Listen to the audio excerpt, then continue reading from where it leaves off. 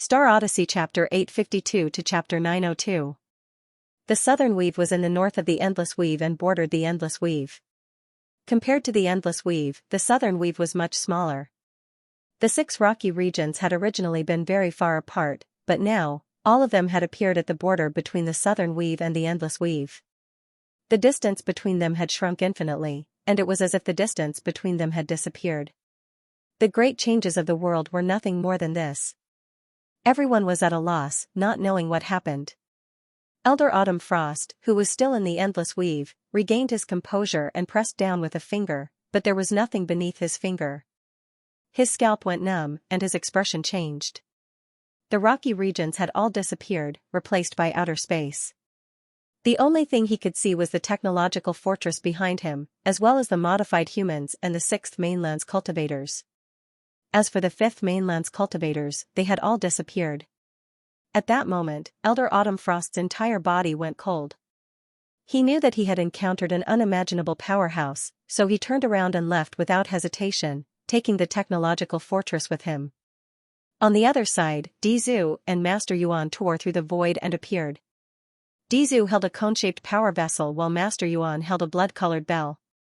The 2 power vessels blocked each other, and at that moment, they saw the same scene that Elder Autumn Frost had just witnessed. Dizu was shocked, as he did not know what had happened. Master Yuan was equally shocked. Who had attacked? With such shocking power, the border had been shifted right under their noses. Dizu's gaze pierced through outer space and saw the southern weave, the border, and the 5th mainland's cultivators. There was actually such a powerhouse in the outerverse? Could it be a half-ancestor? Dizu felt a chill run down his spine, and the power vessel in his hand suddenly exerted strength in an attempt to suppress Master Yuan. Master Yuan shook the blood-colored bell in his hand. An invisible ripple spread out from the collision, and the heavens changed at that moment. If Luin had been here, he would have discovered that wherever the ripple covered, he would not have been able to see any rune lines. There was no shocking collision. The cone-shaped power vessel and the blood-colored bell cracked apart at the same time, and the invisible shockwave spread out in all directions. Dizu and Master Yuan retreated at the same time. In Master Yuan's hand, the blood-colored bell shattered into pieces and became useless. Dizu's cone-shaped power vessel also shattered. The 2 did not speak, as their thoughts were no longer on each other. Instead, they were focused on the mysterious powerhouse at the border. They tried to recall everything that had happened, but they could not find any trace of that mysterious powerhouse. Could it be that even they were affected by the invisible force just now? Thinking of this, Dizu's entire body turned cold, and he left without looking back. Master Yuan breathed a sigh of relief and looked around. The people from the 6th mainland and the technocracy had all left. Although they had retreated from the border and handed over the entire endless territories, they had at least survived this calamity. He just didn't know if the 6th mainland would send even more powerful cultivators. If even the legendary celestial imprint came. Master Yuan shook his head. He wouldn't even be able to protect himself, let alone defend himself. He could only hope that the mysterious expert would be able to scare them off. The entire border had been moved to the southern weave, and no one knew what had happened. They were all guessing and discussing it.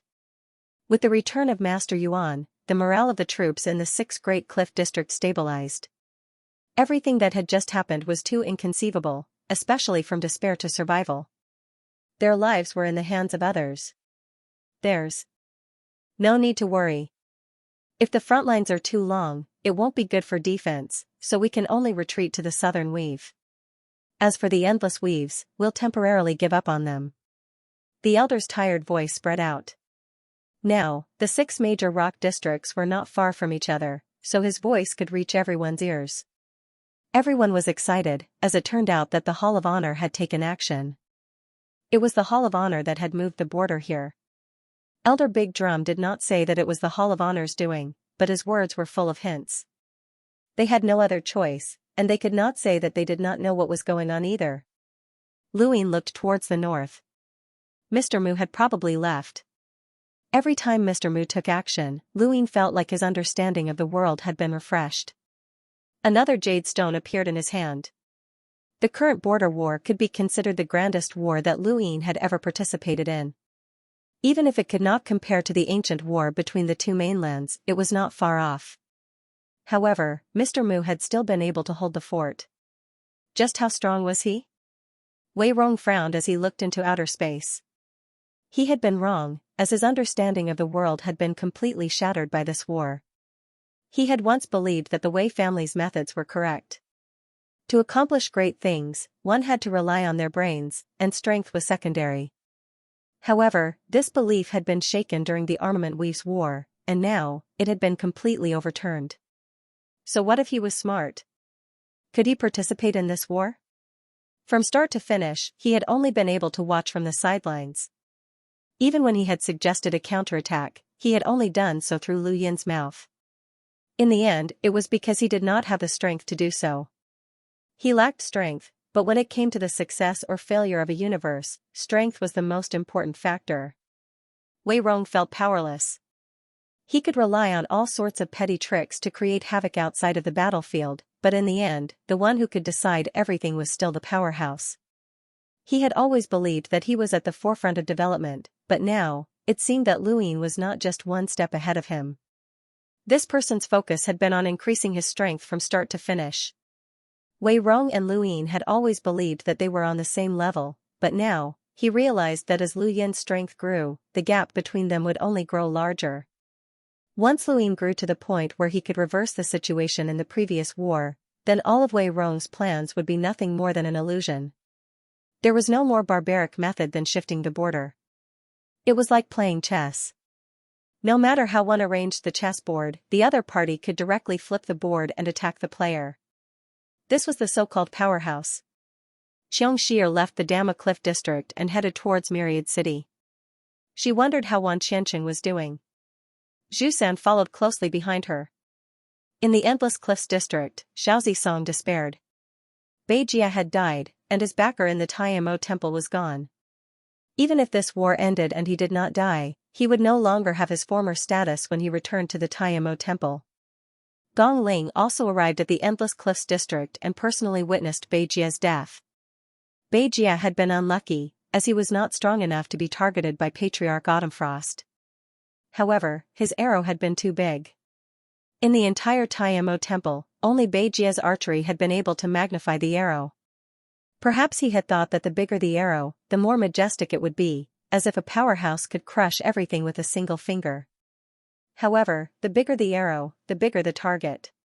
He had basically killed himself. In the Santai district, Yumu swallowed the special medicine that Shamrock Enterprises had customized for him and heaved a sigh of relief. He had almost died just then, but fortunately, he had managed to dodge a little. Otherwise, Patriarch Autumnfrost's attack would have hit him as well. Even if he had avoided the attack, the shockwaves had still swept over him and severely injured him. Even further away, Astral 9 Star Master was slightly better off than Yumu. He had been further away and had not been hit by Patriarch Autumnfrost's shockwaves. The unluckiest people in the Santai district were Villa Lord Lien and the Baldi. The Baldi was the commander of the Santai district and had been at the front, but Villa Lord Lien had been caught in the crossfire and had been standing too close to the front. In the Glorious Cliff district, Zi Rong heaved a sigh of relief and looked at Zi Shui, who was not too far away. They were all fine and alive. Zi Shui's expression did not change, as life and death did not mean much to her. The Ironblood Cliff district had not been affected by Patriarch Autumnfrost's attack and was still relatively unscathed. Neither the Sixth Mainland nor the Technocracy had been mobilized by Patriarch Autumnfrost's attack.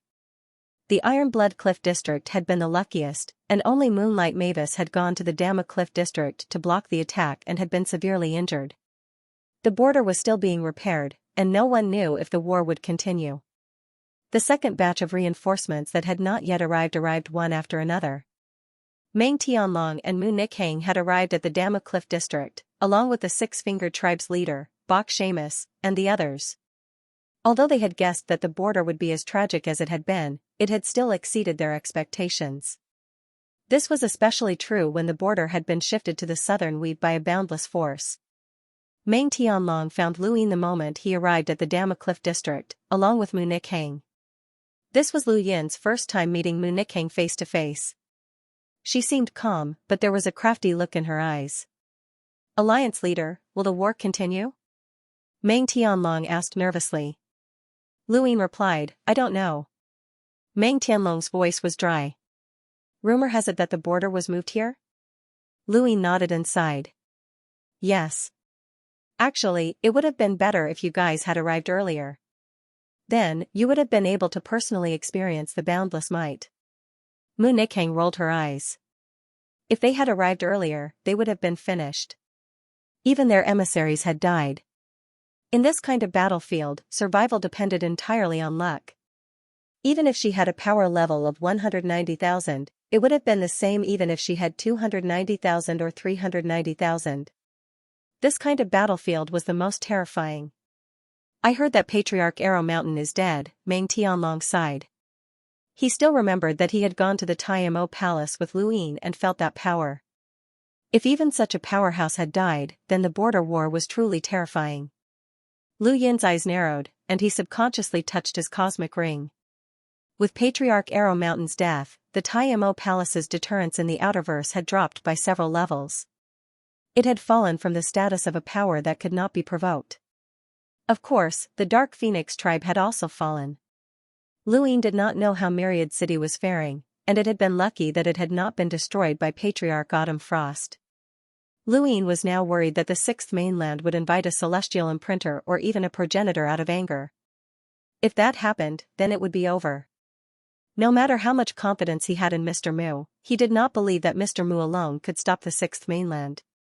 During the Primordial War, the Fifth Mainland's progenitor Chen and progenitor Wusheng had both been defeated, let alone Mr. Mu. Soon, 1.5 months passed, and the border was quiet for 1.5 months. Master Yuan stepped out of the void and headed towards the technocracy. He wanted to see if the Sixth Mainland's people were still around and if they would continue to ask for help. One day later, Master Yuan returned and summoned Elder Big Drum and the other commanders to announce that the Sixth Mainland had already retreated from the technocracy. However, whether or not they would continue the war would have to wait for another 2 months. This news made Elder Big Drum and the others relax, as that mysterious powerhouse had intimidated the Sixth Mainland. Compared to everyone else, Master Yuan did not let his guard down.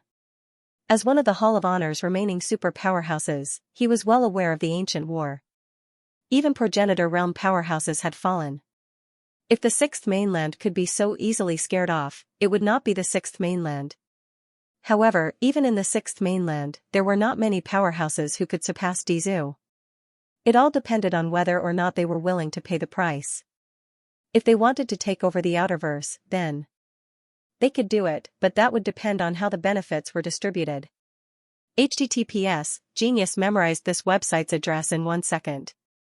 Mobile reading website, right now, Master Yuan could only hope that the Outerverse wasn't that attractive to the Sixth Mainland and that there wouldn't be any benefits that would tempt even more powerhouses.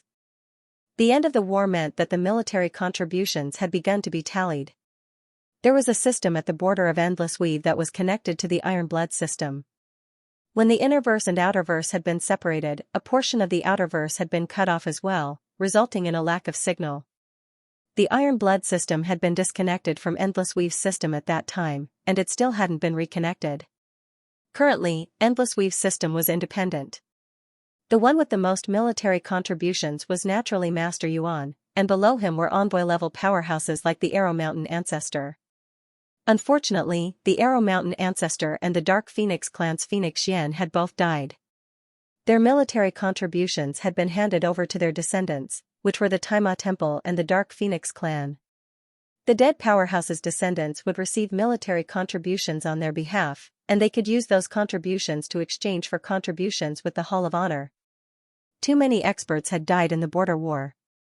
Excluding the experts who had died, Yuehua Mavis' military exploits were second only to Master Yuanshir's. From the very beginning, she had blocked the enemy imprinter's attacks. Afterwards, she had even defended the Iron Blood Cliff District and taken the initiative to defend against Ancestor Autumnfrost's fatal battle. Aside from Ancestor Arrow Mountain and Phoenix Xian, no one else could compare to her military exploits. After Yuehua Mavis was Astral Nine's headmaster. Although Astral Nine's headmaster had been the last to join the war, his academy had blocked Patriarch Autumnfrost's attack and saved the entire Endless Cliff District. His military contributions surpassed most of the others. After Astral 9's headmaster was Elder Big Drum, who was the commander of the border region. Although he hadn't contributed much during the war, his commands had been effective, and with his many years of accumulation, he was ranked 4th in terms of military contributions. After Elder Big Drum was Jia, who was the commander of Iron Blood Cliff District. Jia's strength was far inferior to Yumu's, but with his many years of military contributions, he was ranked 5th. Actually, many of the cultivators who had been guarding the border had accumulated a lot of military contributions after the war, but that was only if they survived. Of course, many cultivators didn't have high cultivations, and no matter how long they had spent at the border, they still couldn't compare to an enlighter's military contributions. Ranked 6th in terms of military contributions was Jasper Mountain Sea, which was also Myriad City. Myriad City had been extremely useful in this war, and if it hadn't been for Myriad City holding back the 6th Mainland's experts, Dama Cliff District would have collapsed long ago. Ranked 7th was Yumu. He was part of the first batch of reinforcements. He was one of the few super strong warriors that survived. It was understandable that he was ranked 6th. Myriad Cities, the Cliff Districts, and the headmaster's military contributions. Jia was Jiaza's, and Jiaza's also Jia SS Jia T Lu S Luza Lulu Luz AA that. From the very beginning, Lu Yin's strength hadn't been of much use in this war. At most, he could fight against enlighters. He had saved some people along the way, killed geniuses like the 6th Mainland's butcher, and even killed enlighters. However, it was impossible for him to compete with powerhouses whose power levels were in the hundreds of thousands. His military contributions were mainly related to the counterattack, the reinforcement of the Cliff District, and the lending of the blood-colored bell.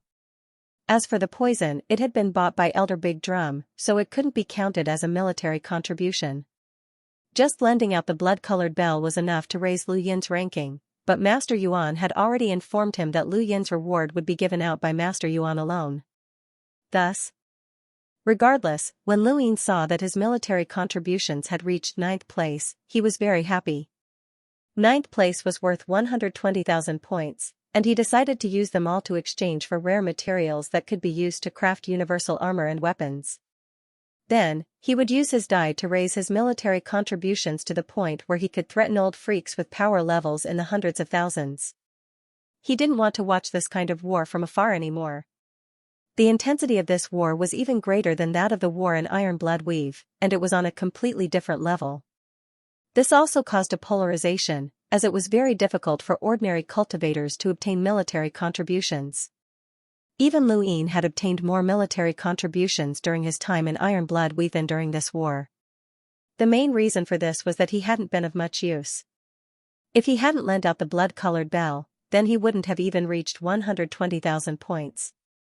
On the other hand, the military contributions of people like Yumu and the others were even more exaggerated, and they far surpassed the military contributions of those in Iron Blood Weave.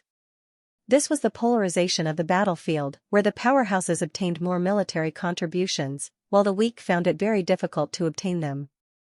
10th place was Mr. E, an enlighter who had been invited by Amethyst Trading Company. He had been sent to reinforce the border and had survived until the very end. These people were the top 10 in terms of military contributions, such as Astral 9's Star Master, the old woman who had been invited by the Nalan family, the old assassins from Aegis, and the leaders of the various large sections. They had all arrived too late, so they didn't have many military contributions.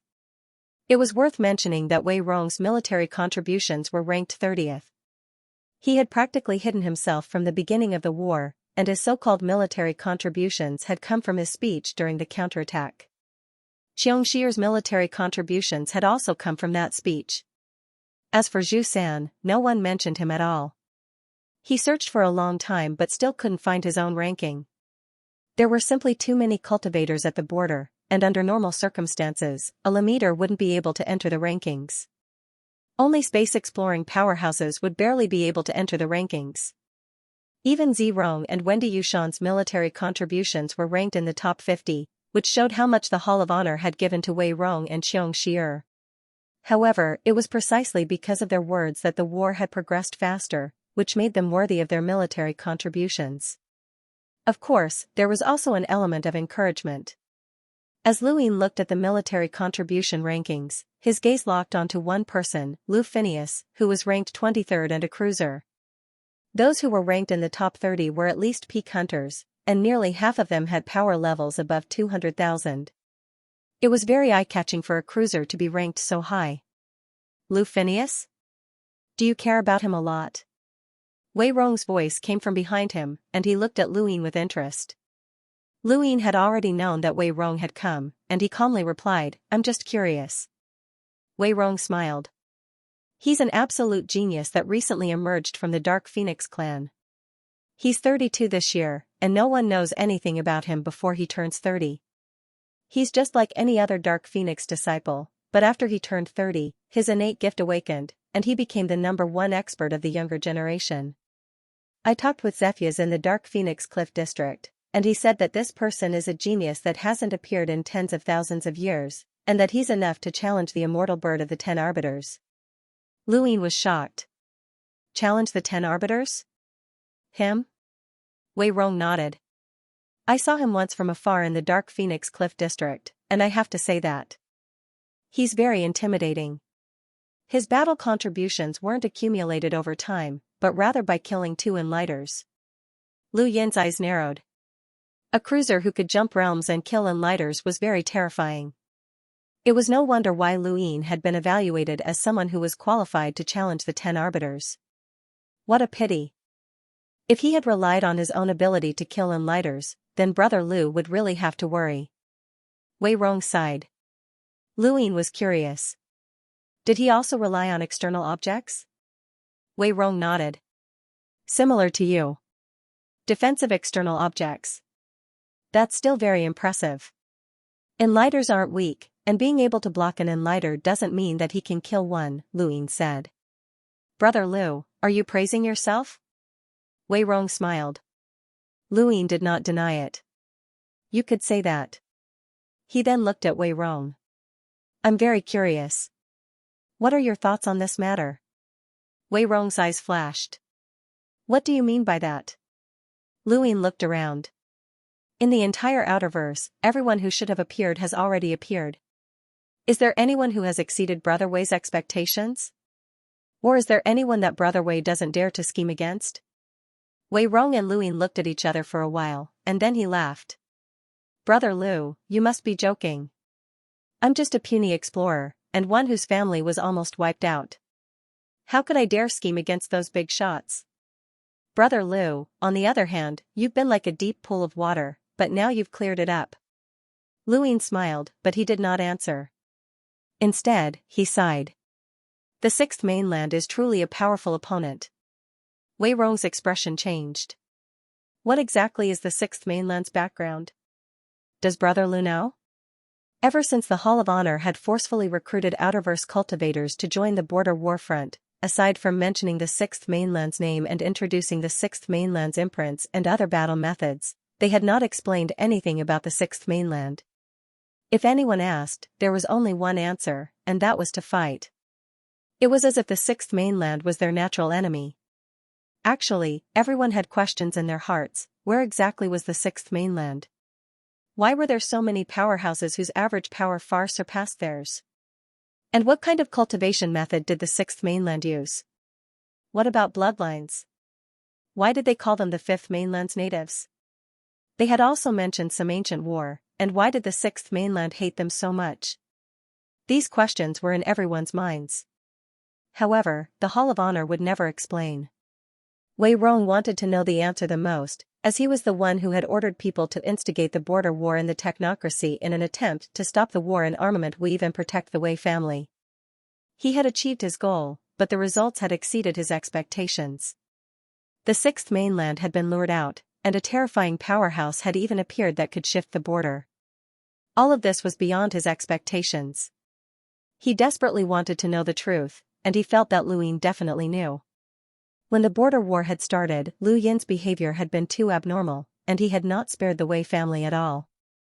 It was a pity that the Wei family had been one step away from destruction at that time. If Luin had used a little bit of strength, or even if Wei Rong had personally acted, he could have destroyed the Wei family. However, he had given up in the end. In response to Wei Rong's question, Lu Yin shrugged. Sorry, I don't know either. Wei Rong left. He was certain that Lu Yin knew something, but since Lu Yin did not want to say anything, there was nothing he could do. What Wei Rong wanted to do the most right now was to meet with the leaders of the Central Weaves and unite them to resist the Great Eastern Alliance. If the border war did not end, or if the Outerverse had failed, everyone would die. Once the border war ended and the Outerverse defeated their enemies, the Great Eastern Alliance would most likely attack the Wei family. Wei Rong had to think of a way to protect the Wei family. Fortunately, even if the border war ended, the Outerverse would not erupt into war anytime soon since the Hall of Honor would not allow it. This was a chance for Wei Rong to catch his breath, and he had to use this time to unite the Central Weaves and... That's good. However, the bell is a symbol of status, and it's also a life-saving item. If I damage it, I'll naturally have to compensate you. He paused for a moment. You've made a great contribution this time, so I'll give you 3 honor points. At the same time, I'll compensate you with 2 rare treasures. The void distorted in front of Lu Yin, and a walnut appeared in front of him. Lu Yin blinked. It really was a walnut. This is a power vessel that I created, and it contains my power. Crush it, and the power within will explode in front of you without affecting your rear. If you were to evaluate the power level of that power, it would be equivalent to 700,000, Master Yuan explained. Lu Yin's pupils shrank, and he explained, 700,000? Master Yuan nodded. Lu Yin was overjoyed, and he carefully took the walnut and swallowed hard. 700,000, 700,000. This was too much. There was 700,000 inside. This is a one-time use power vessel, and I can transfer the power away. Remember, it can only explode in front of you, Master Yuan explained. The void in front of Lu Yin distorted again, and a bracelet of 5 beads appeared. The 5 beads formed a bracelet that slowly floated in the air. This is the second power vessel, and each bead contains a power level of 300,000. After you crush it, you can fuse it with your battle technique, and it will increase your power level by 300,000. This is the highest that I can fuse with you. Any more, and your body will not be able to handle it. In his eyes, this necklace was even more valuable than walnut. After all, walnut's power level of 700,000 was something that he rarely used, and he could only use it once. This necklace was different. It had a power level of 300,000, and in the Outerverse, that was the highest level of power. Although it was still not a match for a powerhouse like Yumu, it was still enough to strike fear into their hearts. Many thanks for the gift, Master Yuan. Lu Yin hurriedly bowed in gratitude. 7th bro, I once saw something in a powerhouse's autobiography. Once you reach 15 honor points, you can start a war without being restricted by the Hall of Honor. The monkey's voice rang out in Lu Yin's mind. Lu Yin's eyes lit up. If this border war ended smoothly, then the Outerverse would not be allowed to fight for a short period of time. This was because the threat of the 6th mainland still existed, and as long as the 6th mainland could invade the Outerverse through the technocracy, the Hall of Honor would be on guard. It would be very difficult for Lu Yin to start a war against the Wei family. Conservatively speaking, he would not be allowed to start a war for at least a year. If the Outerverse was invaded, Lu Yin naturally would not start a war, as everyone would be sent to guard the border. But since the war had ended, Lu Yin could not allow Wei Rong any time to catch his breath. Otherwise, with Wei Rong's methods, who knew how many more backup plans he had prepared? In Lu Yin's opinion, the Outerverse lack of internal war did not affect the border at all. If the 6th mainland invaded again, it would not be like this time, where only the Bloodburn realm would be mobilized. There would definitely be people like Dizu, and there might even be powerhouses with the celestial imprint. At that time even Mr. Mu might not be able to protect the Outerverse. In other words, if the 6th mainland invaded again, there was a 90% chance that the Outerverse would be destroyed. Under these circumstances, the Outerverse lack of internal war did not have much meaning. Since it did not have much meaning, Lu Yin had to think of a way to eliminate Wei Rong in the shortest time possible. Otherwise, if he foolishly waited for Wei Rong to join forces, then he would have to pay an unimaginable price to get rid of Wei Rong. 15 honor points, and Lu Yin only had 14 at the moment. Suddenly, he had a flash of inspiration, and he looked at Master Yuan. Between 14 and 15, the numbers just happened to be stuck there. Was Master Yuan doing this on purpose or not? Little brat, little Belle can protect you, and this old man will compensate you for the price of her protection. Now, I'll compensate you with your status, Master Yuan said as he raised a finger and tapped out. Lu Yan's left hand involuntarily lifted, and he felt a sharp pain in his palm before it returned to normal. He hurriedly looked at his left palm and saw that the word law was slowly fading away. Lu Yan looked at Master Yuan in confusion. The younger generation of cultivators in the Hall of Honor are divided into ranks. Those who are above ordinary cultivators and have made contributions will be bestowed the title of Hall of Honor Star Apprentice. Those who are above the Star Apprentice and have exceptional talent and can be considered monstrous geniuses will be bestowed the title of Hall of Honor Star Child. As for the top tier, only those at the level of a presiding judge or above can be bestowed the title of Law Master. You are now bestowed by this old man, Law Master, Master Yuan explained. Lu Yan did not understand, but it sounded very impressive. Many thanks for the title, Master Yuan, Lu Yan said gratefully. Master Yuan did not explain further, as he knew that Lu Yan did not understand what Law Masters represented. Even in the Innerverse, not many people knew about it. Only in the Neoverse could one truly understand Law Master's status. It could be said that Law Masters were the most influential figures in the younger generation of the Hall of Honor. Even the presiding judge could only appoint one Law Master, and only after that Law Master left the younger generation could the title be bestowed to another person. The title could not be bestowed upon two people at the same time. The person who was bestowed the title of Law Master would have the qualifications to inherit the status of the person who bestowed it upon them in the future. In other words, Master Yuan had bestowed the title of Law Master upon Lu Yan. In the future, Lu Yan would have the qualifications to inherit Master Yuan's position in the Hall of Honor. Of course, this was only the qualifications. Even though Law Master was a title given to the younger generation of cultivators, it had extremely high privileges in the Hall of Honor. With Lu Yan's strength as an explorer, he should not have been bestowed the title of Law Master. At most, he should have been a Star Child. However, Master Yuan had bestowed this title upon him. In the history of the Hall of Honor, almost no explorer had been bestowed the title of Law Master. Law Master was equivalent to one of the 10 arbiters of the Innerverse. This title had established Lu Yan's future position in the Neoverse. He had not even gone to the Neoverse, but he already had an identity that countless people in the Neoverse did not even dare to dream of. Law Master represents the Hall of Honor. I hope that you will not disgrace this title, Master Yuan said. His voice was filled with vicissitudes, as if he had thought of something. Lu Yan bowed. This junior understands. Master Yuan gazed into the depths of space. I hope that this year's competition for the 5 Scions of the Stars has not ended yet. Lu Yan's gaze trembled. He had heard Elder Yu mention the 5 Scions of the Stars before.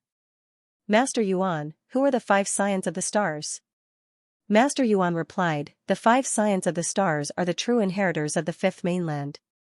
They are progenitor realm inheritors and have 5-star towers. Only an extremely small number of people have the qualifications to compete for them. Law Master Yuan is one of them. Lu Yan was shocked. In other words, if the competition for the 5 Scions of the Stars has not ended, then this junior is also qualified? Speaking of which, everyone has the qualifications, but how many can actually come into contact with the Star Towers? If you need someone to bring you there, Law Master Yuan can bring you there and be protected by the Hall of Honor. From the very beginning, Law Master's title was derived from the 5 Scions of the Stars. Every generation of the 5 Scions of the Stars had their own methods from the Hall of Honor. Lu Yan understood that this was the power of authority. Everyone could compete for the position of the 5 Scions of the Stars, but they had to be able to reach the Star Towers first. Only a limited number of people in the Neoverse knew where the Star Towers were and how to get there. Only these people had the qualifications to send disciples there. Unfortunately, this had nothing to do with Lu Yan.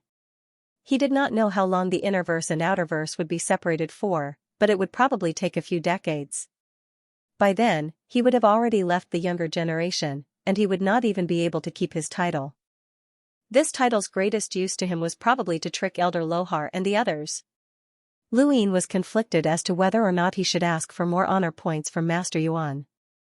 He was afraid that Master Yuan would purposely give him 14 honor points. If he asked for more, then it would be very difficult to ask Elder Lohar for more. Lu Yin thought about it, but he did not say anything. Do you have any other questions? Master Yuan asked. He was exceptionally patient with Lu Yin. Lu Yin was about to leave when he suddenly thought of something. During the border war, powerhouses with power levels above 500,000 took action. This junior saw a different region of space. What was that? Lu Yin had wanted to ask this question for a long time.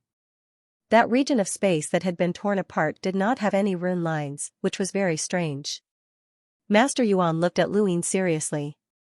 That was the true heavens. Lu Yin was confused. Master Yuan replied, "You don't need to understand it right now. You'll naturally understand when the time comes.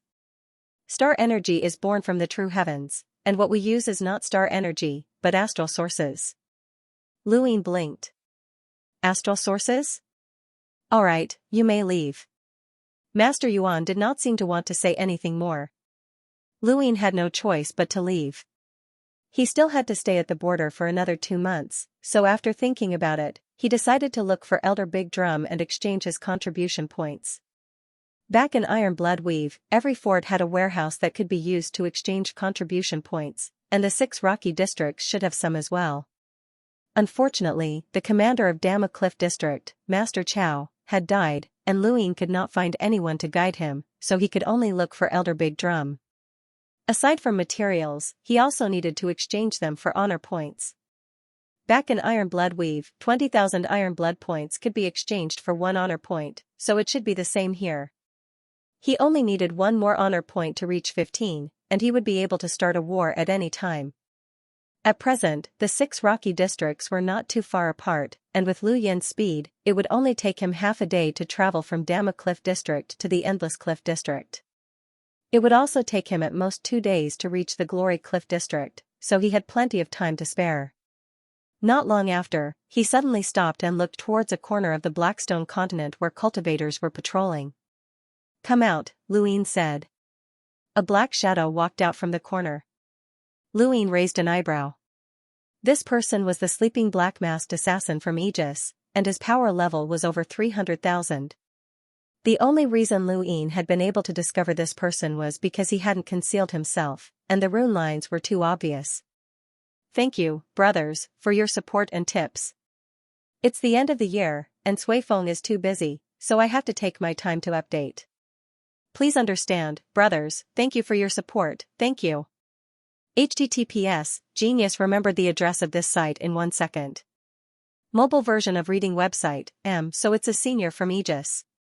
Is something the matter? Lu Yin asked. The black-masked assassin was less than 100 meters away from Lu Yin. I heard from Star Fox that you caused Aegis to suffer greatly, so I came to take a look out of curiosity.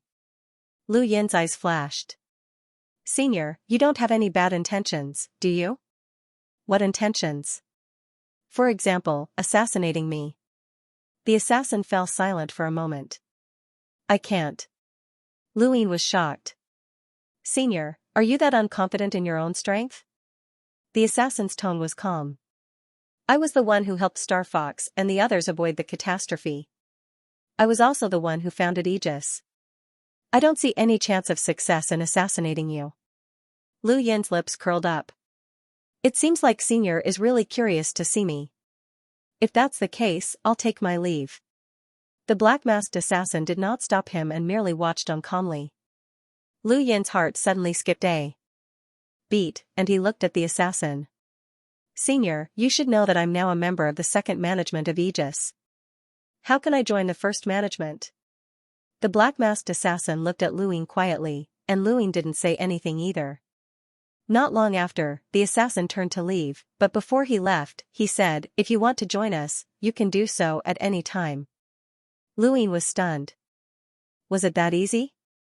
Does that mean that I'm now on the same level as Star Fox? Lu Yin asked loudly. The black-masked assassin left. He neither admitted nor denied it. Luine found it strange.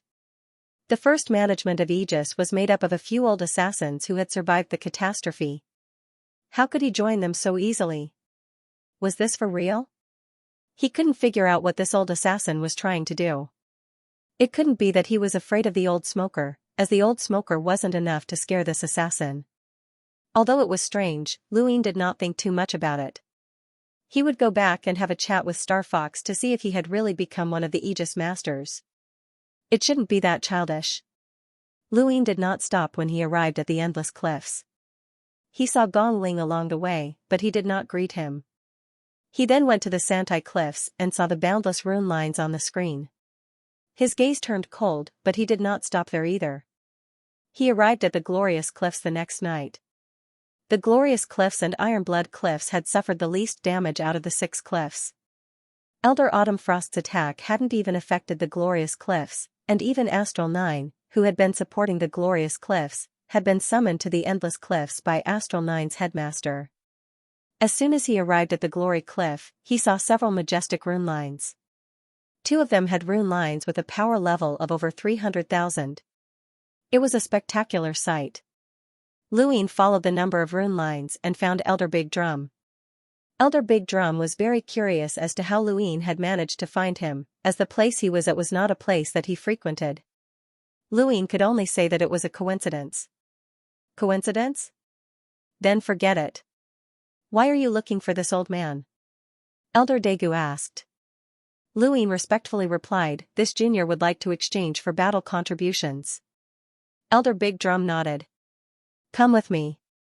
Not long after, Elder Big Drum brought Luine to a warehouse in the Glorious Cliffs and gave him a list of all sorts of things that could be exchanged, including battle techniques, cultivation techniques, materials, power vessels, star essence, and so on. There were many, many things, and Luine even saw his poison that had already been diluted. He had 120,000 battle contributions, and if he exchanged all of them for star essence, he would have 120,000 points. Actually, 120,000 was quite a lot, but what he wanted right now was not star essence. Elder, this junior would like to exchange for honor points, Luine said respectfully. Elder Big Drum praised, very few people are willing to exchange for honor points these days. You're not bad. Alright, how many points can you exchange for? 1, Luine said. Elder Big Drum was stunned, as he thought that he had misheard. How many points? Luine repeated, just a little. Elder Big Drum was displeased. 120,000 battle contributions were enough to exchange for 6 honor points, but Luine had only exchanged for 1. If one said that he respected the Hall of Honor, then the points he had exchanged for were too few. Even if one said that he didn't respect the Hall of Honor, no one would throw away 20,000 points for no reason. Could this kid have reached a round number? As he thought about it, Elder Big Drum asked Luine to open up his identity to see how many honor points he had. Luine opened it and saw that the number beside his identity was 11. Master Yuan had promised to give him 3 points, but he would have to wait until he returned to a place where he could connect to the internet. Blackrock Continent blocked all signals and all technological means, so his honor points had not changed. Elder Big Drum was depressed. 11 points? What was the difference? He tried to recall, but there was not much of a difference. Elder, this junior wants to exchange for 1 honor point, Luine urged. Elder Big Drum felt that something was wrong, but he could not pinpoint what it was. Alright, 1 honor point has been exchanged. Once you connect to the internet, your identity will be updated. Luine was delighted. Regardless of whether or not Master Yuan had purposely stopped him at 14 honor points, he had already exchanged for 1 point and could easily reach 15. Luine exchanged his remaining battle contributions for all sorts of materials, creating a huge pile. At this point, he realized that he did not have enough space in his cosmic ring. He had forgotten something all this time. Could he use his die to upgrade his cosmic ring? He had never thought about it, but perhaps he could give it a try. It would be perfect if he could upgrade it. In the end, Luine returned to the Ironblood Rocks district, as he had always been a member of that district. After meeting up with Aiden and Wendy Yushan, Luine waited patiently. If the 6th mainland did not attack again within 2 months, then the chances of them attacking were relatively low. Given the Sixth Mainland's arrogance, they would not show any weakness to their enemies. If they decided to invade the Outerverse, they would definitely be able to destroy them easily. 2 months was not a long time for a cultivator. During this time, Luin occasionally met up with Luin and the others, and he was also given missions to patrol the heavens. 2 months quickly passed. With Elder Big Drum's announcement, the border's compulsory conscription order was lifted.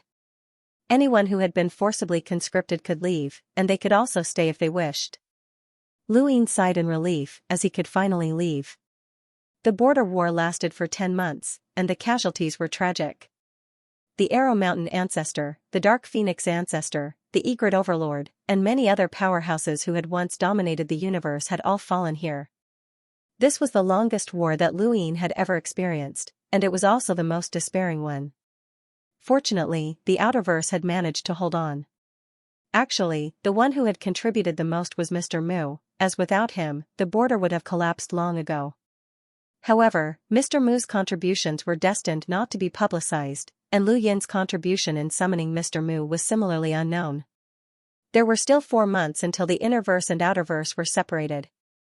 Over the past few years, Luin had changed too much. He had gone from a junior who had been praised by countless people in the Innerverse to the Great Eastern Alliance's Alliance Master, and his words held an exaggerated amount of weight. Once the Innerverse and Outerverse were reconnected, his status would shock all of the Innerverse's great powers. The war ended, and as expected, Elder Big Drum warned everyone that for at least a year, the Outerverse was not to be embroiled in internal strife, and everyone was to be on alert at all times. Wei Rong finally relaxed. Under the pressure of the border war, even the Hall of Honor would not help Luin. As long as there was no war, Wei Rong would have time to consolidate the Central Weaves. Over the past 2 months, he had already met with many of the leaders of the Central Weaves, and he had even met with several leaders of the Western Weaves. He had attempted to join forces to resist the Great Eastern Alliance. Your Highness, we've received news from Meng Tianlong. Wei Rong has been in frequent contact with the leaders of the various great powers over the past 2 months, and he seems to have reached some sort of agreement, Aiden said. Luin raised his brows. That's normal. He wouldn't be Wei Rong if he didn't do that. 1 year is enough for Wei Rong to integrate with many powers. At that time, it'll be very difficult to take down Armament Weave, Aiden said in distress. Armament Weave was the first true military opponent they had faced since the formation of the Allied forces. Everyone had hoped for a beautiful victory, but unfortunately, Wei Rong's plan had failed. Lu Yin's lips curled up. They had already boarded a spacecraft headed for Frostwave Weave, and the signal had returned to normal. He activated his gadget and saw that his honor points had changed to 15. It doesn't matter. Let's see who's faster, him or me, Luin said. Aiden did not understand, as it was obvious that Wei Rong was faster. A year without a war was a dead end. Compared to Wei Rong, Luin was still lacking when it came to scheming. His chances of destroying Wei Rong's plan to unite the Central Weaves were not high. Luin did not explain. 20 days later, Lu Yin's spacecraft returned to Xenu Star. There were a lot of things waiting for him upon his return. He had been gone for 10 months, and although the Outerverse had not changed much due to the border wars, the Technocracy's attack had still caused the Great Yu Empire to suffer significant losses. Luin waved his hand and handed these matters over to the Lu Ministry of Staff. Huansha's innate gift of analysis was very useful. Although it was not of much help in battle, it was very useful when it came to handling government affairs. Many of the old ministers of the empire had already changed from their initial rejection to accepting her. Huansha's ability to handle government affairs was obvious to all, and they could not find any fault with her. Furthermore, Luin did not do as they had thought and purge them one by one. The Lu Ministry of Staff still existed, and so did the Imperial Cabinet. The Lu Ministry of Staff did not monopolize power. In the beginning, Luin had intended to make the Lu Ministry of Staff the most powerful department. However, after the 9th Imperial Squadron had begun to purge the corrupt officials, the Anna family had completely switched sides and become Lu Yin's butcher's knife. Many of the Empire's officials had changed, and they were no longer as inactive as they had been in the past. These people had not only relied on their connections and family's influence to reach their current positions, but also their own abilities. When they got serious, they were all experts, and Luin could not even find a target to target. This made Luin feel gratified, as long as these ministers worked seriously, there would be no need for him to purge them, which would save him a lot of trouble. The dark prison was filled with an unpleasant stench. No matter how the empire developed or how advanced its technology became, the prison would always remain the same, as it represented the empire's darkness and iron blood. Xianxia's limbs were tied up, and his head was drooping. His lips were cracked, and there were countless wounds of various sizes all over his body. He looked dispirited, as if he had died. Ever since he had been captured, he had been continuously interrogated and tortured, but he had not uttered a single word. Luin stopped a few meters away from Xianxia, and the jailer's eyes sharpened as he hurriedly brought over a chair and served tea. "He's not saying anything?" Luin asked. A man with a face full of scars half knelt and said, "I'm sorry, Your Highness. This subordinate is useless. We've tried everything, but this person just won't say anything." Luin waved for everyone to leave. Xianxia was a hunter, and willpower was indispensable for him to cultivate to that level. Normal torture would not be enough to deal with him. That man was a member of the 2nd Squadron, and when Wendy Yushan had replaced him as the captain, he had been in charge of the prison for many years. Unfortunately, he could only deal with ordinary cultivators from the outerverse, and a hunter like Xianxia was not his match. "I know you're awake now. Tell me," Luin said calmly as he sat down and looked at Xianxia with interest. Xianxia's fingers twitched, and the bones at his fingertips were clearly visible. The torture he had endured was extremely severe. Xianxia slowly looked up at Luin with a bloody face. "I could kill myself, but I was waiting for you." Luin nodded. "I know. It's very easy for a hunter to kill himself." Xianxia weakly replied, "Sooner or later, you'll end up like me." Luin leaned forward and stared into Xianxia's venomous eyes. "You waited for me just to say this?" Xianxia coughed. "What you want to know will bring you despair. For example, is your Sun family colluding with the technocracy?"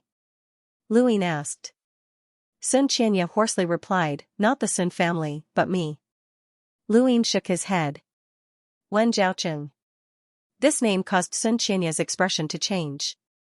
He had endured torture, but at this moment, this name made him feel as if he had fallen into an abyss. "Azure Wing." Luin said another name, which came from the note in the gun.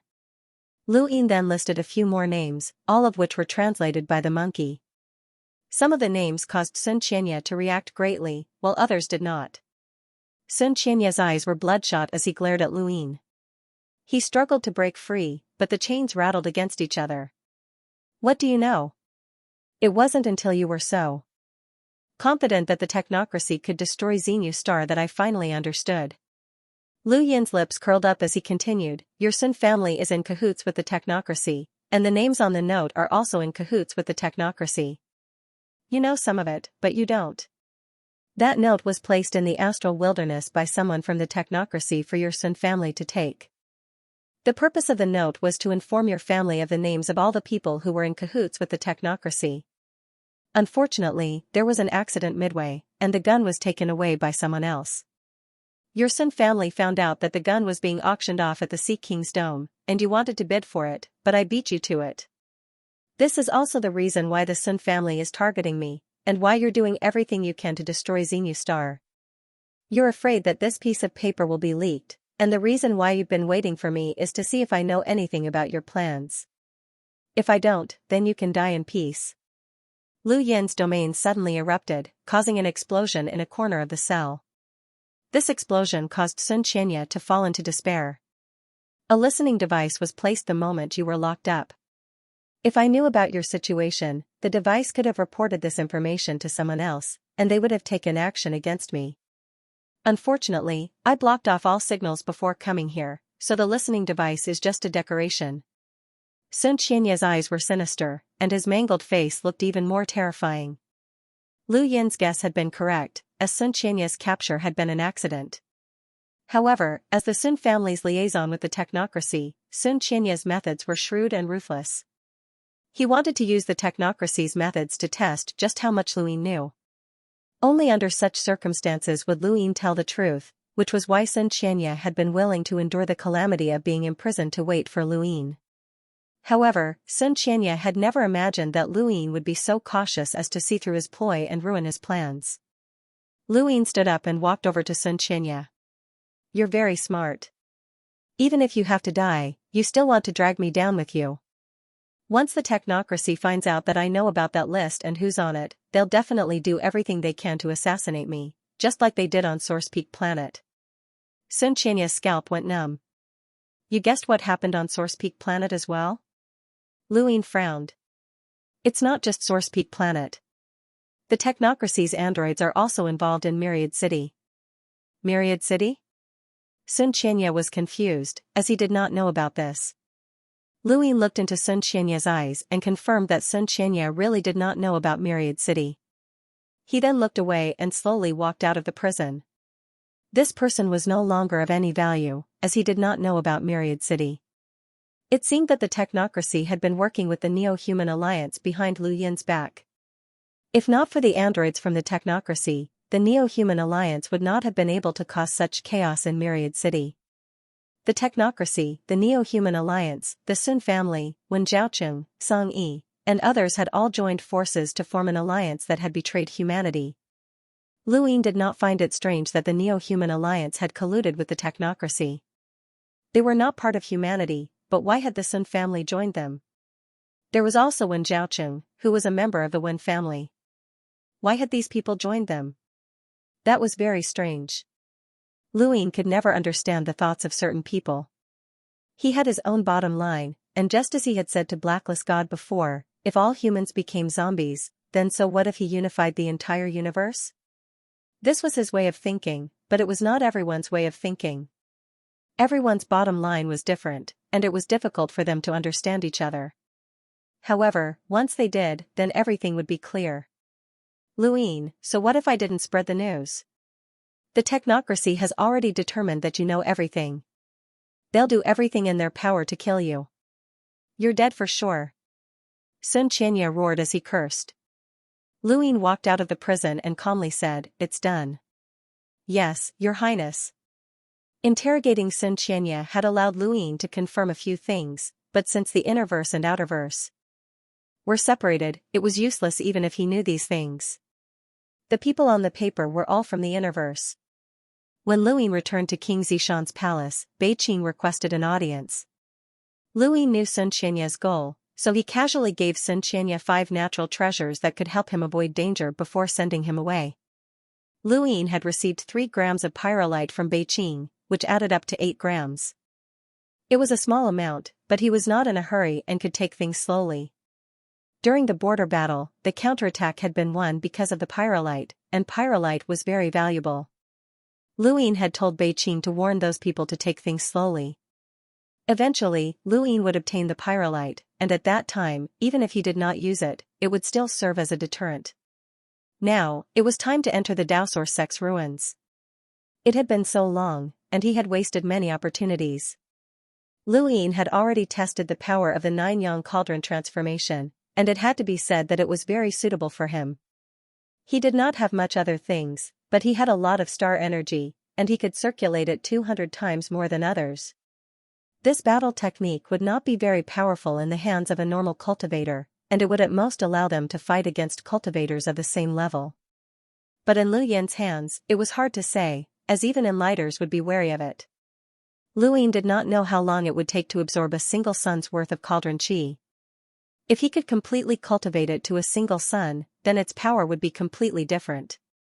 Luin opened his eyes and appeared in the Futon Plaza once more.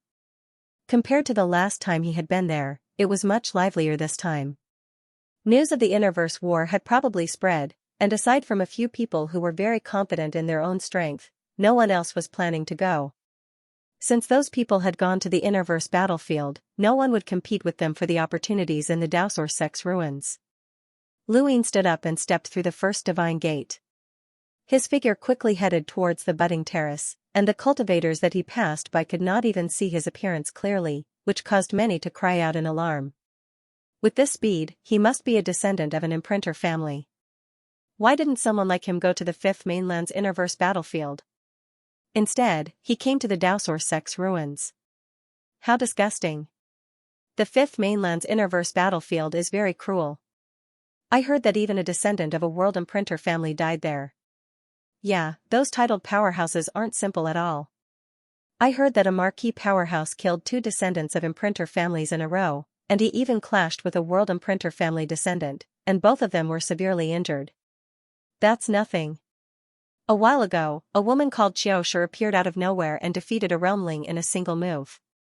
She was immediately conferred the title of Queen Xiao, and people call her Queen Xiao. Apparently, she's from some serious sect and is known as the 4 Ultimate Heavenly Maiden. I've heard that her chest is very impressive, which is why many people call her the Ball Queen, hehe. There's also someone called Tai Yuanjun, and he fought with a realmling from the War Martial realm. Although he didn't win, he didn't lose either. He was conferred the title of King after that battle, and people call him Yuan King. It's said that he's ranked 2nd on the Fifth Mainland's top 100 rankings, and he's quite powerful. The Fifth Mainland isn't as weak as people think. Someone said that if the Fifth Mainland also learns imprints, then it'll be troublesome. What's there to be afraid of? We still have the Dowsource 3 skies. The Dowsource 3 skies are also very troublesome. Don't forget that power levels are limited to less than 200,000. The Dowsource 3 skies are about the same as the realmlings and the Fifth Mainland's 10 arbiters. Luin did not hear any of these discussions, and he quickly rushed out of First Divine Gate and arrived at the budding terrace. He then headed towards the 9 cauldrons space. Just as he was about to leave the budding terrace, he suddenly sensed a familiar aura within his domain. Was that the fatty? Lu Yin's figure flickered, and he disappeared from where he had been standing. Huang San and Yan Xiaojing walked over from a different direction. Xiaojing, don't worry. As long as we hide here, the Autumn Frost family will be long gone by the time we get out, Huang San consoled her. Yan Xiaojing nodded dejectedly and looked at Huang San. I've implicated you. Actually, our engagement has already been annulled, so there's no need for you to risk your life for me. The fatty smiled bitterly. It's not just for you. Autumn Frost Qing will never let me off, and the moment I show myself, the Autumn Frost family will silence me. Right now, I'm just worried about my family, and I hope that the Autumn Frost family won't cause trouble for my family. They probably won't. The invasion of the Fifth Mainland's Outerverse has caused the entire Bloodburn realm to lose face. I've heard rumors that Songqiong Old Man doesn't plan on taking action, and it seems that the Fifth Mainland's Outerverse has an unfathomable powerhouse. Our Sixth Mainland's Dowsource sect has issued a decree to gather all powerhouses with power levels below 200,000 to attack the Fifth Mainland's Innerverse. We'll first clean up the Fifth Mainland's Innerverse, and we want to end the Fifth Mainland's era. Autumn Frost Qing should already be there, and I've heard that he has many accomplishments. The Autumn Frost family won't have the time to cause trouble for our family, Yan Xiaojing said. I hope so. Luin retracted his gaze. Just as Elder Yu had said, the Sixth Mainland had already discovered what was hidden beneath the Fifth Mainland's veil. In addition, Mr. Mu's mysterious actions had made the Sixth Mainland apprehensive, and their top experts did not intend to take any risks. They wanted to focus all of their efforts on dealing with the Fifth Mainland's younger generation. Once the Fifth Mainland's younger generation was cut off, the older generation's powerhouses or hidden forces would definitely make a move. The Sixth Mainland wanted to force the Fifth Mainland to reveal its trump card first. After all, they had 3 progenitor realm powerhouses. As long as the Fifth Mainland revealed its trump card, they would have nothing to fear. It seemed that the true battle would still unfold in the Innerverse. Luin did not show himself. His identity had already been exposed, so there was no need for him to meet the fatty. It didn't take long for him to reach the 9 cauldrons space. There were already people here, and Luin did not hesitate to knock out all of the Sixth Mainland's cultivators within the 9 cauldrons space and toss them into a corner. He then entered the cauldron himself and began to absorb the cauldron qi. Regardless of whether it was the realmlings or the 10 arbiters, none of them would have the time to come to the Dowsource sect's ruins, as this was Lu Yin's world. More than 10 days passed, and during this time, Luin had dealt with more than 10 people, all of whom had come to the Nine Cauldrons space in search of opportunities. It was unknown whether or not the fatty was unlucky, but he had brought Xianxia along as well. However, he had been knocked unconscious by Luin and had also been tossed into a corner. There were already close to 26th mainland cultivators in the corner. Another 10 days passed, and Luin stood up. He had absorbed some of the cauldron chi, but he did not know how much longer it would take. It should be almost time. In the corner, the fatty woke up and rubbed his head. He had been beaten silly. Who was so powerful? Even if Autumn Frost Qing had attacked him, he should have been able to sense it. Could it be one of the 5th mainland's 10 arbiters? Fatty hurriedly woke Xianxia up. There were still over a dozen unconscious cultivators around. Fatty told Xianxia not to make a sound and to quickly leave the Nine Cauldrons space. He had decided not to return to this place ever again. Luin watched as the two left. The scene in front of him changed, and it was time. When he returned to the secret room in King Zishan's palace, he put away his futon and walked out. It was time. That night, Luin boarded a spacecraft and brought Ku Wei and Sister Lung to Armament Weave. Although the war in Armament Weave had ended, the territories that had been occupied by the Great Eastern Alliance had not been returned. During the border war, the Wei family had contacted the Imperial Cabinet countless times to ask the Great Eastern Alliance's army to withdraw from Armament Weave. However, the Imperial Cabinet ignored them all. "Big brother, where are you taking us?" Ku Wei asked curiously. "Armament Weave." Ku Wei was puzzled.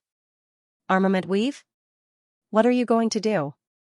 You won't start a war, will you?" Luin smiled, but he did not reply. He had brought Aiden, Yan, and some of the Lu team's people with him during the battle in Armament Weave. This time, he had brought Ku Wei and Sister Lung. Actually, it would have made no difference whether he had brought them along or not. The outcome had already been decided, and as long as the Hall of Honor did not interfere, no one in the Outerverse would be able to stop the Wei family's destruction. "You really want to start a war? That's crazy." The Hall of Honor has already announced that there will be no wars between the Innerverse and Outerverse for a year. "Everyone must be on standby at all times," Ku Wei said. Leng Jiao looked at Luin, trying to discern something from his eyes. During this border war, they had not been forcefully conscripted into the first or second batch of reinforcements. To be honest, Leng Jia did not feel good about it. Of course, she also knew that she would not be of much use at the border with her current strength. She would only be cannon fodder, and she would be no different from those Lemeters and Melders. A powerhouse could crush them with a single finger, and it would be the same even if she was an enlighter. In the Southern Weave, Wei Rong had yet to return to Armament Weave, as he had a year to make arrangements. Right now, what he wanted to do the most was strengthen his relationship with the Dark Phoenix tribe. It just so happened that when he had first joined the border war, he had gone to the Dark Phoenix Cliff District, and his relationship with the Dark Phoenix tribe's Hu Phineas and Zephenas was quite good. The Dark Phoenix tribe had moved to the Southern Weave, and Wei Rong was the first honored guest to visit the Dark Phoenix tribe after their relocation. "After the border war ends, your Wei family will not need to worry for a year," the Dark Phoenix tribe's leader, Tano Phineas, said to Wei Rong in a gentle tone. Wei Rong respectfully replied, "A year is too short. This junior wishes to put an end to any future troubles, so I hope that the tribe leader can assist us. The Wei family will not forget the tribe leader's great kindness." Tano Phineas did not reply.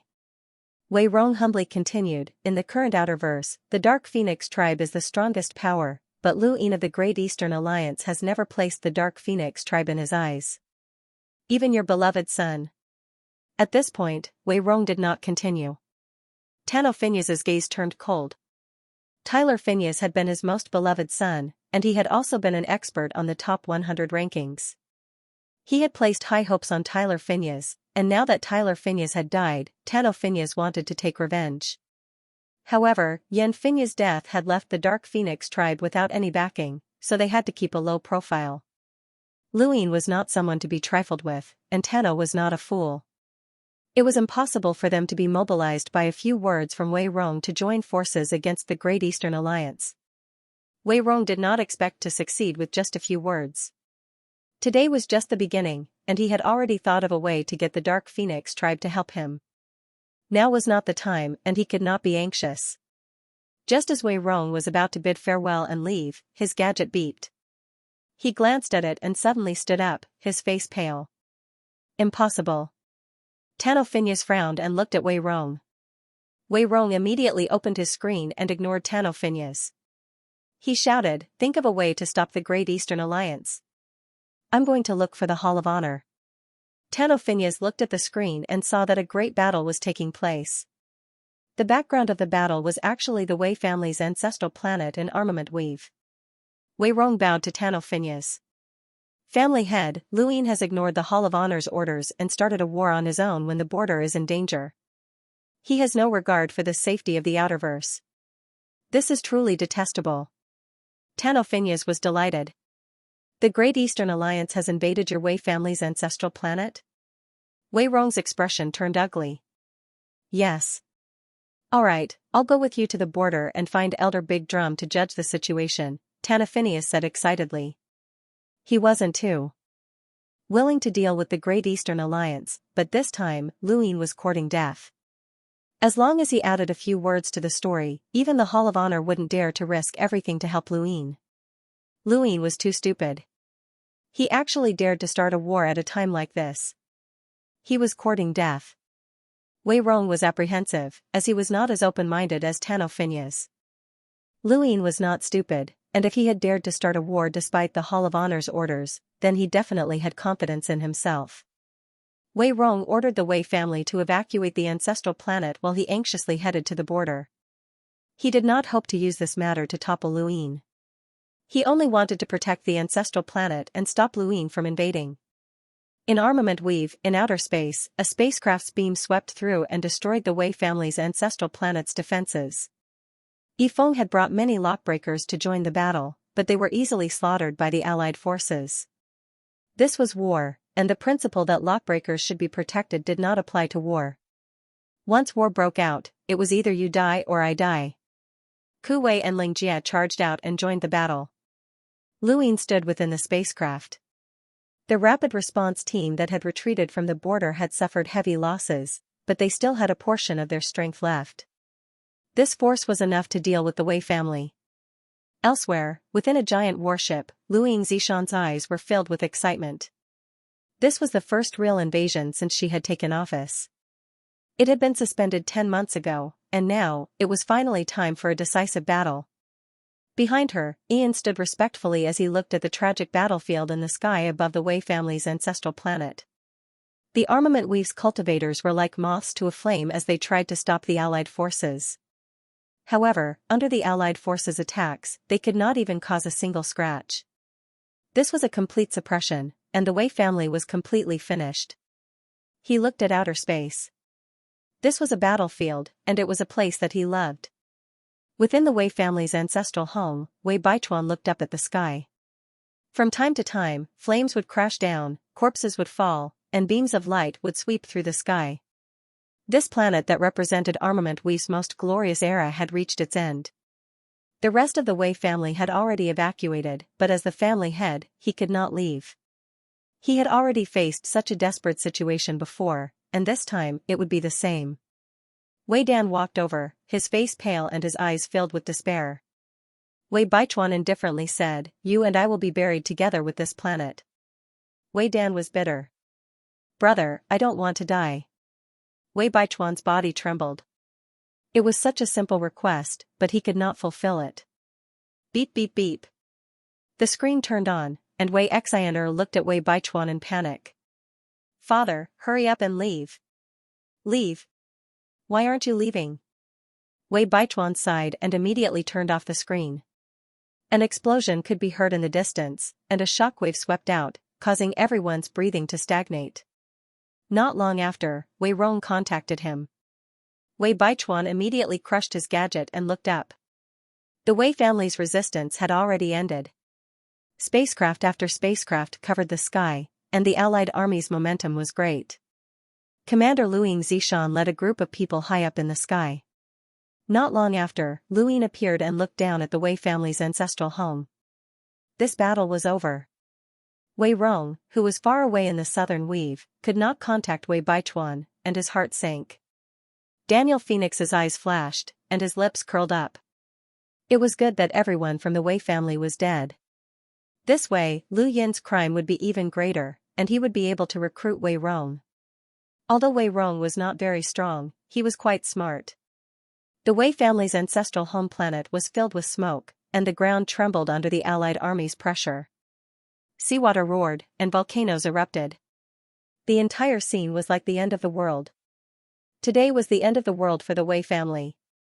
There were people from the Great Eastern Alliance everywhere, and the Allied army had completely surrounded the Wei family's ancestral home planet. Lu Yin slowly descended from the sky and stepped onto the Wei family's ancestral home planet as he walked towards Wei Baichuan. Everyone followed Lu Yin's footsteps closely, and it felt as if a mountain was pressing down on them. Wei Dan's face was pale, and he looked at Lu Yin in fear. This was the youth who had crushed the Wei family, and Lu Yin's appearance had been deeply imprinted into the minds of all the Wei family members. It had become a nightmare for them. Wei Baichuan walked past Wei Dan and looked at Lu Yin. There was no fear in his eyes, only loneliness. Lu Yin stood 3 meters away from Wei Baichuan. Just like Wei Baichuan, Lu Yin was not afraid, nor was he complacent. This outcome was within his expectations, and it had been delayed by 10 months due to various circumstances. Otherwise, things would have reached this stage long ago. The Wei family had only survived for 10 months. Alliance Master Lu, it's been a long time, Wei Baichuan said calmly. Wei Dan's body trembled, as he truly did not want to die. Lu Yin looked at Wei Baichuan curiously. Wei family head, why aren't you escaping? Wei Baichuan sneered. Escape? So that you can toy with me like a mouse? So that I can be your bait? How dare you? Countless people shouted, and the sound waves shook the planet, nearly scaring Wei Dan to death. Lu Yin clasped his hands behind his back, as he felt a headache coming on. He had not surrounded the Wei family's ancestral planet from the very beginning because he wanted to use them as bait to lure out the rest of the Wei family. These people could also be used as an excuse to declare war on certain people, and he would attack whoever took them in. The Wei family was good at forming alliances, and they had too many connections. Lu Yin wanted to turn the Wei family into a poison for the various powers of the Outerverse. However, the Wei family was indeed smart, especially the Wei family head. This was the biggest bait, but he had not escaped. Alliance Master Lu, if you want to kill us, then kill us, Wei Baichuan barked coldly as he looked up at the sky. Lu Yin waved his hand, and some people stepped forward to capture Wei Baichuan and Wei Dan before sending them to a spacecraft. He had no plans of killing Wei Baichuan, as a dead person was worthless. Wei Rong had left himself and the entire Wei family with a last resort, and that was loyalty. He had shown Lu Yin hope of subduing him, which was Wei Rong's true trump card. Lu Yin was indeed tempted. Wei Rong might not have a bottom line or a sense of righteousness, but he was very smart and unscrupulous. Lu Yin needed someone like this to be his vanguard and help him expand his territory. Killing Wei Baichuan was of no value to Lu Yin, but he would also lose all hope of subduing Wei Rong. It was not worth it. Wei Baichuan was in Lu Yin's hands, and it all depended on how Wei Rong wanted to save him. The first step should be to force Lu Yin to not use Wei Baichuan as a hostage. Lu Yin smiled, as he had his own bottom line. He did not like using his father's life to threaten his son. This was the Wei family's ancestral planet. Lu Yin looked around as he stepped into the Wei family's ancestral home. This was the first Weave War that he had started, and it was very memorable. In Glory Cliff District, Wei Rong met Elder Big Drum with Tan Phineas leading the way. When Wei Rong saw Elder Big Drum, he immediately knelt down and whined, "Elder, please uphold justice." Elder Big Drum was startled and looked at Daniel Phineas. Who is this? Although Elder Big Drum had forcefully conscripted Wei Rong to join the border war and had also transferred Wei Rong from the Dark Phoenix Cliff District to the Big Wood Cliff District, he had never seen Wei Rong before, nor did he care about him. He's Wei Rong, a member of Armament Wee's Wei family. He's also the one who proposed the first counterattack plan at the border. Elder Big Drum remembered the last sentence. Although the counterattack plan had been reported by Lu Yin had said that the people who had proposed it were Wei Rong and Xianxia. So, you are Wei Rong. What's the matter? Elder Daegu asked curiously as he asked Wei Rong to stand up. Wei Rong did not get up, and he lamented, "The Hall of Honor has decreed that the Outerverse is not allowed to go to war for a year, but someone has started a weave war. Elder, please uphold justice." Elder Daegu was enraged. "Who is so bold? You dare start a war?" "It's Lu Yin's Great Eastern Alliance," Wei Rong hurriedly said. Elder Big Drum's brows rose. "Lu Yin?" Daniel Phineas said, "Elder, Lu Yin led the Great Eastern Alliance's coalition army into the Wei family's ancestral planet and exterminated the Wei family. He has completely occupied Armament Weave, and the war should be over by now." Elder Big Drum's eyes narrowed, and he seemed to be thinking about something. Wei Rong looked at Daniel Phineas. Daniel Phineas said, "Elder, Lu Yin has disregarded the Hall of Honor's orders and the border's safety. He has started a war on his own accord and is wasting our internal strength. This is truly detestable. Elder, please uphold justice and restore peace to the Outerverse. Elder, please uphold justice. The blood of the countless guardians at the border has yet to dry," Wei Rong lamented. "Just you wait." Elder Big Drum took a step forward and disappeared into the void. He was going to look for Master Yuan. Lu Yin's status was not to be underestimated, and he could not casually handle this matter. Master Yuan remained at the border, guarding against any attacks from the Sixth Mainland. Elder Big Drum's arrival seemed to be within his expectations. Elder Big Drum explained his intentions. Master Yuan replied, "I want to see Lu Yin's honor points." Elder Big Drum's expression changed, and he seemed to have thought of something. He immediately checked and found that they were no longer on the Blackstone continent, and the signal could still be used. Elder Big Drum quickly saw Lu Yin's honor points and exclaimed, 15 points? Master Yuan replied, "This kid is very smart. I gave him 3 points to raise his honor points to 14 in order to prevent him from starting a war. However, this kid actually knew that 15 points would allow him to start a war even if the Hall of Honor intervened, so he intentionally exchanged for 1 point. But the 15 points privilege doesn't apply during the Astral Realm War, and the border is currently in danger." Elder Big Drum paused before he could finish speaking. If there was still a war at the border, then this privilege would naturally be ineffective, and everyone would have to work for the border. However, the border was currently at peace, and the border was only on guard and had not actually started a war. Thus, this privilege was still effective. Master Yuan replied, "Go back. There's no need to worry about this anymore." Elder Big Drum sighed and left. He was disgusted with Lu Yin's actions, but he could not interfere. After leaving Master Yuan's office, Elder Big Drum contacted Elder Lohar and explained the situation. Elder Lohar smiled bitterly. "I already knew about it. He specifically asked me, and I confirmed that he could start a war. Don't worry about him, as you can't do anything about it anyway. Don't forget that he has the head referee's personal order. His identity is not simple." Elder Big Drum nodded and helplessly replied, "I know, but this person doesn't give us any face at all. He started a war so soon after leaving the border. How will others view our Hall of Honor?" Elder Lohar solemnly asked, "Do you know why Master Yuan went to the technocracy to investigate? Do you know where the Sixth Mainland's information came from? Do you know who provided the Innerverse information? It's this Lu Yin. His contributions far exceed what the border's military achievements can cover. Master Yuan did not just allow him to do as he pleased because of the border's military achievements." Elder Big Drum was shocked. "He provided all the information? How is that possible? Where did he get the Sixth Mainland's information?" "The Daosor sect," Elder Lohar replied. "Impossible!" Elder Big Drum exclaimed. "One needs a futon to enter the Daosor sect, and there are only 10 futons in the entire Fifth Mainland. Even if he does, there are still many things that shouldn't belong to him." Elder Lohar seemed to be implying something. Elder Big Drum's eyes flickered, and he nodded. "I know what to do." "That's good," Elder Lohar said. Elder Big Drum smiled bitterly.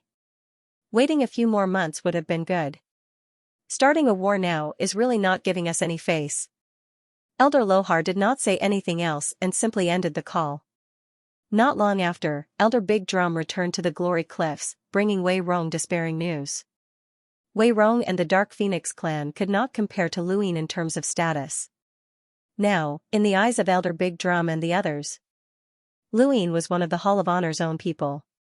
Wei Rong begged bitterly. Even if they did not pursue Lu Yin's responsibility for starting a war, he only hoped that the Hall of Honor would issue an order to stop the war. However, he was coldly rejected by Elder Big Drum, and even Wei Rong's kowtows were useless. Daniel Phineas could see that the Hall of Honor was determined to help Luin, and he really wanted to know what had made the Hall of Honor so concerned about Luin. Even if Elder Big Drum's own son dared to start a war at this moment, he would not have a good ending. What exactly was the problem? Wei Rong closed his eyes, as he had already expected this outcome. The biggest disadvantage of smart people was that they were able to see further into the future. After fighting with Luin so many times, Wei Rong was very clear on what kind of person Luin was. If Luin did not have absolute confidence, then why would he start a war in such a situation? His efforts had all been for naught. Armament Weave had been occupied, and the Wei family had been destroyed. Everything had come to an end.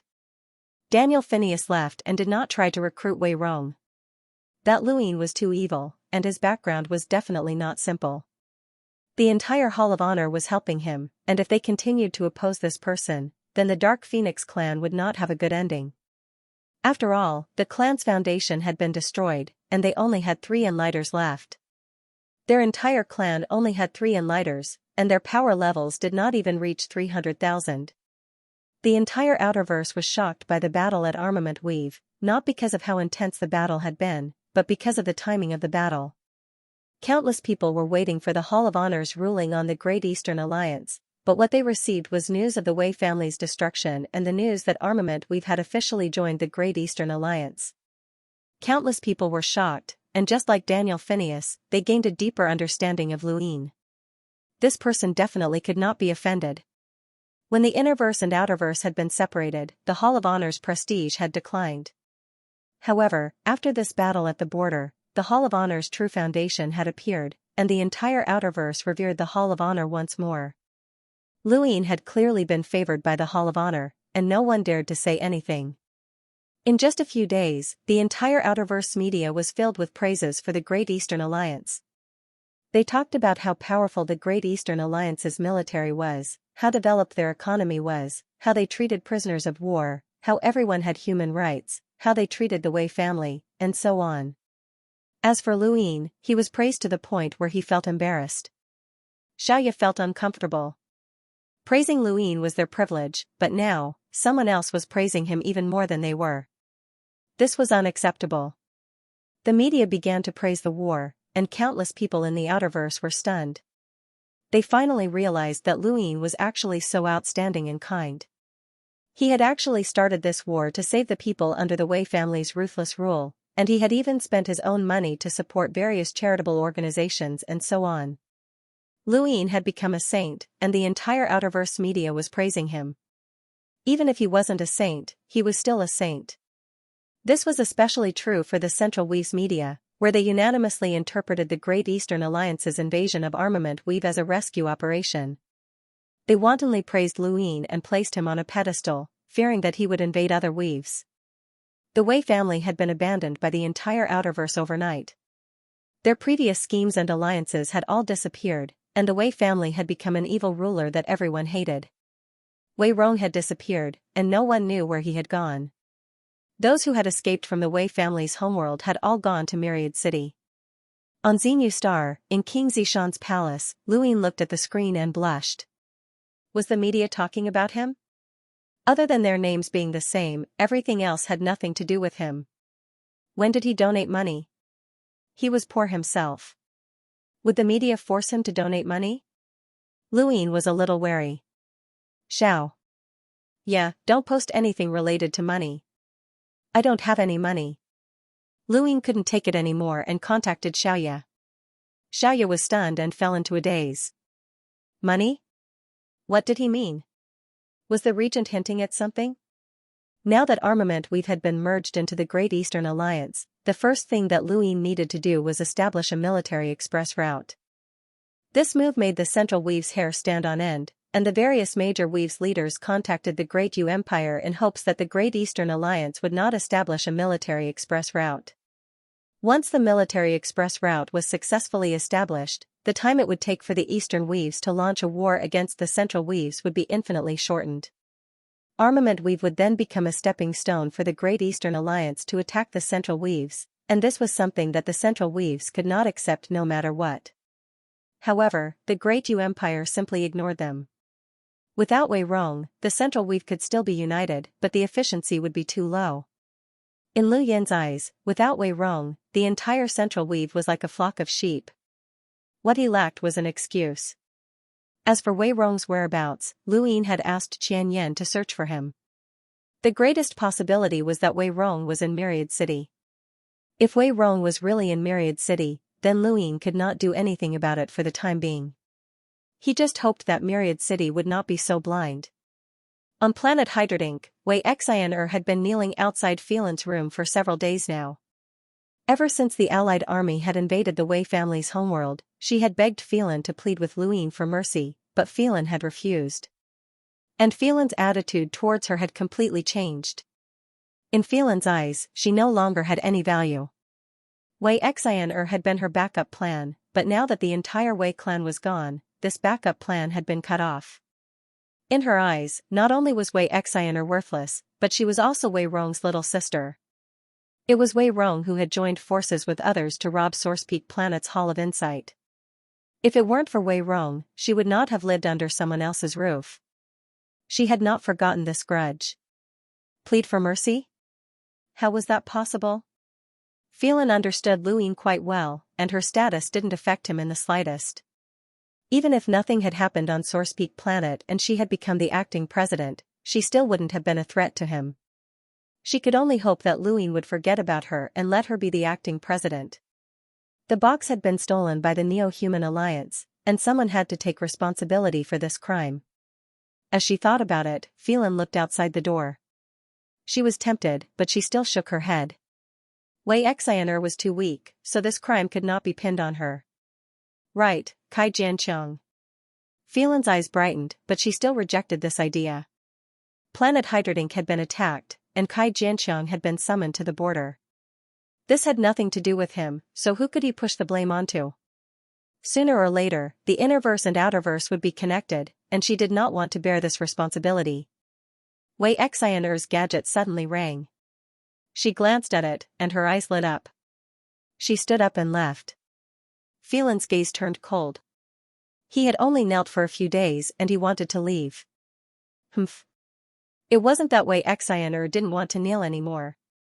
Instead, she chose to kneel in front of King Zishan's palace. Her friend informed her that Lu Yin had returned. At the entrance of King Zishan's palace, Case looked down at Wei Xianxia with cold eyes and ignored her. Wei Xianxia did not ask Case to announce her arrival. She continued to kneel. Not long after, Case's ears twitched, and he coldly said, "His Highness wants you to go in." Wei Xianxia pursed her lips and did not move. She was still kneeling. Case frowned. "Didn't you hear? His Highness wants you to go in." Wei Xianxia still did not move. Case snorted, turned around, and entered the palace to report. 1 day, 2 days, 3 days passed, and Wei Xianxia continued to kneel. On the 4th day, Lu Yin walked out. Case hurriedly bowed and retreated. "Do you like kneeling that much?" Lu Yin asked calmly. Wei Xianxia looked up, her face pale. She looked at Lu Yin pleadingly. "I beg you, let my father go. Let the Wei family go." Lu Yin laughed. "You're too naive. Do you know how much manpower and resources were used to start a war? Do you know how many people were sacrificed? If you ask me to let the Wei family go, how will I answer to those who died? How will I answer to the Great Eastern Alliance?" Wei Xianxia wept and continuously kowtowed. Her family had been destroyed, and a young girl like her did not know what to do. This was the only thing she could do. "I beg you, I beg you, I beg you." Lu Yin frowned. "I'm already being very lenient by not killing anyone from the Wei family. Not only is your actions useless, but you're also embarrassing the Wei family and your brother, Wei Rong." Wei Xianxia did not seem to hear him, and she continued to kowtow until her head bled and her body could not take it anymore. Lu Yin narrowed his eyes and said to Case, "Take her to Wei Baichuan." He then turned around and returned to the palace. Wei Xian'er's eyes were red, but she was still kowtowing. Kaze grabbed her. Let's go and see Wei Baichuan. But then, he realized that Wei Xian'er had already fainted. War was cruel, and the victors sang loudly while the losers cried. Wei Xian'er was just the tip of the iceberg. The war and armament weave and at the border had left many lonely families behind. Luin would not be soft-hearted. If he had been the one who had lost, he would have suffered the same fate. He would never forget the experience of being turned into white meat. It was that experience that had changed his mindset. How could a person control their own fate if they did not reach the top? He not only wanted to control his own fate, but also the fate of others.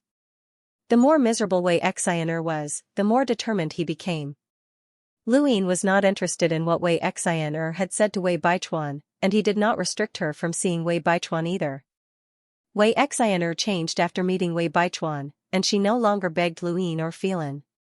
She calmed down and focused on learning lockbreaking.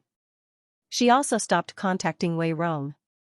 From start to finish, Wei Rong did not contact Luin at all. It was as if he had truly disappeared, and the people from the Great Eastern Alliance in Myriad City did not see him either. The Blitzkrieg had given the Great Eastern Alliance a stepping stone to invade a central weave. What they lacked was an excuse to attack. The first thing that came to Lu Yin's mind was an assassin organization, Aegis. Mafioso Planet's intelligence network had contributed greatly to the successful establishment of the Great Eastern Alliance. Everyone had their own shady dealings, and the leaders of these organizations had delegated many tasks that they could not do to their own assassins.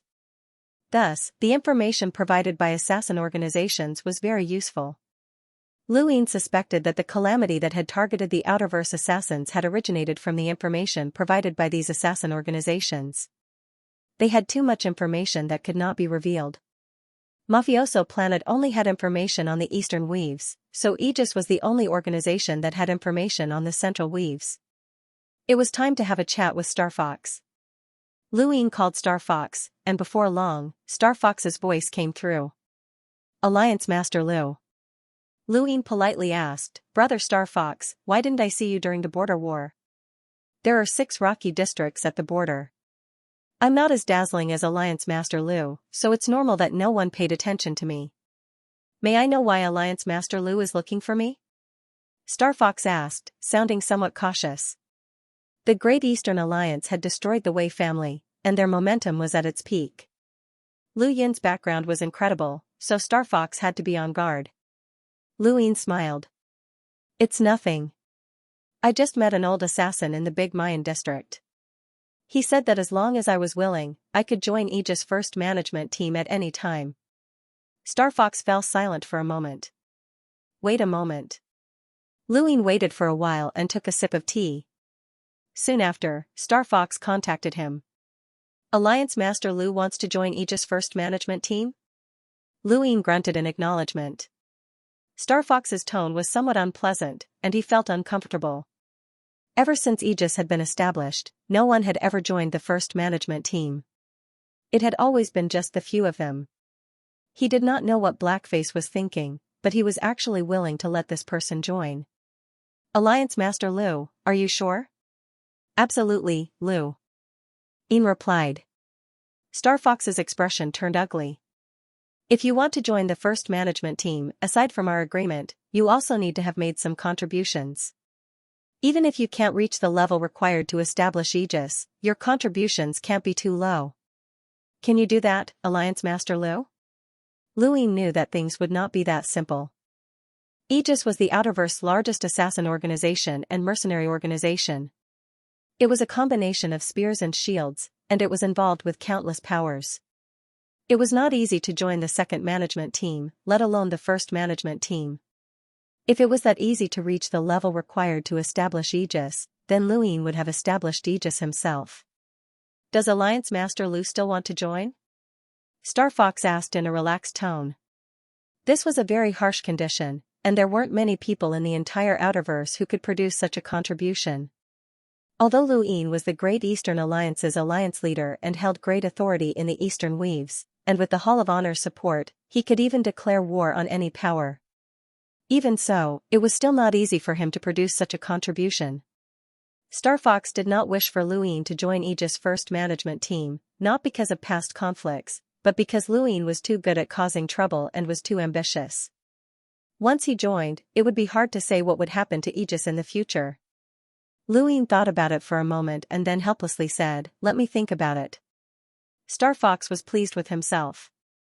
"Alright, I'll wait for Alliance Master Lu's answer." He then ended the call.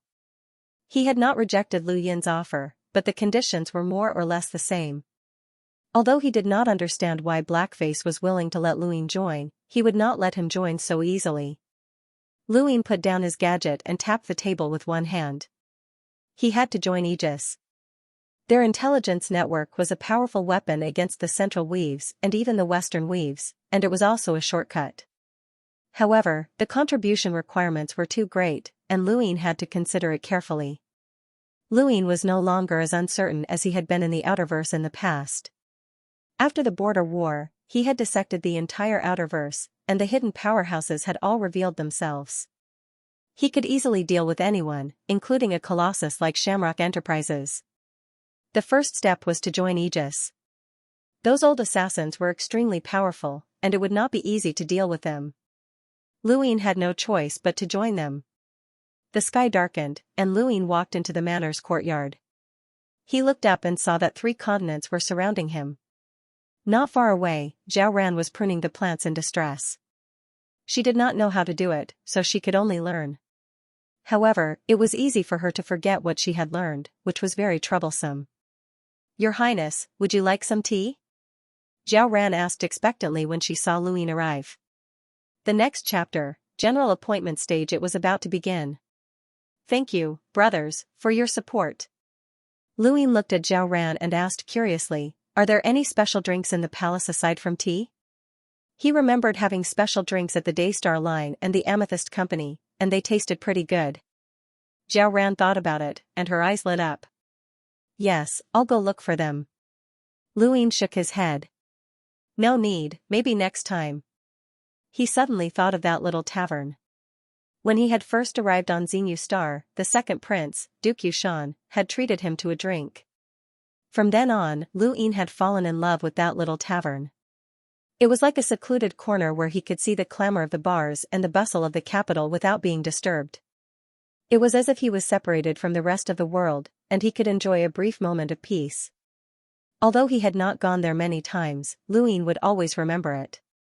That place represented his ignorance when he had first arrived on Xinyu Star, and he missed it. It had been more than 8 years since he had first arrived on Xinyu Star. "Boss, give me a jug of wine and 2 side dishes." Luin stepped into the tavern and took a whiff of the cheap wine. Although it was cheap, it was very comfortable. The lights were dim, and the boss's face could not be seen clearly. Luin was too lazy to disguise himself, so he just sat in the tavern and drank sip after sip. The side dishes were still as refreshing as ever. Not long after, a group of people left the bar. They seemed to have not had enough fun, so they came to the tavern. Drinking here was completely different from drinking in a bar. Some people disdained it, while others liked it. A mouthful of wine warmed his stomach. Not far away, a large banner cast a long shadow on Lu Yin's table. He turned to look at it, and his eyes lit up. It was Xianxia. He had not expected him to still be on Xinyu Star. This old man had a loose tongue, but he really was from the Starsabil sect and had a high seniority. Luin really wanted to see this person face Starsabil and see if Starsabil would call him Grandpa Jiao or if he would be beaten up. Xianxia placed the wooden pole on a nearby table and sat down. "Boss, same old rules."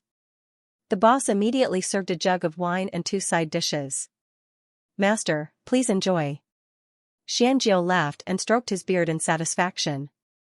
"Boss, your wine is pretty good. Come, let me read your fortune for free." The boss laughed heartily. "There's no need. I'm just opening a tavern to provide for my children's education. I can live my life peacefully, and there's nothing I need to know beforehand." Xianxia sighed in admiration. "How many people are unable to reach your level in their entire lives?" "Haha, it's just the thoughts of an ordinary person." "Master, please enjoy." the boss laughed and left. Nowadays, how many people believed in divination? A few young men who had come out of a bar at a nearby table sneered, obviously disdainful. One of them sneered, "Boss, be careful. Someone wants to eat and drink for free." The boss simply smiled and didn't mind. Xianxia was so angry that he glared at him. "Kid, when this great master told your fortune, your ancestor was still drinking milk. What did you say?" They were immediately enraged and wanted to beat Xianxia up. Xianxia raised his eyebrows. "What? You still dare to fight here? Try me."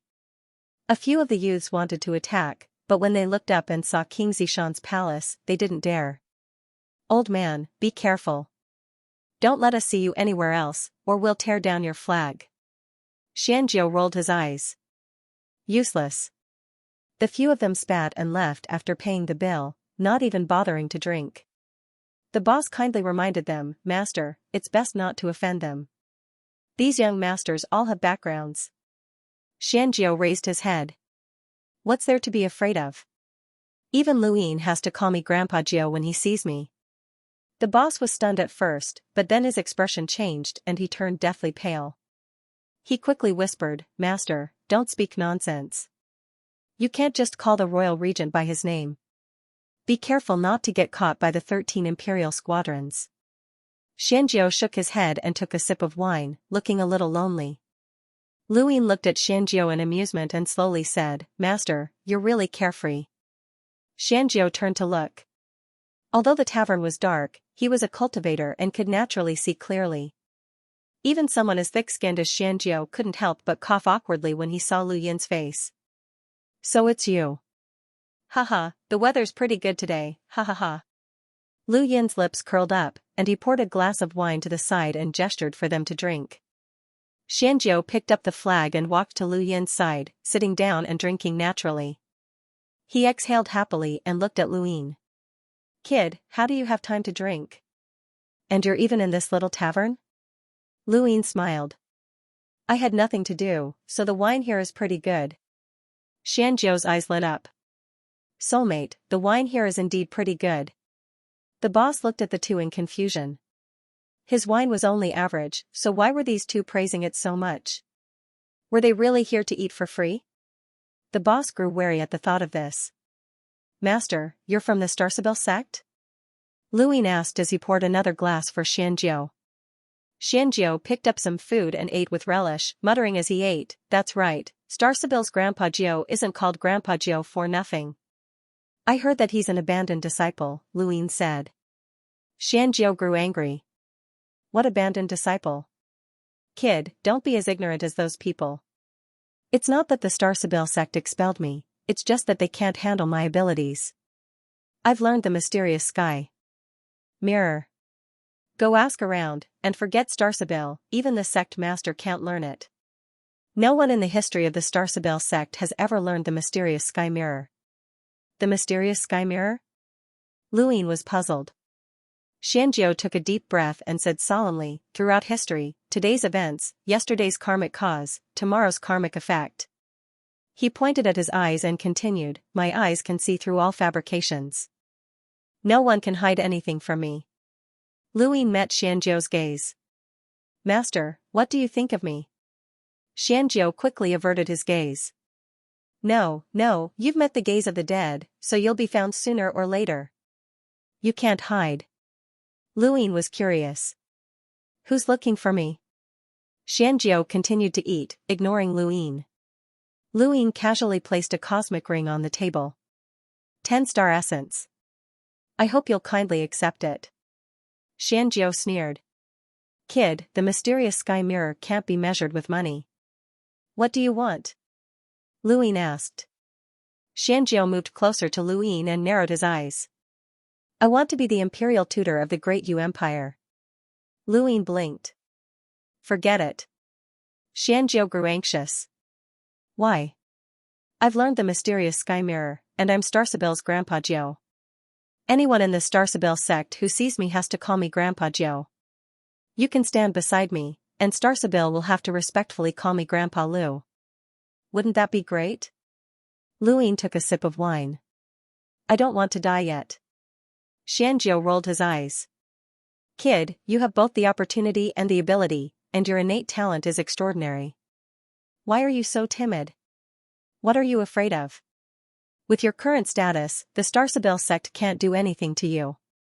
Besides, I'm on your side, and the Starsabil sect is a generation below you. Luin ate a mouthful of food and continued to ignore Xianxia. Xianxia narrowed his eyes, dipped his finger in the wine, and wrote a word on the table. Luin looked over. Burial? The people who are looking for you are from here. That's all I can say. It's fine if you don't believe me now, but once you meet them, you'll naturally believe me. At that time, whether or not I'm still willing to be the imperial tutor will depend on my mood. Luin took another sip of wine. Master, please read my fortune. It has nothing to do with this. Xianxia was curious. What do you want me to read? Family. Lu Yin's tone was gloomy. In fact, he had come here to drink today without a trace of loneliness. The more he drank, the warmer he felt, but his heart was growing colder. Xianxia smoothed out the words on the table. I really don't want to read your fortune. You've looked into the eyes of the deceased, so you might see something you shouldn't. But since you've asked so sincerely, I'll reluctantly take a look at it for you. He coughed twice and took a few deep breaths before looking at Luin. Come, look into my eyes. Luin slowly turned his head and looked into Xianxia's eyes. A similar scene had appeared on Savage Ape Planet, but Luin had seen a different starry sky and deep darkness in Xianxia's eyes.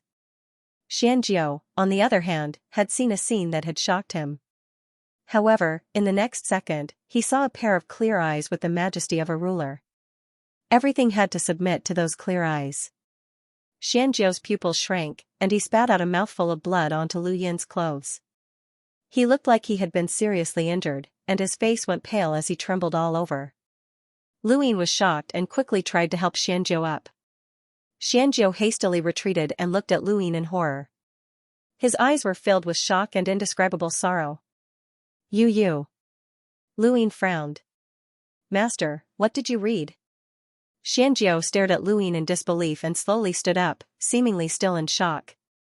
Master, what did you read? Luin grew anxious. Xianxia exhaled deeply and swallowed some medicine.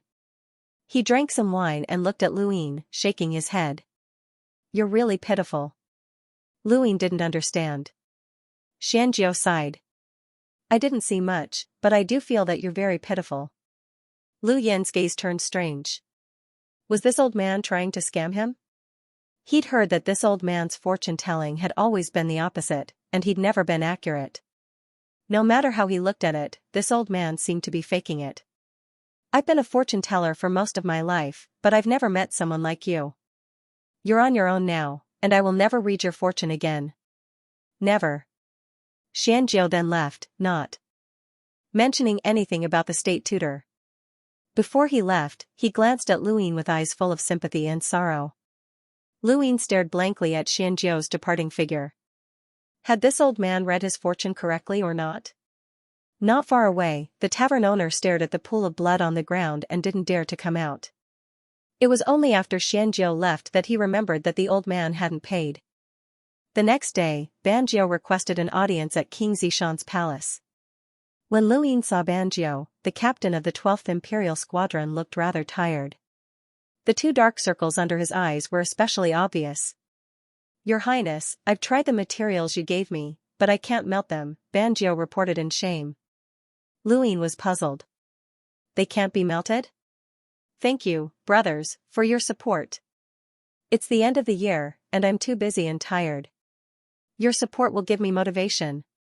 Yes, with the Empire's current methods, we are unable to process those materials, Banjiao said helplessly. He felt a bit embarrassed. As a dignified scientist, he was actually unable to process some materials. He had thought about it for several days before deciding to say it. Those materials can't be melted at normal temperatures. They can only be melted at temperatures comparable to an enlighter's, Banjiao explained. Luin nodded. It was the same as the ancient crimson copper that he had obtained from the sourcebox. Normal methods would not work on these materials, so he could only search for extremely high temperatures. Luine could find enlighters, but it was not easy to find someone with an innate gift of fire. However, an enlighter should be able to convert their star energy into flames. Unfortunately, Ak had not returned to Xenu Star and was still guarding the Damocrag district. Luine could not find any enlighters for the time being. Pass down the order.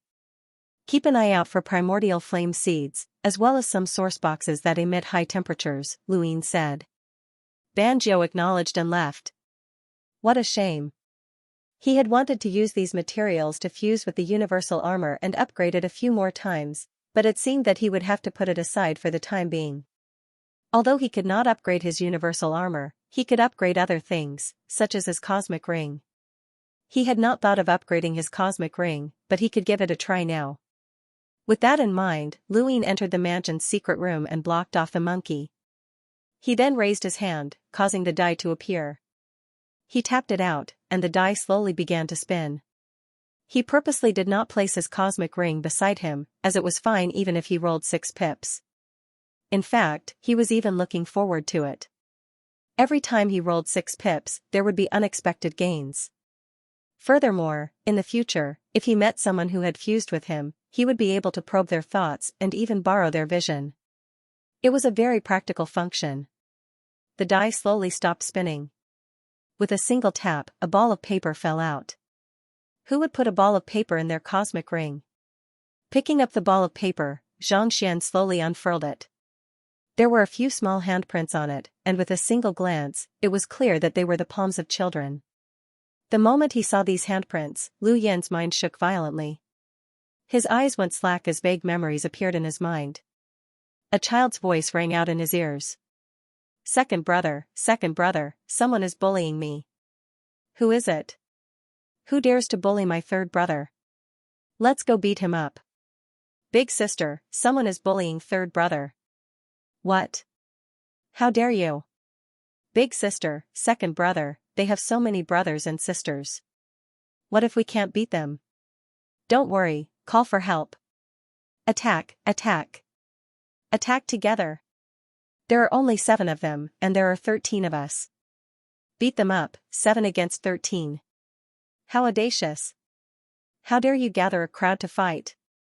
All of you, stand there as punishment. The 7 of you, come over here. Look at all of you. Your faces are all bruised and swollen. Speak, who's the leader? I. Alright, you're still loyal. You're punished to stand for 3 days. You're not allowed to eat, sleep, or speak. Big sister, I'm so hungry. Don't be afraid, third brother. Don't let the teacher look down on you. We, the 3 heroes of the Lu family, have integrity. What 3 heroes of the Lu clan? What about the 4 of us? That's right, what about us? I helped you fight for nothing. Yes. It's not the 3 heroes, but the 7 heroes. Why don't we become sworn brothers? From now on, we'll be the 7 heroes. We'll live and die together. Alright, let's become sworn brothers. We'll live and die together. Third brother, you're the youngest. From now on, you're the 7th brother. Come, call your brothers and sisters. Hello, big sister, second brother, third brother, 4th sister, 5th brother, 6th sister. Little 7, be good. If anyone bullies you in the future, we'll stand up for you. We'll call you Little 7 from now on. Little 7, are you happy? With so many brothers and sisters doting on you, no one will dare to bully you. We'll protect you. Little 7, hurry up and leave. Don't worry, we won't die. We'll meet again one day. Hurry up and leave. A shrill cry woke him up. He didn't know when it had happened, but his eyes had become hazy with tears. The memories had appeared, but they had receded like the tide. At this moment, his back was in intense pain. The seal had reappeared, causing him to sprawl on the ground in agony. He gritted his teeth and gripped the ball of paper tightly. After an unknown amount of time, the seal on his back disappeared. He felt as if he had just been fished out of water. He was drenched in sweat, and the ball of paper in his hand was also soaked in sweat. Who had that memory just now? Was it this ball of paper? Or was it his? One point of the die would allow one to obtain an item from anyone's cosmic ring. There were billions of cosmic rings in the universe. Could it be that he had obtained something related to himself? Was this a coincidence, or? Lu Yin suddenly thought of Xianxia. If there was anything strange, it would be Xianxia. Xianxia had divined his future. Could that divination have come true today? Lu Yin was confused, and he wiped the corners of his eyes. Had he actually cried? He walked out of the secret room and into the courtyard. Not far away, Zhao Ran was humming a tune as she tended to the flowers. Lu Yin sat on a stone bench and looked at the soaked ball of paper in his hand. Those doting voices kept echoing in his mind. Little 7, 7? He had always been obsessed with the number 7, and he had always wanted others to call him Seventh Bro. When he met elders, they could call him Little 7, and he would be very happy. It seemed that when someone called him Little 7, that person would protect him forever. What's wrong, Seventh Bro? The monkey asked curiously. Lu Yin collected his thoughts and put away the ball of paper. Nothing. The memory fragments from just now had made him lose all interest in rolling the die. You seem quite melancholy. Tell me and make me happy, haha, the monkey laughed strangely. Lu Yin looked at Zhao Ran. They were both amnesiacs, but Zhao Ran was living a carefree life. Lu Yin would often sigh about it, but Zhao Ran did not think about anything at all. Just as Xianxia had predicted, she was lacking. Ah, Your Highness, you're here. Do you want some flower tea? It's from our own residence, Zhao Ran greeted him happily. Lu Yin forced a smile. Sure.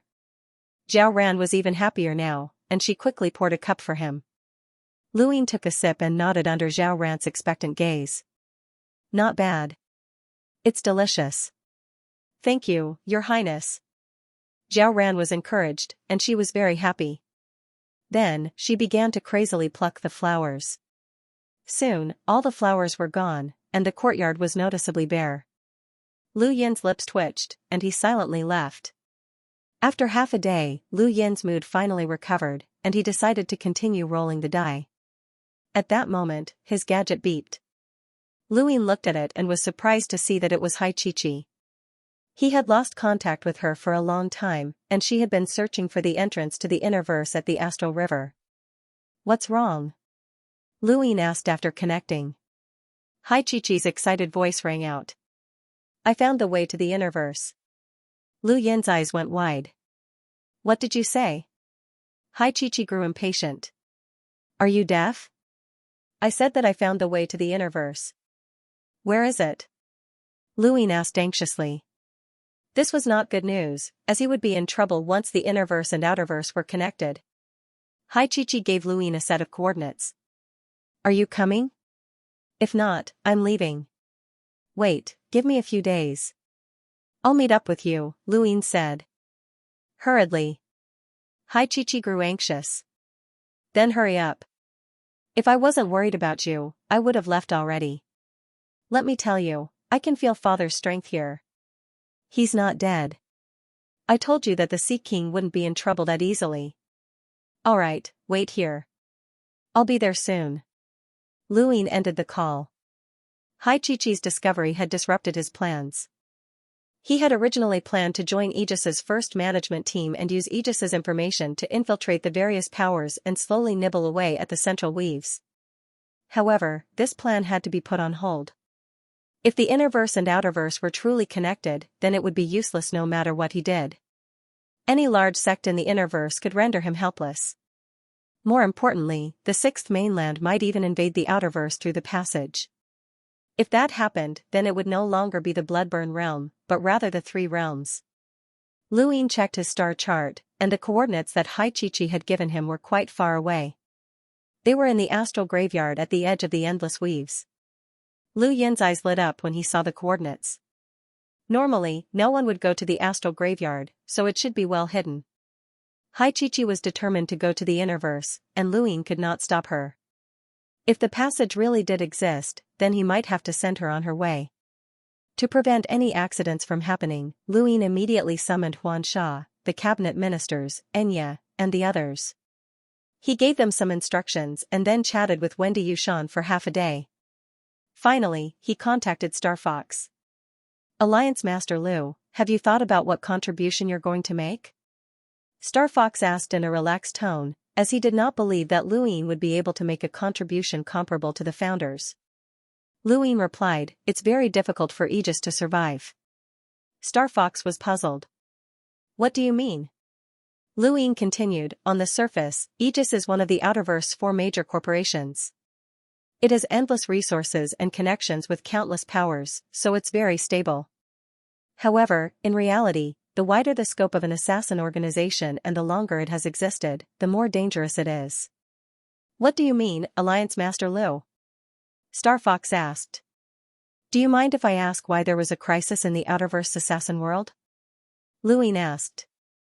Star Fox indifferently replied, I don't have time to chat with Alliance Master Lu. Lu Ying replied, alright, then I'll get straight to the point.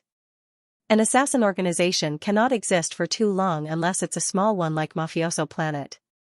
Aegis is impossible, and it will sooner or later attract the attention of others and be attacked. However, I can extend that future indefinitely or even completely.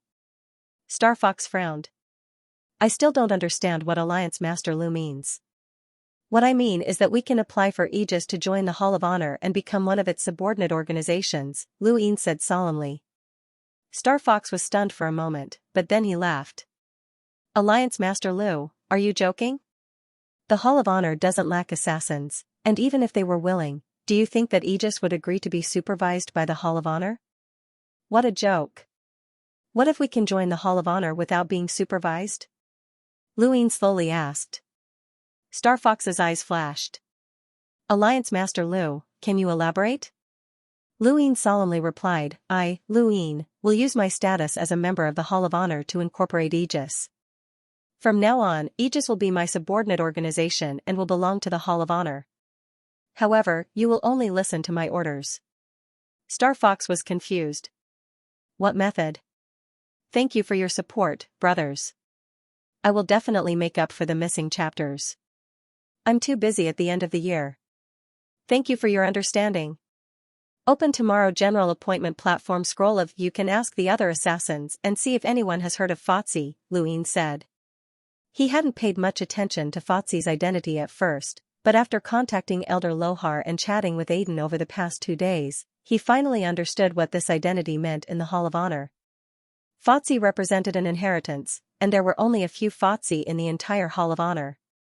Any one of them had a great deal of authority, and even if the authority didn't belong to them, they could still use it. This was because the future of the Hall of Honor depended on Fotzi. Every upper echelon of the Hall of Honor had come from Fotzi, which was why the Hall of Honor gave Fotzi a lot of authority. For example, Fotzi could take over a subordinate organization without being supervised by the Hall of Honor. This was just one of the basic privileges. Just like the 10 arbiters of the Innerverse, each of them had their own background, and each of them had their own power.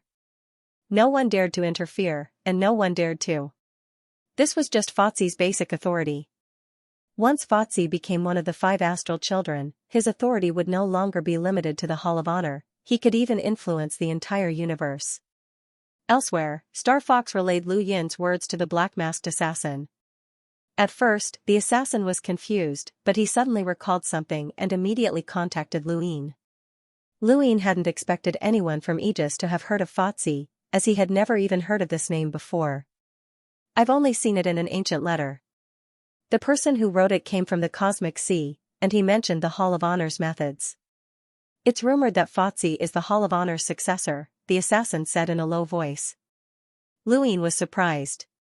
You know quite a bit. That's right, I'm one of the Hall of Honor's methods. You can ask the Hall of Honor for confirmation.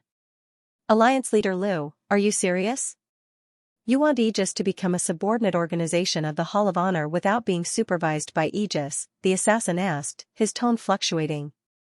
This condition was obviously very tempting, especially for someone like him who had experienced the crisis of the assassin world. He understood the value of this condition. Lu Ying replied, nominally, it's my personal subordinate organization, and only I have the authority to supervise it. Don't worry, we can sign a contract. The assassin considered it for a while before saying, "All right, I agree. As long as the Hall of Honor recognizes Aegis, then Alliance leader Lu will be one of the top management members of Aegis." If the black-masked assassin had been able to escape death and establish Aegis, then he was no fool. He needed the Hall of Honor to acknowledge their position before he was willing to allow Luin to join them. This would also prove that Luin really had a method. Luin naturally knew. After ending the call with the black-masked assassin, he immediately contacted Elder Lohar.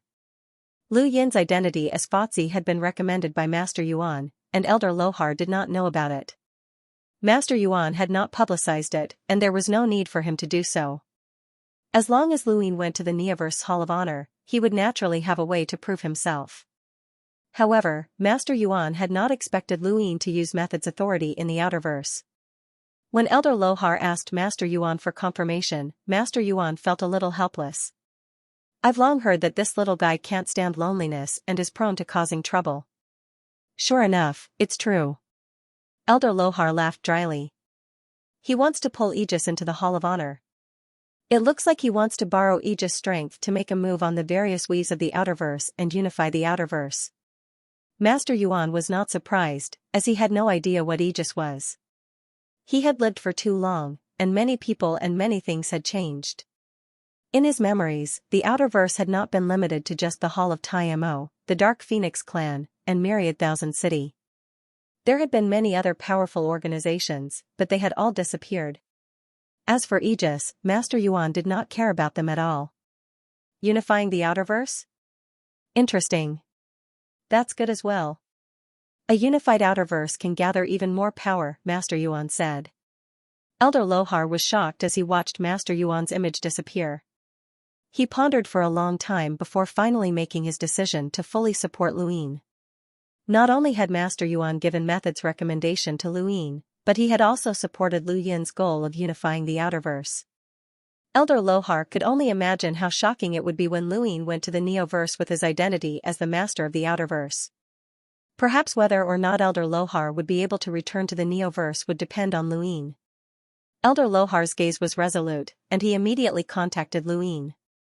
His tone was even more respectful than before, and it was completely different from how a powerhouse with a power level of over 300,000 would speak to an explorer. Even Luin was a little scared.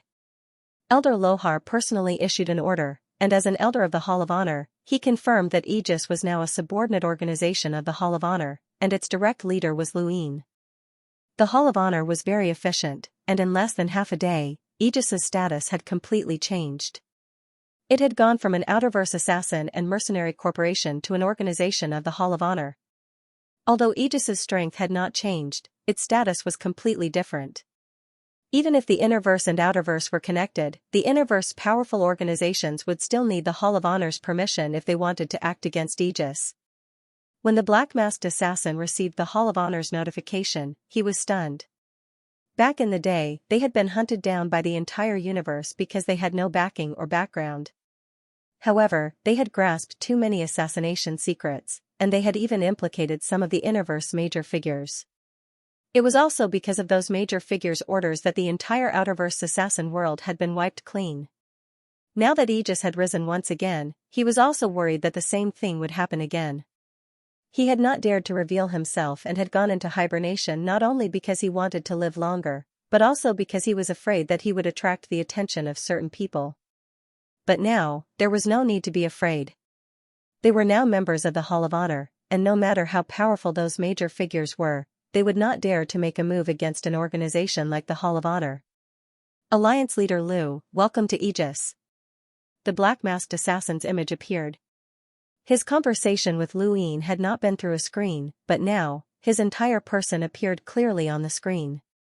The black-masked assassin's appearance was very ordinary, and his skin was a little pale. He was skinny, and if one did not pay attention, they would think that he was a scholar. Who would have thought that he was actually a terrifying assassin who had lived for tens of thousands of years and had founded Aegis? After officially joining Aegis, Luin learned about everyone in its first management team. Aside from Star Fox, the black-masked assassin, and another assassin who looked like a child, there were only 3 people in total. When Aegis was first founded, there were 5 people, but now, there are only 3 of us, the black-masked assassin said calmly. Star Fox also appeared on the screen, and he looked at Luin with some discomfort. He felt that this person's addition would change Aegis's identity. As for the child assassin, he had been left at the border by the Hall of Honor to assist in the defense. After learning about Aegis's full strength, Luin was glad that he had not fought to the death. The black-masked assassin had a power level of over 300,000, and the child assassin had a power level of over 200,000. Star Fox's power level could break through at any time and become an enlighter. Everything else aside, if the black-masked assassin had insisted on killing Luin, then Luin might not have been able to stop him. Fortunately, it was still alright. Aside from the 3 assassins in the first management team, Luin could see the entire list of people in the second management team. At the same time, he could also access all of Aegis's assassination records over the past tens of thousands of years, as well as all of the people who had hired them. This was what Luin needed the most. What do you want these records for? Star Fox was puzzled. Luin glanced at him. I have authority. I want to use it, and I like it.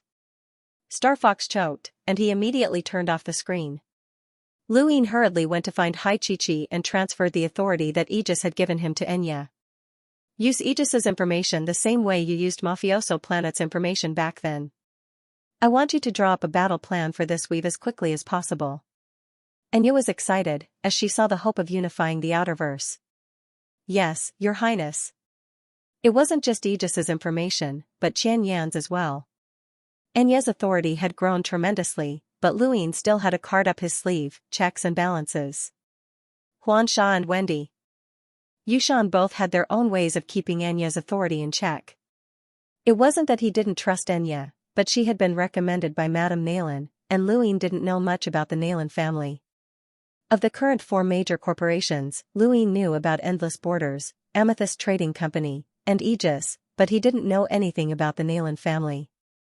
There was also Wei Rong, who didn't dare to show himself for the time being, and no one would dare to openly take him in. However, it was impossible for Wei Rong to give up on revenge. Luin had already communicated with Amethyst Trading Company that they would immediately report Wei Rong's whereabouts as soon as they learned of his whereabouts. Price wasn't an issue, as Luin had the money. Luin boarded his spacecraft and headed towards the coordinates that Xianxia had provided him. The Outerverse was now peaceful, and even the pirates were gone. Back then, Wei Rong had been worried that Luin would use the pirates to infiltrate a central weave, so he had cleaned up the pirates there. Many of them had been eliminated, which could be considered a good deed. 10 days later, just as Xianxia was about to reach her limit, Luin arrived at the Astral Cemetery at the border of the Endless Weave. The Astral Cemetery was located east of the border between the Southern Weave and the Endless Weave, and it was still some distance away from the border that Mr. Mu had pushed back. As far as the eye could see, there was cosmic trash everywhere, and no one had cleaned it up. This was the largest garbage dump in the Endless Weave, and there were countless strange things that had been thrown away by others. There were many people exploring the outer perimeter, and rummaging through the trash seemed shameful, but there were hidden profits to be had. However, that was only the outer perimeter. As the deeper one ventured, the more dangerous it became. There were many technological products that could explode at any moment, and there were also many strange cosmic lifeforms entrenched here. Luin looked around and saw the occasional flash of rune lines. There were space-exploring lifeforms in this area.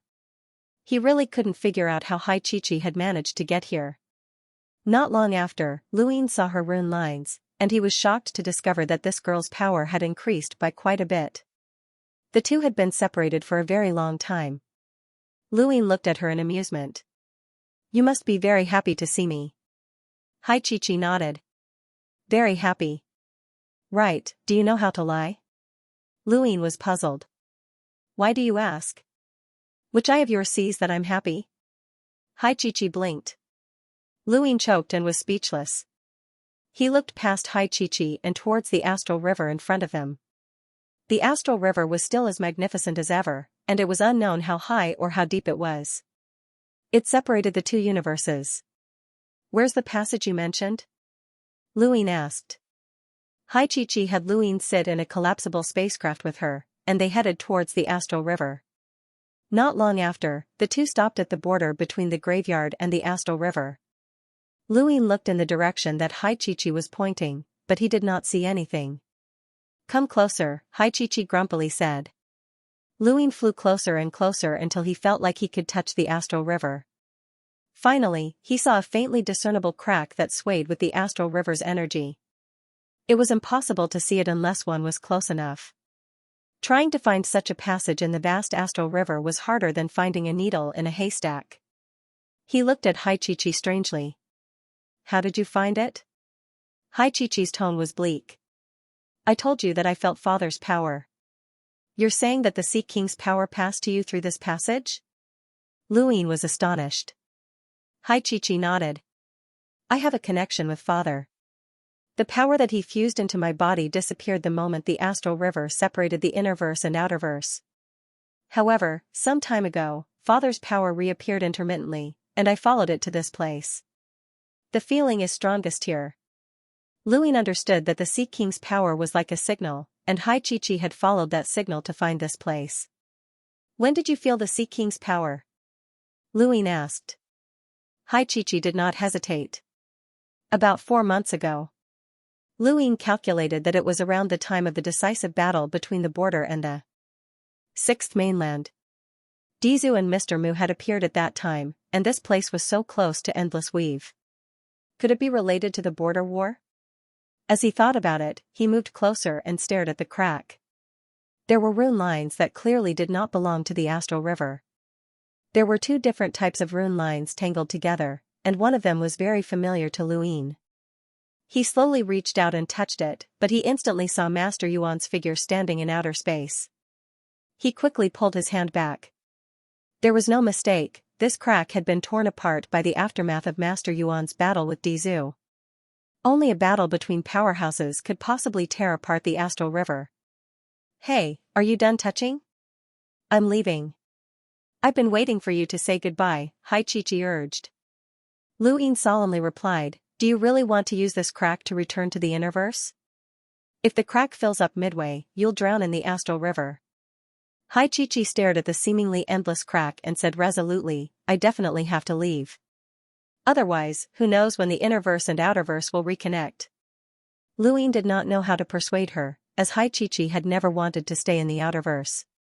She had left the outerverse the moment the innerverse and outerverse had been separated from each other.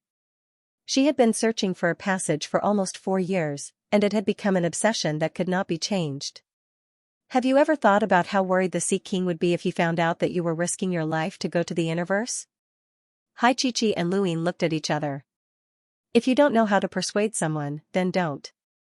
Your words will only make me want to return to the innerverse even more." Luin was speechless.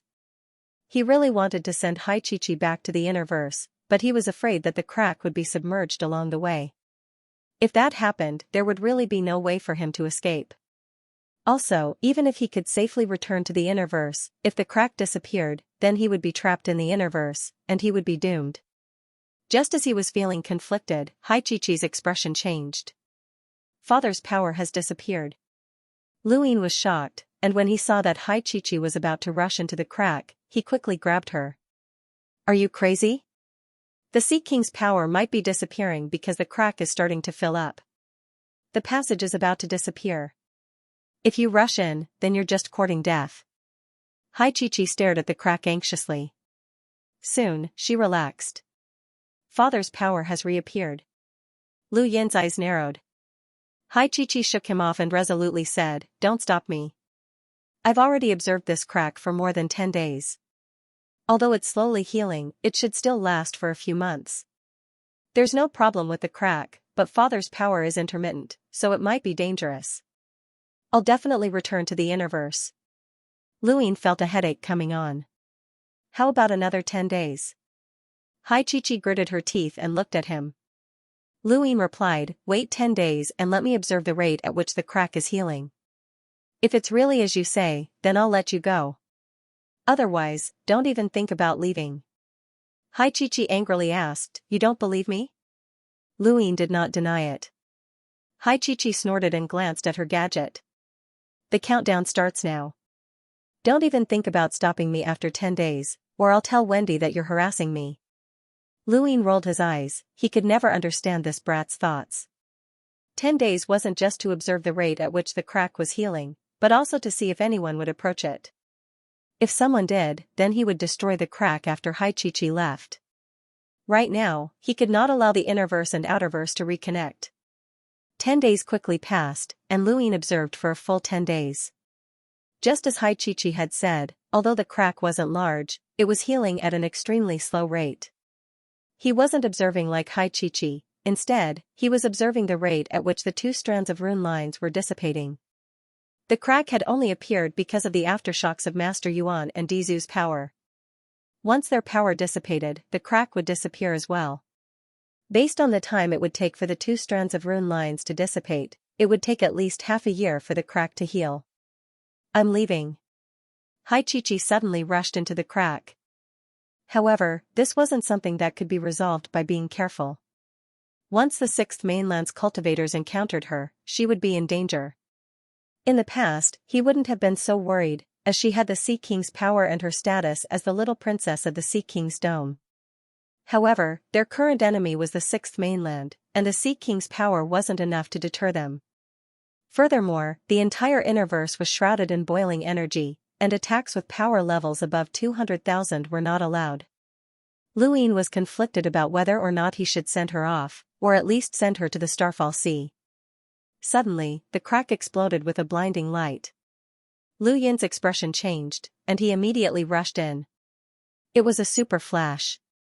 The tear bomb attack that he had given to Xianxia for self-defense, and the fact that she had used it meant that she was in danger. The crack wasn't large, but that was relative to the entire Astral River. It was about 10 meters wide and was large enough for a single spacecraft to pass through. Luin didn't take a spacecraft. Instead, he donned his universal armor and rushed in. In the distance, Xianxia's collapsible spacecraft had clearly been hit by a huge attack. In front of her, a sinister and terrifying eye was tightly shut, and just one eye was enough to block the crack. It was a strange fish that swam through the Astral River. Everyone knew that astral fishing was very dangerous, and even space-exploring powerhouses would most likely die if they fell into the Astral River. However, not many people had actually seen a creature in the Astral River. Today, Xianxia had seen one. The strange fish was huge and had thick skin, so Xianxia's attack couldn't harm it at all. Fortunately, the fish had been frightened by the flash bomb, and its eyes were tightly shut. Otherwise, it would have swallowed Xianxia whole. When Luin arrived, Xianxia was attacking the strange fish, but her attacks were completely useless. The fish's eyes were clearly about to open. Get out of the way! Luin barked. Wielding a flying owl arrow, he passed by Xianxia and pierced the fish's eyes. The fish trembled violently, and its body swayed before it quickly swam away. It had been injured by the arrow. What did you use to attack it? Xianxia was puzzled, as she couldn't see the flying owl arrow. Luin put it away.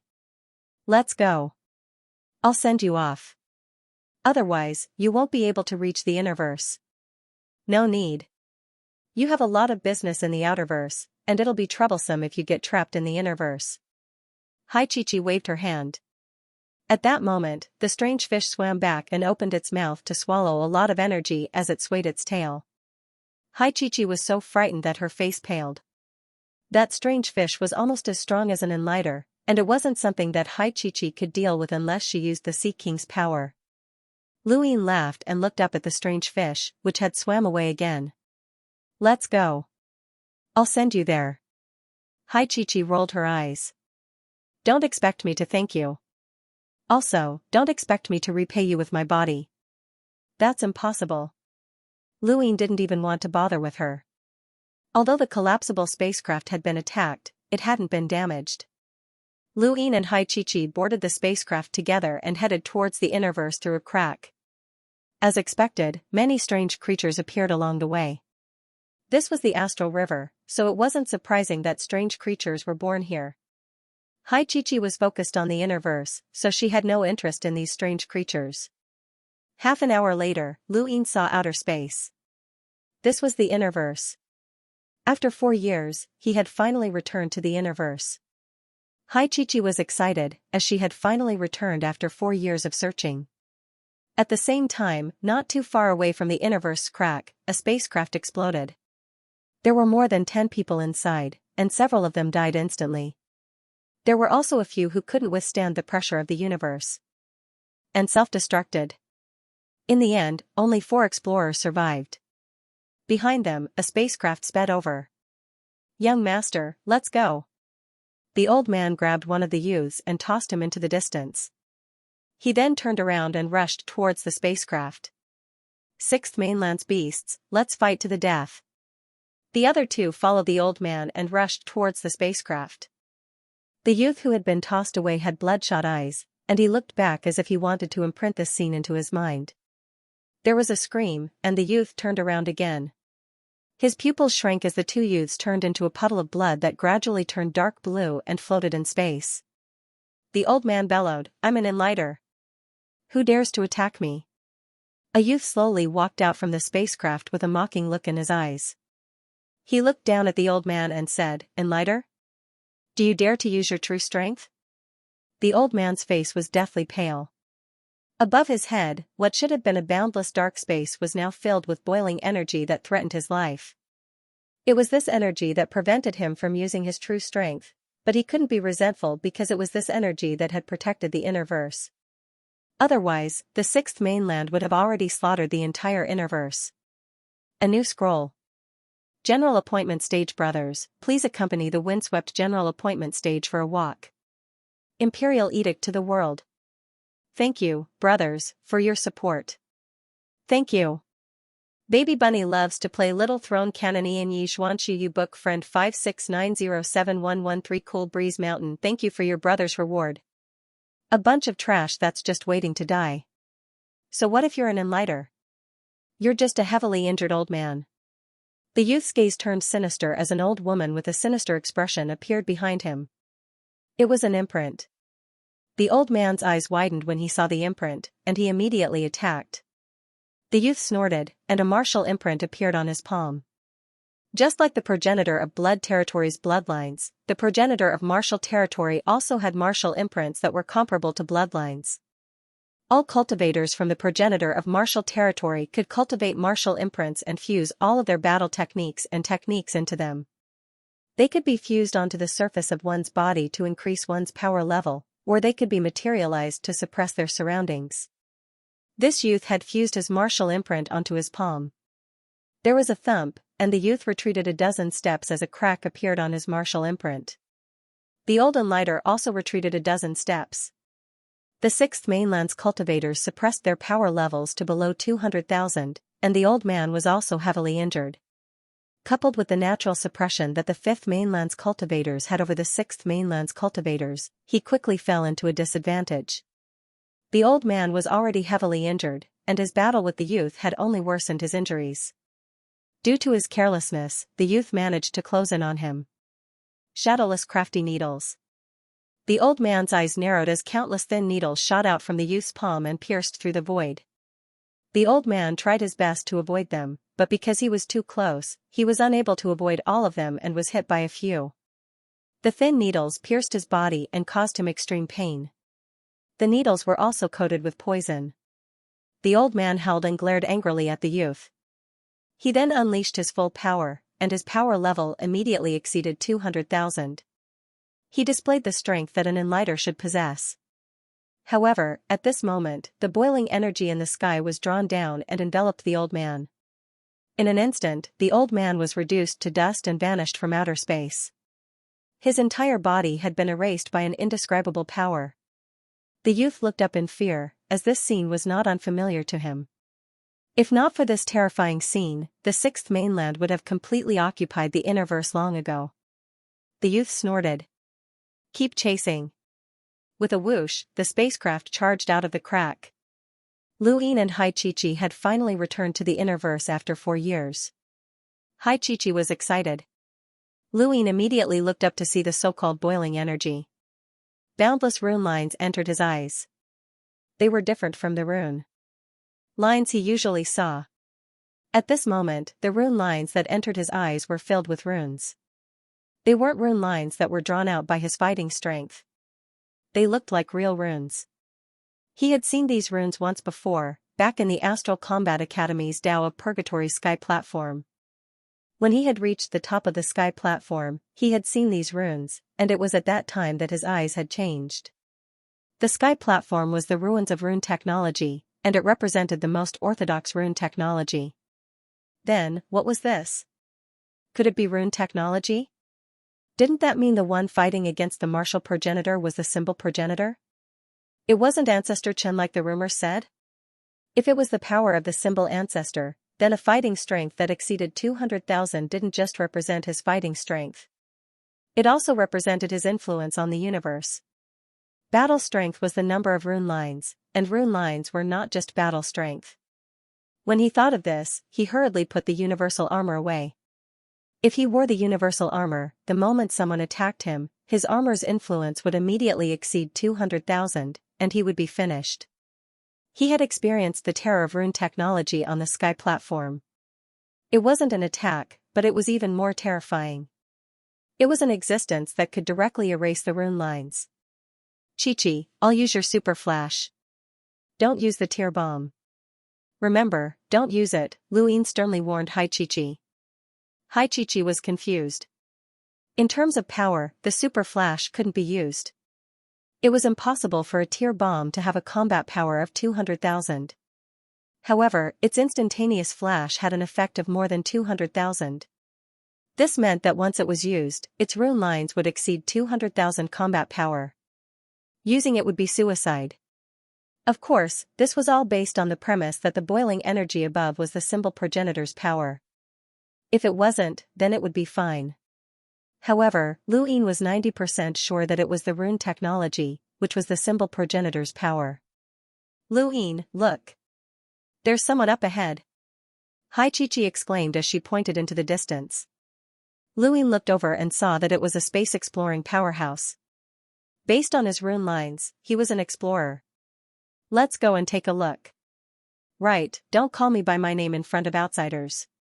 We can't let anyone know our true identities. Otherwise, the sixth mainland might invade the outerverse through the crack. Hai Chi-Chi understood the severity of the situation, and she nodded obediently without explaining herself. The figure drew closer and closer, and it was the young master who had escaped. Outer space was vast, but there was no place for him to stand. He looked back and saw that the spacecraft was getting closer and closer. A man and a woman appeared in front of him. The young master's eyes were filled with despair. Only someone from the sixth mainland would dare to appear in outer space. He hadn't expected that he would still be unable to escape death. But even if he died, he didn't want to die in vain. At least he had to drag one of them down with him. He gritted his teeth and charged forward. Lu Yin looked at the man rushing over and felt that he looked familiar. He could sense that the man's star energy had circulated twice, but his power level was over 20,000. He was not an ordinary cultivator who could fight across realms. The newcomer quickly charged at Lu Yin. He could sense that Lu Yin was a 3-cycle explorer while Hai Chi-Chi was a 2-cycle explorer. If they were both from the innerverse, he wouldn't have been afraid. After all, he was the young master of Astral Mountain and was a powerhouse within the same realm. He would even dare to fight against a cruiser, but this was a cultivator from the sixth mainland. With an innate suppression and an imprint, he knew that his chances of survival were slim, but so what? He was prepared to fight to the death. He looks like he's going to attack us. Hai Chi-Chi was puzzled. Lu Yin took a step forward, and the young master pulled out a long blade that was covered in purple battle force. It was 4-lined battle force. There were very few people in the universe who could comprehend battle force, let alone someone who had cultivated it to 4-lined battle force. This person was not simple, and even in the entire Astral Combat Academy, he was at least an area master. There was a shout as a blade image slashed down, bringing with it a silver astral ring. The purple battle force caused the void to ripple, and this attack was enough to strike fear into an ordinary cruiser. The young master had thought that the two in front of him would definitely use their imprints, but what happened next left him in disbelief, and he even began to doubt himself. His blade had been caught, and the man had caught the blade with his bare hands. His expression didn't change, and his opponent hadn't even taken half a step back despite his full-strength attack. There was a crack as the blade cracked and shattered into fragments that scattered through space. "Not a bad attack," Lu Ying commented as he held another fragment in his hand. The young master was stunned. How was this possible? Could it be? You're also an imprinter's disciple? The young master asked in despair. Lu Ying looked past the young master and at the spacecraft that was slowly coming to a stop not too far away. There were many rune lines on the spacecraft, and one of them was at the level of a hunter. An expert had arrived. The young master slowly turned around and closed his eyes. He had wanted to find a scapegoat before his death, but he had failed. He gripped the broken hilt of his blade tightly, extremely unwilling to accept his fate. A youth walked out from the spacecraft. It was the same person who had just killed the old enlighter. The youth's gaze was arrogant as he looked at the young master. His gaze then landed on Lu Ying and Xianxia. Which region are you from? Show your imprint. An old woman's phantom appeared behind him. It was an imprint. Only cultivators from the Sixth Mainland had imprints. This was how the Sixth Mainland identified each other, so there was no mistake about it. In the Innerverse battlefield, there was an unwritten rule that everyone from the Sixth Mainland had to show their imprints if they couldn't confirm the other party's identity. Everyone was waiting for Lu Ying to show his imprint. Lu Ying blinked. You're not worthy. The young master was stunned. The youth who had chased after Lu Ying was stunned as well. Xianxia was astonished, as these words were quite powerful. The youth's face sank, and his lips curled up into a cruel smile. So it's another native from the Fifth Mainland. I never thought that there would be someone like you in the Fifth Mainland. You dare to openly appear in this region of space and even dare to speak to my Gui Bing in such a manner. You've got guts. The young master looked at Lu Ying in shock. You're not from the Sixth Mainland?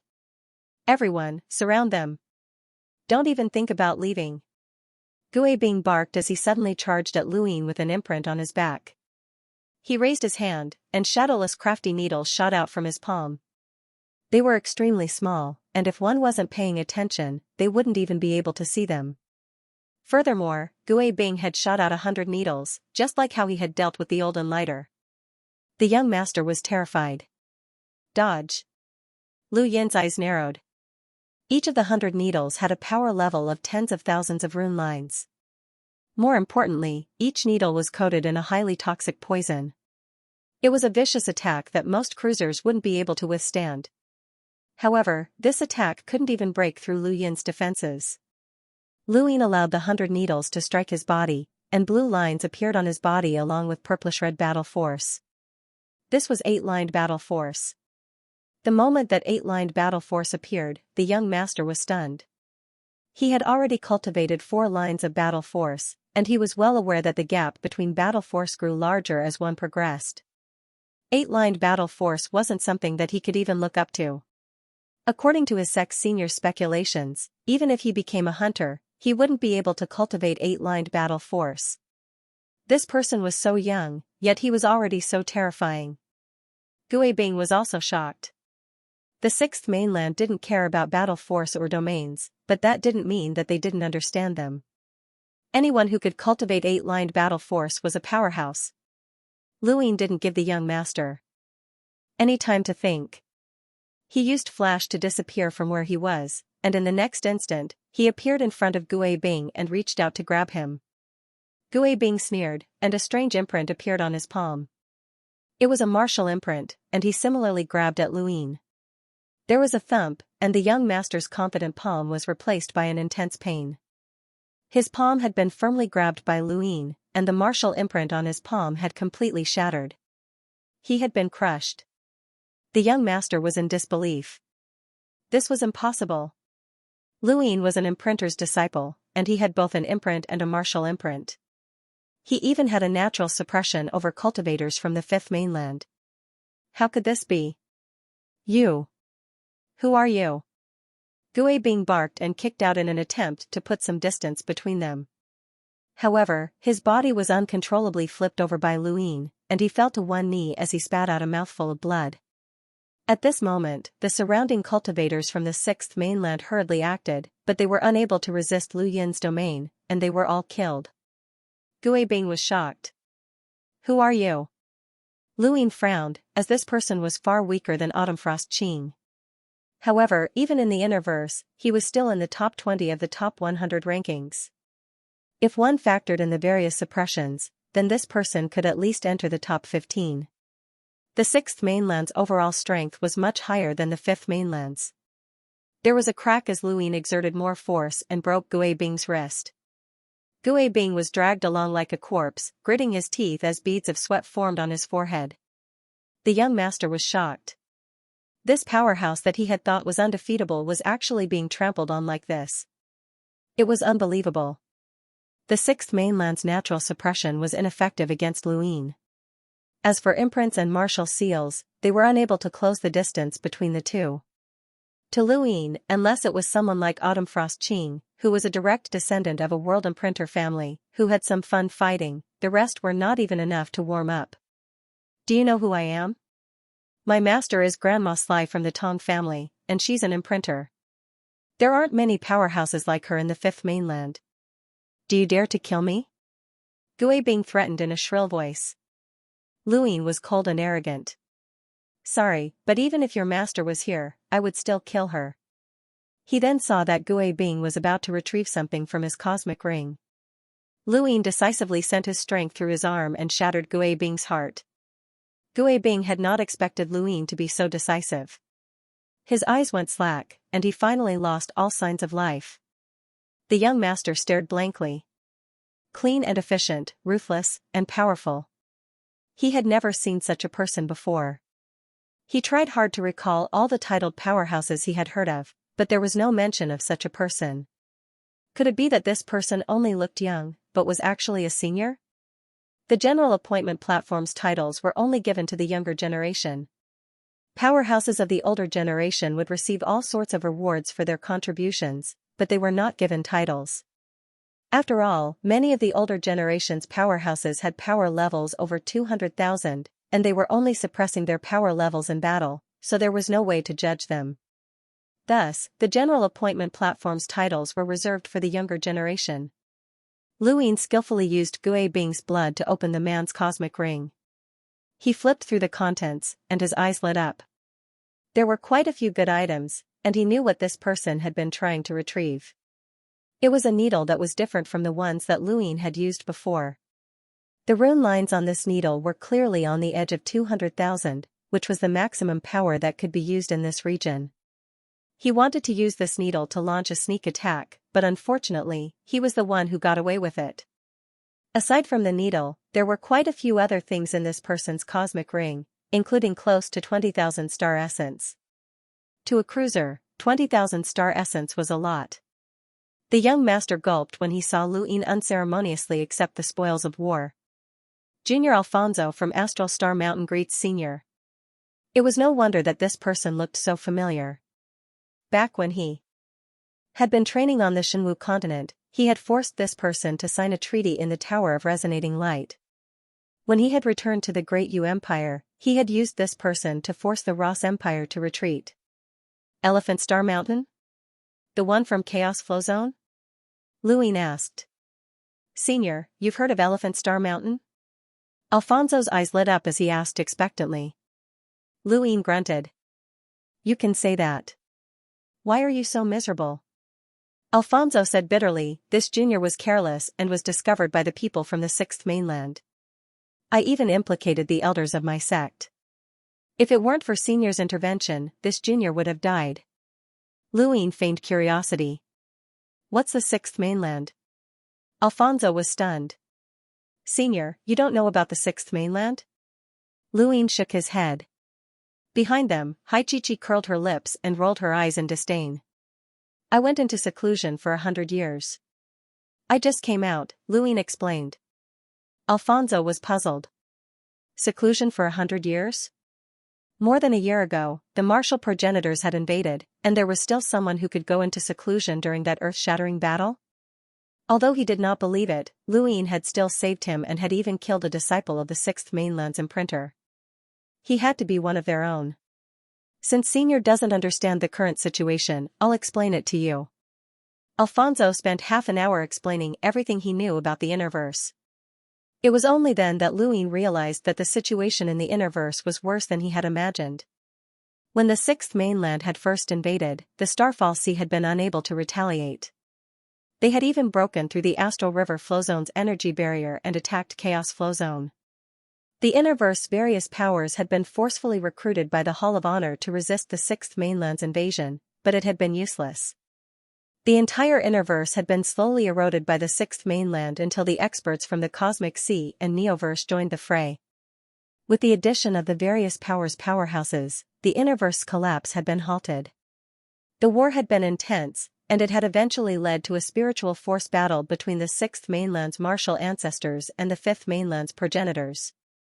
Even though the great battle between the progenitors had caused the energy to surge, and attacks with power levels exceeding 200,000 were not allowed to be unleashed from the same source, there was still an endless stream of powerhouses on the Sixth Mainland with power levels below 200,000. Among the younger generation, the Dowsource Three Skies and the Realmlings were at the top, and those who were second only to them were the heirs of the Cosmic Imprinter family, the World Imprinter family, and the Imprinter family. Aside from the younger generation, there were also many Enlighters on the Sixth Mainland. These powerhouses suppressed their power levels below 200,000, but the power they could display was even more terrifying than the younger generation. After all, they were existences that had surpassed the Enlighter realm. The Enlighter elder who had escorted Alfonso to Starfall Mountain had been severely injured by one of the Sixth Mainland's Enlighters. The Sixth Mainland's imprinters and even world imprinters would occasionally take action. They suppressed their power levels to below 200,000, and the strength they could display was absolutely terrifying. It was not something that the average person could imagine. Although the Innerverse had entered a state of intense war, it was still being slowly invaded by the Sixth Mainland.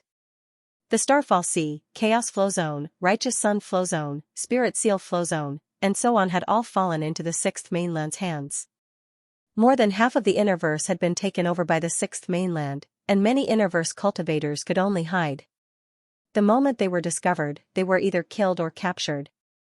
The most terrifying thing was that this surge of energy did not cover the entire universe. It only covered the Innerverse and nearly half of the Cosmic Sea. The other half of the Cosmic Sea and the Neoverse were not covered by this surge of energy, which was why the Sixth Mainland had gathered all of its top powers in an attempt to invade the Neoverse. As long as the Sixth Mainland succeeded in invading the Neoverse, their absolute experts would not be suppressed by the surge of energy and could use their full strength. At that time, the entire Fifth Mainland would become the Sixth Mainland's territory. The 10 Arbiters and many of the Innerverse powerhouses had all gone to the Cosmic Sea to resist the Sixth Mainland. Luyên fell into deep thought. He had thought that the situation in the Innerverse would be better, especially after Elder Yu's words and Master Yuan's strength had encouraged him. But now, it seemed that he had been too optimistic. According to Alfonso, the Innerverse had been suppressed from beginning to end. The titled powerhouses at the General Appointment platform are very powerful, but the Sixth Mainland has even more powerhouses, Alfonso said bleakly. They had never imagined that the Innerverse would be successfully invaded one day. Luyén's eyes narrowed. Only the 3 filaments were attacking the Innerverse at full strength. Once the Sixth Mainland gathered all of its forces and invaded the Innerverse, Cosmic Sea, and Neoverse would all be finished unless another progenitor took action. What's the situation in the Cosmic Sea? Luyên could not help but ask, as he was worried about Leon's armada. Alfonso shook his head. I don't know. This information was obtained half a year ago, and it's hard to tell if it's true or false. Hai Chi pouted. Then why do you make it sound like it's true? Luyên wanted to hit Alfonso, as he had just lost all hope. Alfonso felt aggrieved. Saying that it's hard to tell if it's true or false is just to comfort ourselves. Right now, everywhere we go is under the Sixth Mainland's rule. Every prosperous planet has a statue of the Sixth Mainland's imprinter, and everyone has to kneel and worship it. It's the same everywhere, so the situation might be even worse than we imagined. Luyén's gaze turned cold. Kneeling and worshipping a statue of an imprinter was a forceful violation of the dignity of the Innerverse cultivators, and it was a stain that they would bear for the rest of their lives. Once they kneeled and worshipped the statue, their hearts would become chaotic, and over time, they would fall into a state of worship towards the imprinter. What a vicious method. This was an attempt to enslave the fifth mainland. You said that the Starfall Sea has also fallen into the hands of the sixth mainland. Then, what about the Sea King's Dome? Xianxia suddenly asked. Alfonso shook his head. I'm not sure about the specifics, but the Starfall Sea was the sixth mainland's first stop when they invaded the Innerverse. They call it the Mara River, and it's rumored that it's currently in the hands of the Grand Martial Realm's Tong family. The Tong family is a cosmic imprinter family, and they have many imprinters under their command. No one dares to go to the Starfall Sea right now, as that would be courting death. We want to go to the Starfall Sea. Do you have any ideas? Luin asked. Alfonso looked troubled. Senior, we really can't go to the Starfall Sea. The Tong family is extremely powerful, and it's rumored that even the Grand Martial Realm's Realmling is there. We can go somewhere else. Then go to the Starfall Sea. Xianxia shouted. Alfonso looked depressed. If Senior insists on going to the Starfall Sea, then there's only one way, and that is to blend in with the miners who have been captured. You might be able to avoid detection, but it's too dangerous. Senior, please reconsider. Alfonso then bowed deeply. Senior, before you go to the Starfall Sea, can you do this junior a favor? Starfall Mountain will never forget Senior's kindness. How can you be like this? We've already saved you, so don't push your luck. Xianxia was displeased, as she was in a hurry to go to the Starfall Sea. Alfonso thought about it and then sighed. It's my fault. I won't say anything else. Please don't blame me, Senior. Luin did not ask any further, as he did not like to cause trouble for himself. Do you know where the captured miners are? It would be best if you could take us there. Alfonso looked troubled. I still have to save the people from Astral 3, so I don't have enough time. However, I can draw up a star chart for Senior. It's not too far away. Lu Yan's gaze trembled. What did you just say? Save the people from Astral 3? Astral 3? Alfonso nodded. The sixth mainland invaded. And Astral 3 happened to be here. It was destroyed by the sixth mainland's powerhouses, and more than half of the Academy's students died. The headmaster and an imprinter from the sixth mainland perished together. The remaining students and mentors were all captured and are currently being executed. I was about to save them when I was discovered by the soldiers. Thank you for your support and donations, thank you. Lu Yan's gaze turned cold. Someone had tried to use Astral 3 to lure out Innerverse cultivators, which was a vicious method. He had not expected Astral 3 to be destroyed. Astral 9's warship had been able to block Elder Autumnfrost's finger, but it had only been one finger. Against the sixth mainland's attack, Astral 3's headmaster had barely been able to kill an imprinter. Although the 10 academies competed with each other, they were still from the same school, so Luin had no reason to ignore them. We'll go together, Luin said firmly. Xianxia did not refuse. Although she was not a student of the Astral Combat Academy, she had heard of its reputation. Now that Astral 3 was being used as bait, she wanted to save them as well. Really? Thank you, Senior. Alfonso was delighted and bowed deeply. Don't call me Senior in the future. Call me Seventh Bro, Luin said casually. Alfonso nodded. Seventh Bro, he felt like he had heard this name somewhere before. Lu Yin's reputation in the Innerverse had been great, and many people recognized him. Fortunately, he had disguised himself, or else Alfonso would have definitely recognized him.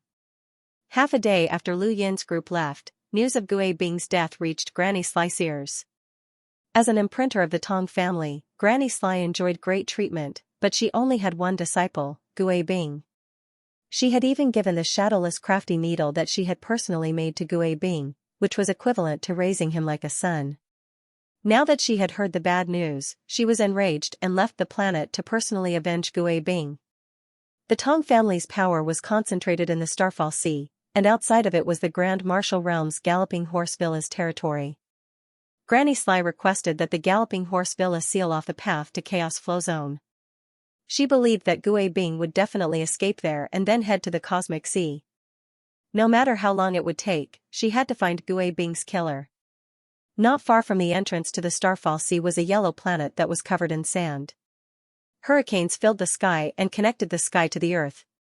The wind speed was extremely high, and the sand was blown by the winds, enough to pierce through a normal person.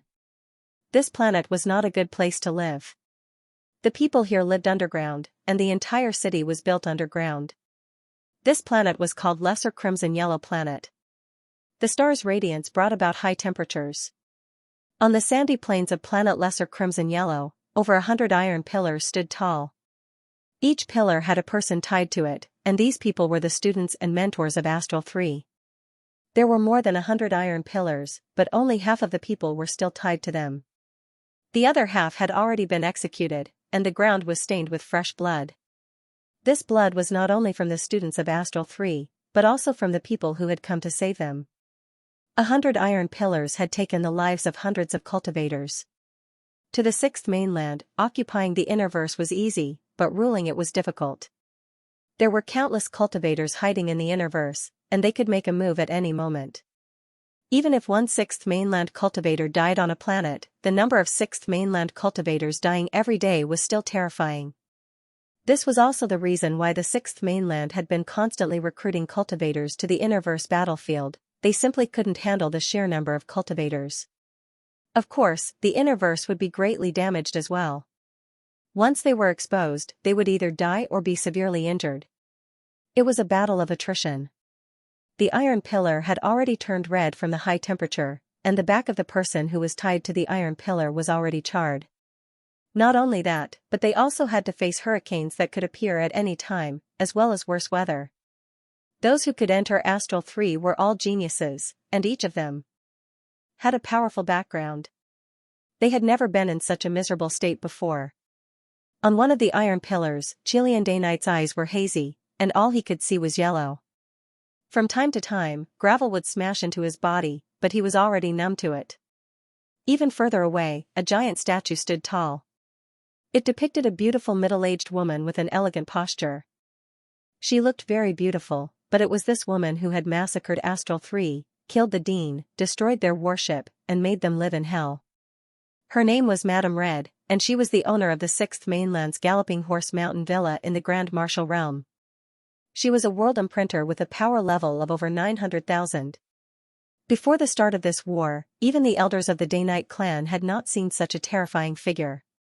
A power level of 900,000 was an unimaginably astronomical figure, and he did not even know if the strongest powerhouse in the Day-Night clan had such a high power level. In the universe that he knew, Madame Red might be a powerhouse second only to a progenitor. He slowly turned his head and saw that Xianxia's skin was cracked, and his blood had dried up. Many of the students around him were still alive, but they weren't far from death. It was the same for the mentors. As a bell chimed in the sky, cultivators rose from the ground one by one to stop the yellow sand and hurricanes from wreaking havoc. One figure after another walked out of the ground and slowly knelt before Madame Red's statue. This was a routine daily prayer, praying for Madame Red's protection and the Sixth Mainland's protection.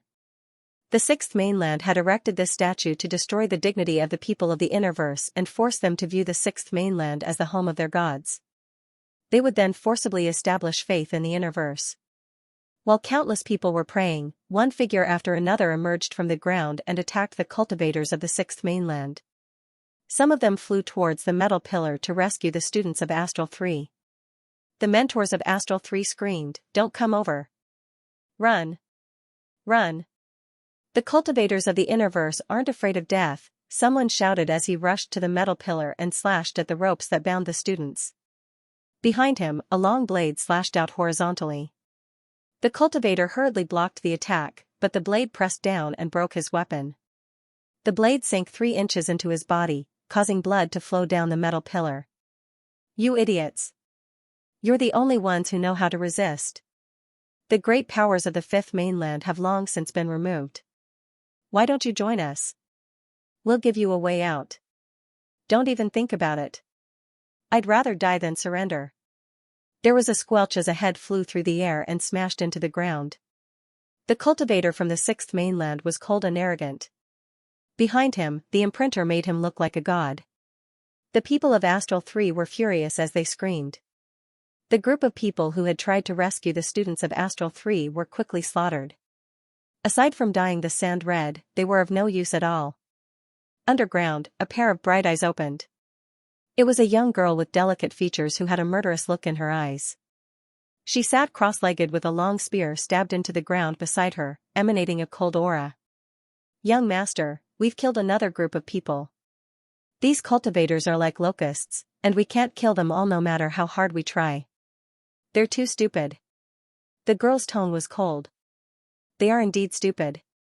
The great powers of the Fifth Mainland had already prepared an escape route the moment we invaded, but they left these unaffiliated cultivators behind to fight us. Regardless of whether they win or lose, they'll still be able to exhaust some of our strength.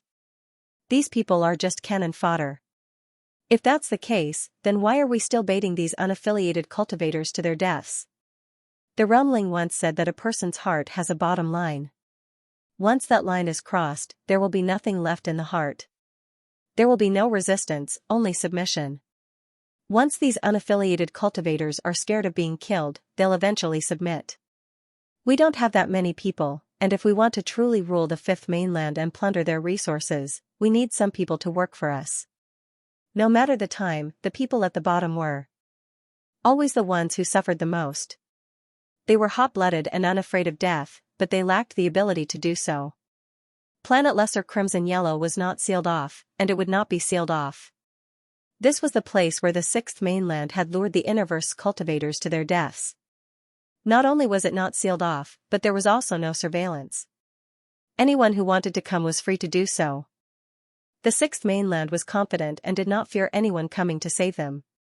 The group that had met up with Alfonso was hidden in a corner of the underground city not too far from the execution ground. This was Lu Yin's first time seeing an underground city, and he had to admit that it was very novel.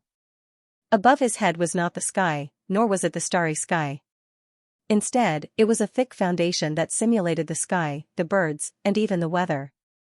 There were no tall buildings in the city, and all of them were short buildings.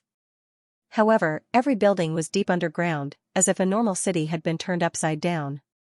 Lu Yin had originally thought that the underground city would be shrouded in darkness and oppressive, but now that he saw it, it was not so bad. 10,000 years ago, the conditions on planet Lesser Crimson Yellow were very harsh. Technology could not be developed, and there were no conditions for cultivation. The people here were just like aboriginals. However, as more and more cultivators used planet Lesser Crimson Yellow as a transit point, this place gradually developed. The technology that you see here was not developed by planet Lesser Crimson Yellow itself, but rather by outsiders, Alfonso explained as he led Lu Yin around the city. Xianxia was puzzled. "You know quite a bit about this place. Are you planning to bury them here?" Alfonso opened his mouth, but no words came out. He had been choked. Lu Yin was speechless. Xianxia's venomous tongue was back, and she was always able to choke others. If not for the Sea King's backing, she would have been hung up and beaten long ago. The living conditions of the people in the underground city were not bad, and they were not as hopeless as Lu Yin had imagined. The Sixth Mainland's invasion had nothing to do with them. As long as they submitted to the Sixth Mainland and provided them with resources, no one would make things difficult for them. They did not even know that the Innerverse was at war. In a corner of the city, Alfonso used a secret signal and successfully contacted a group of people. Xianxia's eyes widened, and she was very curious. Although she was worried about the Sea King's safety, she could clearly sense his power and knew that he was fine. Most of the people who had contacted Alfonso were explorers, and there were more than 10 of them. There were also a few cruisers, but unfortunately, none of their rune lines could compare to that soldier from before. Rather than hoping that these people could save Astral 3 students, Lu Yin might as well hope that the Sixth and Fifth Mainlands would make peace. "Brother Alfonso, didn't you say that Astral Mountain had an enlighter supporting you?" someone asked. Everyone looked at Lu Yin. Could it be him? No, he was too young. Alfonso dejectedly replied, "I'm sorry, but an elder from my sect is dead." Everyone was shocked, and their expressions turned ugly. They were not stupid, and without the help of an enlighter, they would not be able to save anyone. "What happened? Were you guys discovered?" someone asked. Alfonso nodded. It was a soldier. Someone angrily said, "It's him again. That person is adept at sneak attacks, especially his poison needles. Many of our brothers have died." Alfonso was just about to say that the soldiers had been killed by Lu Yin when another middle-aged man arrived. "Everyone, we've found out who the strongest person guarding the execution grounds is." Everyone looked at him. The middle-aged man said in a low voice, "Han Ying." Everyone's expression changed. Alfonso's face paled. "Han Ying? Grand Marshal Regent's Galloping Horse Manor's direct descendant, Madame Red's disciple, Han Ying?" The middle-aged man nodded helplessly. Everyone felt despair. How could it be her? She was a direct descendant of the Flying Horse Villa, so why would she stay here instead of going to Fallen Star Ocean or Universe Ocean? "Why do you have to guard the execution ground?" someone roared. "Han Ying is a World Imprinter's disciple, and she's already a 9-cycle cruiser.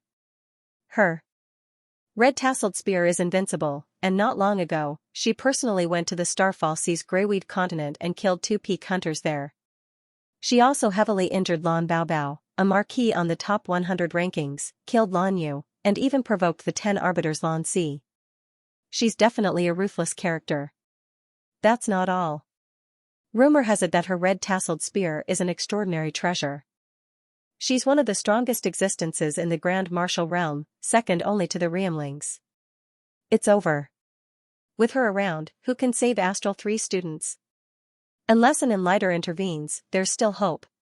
Lu Yin was shocked. Lan Yu was dead? If he remembered correctly, Lan Yu was the younger brother of Lan Si, the divine fist of the 10 arbiters. This Han Ying was truly ruthless. She had even injured Lan Baobao. Hai Chi exclaimed and hurriedly asked, "Blue Baby was heavily injured? Are you all right?" Alfonso replied, "I heard that she didn't die, but her brother, Lan Yu, did." Hai Chi's expression was ugly. Lan Yu, baby Lan. Although she did not like Lan Yu, he had died just like that. Hai Chi tugged at Lu Yin and pursed her lips. "Avenge Baobao, okay?" Lu Yin patted her hand. "All right, I promise you." The middle-aged man overheard their conversation and looked over in surprise. "Who is this?" Only then did Alfonso have the time to introduce him. "This is a senior I met on the way here. If it wasn't for him, I would have died at the hands of Gue Bing." That's right, Gue Bing died at the hands of senior. Everyone was shocked. "Gue Bing is dead?" The middle-aged man looked at Lu Yin solemnly. "How should I address you?" Lu Yin replied, "Call me 7th bro." The middle-aged man was startled, and a flash of dissatisfaction appeared in his eyes. However, he quickly concealed it and smiled. "So it's brother 7th. He then looked at Hai Chi. "And this is?" "Call me Sister Chi," Hai Chi said casually. She was in a bad mood. The middle-aged man's eyes narrowed, and quite a few of the others were also somewhat dissatisfied. They felt that Lu Yin and the young man were being too rude. Even if they had saved someone's life, they shouldn't have acted in such a manner. "May I know where 7th brother is cultivating? He looks unfamiliar and doesn't seem to be very old either. Since he was able to kill the sly soldiers, should he be given a title?" someone asked. Alfonso hurriedly replied, "Senior, you're much older than you look. You just came out of seclusion after 100 years. Everyone understood. When are you going to save them?" "I don't have time to wait," Lu Yin replied. He still had to send Hai Chi to the Starfall Sea before rushing back to the Outerverse. He did not want to be trapped in the Innerverse. The middle-aged man was displeased with Lu Yin's rudeness, but because Lu Yin had killed Gue Bing before, he did not dare to offend him. He replied, "We're still waiting for one more person. Once that person arrives, our chances of saving them will be much higher. Leave Han Ying to me." Everyone was shocked. Alfonso was similarly shocked. Although he was confident in Lu Yin's strength, Han Ying's accomplishments were too dazzling, and she was not on the same level as Gue Bing. The middle-aged man laughed. "7th brother, you're underestimating Han Ying too much. You might be able to deal with her, but we're also worried that we might drag you down. Let's wait for that person to arrive.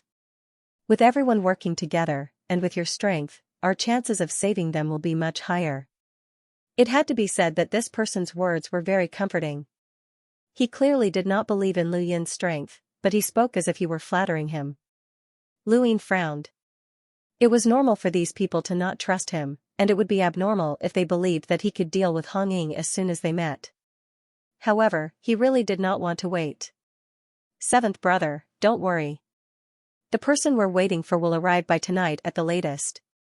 With the darkness of the night, it'll be more advantageous for us to save them. Lu Yin nodded helplessly. The stone wall above their heads dimmed, indicating that the day was about to end. Alfonso's delighted voice rang out. He's here. That person's here. Everyone hurried out to welcome him. Hai Chichi was puzzled. Who's so popular? Lu Yin's eyes narrowed as he looked into the distance and saw a swift and fierce rune line rapidly approaching. He was surprised, as the rune lines indicated that this person was not weak and was very close to becoming a hunter. Could this be the person that these people had been waiting for? Although this person was not weak, he was still far from Hong Ying.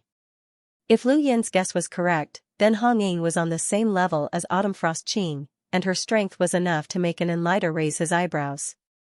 As the person drew closer, Lu Yin finally saw who it was, and he was astonished. It was actually Yan Hua, an expert from the Sword Sect. This person had also participated in the contest on planet Pyrolite. Although they had not met, Lu Yin had seen Yan Hua fight on the network. His six-lined battle force was very eye-catching, and his attacks were explosive and dazzling.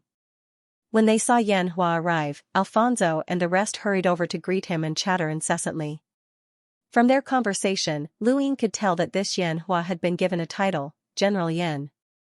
General, Marquis, King, and Arbiter.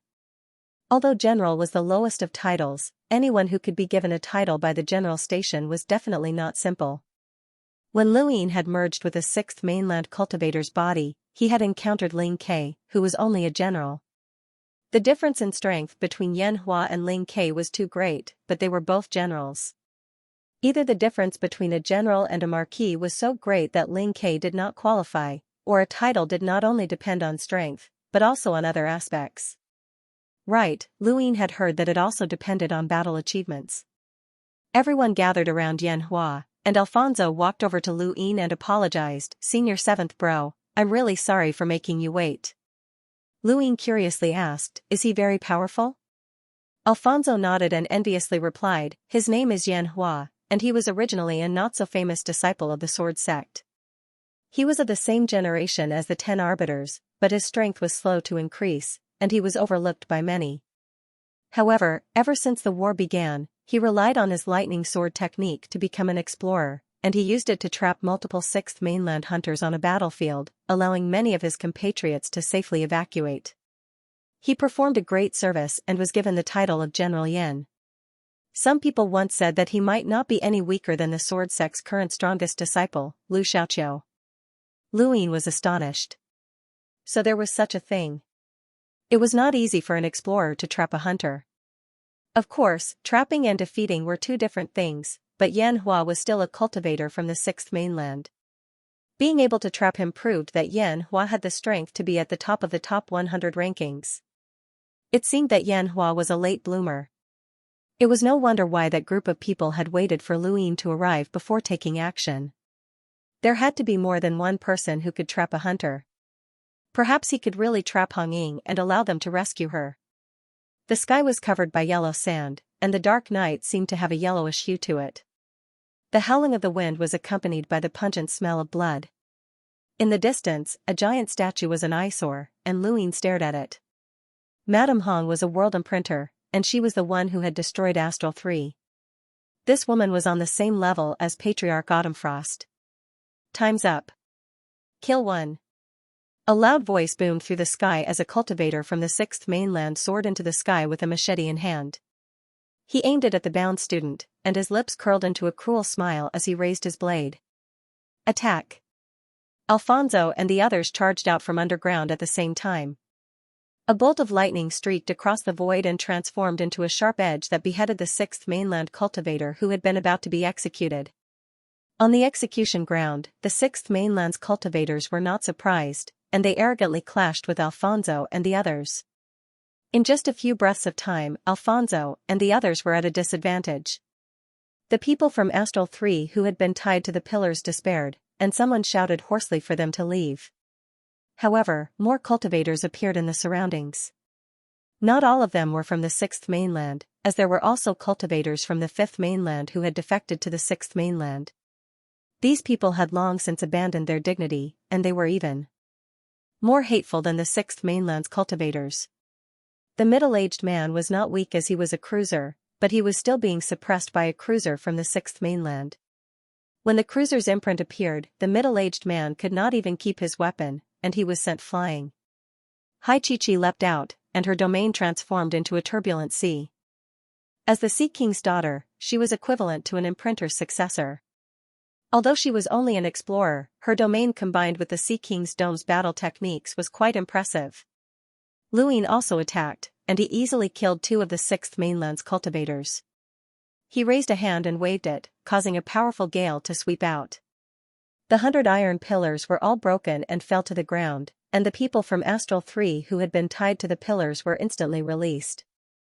The 6th mainland's cultivators were shocked, as these iron pillars were not made from ordinary materials. Even an explorer would not be able to destroy them easily. In the shadows, Xianxia was also shocked. Before he could think any further, the red-tasseled spear shot out from the ground and pierced through a cultivator's body before viciously stabbing towards Luin. The moment Luin attacked, Honging felt that something was amiss. This person made her heart palpitate. Lu Yin's eyes flashed, and he considered whether or not he should lure Honging away. At that moment, lightning flashed in the sky and transformed into numerous lightning swords that stabbed into the ground, trapping Honging within. Then, the lightning swords became blinding, and lightning connected the sky and earth, forming a cage that isolated the area. The void distorted and almost cracked open. Xianxia attacked. Everyone, retreat. When they saw that Honging was trapped, Alfonso and the others were delighted and immediately retreated. The 6th mainland's cultivators hurriedly chased after them, but Xianhua's lightning sword flickered as he moved extremely quickly. He weaved through the crowd and separated the cultivators from the 6th mainland. Luin raised his brows. This Xianxia was not weak, and his lightning sword was quite stunning. Unfortunately, the lightning swords that trapped Honging cracked open one by one before finally exploding and scattering the lightning in all directions. Alfonso and the others' pupils shrank. Not good. Xianxia was shocked. She hadn't been trapped? Honging gripped her spear and glanced at Luin before turning back to Xianxia. Insignificant tricks. Xianxia gripped his sword tightly, and his body flickered as thunder rumbled. His entire body transformed into a sword as he stabbed forward. This was his strongest technique, thunder piercing. Honging snorted, but her imprint was useless. Her spear pierced through the void and collided with thunder piercing. There was a crack as the enormous thunderbolt seemed to have crashed into a wall, and it sputtered backwards. Xianhua's sword was instantly broken, and Hongying's spear pierced through the thunderbolt without any hindrance, heading straight for Xianhua's neck. Everyone was shocked, as the difference was too great. Just as the spear was about to pierce Xianhua's neck, a hand reached into the thunderbolt and flicked out. There was a thump as the spear was struck by a huge force, causing it to change direction and plunge into the ground. The earth was split apart by the spear, and the underground city collapsed. The spear had severed the earth for thousands of kilometers and even extended into outer space. The execution ground was completely silent. Everyone looked at this scene in shock. Honging gripped her spear tightly, and her lips curled up. She did not seem surprised, and she slowly turned to look at Luin. "Who are you?" Xianxia panted heavily as he looked at the person in front of him. He also wanted to know who this person was. Although they had been introduced before, he had not paid much attention to this person. Luin clasped his hands behind his back. "Call me Seventh Bro." Lu Yin's voice was not loud, but it reverberated throughout the execution ground. Everyone looked at him, as he had just diverted Hongying's spear. Alfonso was excited. As expected of a senior, he had actually been able to block Hongying's spear. The middle-aged man was shocked. Was this person really that strong? Xianxia reminded him, "Why aren't you leaving?" "Is that okay?" "Let's go," Luin said. Yanhua gave Luin a deep look before turning to leave. The 6th Mainland's group wanted to chase after him, but Honging stopped them. Her eyes were bright, and her delicate face seemed very cold in the night sky. I never thought to fish someone like you. Interesting. Luin smirked. Fishing? Are you sure you are a fisherman? Be careful not to get dragged into this mess. Honging sneered. You're not worthy. With that, her spear danced and stabbed out with a thunderous force that seemed to move space itself. This spear was much more powerful than the previous one. In Lu Yin's eyes, the spear seemed to have grown wings. It was clearly very fast, but also very slow. It seemed very slow, but there was no room for Lu Yin to dodge. He could vaguely see spear shadows everywhere. There was no way he could avoid this attack. He had to take it head-on. However, Lu Yin did not plan on dodging. 8-lined battle force imprinted onto his palm, and he raised his hand, which transformed into a claw that grabbed onto the tip of the spear. However, he did not try to meet the attack head-on. Instead, he continuously retreated in order to neutralize the force behind the spear. Honging was shocked, as her flying divine spear had actually been blocked. 8-lined battle force meant that this person was definitely not some nobody. It seemed that she had caught a big fish. As she thought about this, an imprint appeared behind her, and Madame Hong's image blurred out. The strength of her spear had increased greatly, and it seemed to have been imbued with a mysterious power. Lu Yin frowned, as his sky beast claw, which had been reinforced with 8-lined battle force, was actually unable to withstand her attack. There was a thump as Lu Yin twisted the spear's body. He then took a step forward and appeared in front of Honging, striking out with a palm. Honging had already expected this. Someone who could block her flying divine spear definitely had a strong physical body, and this type of person was most adept at close combat. Hongying's spear turned around, and she wanted to use it to smash into Lu Yin. Lu Yin did not dodge and instead allowed the spear to smash into him. His Fatesan blocked in front of him with a loud bang, and both of them shook. Honging was shocked. Fatesan? You have it as well? Lu Yin was flabbergasted. Looks like you have it as well. He then grabbed the spear again. With his strength, as long as he held on to the spear, Honging would not be able to break free. A huge force vibrated along the spear, causing it to spin. Hongying's palm was already bleeding from the friction, but she did not let go. A very small spear suddenly appeared in front of her and stabbed towards Lu Yin. Lu Yin used his Fatesan to block the attack, but he discovered that it was not a spear at all. Instead, it was formed from his Fatesan. Lu Yin subconsciously grabbed it with his right hand, but Hongying's expression changed. She suddenly let go of the spear and quickly retreated. Lu Yin stood where he was, feeling strange. His left hand held onto Hongying's spear while his right hand grabbed onto the small spear that Hongying had formed from her Fatesan. Hongying's eyes narrowed. You like my weapon a lot? Then I'll give it to you. Lu Yin's heart skipped a beat, and out of the corner of his eye, the spear that had originally been a weapon suddenly erupted with rune lines. Lu Yin subconsciously threw it away, but he discovered that the tassels on the spear seemed to have a life of their own. They coiled around his palm and then extended to his arm, causing him to feel an incomparable scorching heat. Honging sneered, as this person dared to steal her power vessel. He was courting death. There had been an enlighter who had tried to steal her power vessel in the past, but in the end they had all been burned to death by Honging. As long as they were entangled by Honging, they would not be able to break free. Lu Yin wanted to shake off the spear, but he could not do so no matter how hard he tried. The heat continued to rise, and even his body could not withstand it. 7th bro, use a secret technique. This power vessel isn't simple, the monkey said. Lu Yin was helpless. He glanced at Honging and waved his hand, causing the spear to disappear. When it reappeared, it was wrapped around the body of a 6th mainland cultivator. That cultivator did not even last a second before his arm was turned to ash, and he held in pain. Hongying's expression changed. A secret technique? You actually know a secret technique? Lu Yin's gaze turned cold. You can die now. He then tapped out with a finger, causing the void to freeze and her eyes to slacken. This was the dream finger, and it did not include the 9-yang cauldron transformation. This was the strongest attack that Lu Ying could use, and even enlighters would be apprehensive of this finger. Hong Ying was unable to escape the power of that finger, and it was difficult for her to even dodge it. However, the red-tasseled spear flew over and blocked in front of Hong Ying. Lu Yin's finger tapped the red-tasseled spear, sending both the spear and Hong Ying flying. The force of that finger traveled along the spear's body and into Hong Ying's body. Hong Ying spat out a mouthful of blood, and her expression changed. This person was terrifyingly strong. He had an unparalleled physical strength, a secret technique, and a terrifying battle technique. Where had he come from? Lu Ying raised a hand and pressed down with the skybeast claw, intending to destroy Hong Ying. Hong Ying gritted her teeth as blood dripped from the corner of her mouth. She stabbed out with her spear, and the red madam's imprint on her back became even clearer.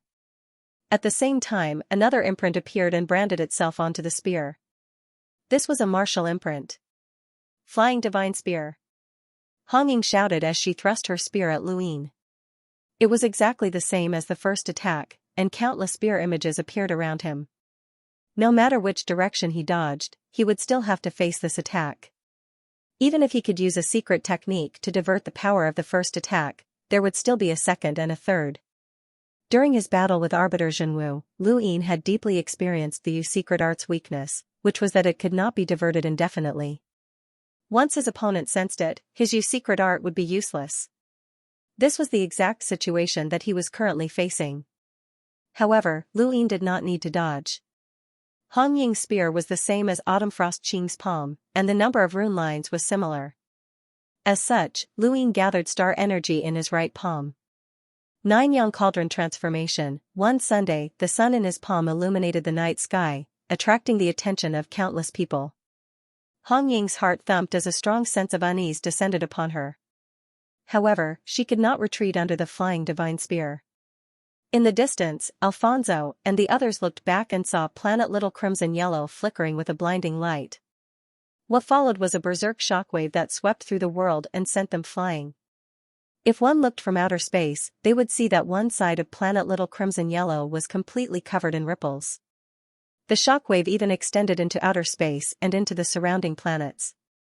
A horizontal void crack swallowed up the earth and swept past Alfonso's head, causing him to almost faint from fright. Everyone from Astral 3 was shocked. What kind of attack was this? The execution grounds had been completely destroyed, and the cultivators from the 6th mainland had either been killed by the shockwaves or hidden deep underground, not daring to show their faces. The red-tasseled spear stabbed into the ground and shook slowly, emitting a rumbling sound. Lu Ying stood in place and pulled back his hand. He looked in the direction of the spear and saw that half of Hong Ying's body was twisted. Her hair was disheveled, and she was bleeding from her 7 orifices. This attack had severely injured her. She lay on the ground, panting heavily and occasionally spitting out blood.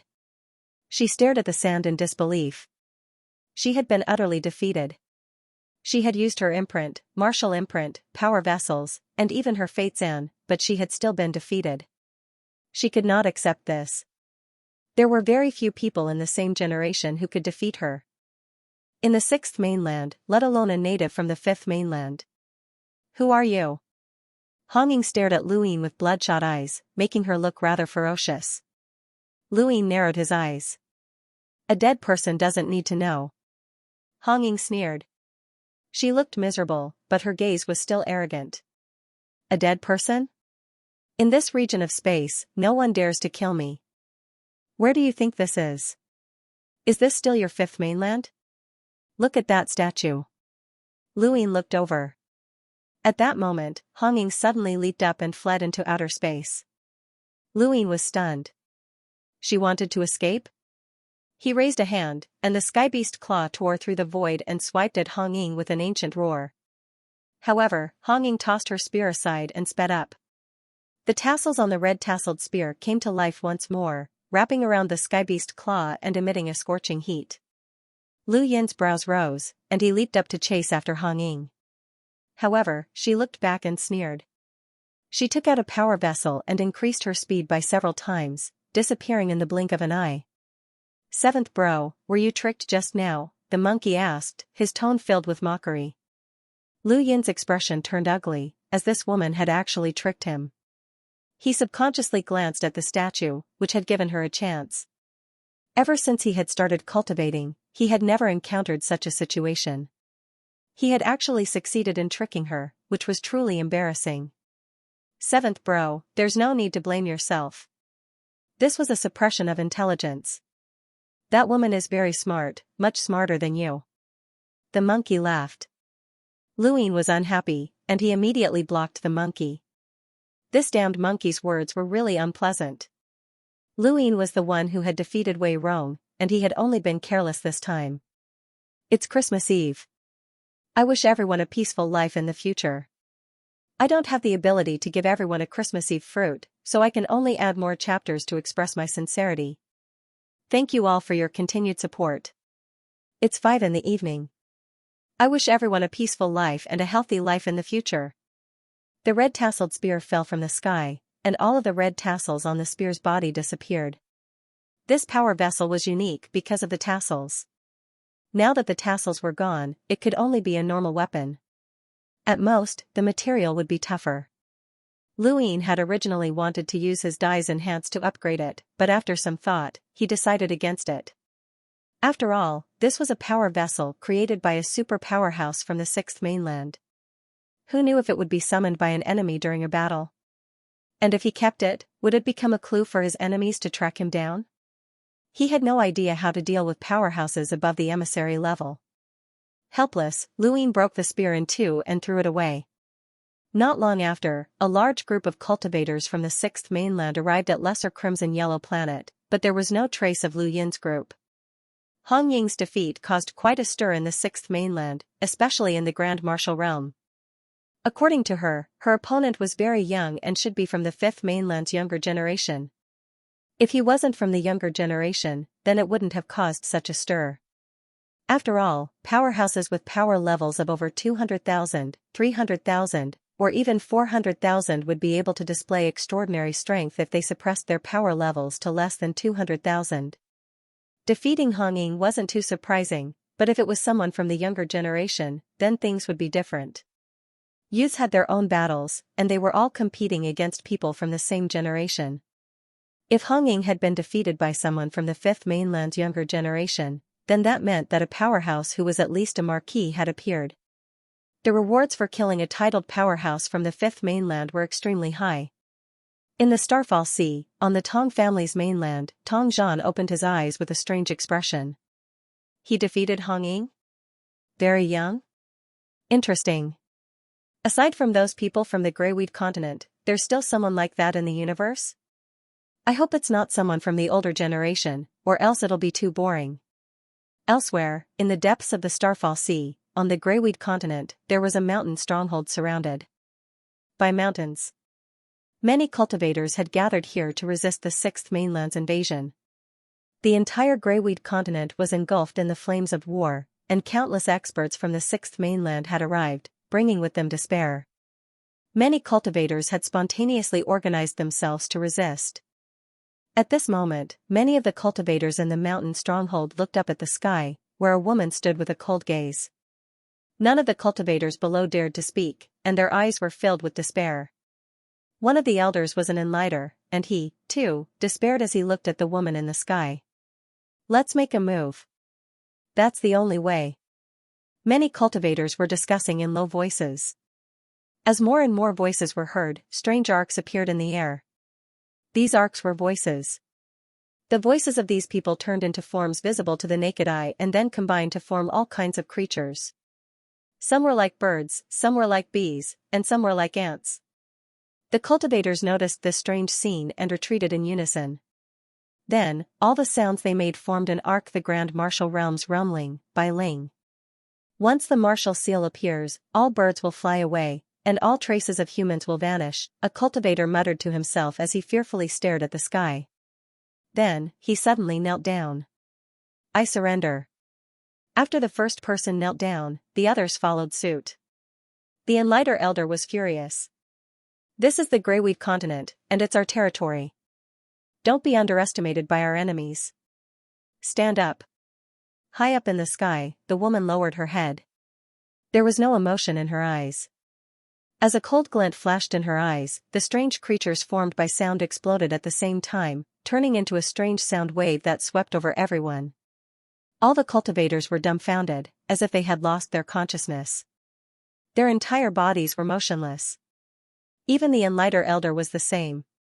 So what if he was an Enlighter with a power level of over 200,000?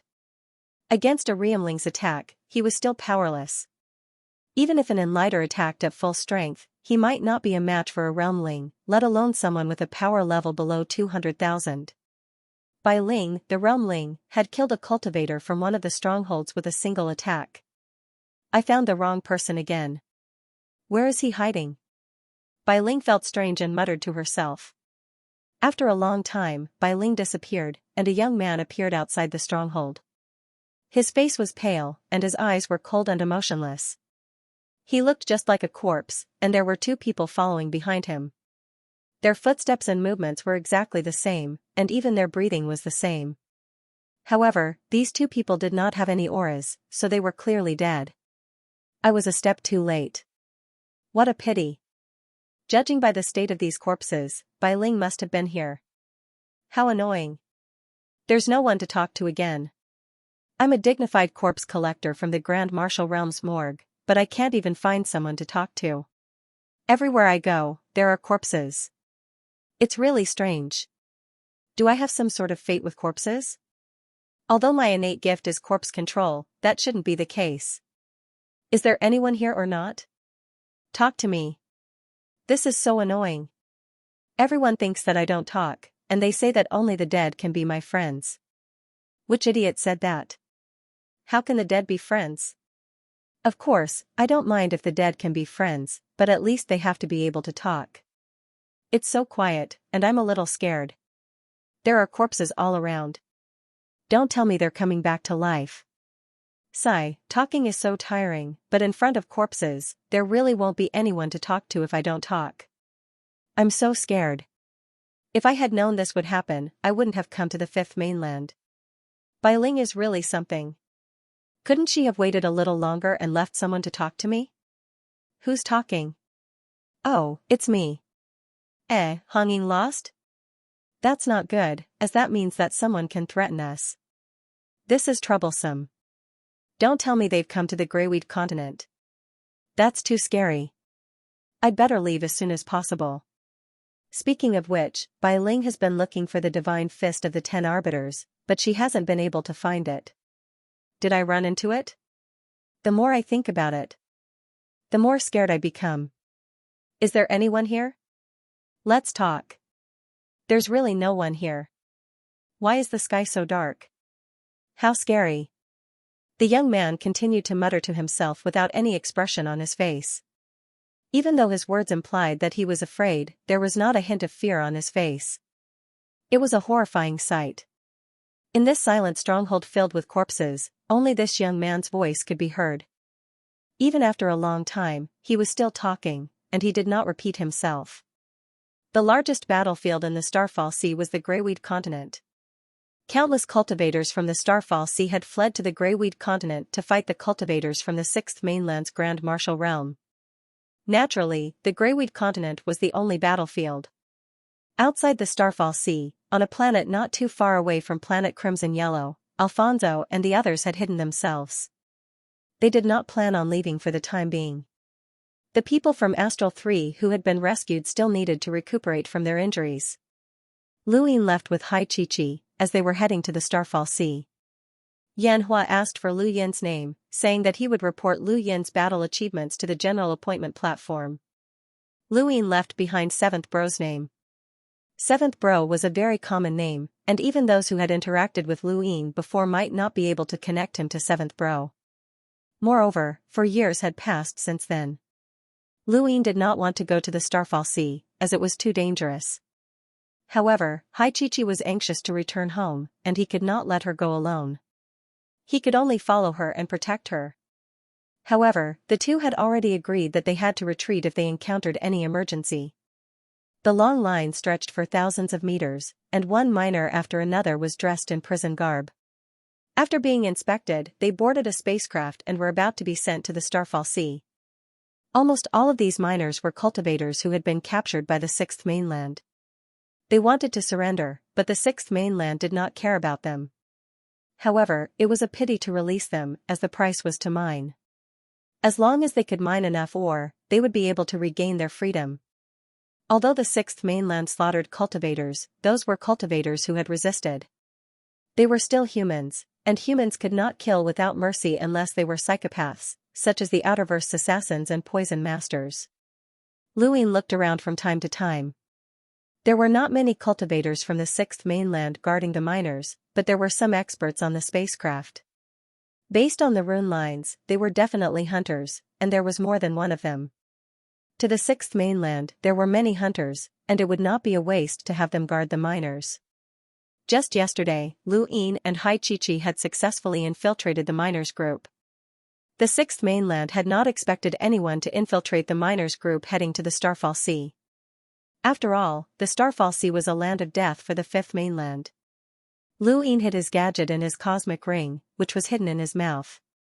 He was now a qualified miner, and he looked very dispirited. Behind them, Hai Chi tugged at Lu Yin's sleeve. "Let's hijack this spacecraft." Lu Yin pursed his lips. "Don't get any ideas. Do you know how many experts from the Sixth Mainland are in the Starfall Sea? If we hijack this spacecraft, we'll be surrounded by countless experts before we even reach the Sea King's dome. Don't we have you?" Hai Chi pouted. Pretending to be a miner made her very uncomfortable, especially since she was a woman.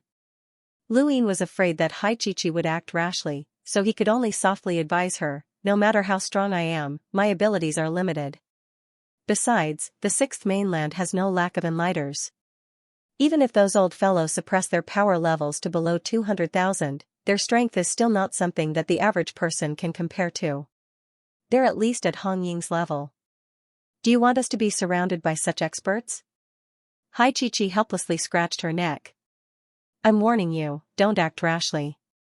Otherwise, we'll be in trouble if we draw out an imprinter. That's someone on the same level as your father. Think about it, if your father suppressed his power level to below 200,000, would we be able to deal with him?" Hai Chi thought about it and then looked at Lu Yin. "Seriously. Please disguise yourself more wretchedly and don't show your face. If you're discovered, we'll be doomed." Lu Yin was speechless. Just how much confidence did this brat have in the Sea King to look down on him? However, when he thought about it, it made sense. Even if people of different realms had the same power level, their strength and lethality would be different. Even the most ordinary envoys would not be a match for them if they suppressed their power levels to below 200,000, let alone the Sea King. Those people's understanding of battle was different from Lu Yin's, and Lu Yin even suspected that Master Yuan's level might have broken through some sort of bottleneck and reached a different realm. Just like how they didn't absorb star energy but astral sources, their view of the universe was different as well. Not long after, the spacecraft shuddered and headed towards the entrance of the Starfall Sea. During the battle on Yellow Planet Lesser Crimson, Lu Yin and the others had successfully rescued everyone from Astral 3, causing the Galloping Horse Manor to lose a lot of face. Madame Red had personally ordered for the surrounding area to be sealed off, especially the entrance to Chaos Flow Zone, to prevent anyone from escaping. Windborne is still out on a business trip, so I wish everyone safe and sound. Thank you for your support, brothers." However, she would never have imagined that Lu Yin would bring Hai Chi to the Starfall Sea. Hong Ying had been severely injured in the battle and was currently recuperating. She had originally planned to search for the people from Astral 3 after her treatment to wash away her humiliation. However, Madame Red had ordered her to head to the Greyweed continent in the Starfall Sea and assist the Tong family in capturing all of the Fifth Mainland's cultivators. Hong Ying could only obey, as she had no chance to take revenge. On the seaweed at the entrance to the Starfall Sea, all of the miners remained motionless on their spacecraft until the coating was completed. Only then did they head towards the Starfall Sea. This was Lu Yin's second time here, and he had never expected to return in such a manner. However, the circumstances were similar. The first time, they had been chased by Feng Yamo and had been forced to participate in the Sea King's son-in-law selection. This time, they had disguised themselves as miners to avoid the Sixth Mainland's pursuit. This place wouldn't be bad for him, right? Every time he came here, he would be chased. Xianxia wasn't too far from Luin, and she missed the outside world, but she couldn't leave. At that moment, an alarm sounded from the spacecraft, and most of the miners were terrified, not knowing what was happening. Luin knew that the ocean currents were coming. Sure enough, it didn't take long for the spacecraft to sway up and down, and the miners around them grabbed onto their belongings tightly. This was the first time most of them had experienced an ocean current, and they were filled with fear of the unknown. Soon enough, the ocean currents passed, and the spacecraft returned to normal. There were some planets in the Starfall Sea that acted as coatings for the spacecraft, isolating them from the ocean. However, every time an ocean current appeared, it required a powerhouse with a power level of 300,000 or above to resist it. Now, after the battle between the progenitors, the weather had changed greatly, and everyone's power levels had been suppressed below 200,000. How were these planets able to resist the ocean currents? Or had they all collapsed? Xianxia thought of this as well, and her face paled. She had been born in the Starfall Sea, and she often visited some of the planets here. Everything here was like home to her. Don't think too much. The Sea King's dome has a high status in the Starfall Sea, so it'll be fine, Luin consoled her. Xianxia nodded and waited nervously. The sixth mainland did not forbid the miners from speaking to each other, but they did not care. In their eyes, the miners were not completely criminals, but they were still lowly people. They hoped that all of the cultivators from the fifth mainland would betray them and surrender to them, but they also looked down on those who had surrendered. Thus, they would avoid contact with the miners if they could, which gave Luin and the others some space to speak. He asked many miners, wanting to know where they would be arranged to mine in the Starfall Sea, but none of them knew. Luin had also inquired about the situation in the various regions of the Innerverse, but the results were not ideal. At least in the eyes of these miners, the entire universe belonged to the cultivators of the sixth mainland, even though they did not know the exact situation of the sixth mainland. The Hall of Honor and the various great powers of the Innerverse had not publicized the existence of the sixth mainland, and they had only said that it was an invader. People like Alfonso had only known about the sixth mainland because the sixth mainland itself had publicized it. Although they did not know much about the sixth mainland, the cultivators of the Innerverse knew that the sixth mainland was completely different from them. Once the imprint appeared, the Innerverse cultivators would view the sixth mainland's cultivators as a different race, just like how the Innerverse cultivators were viewed as natives by the sixth mainland. Most of these miners came from the vicinity of the Starfall Sea, as the universe was too vast. Even the Starfall Sea's surroundings did not seem that big, but there were still more than 100 million cultivators who had been captured. These cultivators had all been scattered to help the sixth mainland mine resources and hand-in battle techniques. Luin had snuck in right after these miners had handed in their battle techniques. He had to admit that his luck was pretty good, otherwise, he might not have been able to hide Xianxia's identity as a woman. After chatting for a while, Luin did not ask any more questions. He was afraid that he would attract the attention of the sixth mainland's cultivators, and there was nothing worth asking about these miners. They were already salted fish, and even if he hijacked the spacecraft, they would not help him. Without his gadget to check the time, Luin did not know how much time had passed. Perhaps it had been more than 10 days. The spacecraft shuddered and stopped, and they were chased away. They had arrived at their destination. Xianxia's face paled. Luin was puzzled. What's wrong? Xianxia whispered, this is the Sea King's dome. Luin was stunned. Are you sure? Xianxia's eyes were filled with apprehension and fear as she followed the group of miners down the spacecraft. As soon as he stepped out, a familiar scene appeared before his eyes. Luin was shocked, this was indeed the Sea King's dome. He was quite familiar with the Sea King's dome, and he had not forgotten the shock he had felt when he had first seen it. He still remembered the conical mountain, the sunlight that had illuminated it, the waterfall that had cascaded down, and the greenery that had dotted the mountain range. The space behind the mountain had rippled, and the sound of a drum had echoed through the void. It had made him feel as if he was facing a divine mountain, and it had been filled with majesty. What had left the deepest impression on him was the number of rune lines that the Sea King's dome possessed. They were so dazzling that he did not dare to look at them. But now, the Sea King's dome in front of him had completely changed. The mountain had been split in two, the waterfall had stopped flowing, and the sunlight had disappeared. The entire Sea King's dome had become dusky, and it looked more like hell than anything else. Flames were rising from all over the mountain range, and no one knew what was burning. The greenery that had once adorned the mountain range had withered, and the buildings, shopping malls, and auction houses were all gone. It was a completely desolate scene. Xianxia trembled at the sight, and her eyes turned red. She was on the verge of collapsing. Luine hurriedly grabbed her hand. "Your father is fine. Don't you want to look for him?" Xianxia suddenly sobered up and lowered her head so that no one could see the tears in her eyes. The first time she had left her hometown, she had been gone for 4 years. During those 4 years, she had spent every day searching for a way to return. No one could understand her pain, and now that she had finally returned home, her home had been reduced to such a state. This was the first time in her life that she had suffered such a blow. Fortunately, Luine had reminded her, or else the cultivators of the Sixth Mainland would have definitely noticed. Lu Yin's eyes filled with star energy as, "Is there any ore in the Sea King's dome that needs to be mined?" Luine brought Xianxia along with him as they walked along the stream of people. Xianxia's body trembled, and she lamented, "Sea King's glass is an extremely rare ore that my father discovered. It's very hard, and although it can't be fused with other ores, it can be used to forge weapons and armor. Its defensive power is very high, and many of the experts of the Sea King's dome use Sea King's glass weapons. It's said that it can withstand a power level of 500,000. Lu Yin's eyes lit up. This was a good item. He was lacking materials that could withstand extremely high power levels. Sea King's glass?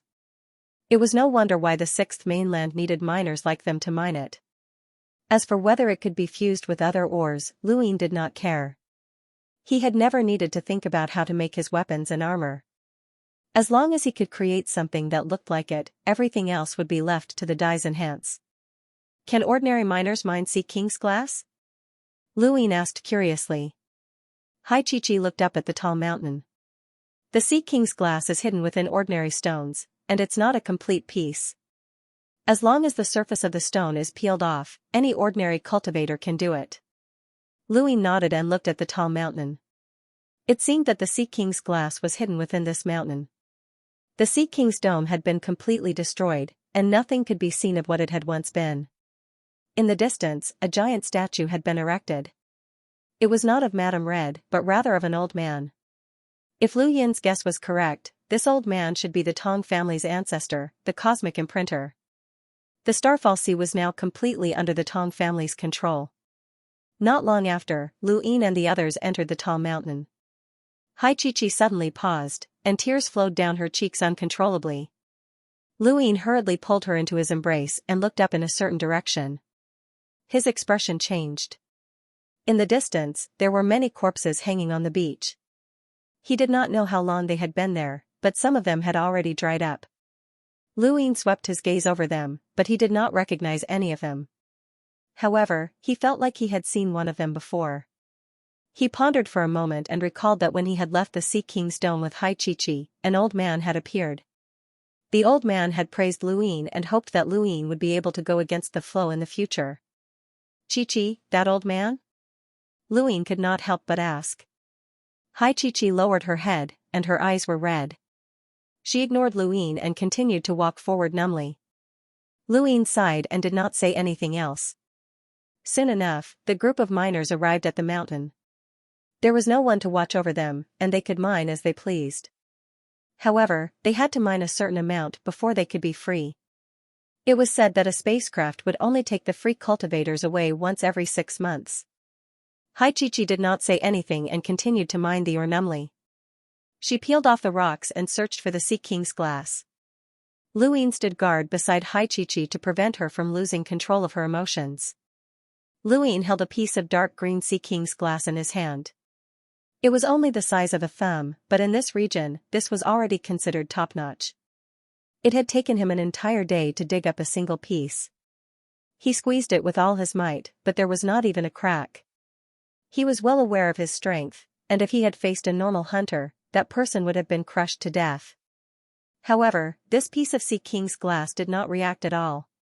He did not know how this thing melted, but it was probably similar to the materials that he had given to Banjiu, which required an extremely high temperature. For 2 full days, Haichichi did not say anything and continued to mine numbly. She managed to mine 3 pieces of Sea King's glass. Luin also managed to mine 4 pieces. These miners needed to mine over 1,000 pieces before they could be free. On average, they could mine 1 piece per day, which meant that it would take them more than 3 years. To cultivators, this was not a long time. This mountain was too large, and even if the amount of Sea King's glass produced was low, the entire mountain would still be enough to form a small mountain. Who knew how many weapons and armor could be made from this much material? If they could equip an entire army, then they would be practically invincible. Lu Yin's eyes blazed, and he wondered if the Sea King's dome had once had an army equipped with Sea King's glass. Christmas Eve has been updated, and Windborne is still on a business trip. I've done my best. I wish my brothers a safe and healthy life. Thank you for your support. Without sunlight, the Sea King's dome was eternally dark. Haichichi sat in a corner with her arms crossed. She looked in the direction of the corpses, but no one knew what she was thinking. Luin sat down beside her. Tell me. Haichichi muttered, Father has 4 elders under his command, and he's called Elder Ren. He's the one who treats me the best. Whenever I talked back to Father when he wanted to punish me, it was Elder Ren who would secretly give me food and take me out to play. Every time we went out, he would bring me fun things and secretly tell me stories. At this point, Haichichi's tears began to fall.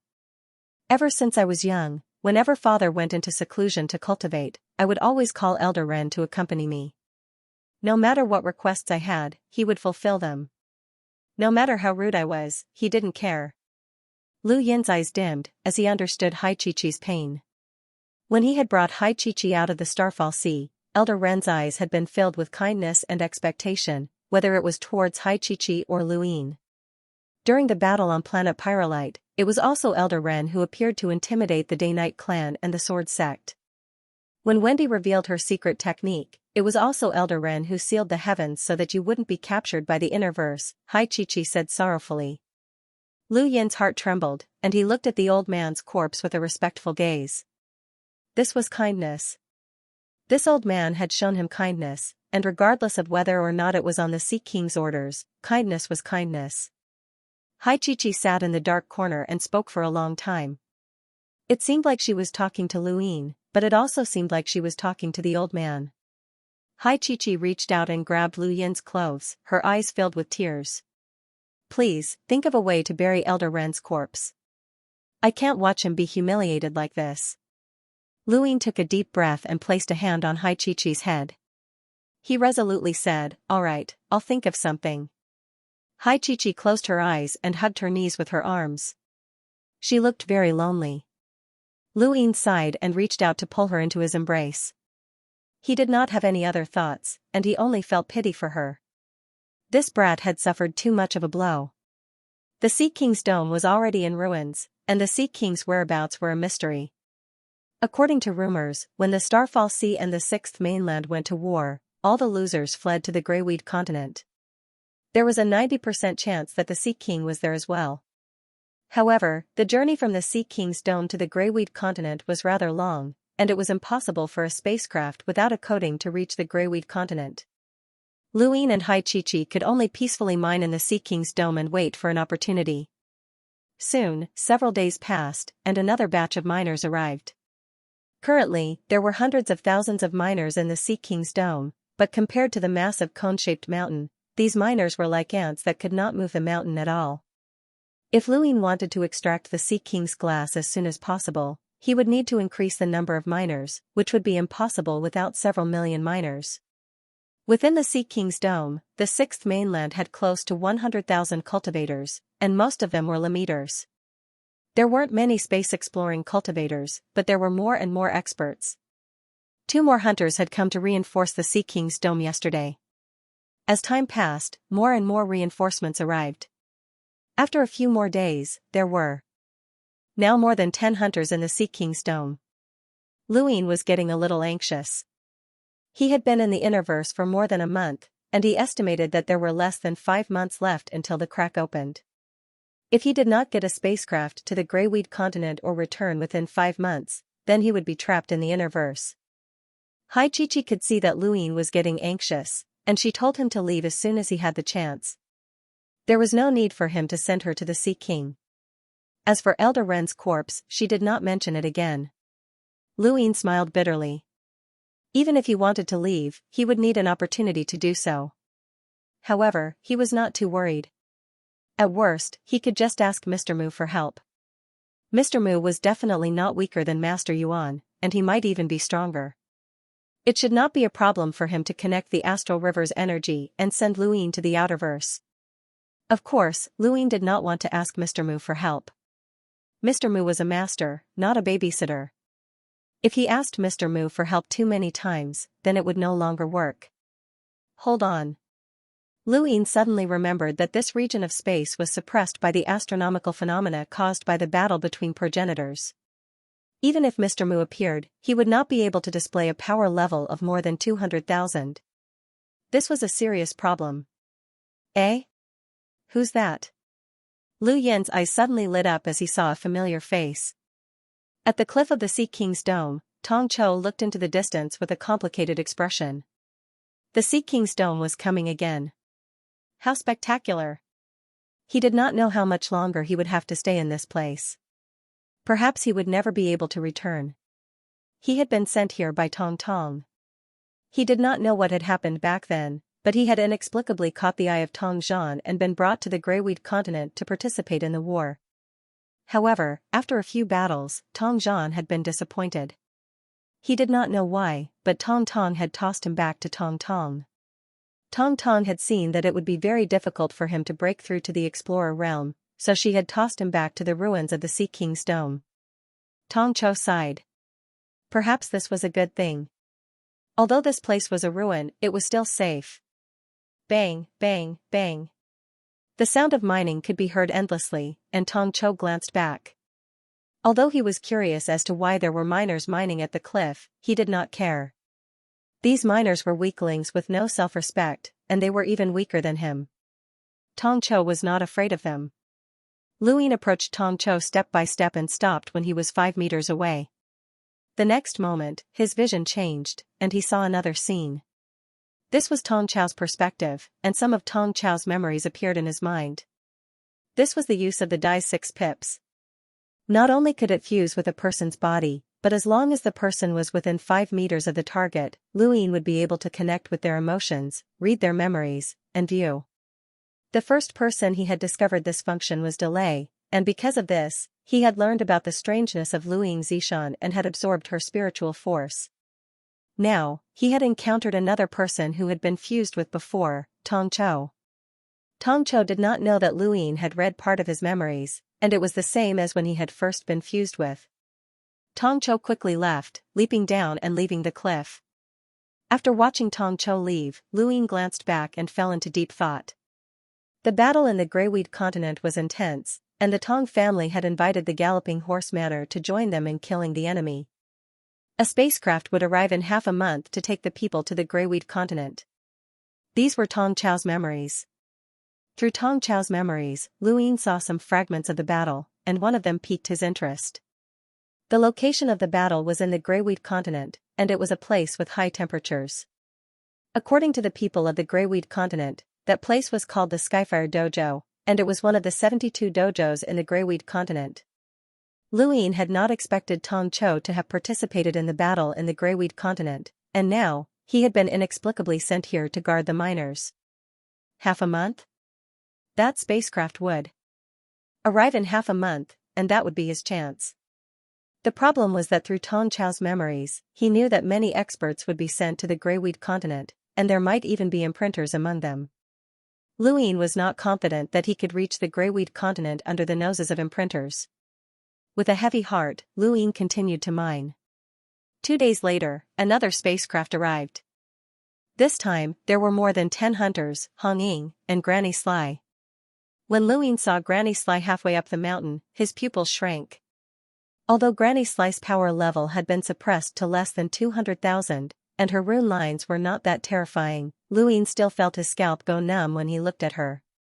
It was a feeling of imminent danger, one that he had only felt from terrifying powerhouses that far surpassed him. Even when he had faced Yumu's pressure, he had not felt this way. He recognized Granny Sly from Tong Chao's memories. She was one of the few imprinters in the Tong family, and she was a super powerhouse. She was also Gui Bing's master. At the same time, he also saw Hong Ying, and his expression turned ugly. The war in the Greyweed continent was intense, and the Tong family had not only mobilized Granny Sly, but they had also invited Hong Ying and the rest of the Galloping Horse Manor's reinforcements. Luin guessed that even more powerhouses would arrive soon. This was a rather thorny situation.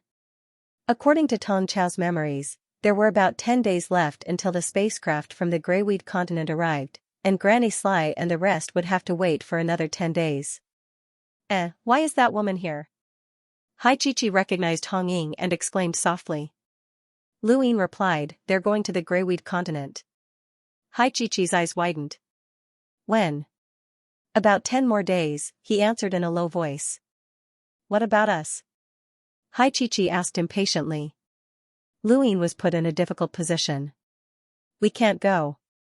Do you see that old woman? She's an emissary, and she's on the same level as your father. Hai Chi gritted her teeth and looked over. She saw Granny Sly, and her eyes flickered. Luin helplessly replied, with your father's strength, he won't have any problems protecting himself, but if you go, he'll have to protect you, and something might happen to you. You don't want anything to happen to the Sea King, right? Hai Chi struggled. There were too many experts in the Sixth Mainland, and she had seen them all with her own eyes. Even though she was confident in the Sea King, as emissaries were divided into different levels of power, and she knew that her father was not an ordinary emissary. However, if she went, she might become a burden. Then what do you think we should do? Hai Chi asked in agony. Luin sighed. I'm sorry, Chi. We can't force our way through, and once we enter the Greyweed continent, it'll be very difficult to return. We might even be annihilated there. I believe that the Sea King doesn't want you to die in the Greyweed continent, and he'd rather have you alive.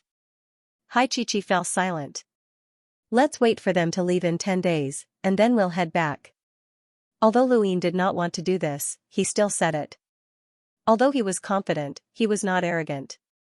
Hong Ying was already very troublesome to deal with, and there were also many hunters and Granny Sly around. It was unrealistic to try and kill their way to the Greyweed continent while surrounded by so many people. Even if they did, they would only be besieged, and their deaths would be meaningless. Progenitors were suppressed by celestial phenomena, and even if Luin was confident in Mr. Mu, he could not guarantee that Mr. Mu would be able to come to the Starfall Sea to save them. Hai Chi reluctantly looked in the direction of the Greyweed continent, but in the end, she nodded. Even if the Sea King was there, she could not go. She was not stupid, and she knew that there was nothing she could do.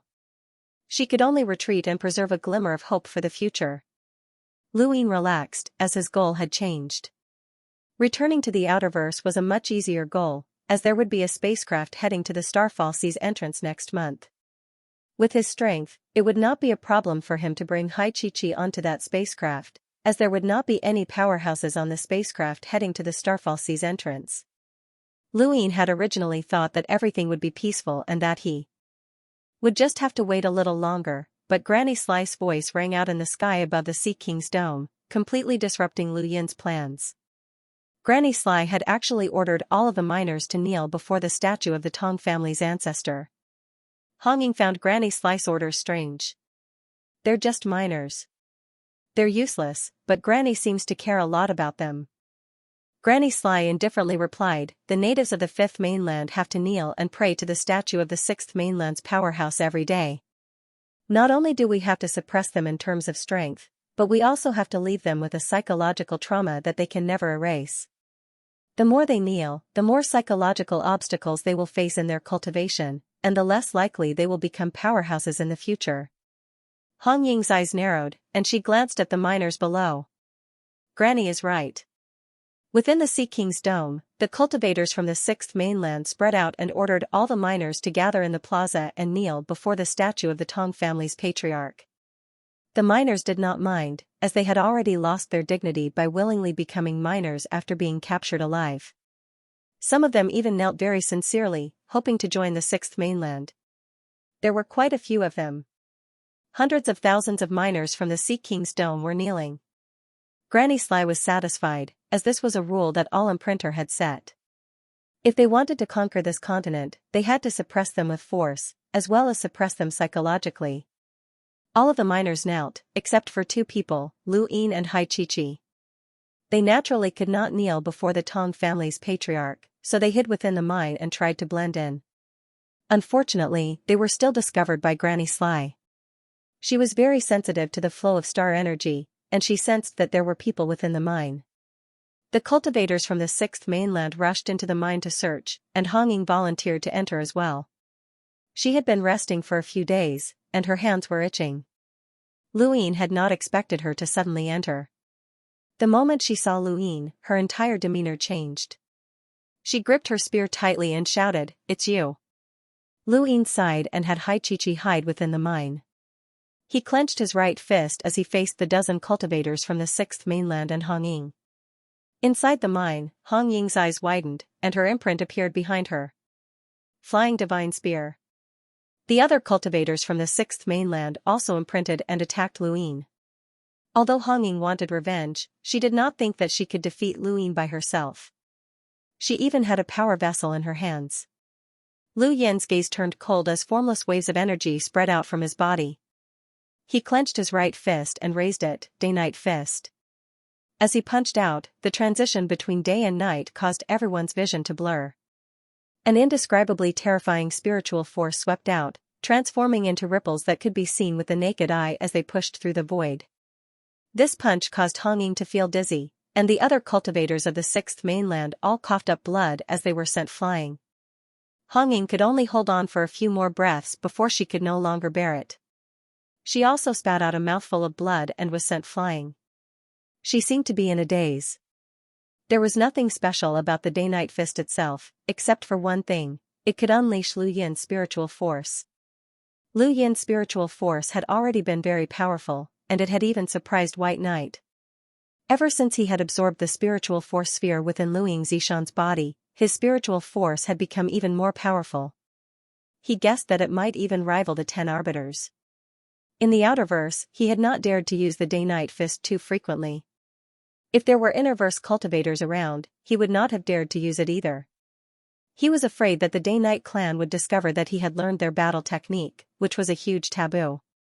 But now, against the people of the sixth mainland, he could use it to his heart's content. Looking at all of Lu Yin's battle techniques, whether it was the Sky Beast Claw, the Dream Finger, or the Nine Suns Cauldron transformation, none of them had reached the level of the 10 Arbiters. Even if the Nine Suns Cauldron transformation could absorb an unlimited amount of star energy, he had not completely cultivated it to the level of one of the 10 Arbiters. The only thing that he felt was that his spiritual force was comparable to the 10 Arbiters. In other words, the Day-Night Fist was his strongest attack, and it was also the attack that he could not afford to see. Even Hong Ying did not have the ability to withstand this punch, and she crashed outside the mine as if she were dead. In the sky, Granny Sly was shocked, as she had not expected that there would be an expert in the mine. Lu Yin walked out of the mine and was surrounded by the sixth mainland's cultivators. There were no less than 20 hunters, and there were even enlighters among them. All of them had suppressed their power levels to below 200,000. Granny Sly looked down at Lu Yin. "Junior, who are you?" Lu Yin raised his head and looked up at the sky. "Someone who can settle scores." Granny Sly's eyes turned fierce. "Kill him." As soon as she spoke, several hunters attacked. They used their martial seals to suppress the air and enveloped the entire mine that Lu Yin was in. The range of their attacks was enough to obliterate the void. Lu Yin raised his right fist again and unleashed another Day-Night Fist. His spiritual force engulfed the area, and even the hunters could not withstand such a terrifying spiritual force. They continuously retreated as they panted heavily. Suddenly, an old man appeared behind Lu Yin. He had a fierce look in his eyes as he pressed down with a palm that flickered with a strange black light. With the support of his martial seal, he struck out at Lu Yin's head. This was an enlighter who had withstood Lu Yin's day-night fist. No matter how powerful Lu Yin's spiritual force was, his power level had to be below 200,000. Even if his spiritual force attack exceeded 200,000, he still had to suppress it.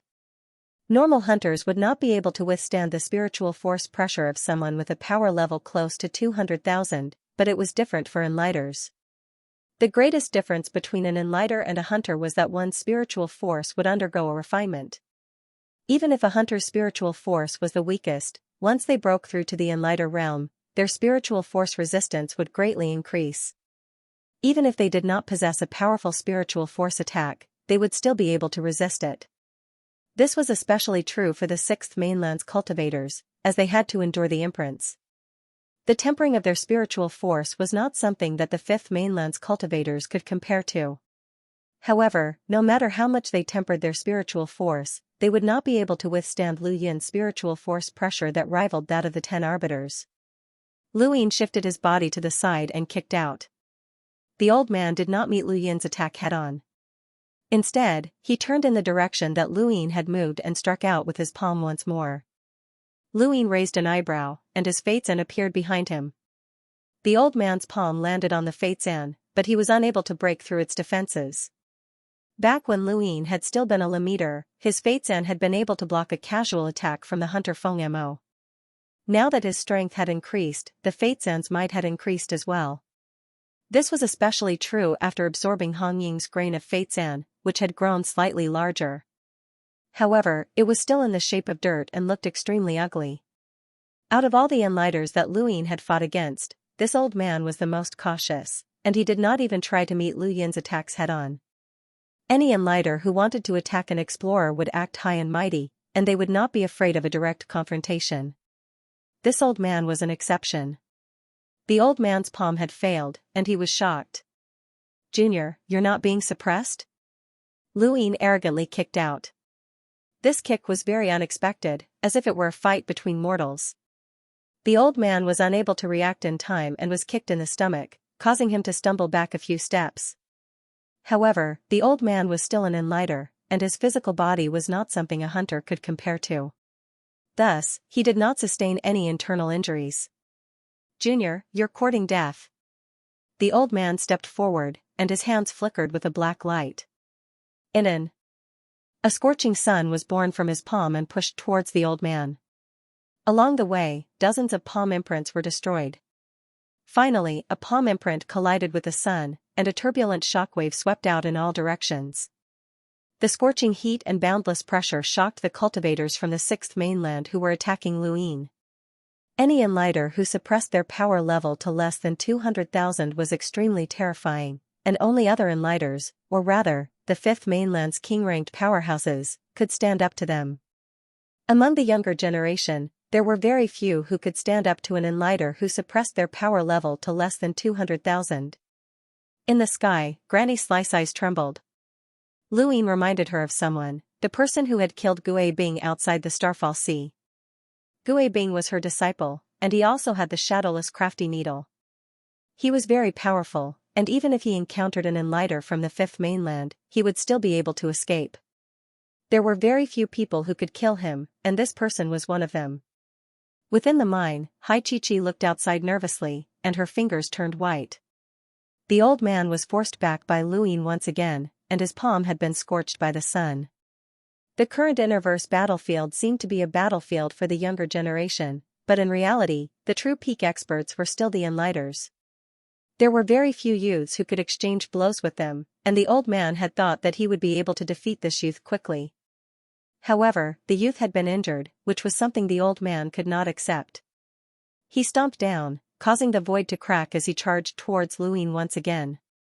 Lu Yin frowned. There were more than a dozen hunters around him, and there was even an imprinter above him. He had to deal with this old man as soon as possible, or else it would be difficult for him to even protect himself. The old man's control of star energy was extremely precise, and he had suppressed his star energy to the point where it was infinitely close to a power level of 200,000. If Lu Yin wanted to forcefully receive this palm strike, he would need to be able to control his star energy as precisely as the old man or surpass his power level. Lu Yin did not plan on forcefully receiving the attack, and he casually waved his hand to activate the secret art. The old man's palm strike was inexplicably deflected and struck the void, causing a palm-shaped crack to appear in the void. The old man's eyes narrowed. What's this? Luin did not give the old man much time to think as he tapped out with a finger. The dream finger caused the void to freeze, and the old man could only watch as the finger descended. The star energy in his body rumbled as the finger attacked his own body, forcing him to take half a step back. Lu Yin's finger brushed past the old man's neck and pierced through his shoulder, leaving a bloody wound on his neck. The old man spat out a mouthful of blood, and his left palm flickered with a dark light as it swatted towards Luin. Lu Yin's 8-lined battle force imprint struck out as well, but the difference was that the old man's palm was blocked by his Fate's An. Luin had originally thought that his palm would successfully hit the old man, but the old man dodged it. Lu Yin's palm transformed into a claw as the sky-beast claw swept out horizontally. The dark light in the old man's palm condensed into something solid and blocked in front of him as he rapidly retreated. The dark light was torn apart by the sky-beast claw, but the old man also managed to dodge it. The two had only exchanged blows for a brief moment, but each step was filled with danger. Lu Yin vigilantly stared at the old man, as this was the first time that he had faced an enlighter who was serious. In the past, he had either relied on external items to trap and kill enlighters, or he had killed them while they were not paying attention. In any case, he had relied on external items, but this time, he was truly fighting against an enlighter, and his opponent was also very serious. Even though Lu Yin's power level had been suppressed to below 200,000, when an enlighter got serious, the strength that he could display was enough to make Lu Yin apprehensive. Anyone who could cultivate to the enlighter realm was not simple, and this old man was not easy to deal with. He had even used the secret art, the 9-yang cauldron transformation, and the day-night punch, but he still could not easily defeat the old man. Lu Yin was apprehensive, but the elder was even more vigilant. He could tell that this person had the strength of a triple-cycle explorer, but he still had the ability to exchange blows with the elder. There weren't many people in the entire Fifth Mainland who could match up to him, and each one of them was extremely famous. Every one of them was someone who the Sixth Mainland wanted to kill. This person had the strength of a king-ranked realm cultivator, and although he could not compare to a realmling, he was not too far off. What's more, this person actually possessed a secret technique. A secret technique that could turn something rotten into something miraculous was something that not even an imprinter could possess, let alone an enlighter. In the sky, Granny Sly stared at Lu Yin with a fervent gaze. This kid actually had a secret technique, and she had to get it. Outside the mine, Hong Ying struggled to get to her feet and shook her head. She had just been knocked unconscious by a single punch and had only just regained consciousness. She looked at the old man in front of her and Lu Yin as they exchanged glances. With a wave of her hand, a spear appeared in her hand, and she pointed it at Lu Yin. "Who are you?" Lu Yin's head hurt, as this was truly troublesome. The old man in front of him was too cautious, and a cautious enlighter was very frightening. Lu Yin would rather not have the celestial phenomenon that suppressed his power level than use external items. The universal armor, the bracers, and the secret art would have been more than enough to eliminate this old man. But now, Lu Yin realized that the celestial phenomenon that suppressed his power level was actually even more disadvantageous to him. There was a whoosh as Hong Ying stabbed her spear towards Lu Yin. At the same time, the elder's imprint appeared, and he raised his hand to strike out once more. A dark light flickered within his palm. Lu Yin hurriedly dodged Hong Ying's attack and grabbed the spear's shaft.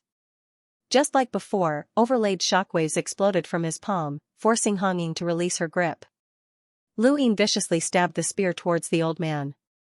The old man pressed his palm against the tip of the spear, and the black light shot out from the spear towards Lu Yin. Lu Yin grabbed the spear and smashed it towards Hong Ying. Hong Ying was shocked, but she did not know what she had done, but her spear tassel had come to life just like the red-tasseled spear from before and blocked the black light. The old man tossed his spear aside and grabbed at Lu Yin. "Surrender, Junior." Lu Yin leapt up and raised his right fist, unleashing another day-night punch. The alternation of black and white produced a shock to her essence, chi, and spirit. Hong Ying sadly fainted again. She couldn't hold on any longer. Several of the hunters nearby had also fainted due to concussions. The old man clenched his teeth, blood dripping from the corner of his mouth. He leapt up, his palm completely enveloped by a black light. His martial imprint was activated and illuminated his body. Junior, die. Luin gathered star energy in his right palm, and nearly half of the star energy in his body transformed into a sun. He pressed down with his palm, causing the sun to descend. The old man's eyes flashed, and he suddenly retreated. At the same time, a sharp edge appeared. It was as if the old man's aura was being pulled, causing Luin to feel a chill run down his spine. He turned around and pushed out a sun, but an arrow suddenly appeared out of nowhere and pierced through the sun. A blinding light illuminated the surroundings, and the sun was immediately shattered. Someone had launched a sneak attack with an arrow, but Luin barely managed to block the attack as he pushed the arrow away. Behind him, the old man sneered. Let's see how you block this, kid. Old man, there's someone behind you. Luin shouted as he pointed out. The old man was shocked. Behind him, the ghost monkey appeared from the shadows, and the black shadow transformed into a scythe that slashed towards the old man's head. The old man shouted, "Scram!" The star energy around him surged, forcing the monkey to retreat. The monkey was not like Luin, who could challenge those who were a realmbreaker, and it was impossible for it to even fight against an ordinary hunter. Its only purpose was to obstruct the old man. A sliver. This sliver of time was enough. Lu Yin's dream finger froze the void and pointed towards the old man's head. The old man's pupils shrank, but he could not escape even if he wanted to. The dream finger's ability to freeze the void was extremely terrifying, and the old man's best time to dodge had been delayed by the monkey. He could only watch as the finger descended. Lu Yin's scalp turned numb, and he waved his left hand. A needle appeared in front of him, and he used the secret art to transfer it into the mountain. It pierced through the mountain and into the ocean, and the old man took the opportunity to retreat and avoid the dream finger. Luin looked up, the imprinter had finally made a move. The old man looked up. Granny Sly, please give me some time. I can do it. Enough. You don't need to do anything. Granny Sly's voice was cold, and her eyes carried a chilling heat as she looked at Luin. Her lips curled up. Kid, you killed Gue Bing, didn't you? Luin looked up and met her gaze. I've killed too many people, so I forgot. Granny Sly's eyes narrowed, and a cold glint flashed through them. It doesn't matter. You just used a secret technique, so hand it over to me. Not only will I not kill you, but I'll even take you in as a disciple and replace Gue Bing. You'll join the Tong family and become a cultivator of the Sixth Mainland. How about that? The old man's expression turned ugly when he heard this, as he also wanted to obtain the secret technique. Everyone from the Sixth Mainland looked at Luin with burning eyes, as everyone wanted to obtain the secret technique. Even further away, the hundreds of thousands of miners stared blankly at the scene. They had never imagined that there would be such a powerhouse among them. Lu Yin's lips curled up, and he looked at Granny Sly. What are the benefits of joining the Sixth Mainland? Granny Sly smiled sinisterly. I'm not negotiating with you. Either you join the Sixth Mainland and become my disciple, or I'll capture you and slowly torture you. I'll let you experience the true terror of the Shadowless Needle, and that will be the thing you'll regret the most in your life. Luin slowly descended. You seem to have forgotten something. He then pointed outside the mine. Hong Ying, who should have fainted, was nowhere to be found. All of the Sixth Mainland's cultivators were shocked, as their attention had been drawn to Luin, and they had actually forgotten about Hong Ying. Granny Sly's expression changed as well, and her gaze locked onto the mine. There's someone else. Luin walked outside the mine and glanced over to see that Hong Ying had been captured by Hai Chi-Chi. He had soared into the air to divert everyone's attention, as Hai Chi-Chi was quite smart.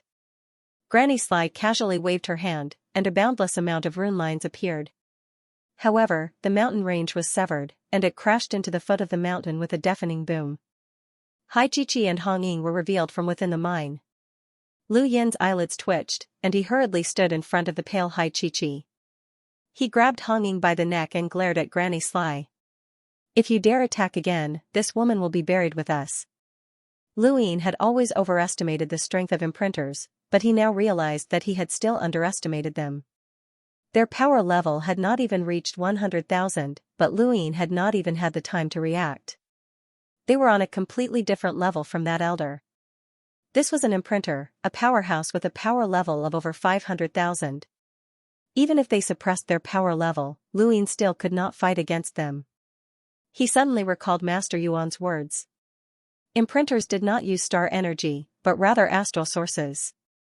He did not know if the 10 arbiters could fight against an imprinter while suppressing their power level, but he. Tell me, if Madame Red's disciple died because you didn't save her, what would she think? What would the other powers of the Grand Martial realm think? Would the Tong family be able to invite anyone else in the future? Use your brain. Granny Slice's gaze was fierce. The expressions of the surrounding cultivators changed, especially the dozen or so hunters from the Flying Horse Manor. They shouted for Luin to release Hongying. Luin did not care, and he only looked at Granny Sly. He knew how important this woman was. The red-tasseled spear had clearly been destroyed, but now there was another one. Her name was similar to Madame Red's, so only a fool would believe that she was not important.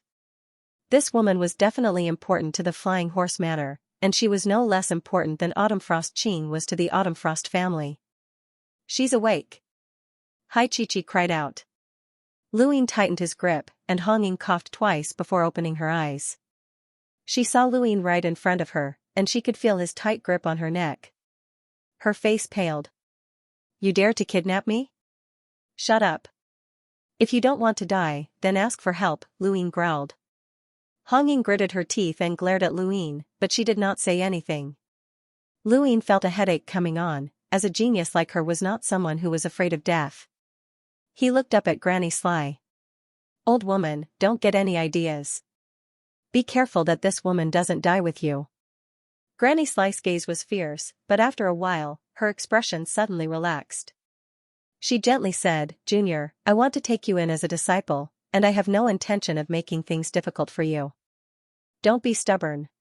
The Fifth Mainland's cultivation system will be destroyed sooner or later, and no one will be able to stop that. Join my Sixth Mainland and become a disciple of the Tong family. I'll give you a bright future, and with your talent, you might even be able to marry into the Tong family in the future. Luin sneered, and he suddenly waved his hand. He leaned to the side and changed the direction of the needle, which then shot into the ground. Hai Chi-Chi was shocked, and she looked to her side. That needle had come from that direction, and it had almost pierced through her. Lu Yin's gaze turned cold, and he suddenly exerted force and slapped Hongying's abdomen, causing her to spit out a mouthful of blood. Luin glared at Granny Sly. I told you not to play games with me. Secret techniques are not something you can understand.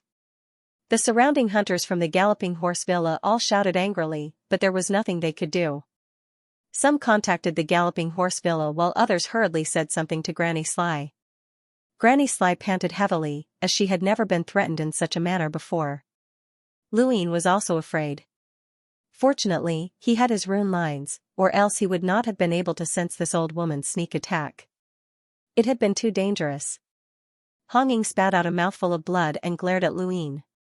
You won't be able to escape. Don't even think about it. I'd rather die than let you succeed. Luin pinched her chin and moved closer to her with a sinister smile. Die? Why don't you try? As long as you dare to die, I'll strip you naked and show everyone the body of a direct descendant of the Galloping Horse Villa. Hongying's eyes narrowed. You dare?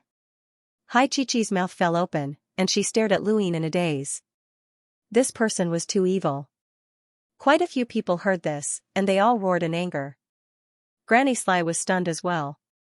If Luin really did do that, then the outcome would be even worse than Hongying's death. She would definitely be skinned alive by Madame Hong. Junior, don't be rash. Luin did not want to do this either, but he had no choice if he wanted to preserve his own life. He ignored Hongying's pale face and looked up at Granny Sly. Old woman, have you thought it through? You're not going to play any more tricks? Genius memorized this website's address in 1 second. Mobile reading website, Granny Sly was furious, and she glared at Luin. What exactly do you want? Luin coldly barked, I don't know. Let me think. Granny Sly was stunned. You don't know? There's such an answer? Chi was confused as well. Everyone around them was stunned. Luin truly did not know. If he kidnapped Hong Ying and left the Starfall Sea, he would definitely be intercepted by the Flying Horse Villa and the Tong family. Perhaps even a world imprinter like Madame Red would act. Furthermore, if he wanted to escape back to the Outerverse, there was a chance that he would expose the crack. Although the crack could be closed by lockbreaking, it would still take time, and he did not believe that he could successfully unlock it under the watch of a world imprinter. Furthermore, he was not sure whether the Outerverse or Hong Ying was more important. If the Flying Horse Villa gave up on Hong Ying, or if the Tong family took the risk of breaking off relations with the Flying Horse Villa and did not care about Hong Ying's life, then there was a real possibility that these people would be lured to the Outerverse. Kidnapping Hong Ying and returning to the Outerverse was too risky, and who knew what kind of people would appear? He did not dare to gamble everything on Mr. Mu, as he always felt that Mr. Mu did not care about the survival of the universe. If he could not leave, then he would have to go to the Greyweed continent. Granny Sly felt that this person was impossible to communicate with, so she ordered her subordinates to move all the miners out of the Sea King's dome. She wanted to send all the men away so that the worst outcome would not occur.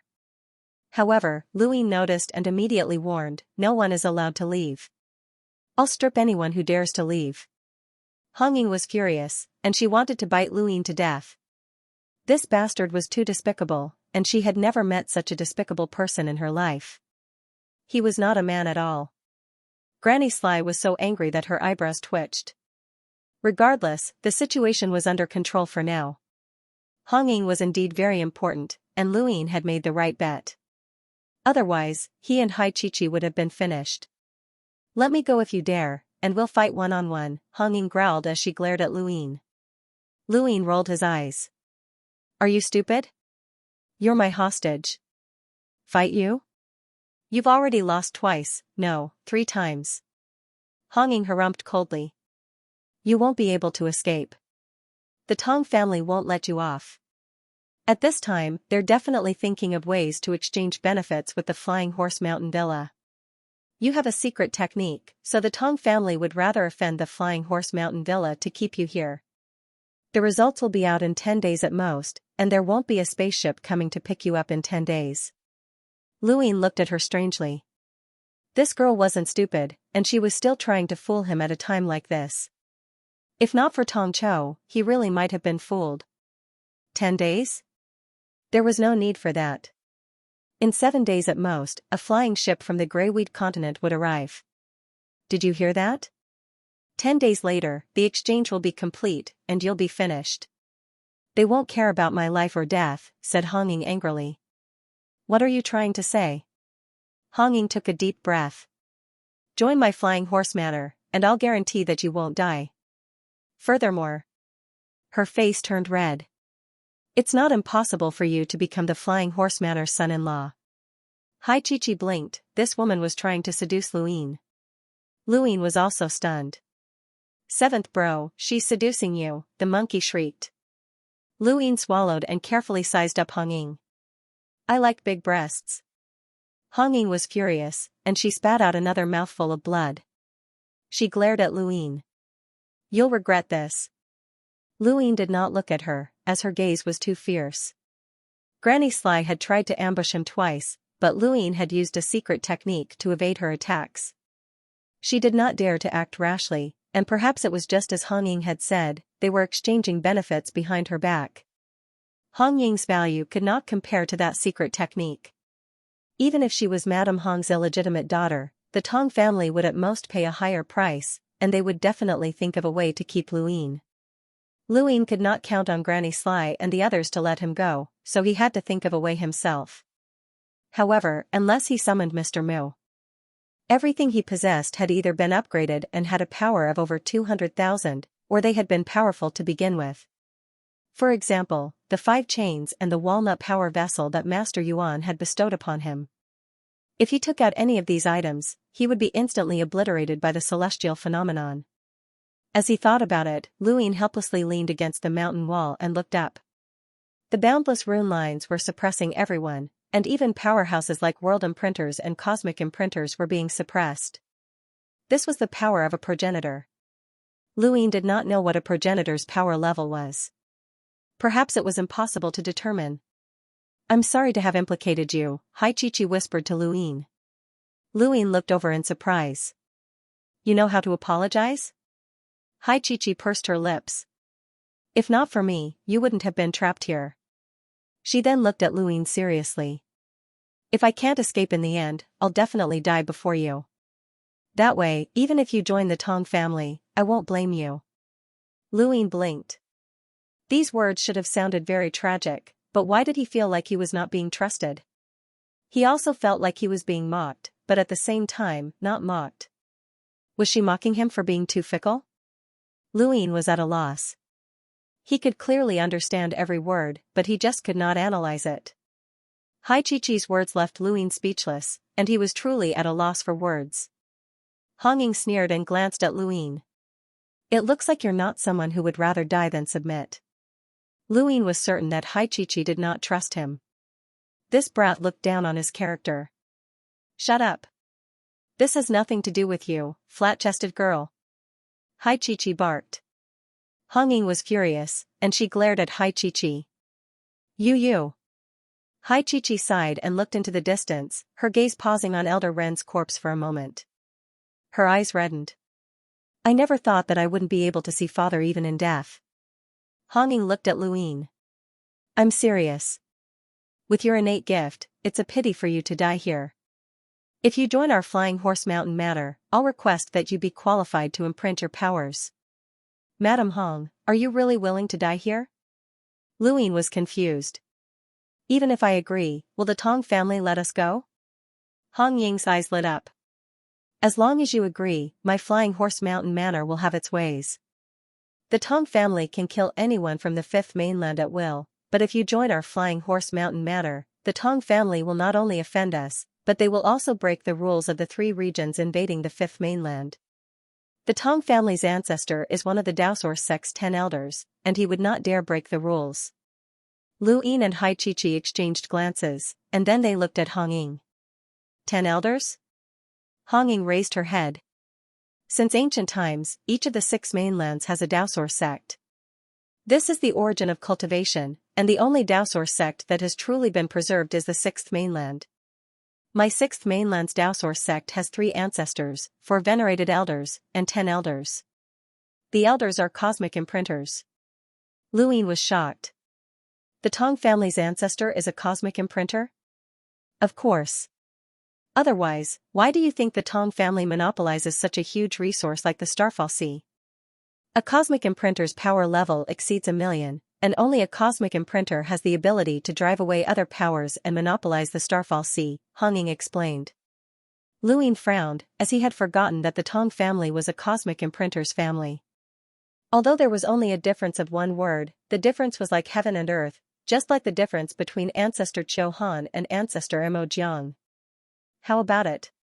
I didn't lie to you. With the Tong family's tyranny, if you don't join my Flying Horse Mountain matter, then you'll definitely die even if you hold me hostage, Honging threatened. Xianxia had originally thought that Honging was just trying to scare them, but if he breaks the rules, then he might be stripped of his position as an elder, which would be a huge blow to the Tong family. So, as long as you join my Flying Horse Mountain matter, I guarantee that you won't have to worry about anything, Honging said seriously as she looked at Luine. Luine looked at the sky and did not respond. Honging frowned and continued, my 6th mainland's 3 progenitors have 9 regions, and each region has a cosmic imprinter and a realmling. With your innate gift, it might not be impossible for you to fight for the position of a realmling in the future. My Grand Marshal Realm's realmling is Bai Ling, and she will lead the younger generation in a few years. At that time, the realmling competition will begin, and you will have a chance. As long as you become a realmling, you will have the opportunity to meet the martial progenitor, and you might even become his disciple. Luine still did not respond, and he continued to look at the sky. Honging coughed and then spoke again. If you become the martial progenitor's disciple, then your words will have greater authority, and your status will not be inferior to the 4 reverends. A single word from you can decide a region's resources, and a single word can decide the fate of countless people. You have friends in the 5th mainland, right? When the time comes, you can save them. Do you have anyone you like? A single word from you, and she will be yours.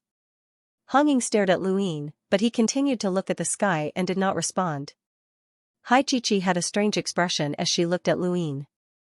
Hong Ying's eyes flashed coldly. My galloping horse manner will do our best to help you become an imprinter. When the time comes, your statue will fill the entire fifth mainland, and both those who know you and those who don't will have to kneel down and worship you. Luin still did not respond. Hong Ying was furious. Are you even listening to me? Luin did not respond, and he continued to stare blankly at the sky. He had seen something different. Perhaps the mountains of the Sea King's dome were too high, or perhaps it was because he had just experienced a battle, or perhaps it was because he had seen too many rune lines, but he suddenly saw the runes combined together in the boundless sky. One after another, the runes combined to form something strange that resembled words. He did not recognize these words, but for some reason, he could understand them. True scripture of Aeon evolution? Hong Ying and Hai Chi looked at Luin in confusion. They watched as his gaze gradually became lost, and he seemed to be muttering something to himself. Hong Ying's eyes went wide. What was this guy trying to comprehend? She wanted to disturb him, but Hai Chi beat her to it and knocked her out. Luin did not know what was happening around him, as he was completely immersed in the endless rune lines. Everything he saw, felt, and even touched were all rune lines. Genius memorized this website's address in 1 second. Mobile version of reading website. Lu Yin's consciousness dissipated, and he seemed to have transformed into rune lines that swam through the heavens, covering the entire area. He saw a tall and imposing person who, with a wave of his hand, caused the heavens to be replaced by boundless rune lines. He saw a civilization that used strange technology to achieve communication, teleportation, and battle. He saw a battlefield where countless people were moving against the flow of a large river. His eyes changed, and star energy filled them as his pupils transformed into a complex rune. After an unknown amount of time, Lu Yin's vision returned to normal.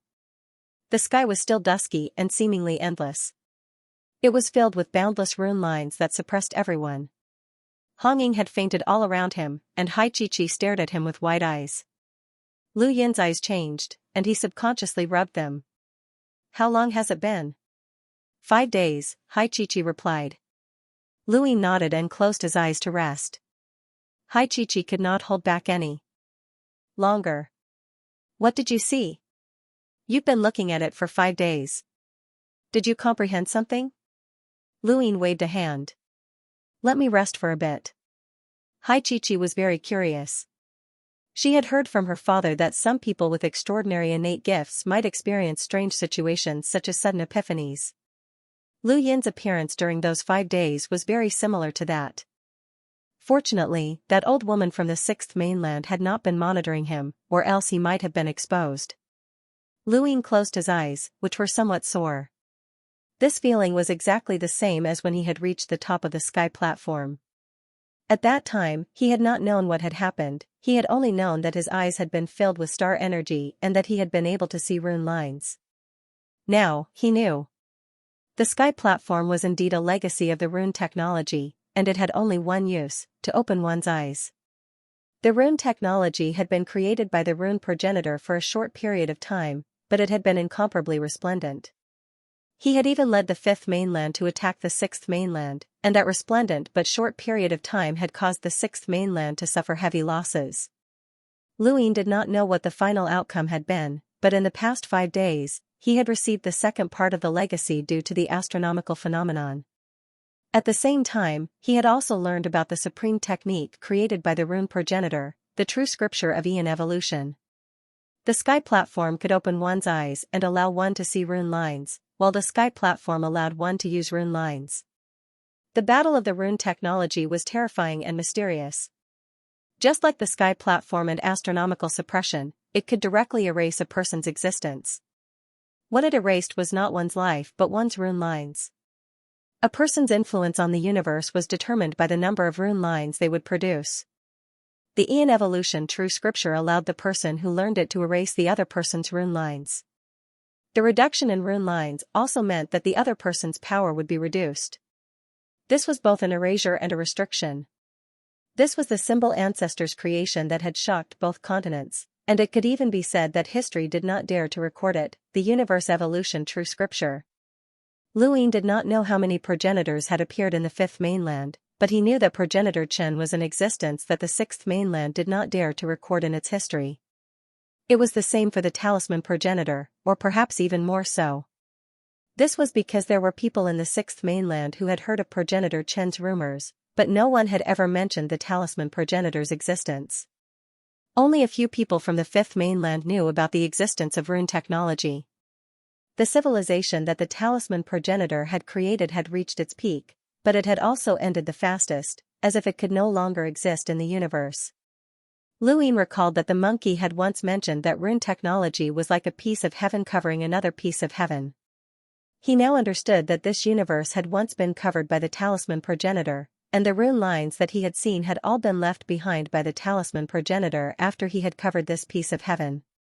This also meant that the entire cosmic sea contained remnants of the talisman progenitor's power. Unless the talisman progenitor's power completely disappeared, then the rune lines would also cease to exist. Luin took a deep breath. Just how talented was the talisman progenitor to be able to create such a terrifying civilization? The talisman progenitor himself was equivalent to a universe that had replaced the original universe.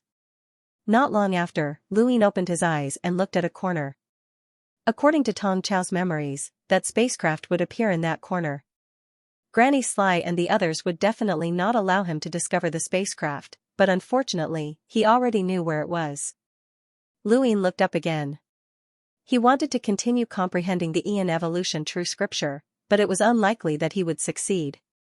He could only receive Ling Ming's inheritance, and if he wanted to take another step forward, he would need other opportunities. Someone like the talisman progenitor would definitely have left behind an inheritance on the fifth mainland, so he would have to pay more attention to the rune technology's legacy in the future. Right, since the Sky platform belonged to the Astral Combat Academy, the Astral Combat Academy might know something about it. Another day passed, and Hong Ying woke up. She turned to look at Luin and met his gaze. "You're awake?" Luin smiled. "We're leaving." Hong Ying was puzzled. "Leaving?" Luin grabbed Hong Ying and leaped out with Hai Chi-Chi, flying towards a corner of the Sea King's dome. Many of the sixth mainland's cultivators were shocked, and the Enlighter elder immediately blocked their path. "Junior, you can't escape." He then raised a hand to slap Luin, both of his hands flickering with black light. Luin shouted, "You don't want this woman's life anymore?" The elder subconsciously stopped. Luin raised a hand and took out a bottle of Elder Wu's poison. The elder's face changed. "Dodge." He was the first to flee. Poison was a terrifying thing, and no one knew what kind of poison it was. No matter who it was, once they came into contact with poison, they would subconsciously try to avoid it. The elder had made the right decision to dodge, as Elder Wu's poison had close to 200,000 rune lines, which was enough to make him unlucky. While everyone else was trying to avoid the poison, Luin dragged Hai Chi-Chi across the shore and grabbed Elder Wu's corpse before tossing it into his cosmic ring. He then rushed towards a corner where a spacecraft was docked. The spacecraft had just arrived, and it was preparing to take Granny Sly, Hong Ying, and the rest to the Greyweed continent. Luin was less than 100 meters away from the spacecraft, and when he looked up, he saw that the sixth mainland's cultivators were all around him. Granny Sly sneered. "You want to escape?" "Impossible." Luin raised a hand, and a needle appeared in his hand. He then shot it in all directions. Granny Sly was shocked. "Not good." Shadowless crafty needles. The needles were smeared with poison as they shot out in all directions. Their penetrative power was extremely strong, and more importantly, they contained a strange effect. More than a dozen hunters and dozens of sixth mainland cultivators were struck by the needles, and their faces immediately turned black as they died. Granny Sly was furious, and she finally appeared. She crossed the void and grabbed at Luin. "Junior, you're courting death." Luin blocked Hong Ying in front of him. "Old hag, if you come any closer, I'll strip her." Granny Sly roared, but she did not stop. Instead, she sped up and appeared in front of Luin, reaching out with her palm. Lu Yin's brows jumped, as this was his first time facing an imprinter. Even though she had suppressed her power level to below 200,000, an imprinter was still an imprinter, and he did not dare to be careless. He condensed star energy in his right hand. First Sunday the scorching sun collided with Granny Sly, but she did not dodge. Instead, she pressed down on the sun with one hand. Lu Yin was left in disbelief as his first sun dissipated at a speed visible to the naked eye. The entire process took less than a second. Before he could even react, Granny Sly had already struck out with her palm at Lu Yin. Hai Chi hurriedly threw out a small blue shield, and Lu Yin's Fatesun appeared behind the shield. Granny Sly's palm struck the shield, causing it to shatter into pieces. Her palm did not lose momentum as it continued to strike the Fatesun. Fortunately, her power level was suppressed below 200,000, so she did not immediately shatter the Fatesun. Even so, the force of her palm still managed to pass through the Fatesun and cause Lu Yin to spit out blood. Lu Yin hurriedly scattered more poison in an attempt to force Granny Sly back. He spat out another mouthful of blood, but Granny Sly was not afraid of the poison. She struck out again with a thin needle. "Junior, your ancestors weren't even born when I was playing with poison."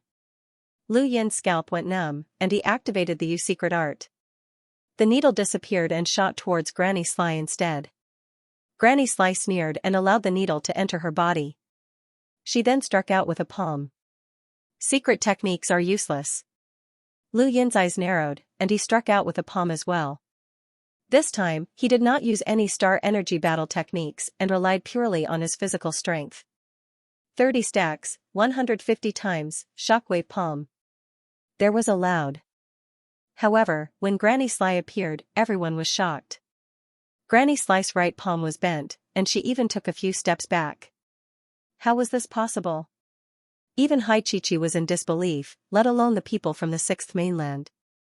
Even if an imprinter suppressed their power level to below 200,000, they were still not someone that an explorer could deal with. They were not on the same level at all. Lu Yin had previously found it difficult to deal with enlighters, so how could he possibly have the ability to resist Granny Sly? Granny Sly's heart was in turmoil. Something was wrong. Something was definitely wrong. When their palms had clashed, her strength seemed to have rapidly declined. Before anyone could think any further, Lu Yin grabbed Hong Ying's shoulder and tore it apart. Hong Ying's right sleeve was instantly torn apart, revealing a large patch of white. At that moment, Granny Sly froze, as did everyone from the 6th mainland. Hong Ying screamed, "Stop!" Blood flowed from the corner of Lu Yin's mouth, and he panted heavily. "Shut up!" He had only torn apart Hong Ying's right sleeve, and it was not a big deal since it was just one arm. However, to Hong Ying and the cultivators from the 6th mainland, this was shocking. If he could tear apart one arm, then he could tear apart her entire sleeve. No one dared to make a move. Lu Yin appeared to be in a sorry state, and his eyes were bloodshot as he glared at everyone, especially Granny Sly. "If you dare to make a move, I'll tear her apart. Since I'm going to die anyway, I'll make sure that all of you die with me." All of the cultivators from the 6th mainland had ugly expressions, and they did not dare to make a move. The men even turned around. Granny Sly did not dare to make a move either. Although the Tong family was tyrannical and could pay any price to disregard Hong Ying's life, if Hong Ying was torn apart, then the Galloping Horse Villa would lose a lot of face. This was not something that could be exchanged for benefits, and it might even affect the unity of the 3 regions when they attacked the 5th mainland. After all, the 6th mainland often had internal conflicts, and it had not been easy for the 3 regions to unite. Although she was an imprinter, she did not dare to make a move on her own, or else she would become a sinner. "What do you want?" Granny Sly shouted. Lu Yin panted heavily. "I want to go to the Greyweed continent." When she heard Lu Yin's words, she was stunned. "Greyweed continent? You want to go to the Greyweed continent?" Lu Yin's eyes narrowed, and he allowed Hai Chi to board the ship. He then stared at her. "If you don't let me go, then don't blame me for being despicable." She stared at Lu Yin, her eyes flickering. Hong Ying was furious. "You despicable person." Lu Yin grabbed her and retreated into the spacecraft. The people from the 6th mainland did not dare to resist, and they were all thrown out by Hai Chi. "Hurry, set sail." Luine barked. Honging was furious. Don't even think about it. Do you want to be stripped? Luine threatened. Honging gritted her teeth and glared at Luine. Don't worry, I promise you that I'll let you go once we reach the Greyweed continent, Luine said. His words were meant for Honging to hear, but also for the people outside to hear. The old enlighter walked behind Greyweed. Senior, what should we do? Greyweed's gaze was icy. Let them go. More than half of the Greyweed continent is in our hands, so where else can they run to? Let them go. The people from the sixth mainland were helpless, and they could only watch as the spacecraft left. After a while, when the Sea King's dome was completely out of sight, Luine finally relaxed. He spat out a mouthful of blood and hurriedly took some medicine. Honging was trapped, and she glared at Luine. One day, I'll make you regret everything you've done to me. Luine was bitter. Don't even think about it. I won't remember you. Honging was furious. Hai Chi looked at Luine worriedly. Are you all right? Luine shook his head and stood up with difficulty. I'm injured, but I'll be fine after a few days of rest. Right, how long will it take to reach the Greyweed continent? With this spacecraft's speed, it'll take about 10 days, Hai Chi replied. Luine nodded and sat down to recuperate. There was not a single person from the sixth mainland on this spacecraft, and due to the suppression of the weather, Greyweed would not dare to chase after them without a spacecraft. They were safe. Luine could not help but rejoice. Fortunately, he had comprehended intuition, which had weakened the power of Greyweed's palm strike. Otherwise, his arm would have been crippled, and he would not have been able to continue holding Honging. Imprinters were too terrifying, and Lu Yin's eyes filled with dread. Wan Yang was actually neutralized just like that. How did he do it? Was it a battle technique? Technique? Innate gift? Or was it something else? He didn't understand. If an imprinter attacked him, he would be crushed even if he suppressed his combat power to less than 10,000, let alone 200,000. Furthermore, Granny Sly didn't even use her imprint to deal with him. The more he thought about it, the more disappointed he became. The war in the Innerverse was definitely not as optimistic as he had initially thought. Those with power levels below 200,000 didn't just represent the younger generation, the true powerhouses were still these terrifying powerhouses. In the Greyweed continent, there was a figure in a scorching hot area. Just as Luine and Hai Chi were about to escape from the Sea King's dome, the figure suddenly opened his eyes in excitement. Is that the Sea King's shield? Chi is back. The silhouette stood up abruptly. His expression was both excited and apprehensive. He was the Sea King. The blue shield that Hai Chi used to block Grandma Sly contained his power. Hai Chi could feel that he was still alive, and he could also feel that Hai Chi had used the Sea King's shield. The Sea King clenched his fists and wanted to walk out, but after hesitating for a long time, he finally sat down and sighed. His mission did not allow him to leave. If he left, then the Starfall Sea's hope would be gone. He could only hope that Chi would survive. In another part of the Greyweed continent, a fierce battle had broken out in a huge plaza. The sixth mainland's cultivators had been imprinted and were suppressing the Innerverse cultivators. Imprints and corpses could be seen everywhere. Fresh blood dyed the plaza red. In the sky, 3 figures crisscrossed and clashed against each other. One of them was an imprinter from the Tong family's ancestor and wielded a feather fan. Another wielded a long blade that emitted a sharp glint. The last person was covered in blue vapor. The two of them were working together to fight against the sixth mainland's cultivator, but they were barely holding on. The sixth mainland's imprinter with the feather fan was called Mr. First, and he came from the Grand Martial realm. He was the master of Graceful Mountain and an imprinter with a battle technique that neared 600,000. The two people fighting against him were both masters of the Greyweed continent's 72 training arenas, and their power levels exceeded 300,000. The 3 of them suppressed their power levels below 200,000, and the resulting shockwaves from their battle were astonishing. The glint of the blade tore through the void, but Mr. First's feather fan slashed out, preventing the glint from advancing any further. With a light tap of the fan, the glint of the blade shattered. On the other side, the master of the training arena, who was covered in blue vapor, raised both of his hands. Blue vapor filled the entire plaza as he attempted to change the environment around him. What followed was an infinitely expanding domain that gradually transformed into a field of energy that formed a water droplet that fell towards Mr. First.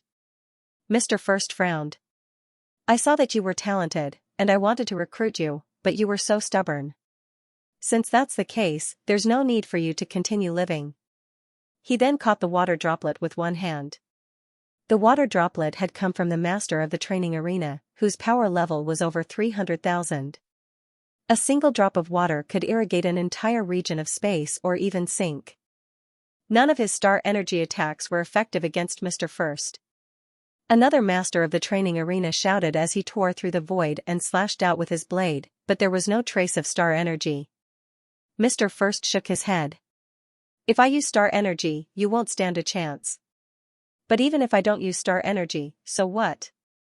We're still on two different levels." He then turned his feather fan and pointed the tip at the blade. With a bang, the blade cracked and finally shattered. The feather fan pierced through the void and struck the master, sending him crashing into the ground. Mr. First then turned around and appeared in front of the master of the training arena, whose entire body was covered in vapor. He then stretched out a hand. "1,000 whisk hands." As soon as he finished speaking, the blue vapor in the sky disappeared, and the master of the training arena was completely exposed to Mr. First. As Mr. First's palm descended, the master spat out a mouthful of blood and roared as he exploded with all of his power level. A power level of more than 300,000 surged into the sky, causing the plaza to erupt into an uproar. He wanted to take Mr. First down with him. However, before Mr. First could make a move, the master of the training arena vanished as if he had never been there. This scene caused everyone's scalps to go numb, but they were already used to it. Anyone with a power level of more than 200,000 would have their existence erased, and there was no exception to this rule. Mr. First's eyes were filled with fear, and he looked up. He had been very close to the master of the training arena just now, and he had felt an indescribable palpitation. This was the might of a progenitor. In the distance, the remaining master of the training arena suddenly roared and leaped into the air. He slashed out layer after layer of blades, relying purely on his physical strength to tear through the void. Not only did he attack Mr. First, but he also enveloped the entire plaza. The plaza was completely destroyed. Mr. First frowned and slowly stepped forward. Useless struggles. Even without the natural suppression of the sixth mainland, and even without imprints and martial seals, the difference between our realms is like the difference between heaven and earth. You can die now. With that, he waved his feather fan, and an illusory figure crossed the void and appeared in front of the training hall master, passing through him. Mr. First's lips curled up. This was his power class treasure, the feather fan. It possessed the power of its predecessors, and it could transform into a weapon. The fierce battle in the plaza quickly came to a halt. Mr. First looked up and muttered to himself, "So what if you've suppressed your power level? How many people in the fifth mainland have a power level of more than 500,000? My 3 filaments can slaughter all of them." Not too far away from the plaza, a figure was lying on the ground, panting heavily. There was a wound on his chest that had almost cut him in half. He was Zhang Tian, and his battle techniques and cultivation had all come from that training arena. It had originally been an abandoned training arena, but because of his sudden rise, it had attracted many blade experts and even a powerhouse with a power level of more than 300,000 to become the master of the training arena. This was the person that Mr. First had killed. In the end, that person had attacked the entire plaza in order to let Zhang Tian escape. Zhang Tian was the true successor of this training arena. They could die, but Zhang Tian could not. As long as Zhang Tian was alive, he was their only hope. In the Starfall Sea, Lu Yin leaned against a window and watched the ocean currents drift by. Strange things would occasionally appear within the currents. It was rumored that the Starfall Sea source would often bring out strange things, such as power class treasures, battle techniques, or even source boxes. The Undying Manual was one of the most famous techniques that had appeared in the Starfall Sea, and there were many treasures that were similar to the Undying Manual. Because of these treasures, the Starfall Sea had attracted countless people from the Innerverse to train there. Undying Yushan and Undying Zishan had once trained in the Starfall Sea, and they had called themselves the Undying Duo. Others had thought that they had obtained the Undying Manual, which had led to Undying Yushan being placed under surveillance, which had led to his grand ambitions being cut short.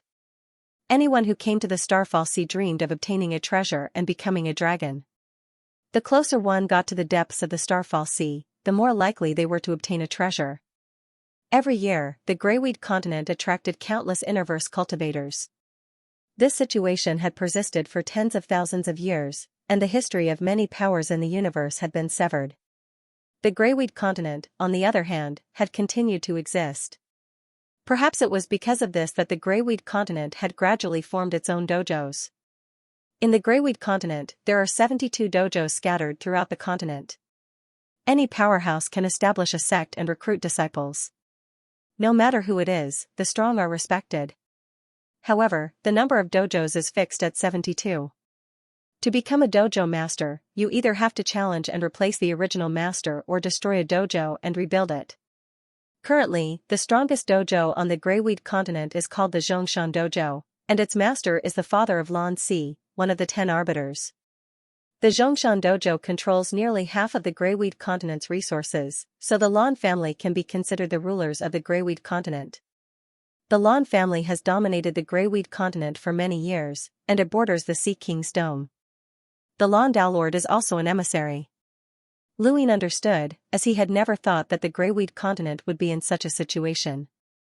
Zhang Dingtian was also on the Greyweed continent, and he wondered how he was doing. What's the point of being so lively? More than half of the Greyweed continent's 72 dojos have fallen into the hands of our 6th mainland. According to the latest news, the Greyweed continent only has 15 dojos under your control. Even if you reach the Greyweed continent, you won't be able to survive unless you don't use star energy for the rest of your lives and huddle in a corner, Hong Ying mocked as she looked at Lu Yin and Hai Chi with disdain. Hai Chi's eyes lit up as she looked at Hong Ying. That's impossible. There are too many experts in the Greyweed continent. Let's not talk about the 72 arena masters, but even the Sea King's dome has sent experts to the Greyweed continent. You'll definitely lose. Hong Ying sneered. More than half of the 72 arena masters are dead. As for the people from the Sea King's dome, less than a tenth of them managed to escape to the Greyweed continent. The Sea King is indeed tricky, but my master has already agreed to help the Tong family. Even if the Tong family's ancestor doesn't act, my master alone can sweep through the entire Greyweed continent. Hai Chi grew excited. You just said that the Sea King is tricky? Is he very powerful? Hong Ying's expression turned serious. He's an extremely powerful expert, but he can't stop my master. Hai Chi relaxed. She had wanted to fish for information from Hong Ying, and now, she had confirmed that the Sea King was on the Greyweed continent. Luin also wanted to fish for information. Since your master has gone, why are you going? The strength of the younger generation is limited on the battlefield. Even the Riemlings can't deal with a powerhouse with a power level of several 100,000 suppressed. Hong Ying's expression changed. You're right. Normal young powerhouses are no match for imprinters, and even enlighters are troublesome. However, the Riemlings are an exception, and so are the 10 arbiters from your 5th mainland. Then, Hong Ying seemed to recall something and frowned. I really don't understand. Your 5th mainland doesn't have any imprints or progenitors. Even the progenitor's inheritance has been severed. How did monsters like the 10 arbiters emerge? What about the 10 arbiters? Luin hurriedly asked. He wanted to know more about the 10 arbiters, not. You despicable, shameless person. Don't even think about getting any information from me, Hong Ying said coldly. The more she thought about it, the angrier she became. Despicable person. Luin rolled his eyes and simply ignored her. Hai Chi smiled. Her mood had improved all of a sudden. She had completely relaxed after hearing news about the Sea King. The war in the Greyweed continent was intense, and Luin and Hai Chi were on a spacecraft. More than 10 days later, they saw a black line in the distance that stretched endlessly. That was the Greyweed continent. In the distant sky above the Greyweed continent, numerous objects resembling stars were shining brightly. There would be one at a fixed distance from the greyweed continent, and they were moving slowly. When these objects fell, it would be the beginning of a new day for the greyweed continent. This was artificial sunlight. In Lu Yin's eyes, the objects in the sky all had rune lines, and each one was equivalent to a hunter's rune lines. The greyweed continent was extremely vast. The Sixth Mainland's Tong clan had sent millions of cultivators here, but to the greyweed continent, they were just a drop in the ocean. The number of cultivators was not even enough to seal off the coastline. Lu Yin found a secluded bay and brought Hai Chi and Hong Ying onto dry land. What came into view was a vast sandy beach, which was extremely soft to step on. There were no rune lines at all. It'll take half a day to reach the nearest dojo, and that's with our speed. If it's a Lamiter or an even lower cultivator, it'll take at least 10 days to half a month to reach here, Hai Chi said. She then glared at Hong Ying. Where's the Sea King? Hong Ying snorted. I don't know. Hai Chi rolled her eyes. Are you going to tell me? If you don't, I'll strip you. Lu Yin felt strange. Hong Ying was furious, and she glared at Lu Yin. You're despicable. Lu Yin was speechless. What does that have to do with me? I'm not the one who said it. Despicable. Hong Ying glared at Lu Yin. Hai Chi felt uncomfortable, as she felt like she was being ignored. Hey, I'm the one who's threatening you. Hong Ying did not even look at her as she continued to glare at Lu Yin. Lu Yin felt like he had taken the blame for someone else. Forget it, let her go. She's never been to the greyweed continent, so she can't possibly know where the Sea King is. Hai Chi thought about it and agreed. She knocked Hong Ying unconscious in a practiced manner before digging a hole and burying her. A cultivator like her would not suffocate to death, and she would wake up in a few days. Lu Yin was puzzled. You're very practiced. Hai Chi clenched her fists. When you were in the Sea King's dome, I knocked her unconscious several times. Don't worry, I used enough strength to knock her out for 3 days. She was quite accurate. Lu Yin's gaze swept past Hai Chi and into the distance. Let's go to Zhongshan training ground. Hai Chi nodded. Zhongshan training ground was not only the largest training ground in the greyweed continent, but it also had the most experts. It was also located at the center of the continent, and it should not have been attacked by the Sixth Mainland. Even if the Sea King was not at Zhongshan training ground, he should not be too far from it. Hai Chi spent less than an hour to determine their route, and then she led Lu Yin in a certain direction. The two avoided all of the training grounds along the way, as they should have all been occupied by the Sixth Mainland. Not only did they avoid the training grounds, but they also avoided the cultivators. They did not even meet the cultivators from the Innerverse. At present, countless cultivators from the Innerverse had joined the Sixth Mainland and become their lackeys. Otherwise, the Sixth Mainland's 3 filaments would not have been able to seize the Innerverse resources no matter how many cultivators there were. Just like that, the two used their domains to conceal themselves as they approached the center of the greyweed continent. The two were explorers, so they were extremely fast. However, they were still quite a distance away from Zhongshan training ground, which showed just how vast the greyweed continent was. We'll officially enter the center of the greyweed continent after passing through the Jade Belt forest, Hai Chi said in delight.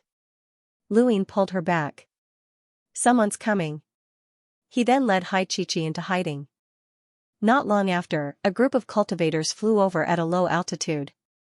There were more than 10 of them, and there were people using their gadgets to scan the area. One of them even released his domain as they carefully advanced, as if afraid of being discovered. It was obvious that they were cultivators from the Kangming continent. Only the cultivators from the greyweed continent would not dare to fly too high. It's little Ben. It's little Ben. Hai Chi suddenly cried out, and Lu Yin could not stop her. The group of cultivators were shocked, and they looked in Lu Yin and Hai Chi's direction with vigilance. The leader of the group gripped a thunderbolt and transformed it into a blade. Who's there? Come out. Hai Chi flew up and looked at the leader. She excitedly said, Little Ben, it's me, Sister Chi. The leader's eyes lit up. Sister Chi? You. Why are you here? Hai Chi hurried over, and Lu Yin followed closely behind. However, he was not too nervous, as only the leader of this group was an explorer. The rest were just leaders, and he could easily wipe them all out. "Little Ben, it's really you." Chi was delighted, and she walked up to the leader. The leader was delighted as well, and the rest of the group relaxed. They all landed and looked at Chi. "Sister Chi, didn't you say that you didn't come to the Greyweed continent? Why are you here?" Chi was delighted to see an old friend. She had spent 4 years searching for the entrance to the Innerverse, and this man was the first familiar face she had seen, not counting Elder Ren. The two chatted for a while the rest of the cultivators spread out to guard the area. Not long after, Chi brought the man over to Lu Yin and introduced him. "He's from the Lightning Dojo. You can call him Little Ben." She looked at Little Ben and was about to introduce him to Lu Yin, but Lu Yin beat her to it. "Call me Brother Chi." Little Ben had a strange expression. "Brother Chi?" He then looked at Chi. "Sister Chi?" Chi was speechless, as she was helpless against Lu Yin's persistence in calling himself Brother Chi. She wanted to correct him, but she could not. Little Ben lowered his head and moved closer to Chi with a strange smile. "Are you calling me Brother Chi or brother-in-law Chi?" Chi rolled her eyes. "Don't be so cheap. Next time, I'll find a man for Bao Bao, and you'll be happy to call him brother-in-law Bao Bao." Little Ben's expression turned bitter. "Sister Chi, you're still so vicious." Chi raised her head and saw Lu Yin's confusion. Little Ben likes Bao Bao from the bottom of his heart. It's a pity that Bao Bao doesn't like him. "Sister Chi, let's not talk about it. Come, I'll take you to the Lightning Dojo. Bao Bao is there too." Little Ben quickly changed the topic. Chi was delighted. "Right, Little Ben, do you know where my father is?" Little Ben shook his head. "I don't know where the Sea King is." Chi was disappointed. The group then followed Little Ben in a different direction. With Little Ben's introduction, Lu Yin and Chi were able to understand the current situation in the Greyweed continent. The situation was worse than Hong Ying had described, as only 12 of the Greyweed continent's 72 dojos had been successfully defended, and the Lightning Dojo was one of them. The group's goal had been to search for cultivators from the Greyweed continent. "You guys really aren't afraid of death? What if you meet cultivators from the 6th mainland?" Chi asked with disdain. Little Ben was helpless. "There's nothing we can do. There are many groups like us, and it's not a big deal if we die. It'll be different if we find strong reinforcements." Lu Yin's eyes flashed, but he didn't say anything. Half a day later, a ring-shaped mountain appeared in the distance.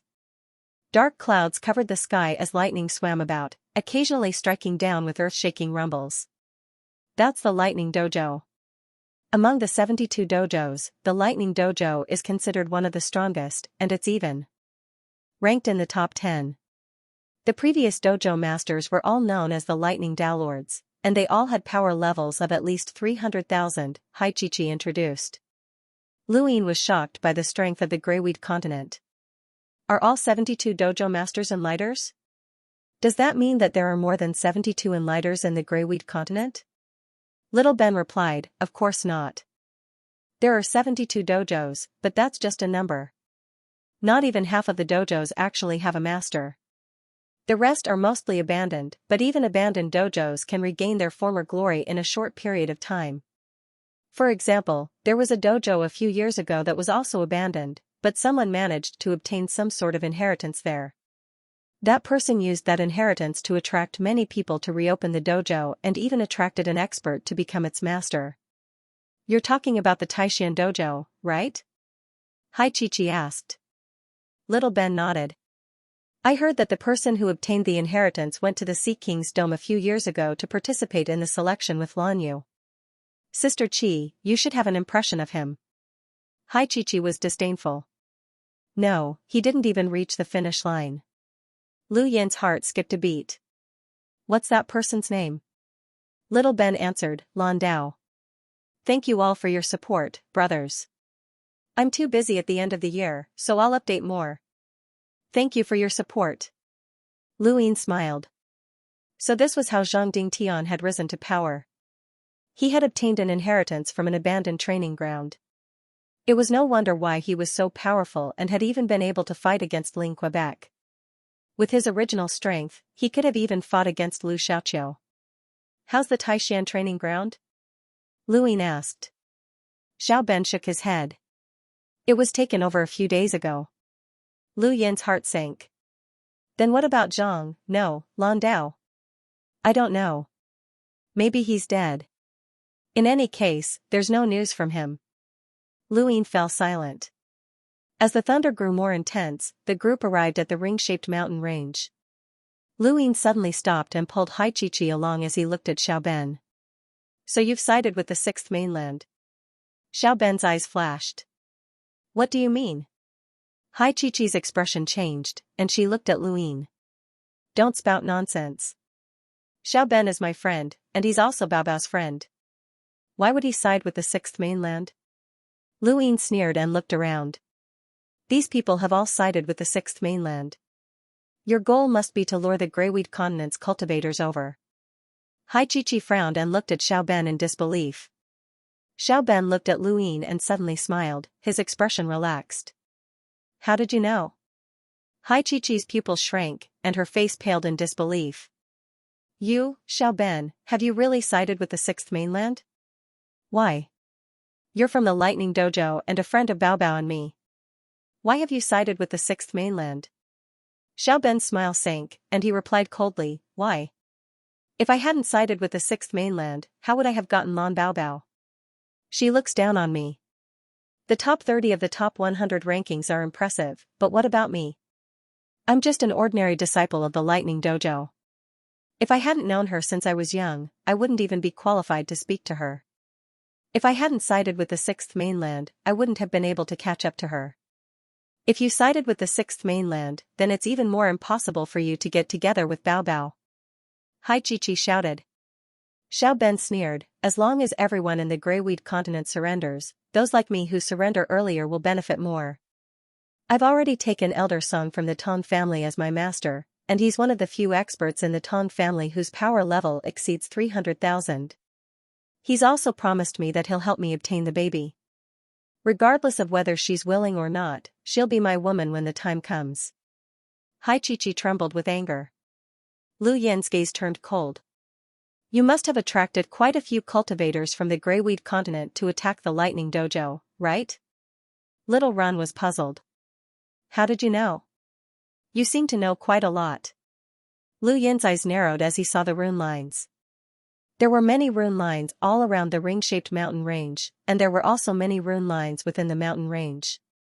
The two sides were clearly separated by the mountain range, and the answer could not be any simpler. The two sides were enemies, which meant that the people surrounding the ring-shaped mountain range were naturally from the Sixth Mainland. Unfortunately, it's useless even if you know. I've already sent your images into the mountains. Do you know who is guarding the Thunder Dojo? Just think about it. Once Elder Tong saw the image of the Sea King Stone's little princess, how would he react? Ha ha ha ha. Little Ran was ecstatic. The moment he saw Hai Chi, he knew that he had made a great contribution. The Thunder Dojo was blocked by thunder, and with the support of the dojo, the thunder was infinitely close to 200,000. Even the Sixth Mainland's experts would find it difficult to break in, and they would suffer great losses. This was also the reason why the Thunder Dojo had been able to defend itself until now. Now, Lu Yin was certain that Elder Tong would definitely rescue Hai Chi, and the Thunder Dojo would be breached soon. Despicable. Hai Chi's eyes turned red. This friend that she had known since she was young had betrayed her, betrayed the Thunder Dojo, and betrayed the Greyweed Continent. Lu Yin frowned. This person had gone mad for love. In the distance, within the mountain range, a bolt of thunder suddenly shot up into the sky. Immediately after, the rune lines inside and outside of the mountain range intertwined as a fierce battle broke out in the Thunder Dojo. Little Ran suddenly flew towards the mountain range. The surrounding cultivators all made a move, wanting to capture Hai Chi. Lu Yin's gaze turned cold, and he casually waved his hand. An enormous force sent out a terrifying shockwave that sent the cultivators flying and crashing into the ground. He had not held back, and these people would definitely die. After all, they were just a bunch of Lemeters. Little Run looked back and felt his scalp go numb. He knew that he was not Hai-Chi-Chi's opponent, so he quickly fled. As long as he could bring her here, his mission would be considered complete, and whatever happened next would have nothing to do with him. Luin would not let him escape. His body flickered, and he appeared right in front of Little Run. Little Run's pupil shrank. What's wrong with you? Luin grabbed him by the neck and lifted him up. No matter how Little Run resisted, Lightning Flash was useless. The difference between the two of them was too great. Up until now, Ku Wei was the only person within the same realm who could make Luin take him seriously. Among the cruisers, the only ones who could make him take them seriously were people like Wendy Yushan and Hong Ying. His normal opponents were either hunters or enlighters. Someone like Xiao Ben was simply too weak. Little Run looked pleadingly at Hai-Chi-Chi, and his face turned red. Sis Chi, save me. I didn't do it on purpose. Sis Chi, I'm Little Run, Sis Chi.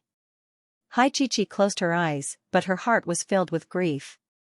She had been betrayed by a friend she had known since childhood, and this was the first friend she had met after returning to the Innerverse. This was a huge blow to her, and it was comparable to seeing Elder Ren's corpse at the Sea King's dome. Little Run's right hand turned into a lightning blade and slashed at Lu Yin's shoulder, but it was useless. In the distant sky, an old man was rapidly approaching. Little Run was delighted, and he raised his hand to ask for help. Master, save me. Lu Yin casually crushed Little Run's neck and tossed him aside like trash. He slowly turned around and looked at the old man with a serious expression.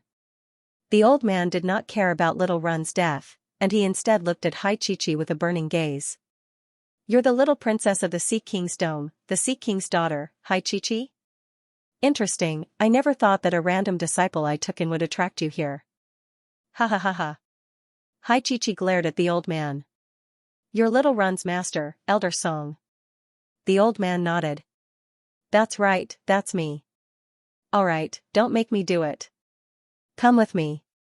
With you, the Lightning Dojo will be taken. Old man, you seem to have forgotten about me. Lu Yin stood in front of Hai-Chi-Chi and moved his wrist. Elder Song's gaze turned cold. No matter what, that trash was still my disciple. You killed him in front of me, so I naturally won't forget about you. Don't worry, I won't let you die so easily. I'll use you as an example to warn everyone in the Greyweed continent that this is the fate of those who kill my disciple. I'll let them know how wise they are to rely on me. He then raised a hand and flicked his finger, causing an oblate sphere to fly out from his fingertip and shoot towards Lu Yin. Lu Yin was shocked, and his scalp went numb at that moment. He felt as if a blade was hanging over his neck, and he subconsciously activated the secret art. The oblate sphere disappeared for a moment before it turned back and shot towards Elder Song. Elder Song was shocked. A secret technique? Lu Yin rushed over and punched out. The person in front of him had a power level of over 300,000, and he was different from the Enlighter who was guarding the Sea King's dome. He was on a higher level, and although he was difficult to deal with, Lu Yin was confident that he could fight him if he suppressed his power level to less than 200,000. Elder Song's eyes burned with passion. You actually encountered a secret technique. Kid, I'll give you a chance. Become my disciple, and I'll guarantee that you'll join the Tong family. In the future, you'll become one of their geniuses and follow young Master Tong Zhan. Lu Yin did not hesitate and punched out viciously. Elder Song shouted, You don't know what's good for you. He then dodged and flicked his finger again. This time, it was not just one sphere, but 3. Lu Yin could use the secret art to redirect one of the spheres, but he managed to avoid the other 2. However, the oblate spheres paused in the void before they could hit Lu Yin. They then exploded and transformed into layers of twigs that wrapped around Lu Yin, catching him off guard. Junior, hand over the secret technique, and I'll spare your life. Elder Song barked. At that moment, Hai-Chi-Chi rushed towards Elder Song, and a phantom image of the Sea King's trident appeared in her hand. Back when the Innerverse and Outerverse had been separated, Huahui had forced Xinyu Star to flee. Hai-Chi-Chi had used the Sea King's trident to scare Huahui away, but with the separation of the Innerverse and Outerverse, the Sea King's power had gradually disappeared. Now, Haichichi had returned to the Innerverse and could once again feel the Sea King's power. That small shield and the Sea King's trident had been rejuvenated. When the Sea King's trident appeared, the Sea King opened his eyes in the scorching lands of the Greyweed continent. He was overjoyed. Sea King's trident. In the skies above the lightning dojo, Haichichi thrust her spear at Elder Song. The Sea King's trident was very powerful, but due to the suppression of the weather, Haichichi only dared to display a power level below 200,000. She was not the Sea King, and even though she had borrowed the Sea King's strength, there was still a considerable gap between her and Elder Song. Not only was Elder Song easily dodged, but the phantom image of the Sea King's trident was also scattered. Taking advantage of Haichichi's attack, Luin broke free from the branches and condensed star energy in his right palm. Single Sunday, Elder Song snorted and flicked a finger at Luin. Luin did not dodge, and the single sun collided with the oblate sphere. The violent impact sent him flying back 1,000 meters. These old fellows with power levels in the hundreds of thousands had plenty of ways to suppress their power levels and even display a terrifying might. This was the difference in experience and realm. Fortunately, Lu Yin's planet was not suppressed, or else he would not have been able to exchange blows with such a powerhouse. The oblate sphere exploded and transformed into tree branches that tried to bind him, but this time, the branches were incinerated by the single sun. The single sun's power was close to the peak of 200,000, and it was enough to dissolve Elder Song's attack. There aren't many in the younger generation who can exchange blows with me. Junior, you should be proud. Elder Song raised his hand, revealing 5 oblate spheres that caused Lu Yin's scalp to go numb. It's over. Elder Song waved his hand, and the 5 oblate spheres shot towards Lu Yin, sealing off all directions as they tore through the void. Lu Yin's gaze turned serious, and he used the secret art to shift one of the spheres to another. He then shouted, "Now, Chi-Chi." Haichichi, who had been pushed back by Elder Song, once again condensed the Sea King's trident and stabbed out. Elder Song was disdainful, and he reached out to grab the trident. You didn't learn your lesson. When he saw Elder Song attack, Lu Yin's eyes lit up, and his pupils transformed into runes. Elder Song's rune lines, which represented a peak power level of 200,000, were inexplicably removed. The parts that had been removed were his hands and abdomen. Before Elder Song could react, the Sea King's trident pierced through his palm and into his abdomen. Blood dripped from the tip of the spear. Lu Yin was also entangled by the branches that had exploded from the 3 oblate spheres. The sky was silent for a moment. The most intense battle was in the Rushing Thunder Dojo, which was the interior of the mountain range. However, there were also some battles outside the mountain range. Haichichi's spear piercing through Elder Song had shocked many. Even though everyone had suppressed their power levels below 200,000, these old freaks with power levels in the hundreds of thousands were unstoppable. Only one person in the entire Greyweed continent's younger generation could fight against these old freaks, and that was the divine fist of the 10 arbiters. The rest of the younger generation could only be crushed by these old freaks. Only old freaks could fight against these old freaks. This was common knowledge, and only the 10 arbiters could break this rule. Now, there was one more person. Elder Song stared at Haichichi in disbelief and tightened his grip on the spear. You have a secret technique too? Haichichi wanted to pull out the phantom Sea King's trident, but Elder Song held on to her tightly with a sinister expression. Don't even think about escaping. I must get that secret technique. He then reached out to grab Haichichi, completely ignoring the Sea King's trident that had pierced his abdomen. Haichichi hurriedly retreated. Lu Yin's 8-lined battle force imprint flickered as runes flickered in his eyes. He directly erased the rune lines from the branches that were binding him, greatly reducing their power. He immediately broke free and pointed at Elder Song. The void froze as Lu Yin's finger descended. Elder Song's imprint appeared behind him, and he leaned to the side to avoid the dream finger. 3 oblate spheres appeared in his palm, and more importantly, a martial imprint appeared. Lu Yin's eyebrows twitched. This old man's power level was still under 200,000 even after his imprint and martial imprint had appeared. His control over his own strength had reached the pinnacle, and he truly deserved to be called an old freak with a power level of over 300,000.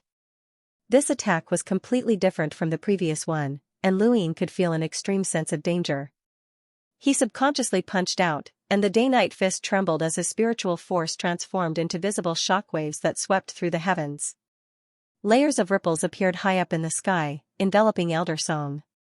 Even the Olden Lighter from the Sea King's dome could barely withstand Lu Yin's spiritual force attack, let alone Elder Song.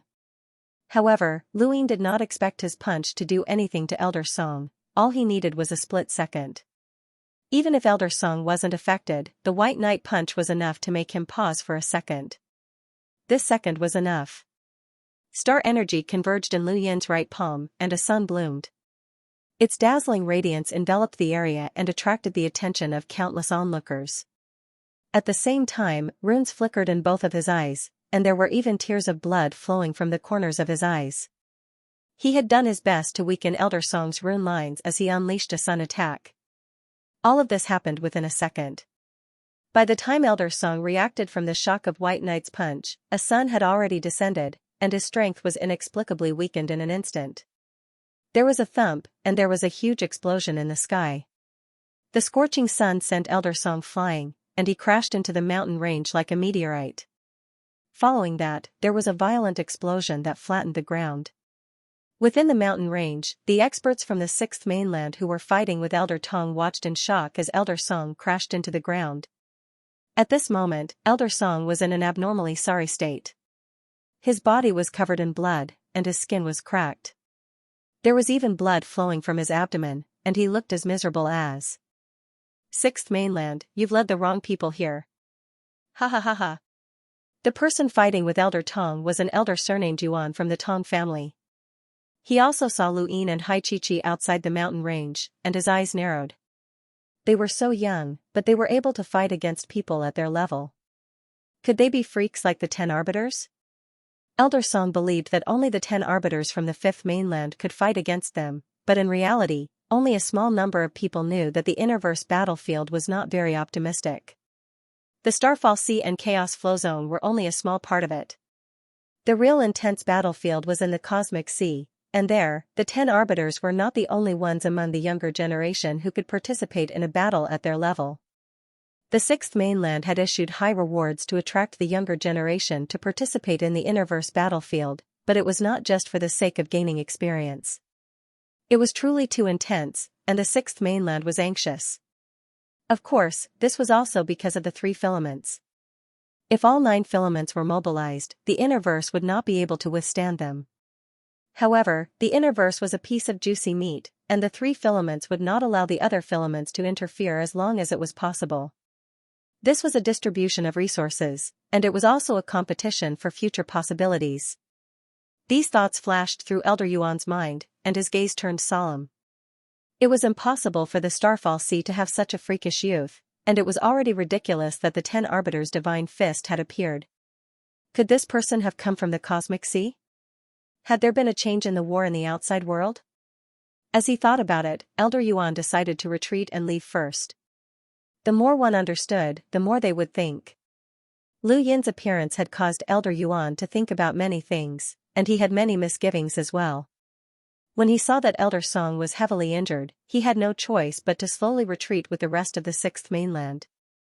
Before he left, he glanced at Lu Yin as if he wanted to engrave Lu Yin's image in his mind. However, Elder Song's venomous gaze never left Lu Yin. Deep within his eyes, there was a trace of greed and passion that no one could detect.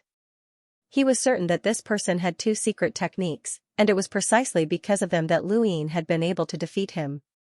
Otherwise, how could an explorer have defeated him? Secret techniques had the ability to turn something rotten into something magical, and only secret techniques could accomplish such a feat. Lu Yin panted heavily, but his eyes were filled with excitement. The Aeon Evolution Scripture's spiritual realm was truly terrifying.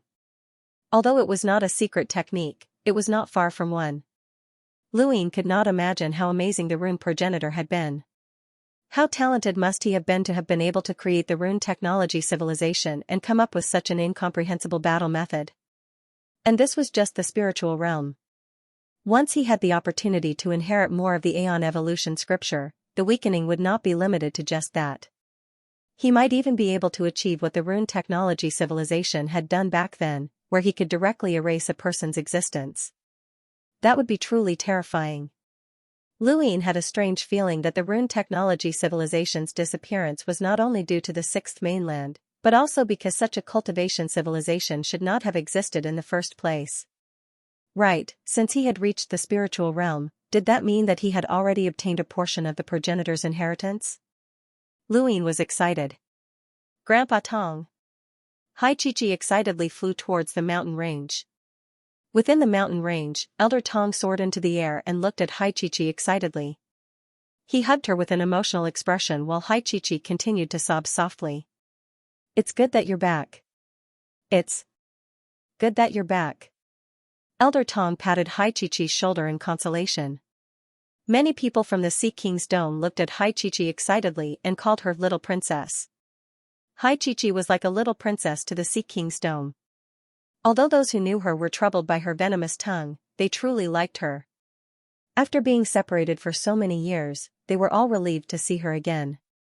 In the distance, a middle-aged man covered in thunder soared into the sky and appeared in front of Elder Tong and Hai Chi. Hai Chi wiped the corners of her eyes and bowed to the man. Chi greets the Thunder Downlord. The Thunder Downlord nodded and happily replied, I've only heard bad news recently. Your arrival is the only good news, Chi.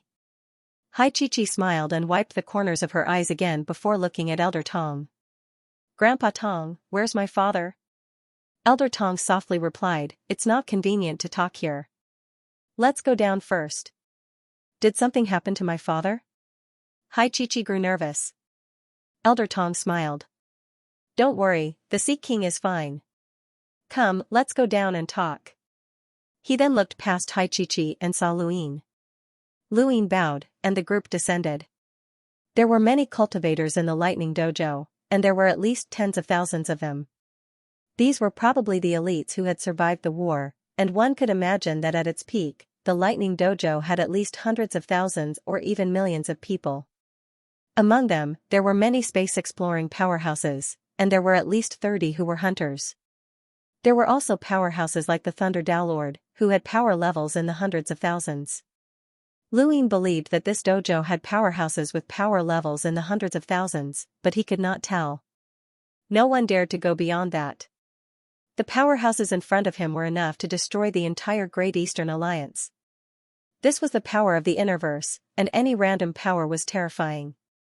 However, this potential power had been suppressed by the sixth mainland to the point that it did not dare to spread. As Luine walked through the Lightning Dojo's mountain range, lightning would occasionally streak beneath his feet like a roaming dragon. The disciples in this dojo all cultivated battle techniques related to thunder. Luine had severely injured Elder Song, and countless people in the Lightning Dojo had seen it. No one dared to be negligent, and a very beautiful female disciple was chosen to receive him. Seventh bro, how did you defeat that old man? Why can't I understand? The monkey was puzzled. He had always followed Luine around, but there were times when Lu Yin's strength grew at an abnormal rate. In the outer verse, Luine could rely on his own strength to contend with a hunter, but now that he was in the inner verse, he could actually contend with those old freaks who had suppressed their power levels to below 200,000. It was too strange, and it made the monkey's hair stand on end. He suddenly recalled that Luine had blocked him whenever he was free.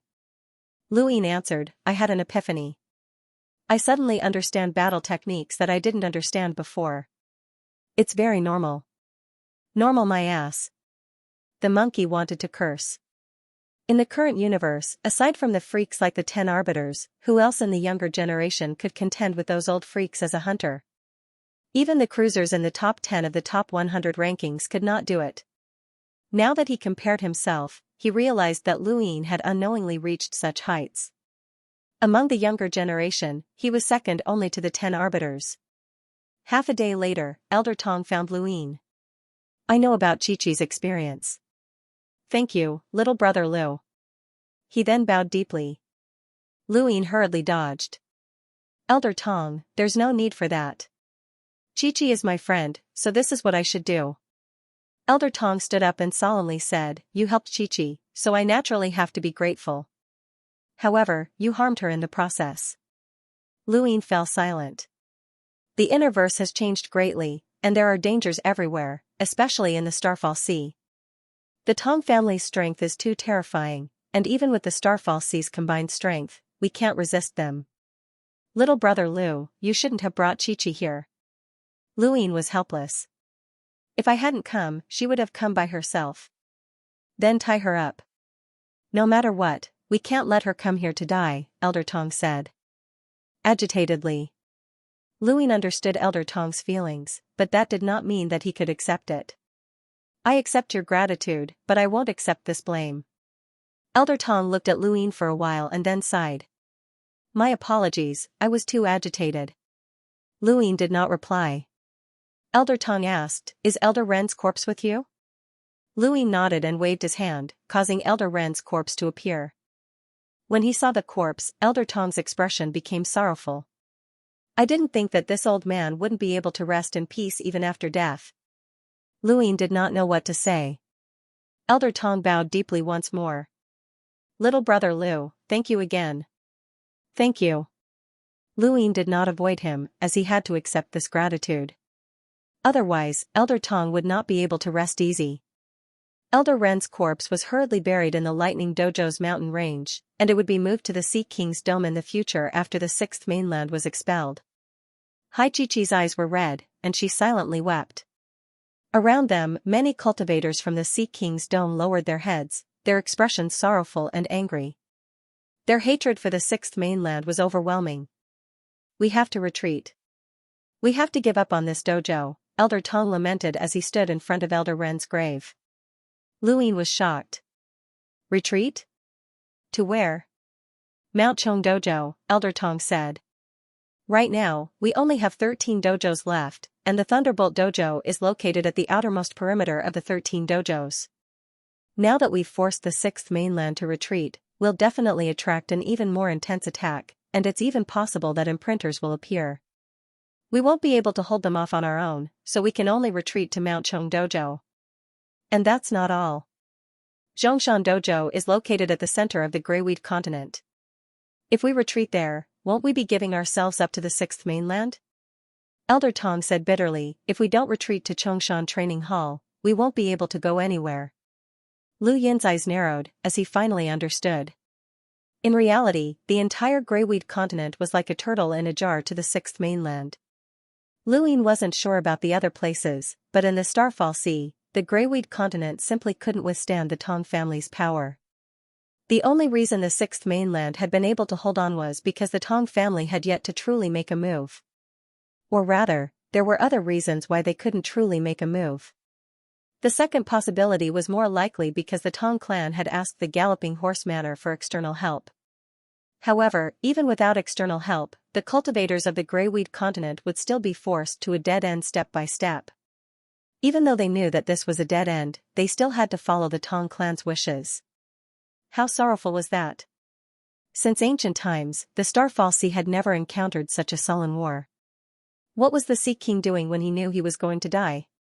There was also Taoist Master Lan of the Great Mountain Dojo and so on. By the way, Elder Tong, do you know what happened to my two seniors? Are they Big Pao and Little Pao? Lu Yin asked. When he had left the Starfall Sea, he had left Big Pao and Little Pao behind because he was worried that Feng Mo would continue to pursue them. Elder Tong didn't recognize Big Pao and Little Pao. To someone at his level, Big Pao and Little Pao weren't even considered cannon fodder. He summoned the others to ask them, but the war was too intense, and no one was in the mood to pay attention to them. Don't worry, they should be fine. When the Sea King's dome was breached, a portion of the people fled here. The rest were placed on a planet not far from the Sea King's dome by the Sixth Mainland, so they weren't killed. After all, the Sea King's dome has such a large population that even the Sixth Mainland wouldn't dare to massacre them, Elder Tong consoled him. Lu Yin felt helpless, as that was only true for ordinary people. Big Pao and Little Pao were cultivators, and they could even be considered outstanding cultivators. He could only hope that they were as smart as they had been in the Astral Combat Academy and that they would be able to avoid this calamity. As a series of glowing objects descended from the sky, a day passed in the Greyweed continent. That night, Elder Tong and the Thunder Dao Master took advantage of the darkness to lead the remaining people towards the Chongshan Training Hall, directly abandoning the Lightning Training Hall. With so many cultivators moving, it was impossible for them to leave without a trace. Fortunately, the rear of the lightning training hall had not been occupied by the sixth mainland. Even if there were cultivators from the sixth mainland, they would only be a small group, and they would be easily exterminated. The next day, Elder Yuan and Elder Song appeared outside the lightning training hall with even more cultivators. Among them was a scholarly middle-aged man. Although he didn't have an intimidating aura, both Elder Yuan and Elder Song respectfully stood behind him, not daring to make the slightest sound. This middle-aged man was an elder of the Tong family, Mr. E. He was an imprinter with a power level of over 600,000. Among the countless cultivators in the Tong family, he could be ranked in the top 3. Mr. E, there's no one. They've abandoned the lightning training hall, Elder Song carefully reported after checking the situation. Mr. E frowned. Decisive. That's the style of the Sea King, Elder Tong. He looked around before finally looking in the direction of the Chongshan training hall. Elder Yuan, Elder Song, gather 20 people and follow me. Even if we can't capture everyone, we have to capture the leader. Understood. For 2 consecutive days, the Thunder Dao Master led the way without stopping. All of the cultivators followed in silence. Lu Yin and Hai Chi were in the middle of the group, with Elder Tong at the very back. Hai Chi's mood was heavy, and Lu Yin felt sullen as well. After all, it did not feel good to be hunted down. He had only wanted to send Hai Chi to the Sea King's dome, but now that he had come to the Greyweed continent, he did not know when he would be able to return. He had no idea how long that crack would last, and the more he thought about it, the heavier his heart became. Hai Chi shook Lu Yin's hand. Thank you. Lu Yin patted the back of her hand. Don't worry, it'll be fine. Hai Chi nodded, her gaze resolute. She was much stronger than when she had left the Starfall Sea, and she could quickly adjust her state of mind. Lu Yin did not ask her about the Sea King's situation, and since Hai Chi did not take the initiative to tell him, it proved that the Sea King's situation was a secret. Perhaps whether or not they could leave the Greyweed continent would depend on the Sea King. Right now, Lu Yin was looking forward to meeting the Divine Fist. The 10 arbiters were now on the same continent as him, and they were definitely not far from each other. The day of their meeting was fast approaching. Just as Lu Yin thought that they would be able to smoothly head to the Chongshan training hall, the void in the distance tore open, and a foot stepped out. A scholarly middle-aged man appeared in front of everyone. It was Mr. E. As he appeared, the void behind him expanded, and Elder Yuan, Elder Song, and 20 other experts from the sixth mainland all appeared, standing tall in the sky. The Thunder Dao Master sighed, they had indeed been caught. Without further ado, the battle immediately began. The Thunder Dao Master charged at Mr. E and attacked with lightning. The entire sky was filled with lightning that condensed into a bolt of lightning that shot out. Mr. E smiled and waved his hand, causing the lightning to dissipate. Everyone was stunned. Elder Tong's expression turned ugly, as this was an imprinter. Only an existence with a power level of over 500,000 could ignore star energy attacks. This was the suppression of a higher level. Even though there were tens of thousands of cultivators on the Greyweed continent, they were still completely suppressed by Mr. Yi's 22 subordinates, as none of them were ordinary cultivators. Elder Song found Lu Yin and sneered, "You won't be able to escape, kid." His imprint appeared behind him as he spoke. He raised a hand and flicked his fingers, causing 5 oblate spheres to shoot out. They pierced through dozens of cultivators along the way, creating a bloody mist as they headed straight for Lu Yin. Lu Yin flung Hai Chi out of the way and quickly dodged as well. The 5 oblate spheres exploded, transforming into tree branches that instantly spread out and bound over 1,000 cultivators, including Lu Yin. Elder Song charged over. "Junior, you won't have a chance this time." Lu Yin saw Elder Song approach, and his eyes flashed. Fates appeared in front of him. Elder Song struck out with a palm, but he was unable to disperse the Fates. He quickly followed up with a second palm strike, then a third, until the Fates automatically returned to Lu Yin's body. Elder Song then raised his palm and pressed it down on Lu Yin's head. He wasn't trying to kill Lu Yin, but rather knock him out and take him away so that he could interrogate him about the secret technique. Elder Song had already made up his mind. He planned to take Luin away from the main group and return to the Tong family after interrogating him about the secret technique. Elder Song had already suppressed his astral phenomenon and was using the greatest amount of power he could muster. He was using his exquisite control over star energy to isolate the cultivators around him. This level of control was completely different from a lockbreaker's control over star energy. One was control, while the other was control. The difference of a single word was like the difference between heaven and earth. An enlighter like Elder Song had great control over star energy, but he didn't understand star energy at all. Lockbreakers, on the other hand, were able to control star energy and view it as their own world. Although there was a huge difference, it was roughly the same in the early stages. Even Luin would find it difficult to completely break free from Elder Song's control over star energy. However, he didn't hesitate to break free because he hadn't been bound in the first place. Elder Song's palm struck down, but Lu Yin's body flashed and disappeared from where he had been standing. The tree branches that had been binding him were actually illusions of his domain. They were his force field, and they looked very similar to Elder Song's tree branches. Elder Song hadn't expected Lu Yin to be faking his capture, and he hurriedly tried to dodge, but it was too late. Lu Yin appeared behind him, and his eyes flashed with runes.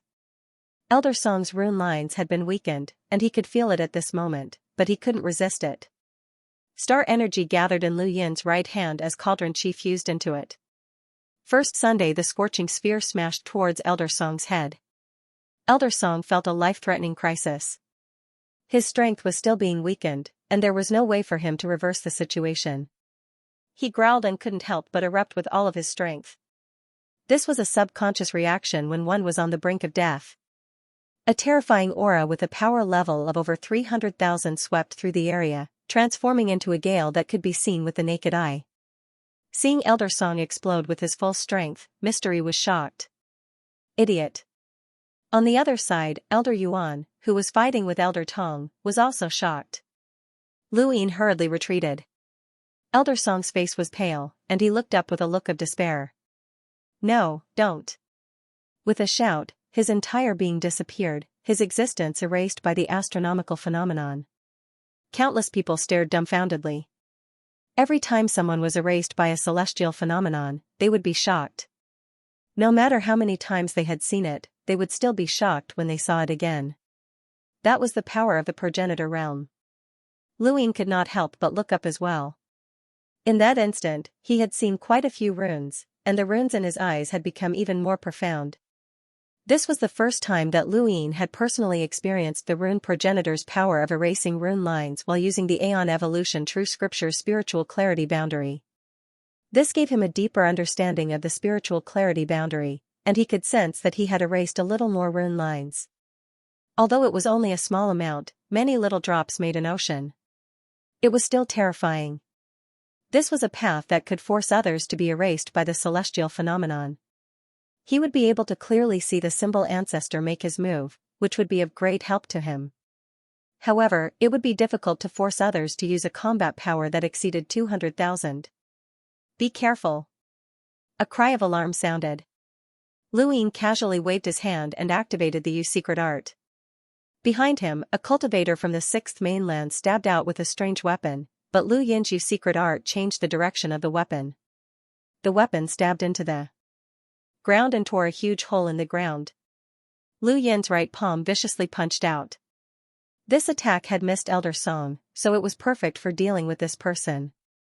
Lu Yin had condensed one sun star energy to the point where it was the closest to 200,000 rune lines.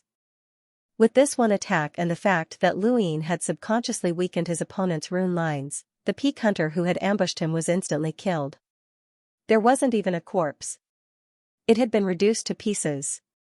The spiritual brilliance realm of the universe evolution true scripture had no way of dealing with the weakening of rune lines, especially in this kind of astronomical phenomenon where one's battle strength had to be suppressed below 200,000.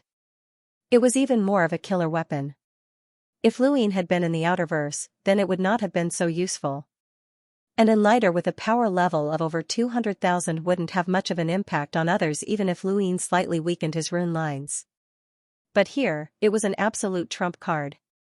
Lu Yin suddenly thought of the possibility that the symbol ancestor had created such a phenomenon in order to turn this battlefield into a slaughterhouse for those who cultivated the Aeon evolution true scripture. The more he thought about it, the more likely it was. With such a celestial phenomenon, anyone who opened their eyes would have a high chance of reaching the spiritual brilliance realm, becoming an existence similar to a bug. Suddenly, Lu Yin felt a sense of danger. He looked up and saw a pair of eyes staring at him. It was Mr. E. The Thunder Dowlord, who had been fighting with Mr. E, was already lying on the ground. No one knew if he was dead or alive. The surrounding cultivators attacked Mr. E like moths to a flame, but no one could get close to him. Mr. E suddenly tore through the void and vanished. Lu Yin's pupils shrank as he hurriedly ran towards Elder Tong. He was sure that Mr. E was here for him. However, before he could take more than a few steps, Mr. E appeared in front of him. He took a step forward and appeared right in front of Lu Yin. Although he was just one person, he blocked Lu Yin's view like the sky itself. Mr. E raised a hand and slowly grabbed at Lu Yin. Lu Yin's expression changed, and his scalp went numb. This was an imprinter, and he hurriedly retreated. But Mr. Yi's palm seemed to cover the sky. No matter which direction Lu Yin ran, he felt like he was being caught. In the distance, Elder Tong's expression changed as well. A power level of 500,000 was a threshold, and anything above that threshold would be completely different. If Lu Yin used the same method he had used on Elder Song to deal with the imprinter, then he would be finished. Elder Tong wanted to help Lu Yin. However, Elder Yuan was holding him back, and he was unable to provide any assistance. All around him, the cultivators who were close to Lu Yin were repelled by an indescribable force. This force was clearly not very strong, but they could not resist it no matter what they did. This included Hai Chi-Chi and an enlighter from the Lightning Dojo who had been hiding in the crowd. The palm drew closer and closer to Lu Yin, and Lu Yin could even see the lines on the palm. "Little brat, come with me." Lu Yin's pupils shrank, and he opened his right palm. 8-lined battle force imprinted on it, and he struck out. Mr. E was amused. A mere explorer was actually trying to fight him head-on. 30 stacks, 200-fold, shockwave palm. Lu Yin growled as the surface of his body cracked. 200 times was the highest multiplier that he could currently reach. Combined with 30 stacks, it was enough to make an enlighter find it difficult to withstand. However, his physical strength still did not exceed 200,000. It was very difficult for him to unleash a physical attack with a power level of 200,000. The moment the two palms collided, Lu Yin's pupils transformed into runes that weakened the number of rune lines on Mr. Yi's palm. Mr. Yi's expression changed, and there was a loud boom as the two palms collided. A terrifying shockwave swept out in all directions, transforming into a strong gale that swept everything away. Hai Chi-Chi felt as if she had been flung away by an enormous force. Everything within 5,000 kilometers was enveloped by This person did not look like someone who specialized in physical strength, but his physical strength was still terrifying. Mr. E had used all of his strength in his attack, but he had not been able to harm this person at all. He leapt out and soared into the air, panting heavily. The bones in his right arm had pierced through his skin, and he was in intense pain. Underground, Mr. E was shocked. He was an imprinter with a power level of over 600,000. Even if he had never focused on physical strength, as his realm increased, his physical strength would become even more terrifying. Even someone with a power level of 300,000 to 400,000 who specialized in physical strength would not fare well against him, let alone an explorer. But now, he had actually been pushed back half a step by a puny explorer. Most importantly, this kid had mastered a secret technique that had actually weakened his physical strength. Mr. E stepped out of the ground and looked at Lu Yin in amazement. "Kid, aside from that brat called the Divine Fist, you're the first youth on this continent who can exchange blows with me. What's your name?" Countless people stared at Lu Yin in shock, marveling at his strength. Even the Thunder Dowlord had been killed by Mr. E, but this person had actually managed to withstand his attack. Lu Yin's lips were stained with blood. "Look at your palm." Mr. E raised his hand and saw that his palm had turned black. He was shocked. "You used poison?" Lu Yin's eyes narrowed. "Ha ha ha ha, very good. Very smart. Unfortunately, your understanding of strength is too shallow. Poison is useless against me. Mystery waved his hand, and his palm returned to normal. Luin was helpless, as he had only been testing the waters. He had thrown out Elder Wu's poison after exchanging blows, and it had indeed hit Mr. E, but it had been useless. He had suppressed his power level to below 200,000, but Mr. E had rendered him powerless. That's enough. Come with me. Mr. E shouted, and his figure vanished. Lu Yin's scalp went numb, and he quickly dodged to the side. Mr. E walked out and grabbed Lu Yin's right arm, but he suddenly paused. The phantom image of the Sea King's trident shot out from the side. Mr. E snorted and waved his hand, causing the phantom image to shatter. Hai Chi-Chi's all-out attack had not been able to stop Mr. E in the slightest. He grabbed Lu Yin's right arm. Kid, you don't want your arm anymore? Lu Yin's eyes turned into runes that flashed again, and Mr. Yi's grip on Lu Yin's arm suddenly weakened. Lu Yin was caught off guard, and Mr. Yi's eyes lit up. What a good secret technique. Hand it over. He continued to grab Lu Yin. To him, Lu Yin was just a rat that could be caught at any time. As for the tens of thousands of cultivators around them, what use were they? They couldn't even get close. Lu Yin dodged multiple times, and Mr. E narrowly missed him each time, but Lu Yin managed to slip away each time. However, Lu Yin knew that he would be caught sooner or later. The difference between them was just too great. Star energy was useless against an imprinter, and the difference in physical strength was just too great. He had no way of resisting. Lu Yin crashed into the ground with a thump, and Mr. E grabbed him with one hand. It's over. Lu Yin grew anxious, and he grabbed a handful of mud from the ground and threw it at Mr. E. Mr. Yi's expression changed, and the mud scattered, giving Lu Yin the opportunity to escape. Kid, you can't escape. Mr. E barked, his tone clearly angered. Lu Yin felt strange. The mud had been normal, but it had actually slowed him down a bit. He stared at Mr. E seriously and realized that this person had remained spotless since the start of the battle. His white shirt and pants looked very clean. The two of them had been smashed into the ground, but Mr. E was still clean. In contrast, Lu Yin looked like a beggar. Lu Yin hurriedly dodged and threw another handful of mud at Mr. E. Mr. E grew even angrier. Kid. You're courting death. Lu Yin grinned. You're a clean freak? Mr. E snorted. So what if I am? Your attacks are useless against me. Is that so? Then take this. Lu Yin took out something and threw it at Mr. E. The moment the item appeared, an indescribable stench filled the air and quickly spread. The perverted stench filled the entire battlefield, and everyone looked over. What was so smelly? Lu Yin covered his nose and hurriedly retreated. The item he had taken out was naturally the smelly fruit-like item that he had obtained during his lock-breaking session.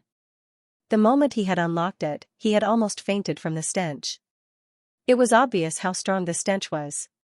To someone who was a clean freak, this stench was unforgivable. Mr. E retreated as if he had seen a ghost. Lu Yin laughed and waved his hand, activating the Yu secret art. The smelly fruit disappeared and reappeared in Mr. Yi's arms. Mr. E roared in anger and jumped up like a rabbit whose tail had been stepped on. He threw the smelly item away and glared at Lu Yin with bloodshot eyes. You're courting death. Lu Yin pointed behind Mr. E. Mr. E turned around, and the smelly item came at him again. Mr. Yi's pupils shrank, and his face paled as he hurriedly dodged. Lu Yin chased after Mr. E with the smelly item, and even though Mr. E was an invincible powerhouse, he was being chased around like a mouse. Most importantly, the item was incredibly hard, and Mr. E couldn't break it. Mr. E wanted to throw it further away, but Lu Yin used the Yu secret art to summon him back. It was as if he had been possessed by an evil spirit. Thank you for your support, brothers. Thank you. Please remember the domain name of this book, .com Wonderful Book Mobile Edition, .com. This was supposed to be a solemn battlefield filled with slaughter, but now, the atmosphere had changed. It had truly changed. But wherever Mr. Fanny appeared, everyone backed away and covered their noses. Lu Yin chased after Mr. E relentlessly. Come on, I'll kill you. Mr. Yi's face was deathly pale. There were some things that couldn't be changed even after reaching the level of an imprinter. Even if his body had been altered by the universe, there were still some instincts that couldn't be changed, such as misophobia and obsessive-compulsive disorder. Mr. Yi's obsession with misophobia was so severe that he would rather die than be contaminated by such a foul stench. In the distance, Elder Tong and Elder Yuan were both stunned and even forgot to fight. Hai Chi covered her nose and hid far away, it was just too smelly. Lu Ying couldn't stand it either, this stench wasn't something that star energy could block. It was as if the stench had directly entered his brain, and he would never forget it for the rest of his life. Waving the stench around, Lu Ying felt as if he had reached the pinnacle of his life as he chased after the imprinter. Mr. Yi was on the verge of despair. At that moment, countless cultivators arrived from another direction. It was obvious that they had retreated from a training hall, and Hai Dashao was among them. Mr. Yi wasn't angered by the appearance of such strong reinforcements. Instead, he rejoiced and led everyone away without looking back. As soon as they arrived at the battlefield, they smelled the stench that made their hair stand on end, and their expressions changed. Elder Tong heaved a sigh of relief when he saw Mr. Yi leave with Elder Yuan, and his gaze towards Lu Ying was filled with admiration. Lu Ying hurriedly put away the stench and relaxed as well. He touched his cosmic ring, this was a treasure.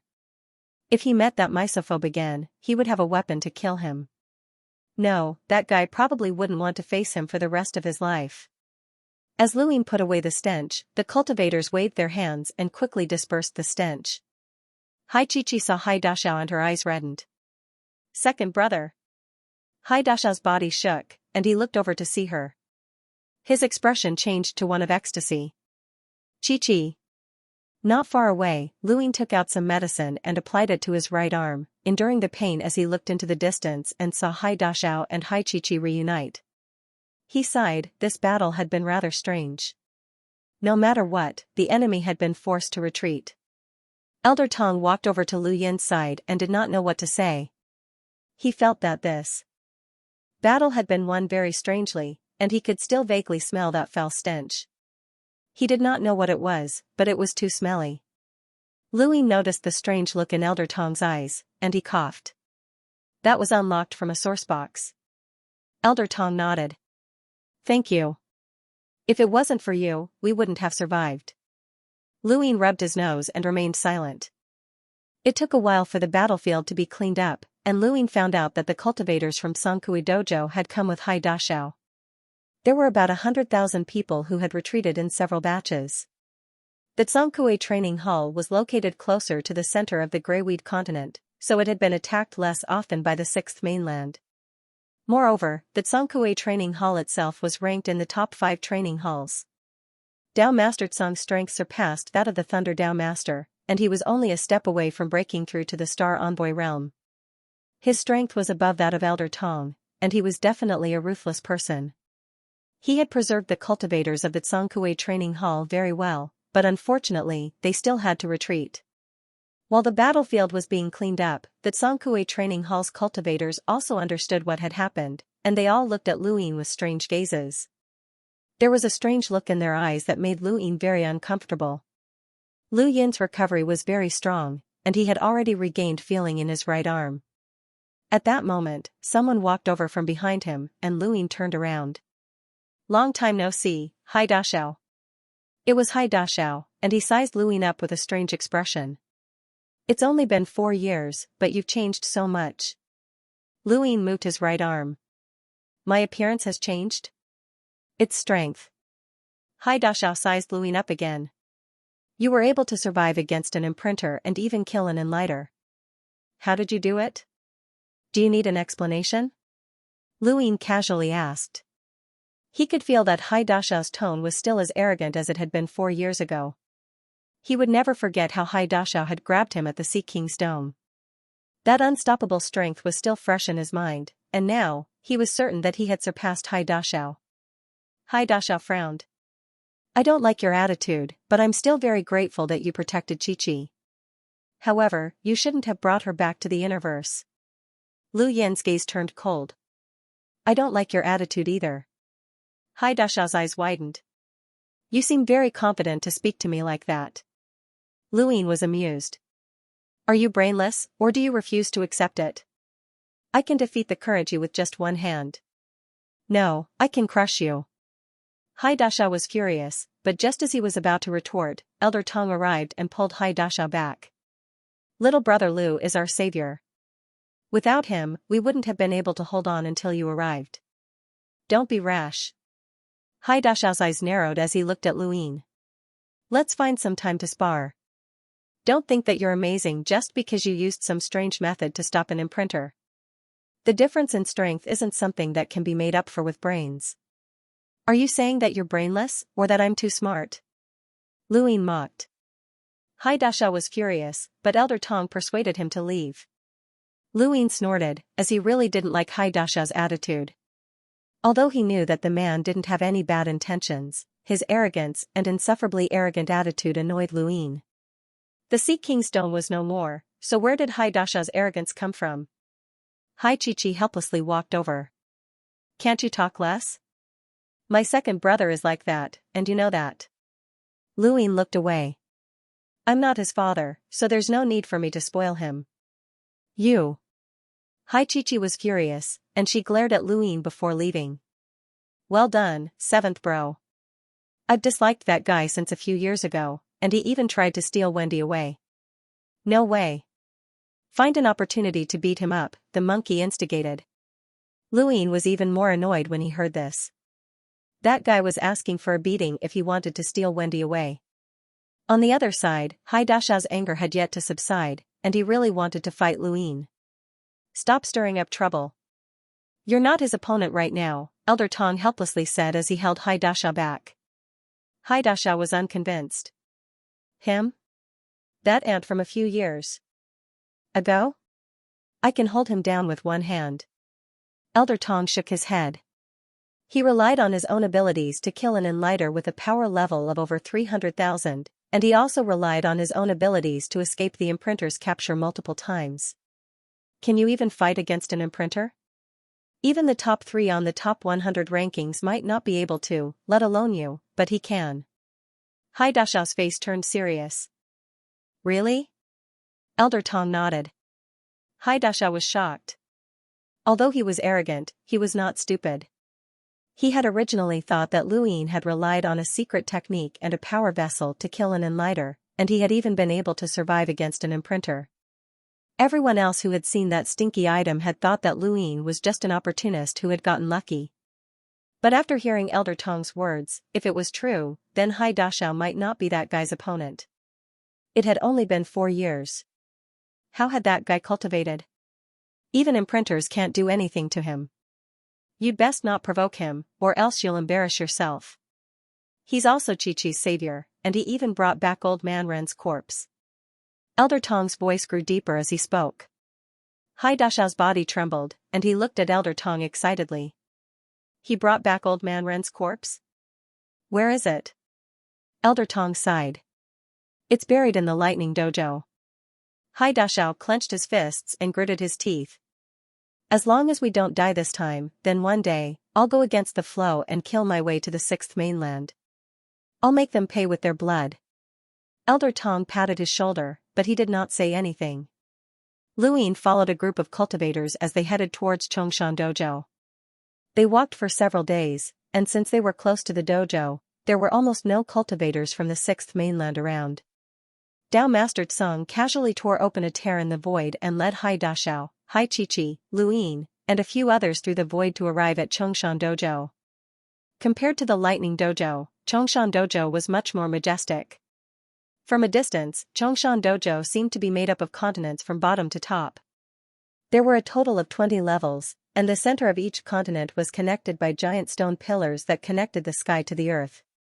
Each continent was separated by a stone staircase that circled around the pillars. The gravity of each continent is different. Chongshan Dojo is a pure body refining dojo, and any cultivator who joins will have an extremely strong physical body, Hai Chi explained to Luin. Luin was not surprised. The 10 Arbiter's Divine Fist's name was Lan Si, and he came from the Zhishan Dojo. Back in the Astral Combat Academy, Lan Si had once displayed more than 30 stacks. Luin was well aware of how difficult it was to display more than 30 stacks in the Lamiter realm, but Lan Si had done it. Furthermore, this might not be his limit. There had been rumors that the Divine Fist could shatter planets with 100 stacks. At that time, Luin knew that someone behind Lan Si had been helping him deduce the overlaying stacks path. Now that he had arrived at Chongshan Dojo, Luin was certain that there was a cultivation method for the overlaying stacks path here, and it was also the most suitable place to train. The closer they got to Chongshan Dojo, the closer they felt the powerful wind. They could hear the sounds of collisions and the sounds of many people gritting their teeth as they persevered. Luin looked up and saw several figures sitting cross-legged on the stone staircase. There were also some who were struggling to ascend step by step, their bodies trembling from the unbearable pressure. Lu Yin's gaze turned solemn. There were a lot of rune lines in Chongshan Dojo, and there were more than a dozen people whose power levels were close to 200,000. Some of them were peak hunters, while others were probably enlighters who were suppressing their power levels. There were also quite a few of them. The strongest person in Chongshan Dojo was the Dojo Master, a super powerhouse who had the power level of an emissary. He was also an expert in the entire Starfall Sea, who was second only to the Sea King. He was also the father of the Divine Fist, Lan Si, Dao Master Lan. Dao Master Tsang was very familiar with Chongshan Dojo, and the people there were not surprised when they saw Lu Yin's group arrive. However, there was a hint of worry in their eyes. Dao Master Lan did not come out. Instead, a sturdy-looking middle-aged man welcomed them. His powerful aura caused Luin to feel apprehensive, as this person was definitely an enlighter. "You're the only one? Where's the Thunder Dao Master?" the middle-aged man asked. Dao Master Tsang shook his head. "He's dead." Genius memorized this address in 1 second. Mobile version of the website, the middle-aged man's eyes dimmed, and he forced a smile. "Please." He then scanned the crowd and was shocked when he saw Hai Chi-Chi. "Chi-Chi? What are you doing here?" Hai Chi-Chi walked out. "Uncle Tai, long time no see." "Chi-Chi?" There was a cry from even further away, and Hai Chi-Chi's body trembled. She turned around and was delighted. "Baby!" Lu Yin's eyes twitched. "Baby?" This name inexplicably reminded him of the pink sofa on the top floor of the Amethyst Trading Company, as they were all from the same series. Lan Baobao was ranked 25th on the Treasure Strong rankings, and she was an absolute expert of the younger generation. This was Lu Yin's first time seeing her in person. Truthfully, this girl did not match the Great Mountain Training Hall at all. This was a paradise for muscular men, and they all trained their bodies while sweating profusely. Lan Baobao, on the other hand, was petite and cute, similar to Hai Chi-Chi. Her face was especially round and tender, just like a child's, even though she was older than Luin. It was no wonder why she was called Lan Baobao. Luin was not in the mood to listen to the two women's conversation, as he kept looking at the landmasses in the sky. Each landmass is separated by 100 steps, and every step you take doubles the gravity. In other words, the difference in gravity between the landmasses is 100-fold, Hai Dashao explained. Luin was shocked. 100-fold difference in gravity meant that the gravity at the top floor was 2,000 times. Up until now, the highest gravity he had ever endured was 300 times. It was not that he could not endure higher, but that he had never had the chance. With his current physical strength, he could endure at least 1,000 times the gravity. 1,000 times the gravity was the limit that an ordinary hunter could endure.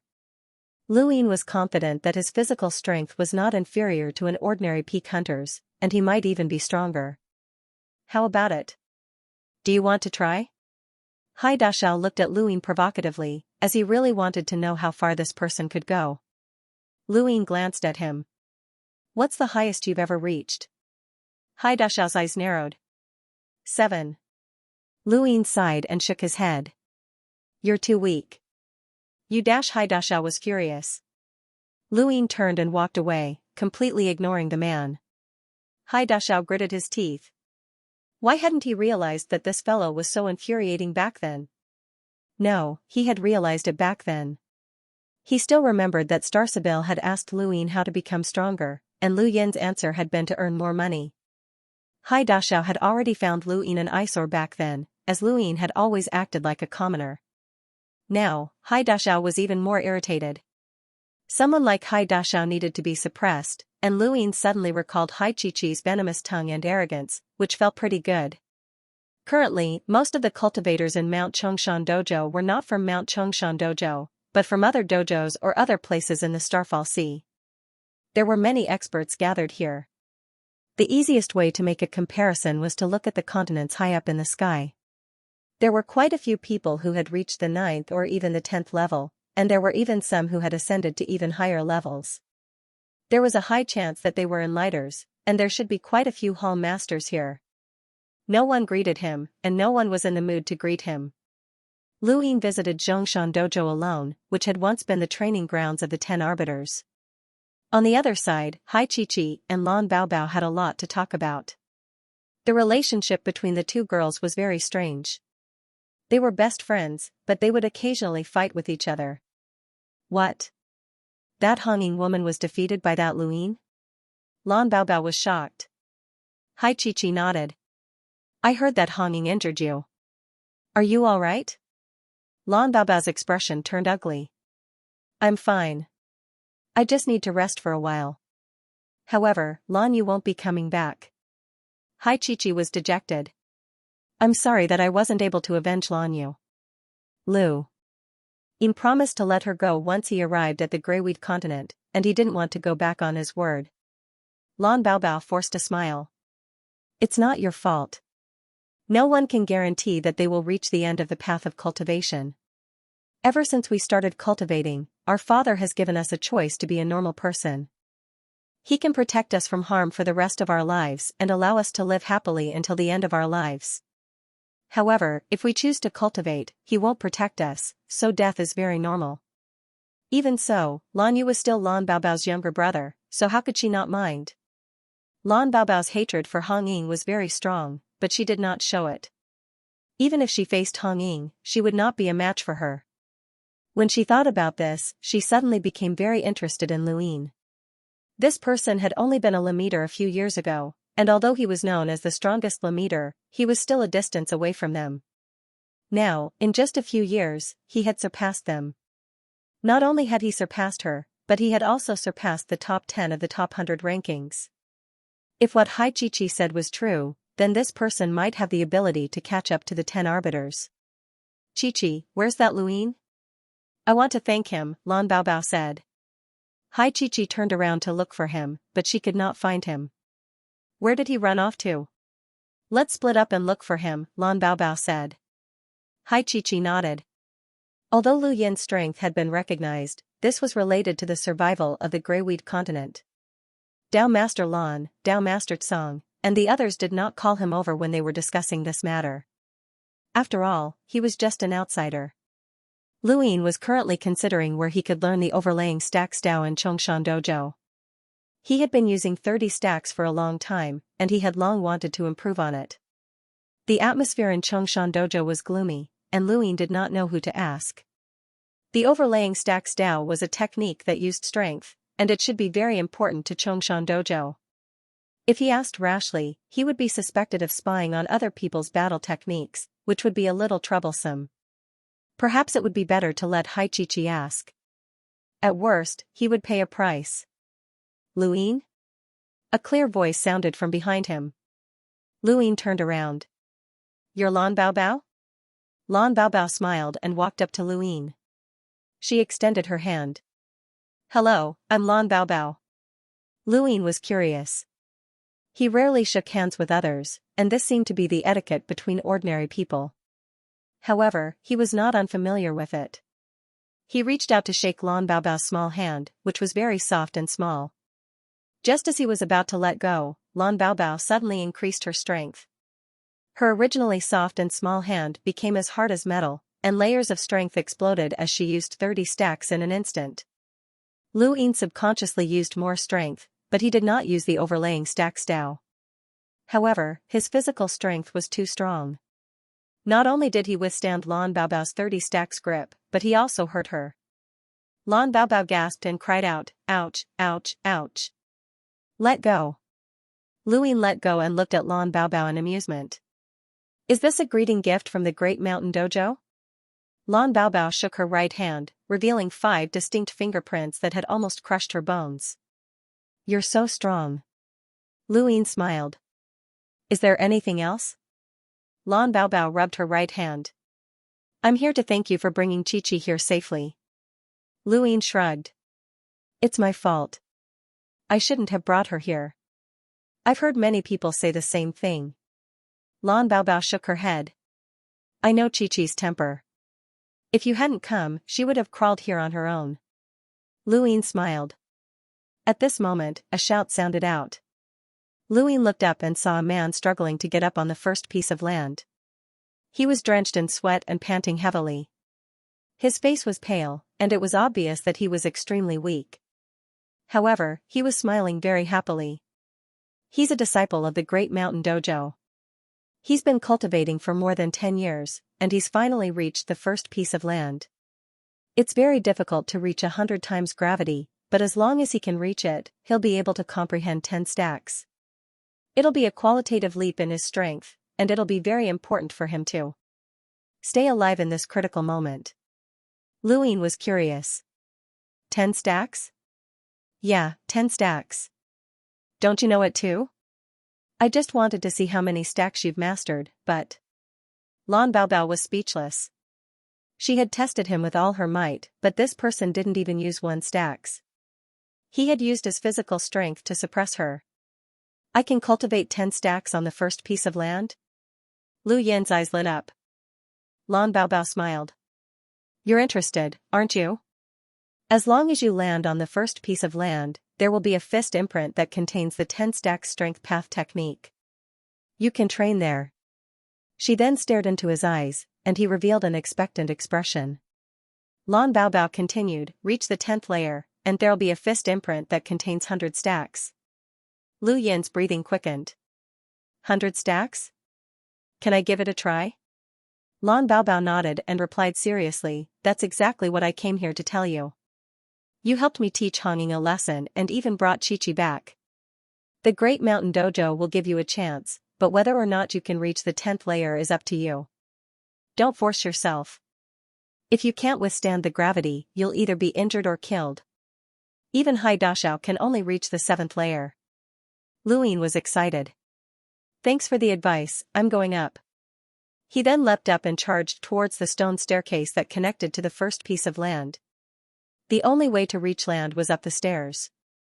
Lu Yin wasn't the only one at the top of the stairs, there were a few others climbing up at the same time. One of them was a young man called Tai San, and he had a crush on Lan Baobao. When he saw Lan Baobao shaking hands with Lu Yin, he immediately grew anxious, especially since the two had been holding hands for a long time. It made him burn with jealousy, and now that Lu Yin wanted to climb up, he wanted to show him who was boss and warn him to stay away from Lan Baobao. Be careful, Tai San warned in a low voice as he stared coldly at Lu Yin. Lu Yin was confused.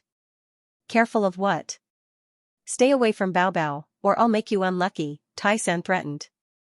Lu Yin frowned, but before he could say anything, another person approached him. It was Hai Dashao, who gave Lu Yin a provocative look before walking up. Lu Yin was speechless, this guy wanted to compete with him? When Tai San saw Hai Dashao, he was surprised. Why was this guy here? He still remembered how Hai Dashao had been a guest at the Great Mountain Dojo and reached the 7th layer, shocking countless people. After all, Hai Dashao wasn't a pure body cultivator, and reaching the 7th layer had been quite difficult. Even the young master had been surprised, but now he was here again. Did he have the confidence to reach the 10th layer? No one had paid any attention to Lu Yin's intrusion on land, but Hai Dashao was different. Not only had his appearance attracted the attention of the cultivators from the Heavy Mountain Dojo, but even the cultivators from other dojos, including those from the Starfall Sea. Hai Chi-Chi saw Lu Yin and was about to call out to him, but Lan Baobao stopped her. Let's see how far he can go. You tricked him, right? Hai Chi-Chi asked with certainty. Lan Baobao replied, I only told him that the 10th floor has 100 stacks. Hai Chi-Chi rolled her eyes. What if he can't reach the 10th floor? Lan Baobao replied seriously, to thank him, I'll ask my father to help him deduce 50 stacks, or even 70 stacks. Hai Chi-Chi rolled her eyes and leaned over. Bao Bao, let's make a bet. I bet that he can reach the 10th floor. Lan Bao Bao's lips curled up. No. Hai Chi was stunned. Why? Do you also think that he can reach the 10th floor? Lan Bao Bao replied, that's impossible. No one can break my brother's record.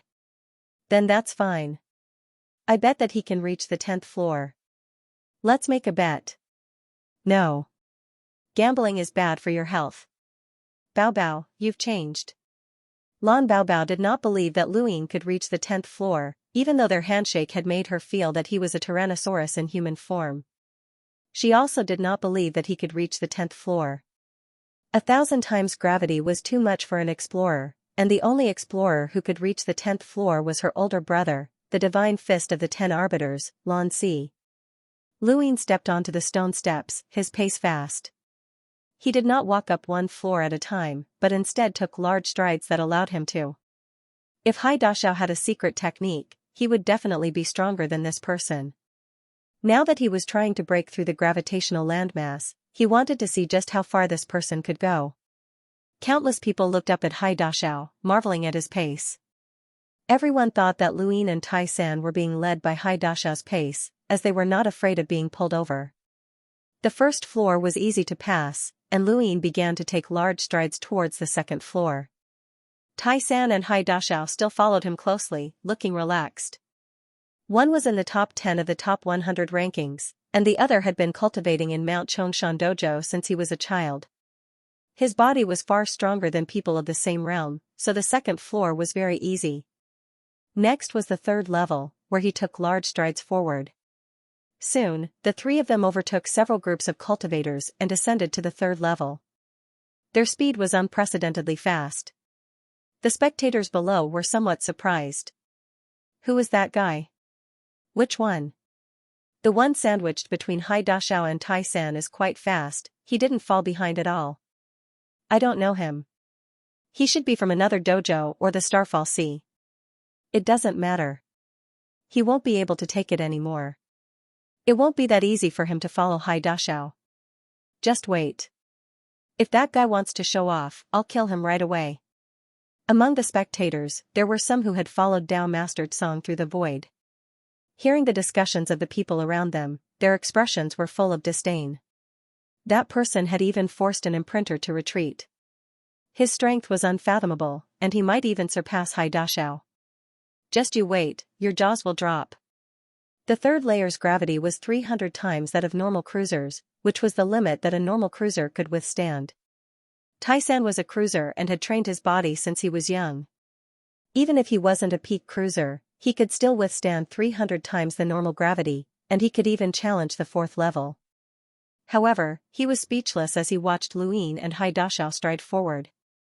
How was this possible? How could this guy walk like that? Tai San fell behind. That guy can actually keep up with Hai Dashao. Who is he?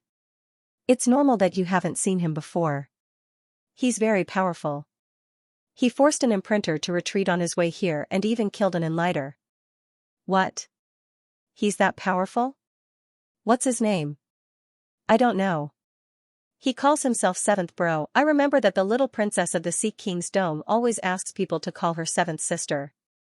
Could this guy be the son-in-law of the Sea King's Dome? I remember that the son-in-law of the Sea King's Dome was an unequaled Lameter called Luyin a few years ago, not this guy. That guy disappeared a long time ago. I haven't heard any news about him in the past few years. He probably died a long time ago. Hai Chi had a strange expression on her face as she listened to the discussions. If Luyin revealed his true appearance at this moment, most of the jaws would drop. Tai San had fallen behind. To be more precise, ever since they had reached the third level, Luyin and Hai Dashao had continued to take large strides forward while Tai San had fallen behind. He had barely reached the stone staircase between the third and fourth level, but he had been unable to move any further. He had stared at Luyin's back as if he were some kind of monster. Hai Dashao had never paid any attention to Tai San, and he had been staring at Luyin the entire time. He could feel Luyin's breathing, heartbeat, and footsteps, and he was a little shocked. This person's breathing had not even become hurried, and it seemed as if he was not exerting any effort at all. Luin was indeed not exerting any effort at all. Even when he had been a Lemmeter, he could still reach the 4th level, let alone now. Now that he had broken through to the Explorer realm and had gone through 3 cycles, his strength had increased by many times. He had no idea how far he could go. His physical strength was constantly increasing, and his appearance was a little strange. His domain was also constantly growing stronger, but he had not told anyone about this. He felt as if his body had endless potential, and this potential was constantly erupting. It was very strange, but also very satisfying. There were only a few people on the 4th level, far fewer than the 3 levels below. Almost all of those who could reach the 4th level were hunters. There was a soft thump as Luin stepped onto the 4th level's landmass. His body felt much heavier than before, as the gravity here was 400 times that of normal explorers. However, Luin had easily stepped onto the 4th level. Beside him, Hai Dashao had also stepped onto the 4th level, and he did not stop to rest. He headed straight for the 5th level, still taking large strides. Luin chuckled and followed her. The people on the 4th level watched in astonishment. An explorer and a cruiser had surpassed all of them, and this step was just too large. Tai-san had long since lost sight of the two. Below, countless people were watching, and more people were learning about Lu Yin's battle record. They also realized that this person might not be any weaker than Hai Dashao. Even further away, at the back mountain of Zhongshan training ground, Dao Master Lan and the others were holding a meeting. There were more than 10 people present, and they were all from various training grounds. There were also some from the Starfall Sea. As Hai Dashao and Luin stepped onto the 4th level, the crowd subconsciously looked over, but of course, they did not pay much attention to them. They continued to advance with large strides. Hai Dashao wanted to shake Luin off, so he took even larger strides. It could even be said that he was jumping, but Luin did not fall behind at all, and his breathing was even. There were even fewer people on the 5th level, only 2 or 3. One of them just so happened to be at the entrance of the 5th level, and it looked like he had climbed up with great difficulty and was preparing to rest. Hai Dashao stepped onto the landmass, kicking up a cloud of dust that swept out in all directions. The person at the entrance frowned and waved his hand to disperse the dust. He snorted and was about to speak when Luin stomped on the ground again, kicking up another cloud of dust. The person had just opened his mouth when the dust was blown into his mouth, and he coughed with an ugly expression. Luin apologized and took large strides forward. The person was furious and wanted to chase after him, but his body could not move. The 500 times gravity made it difficult for him to even sit down, let alone chase. Only then did he realize that these two were taking such large strides. Could they not feel the gravity? Luin did not have much of a reaction to the 500 times gravity, but Hai Dashao was starting to feel some pressure. He could pass through this level of gravity, but continuing to take large strides required a high level of physical strength, and he was starting to feel a little overwhelmed. Back when he had reached the 7th level, he had taken it one step at a time, but now, he was climbing crazily. However, when he glanced at Luin, Hai Dashao did not want to admit defeat. He gritted his teeth and continued to take large strides forward. There was only one person on the 6th level, and it was a woman. Luin raised his eyebrows when he saw her, as there were very few women who had tempered their bodies. This woman was very strong and had probably reached the peak of the hunter realm. They were already on the 6th level, and for many hunters, the 600 times gravity was very difficult to endure.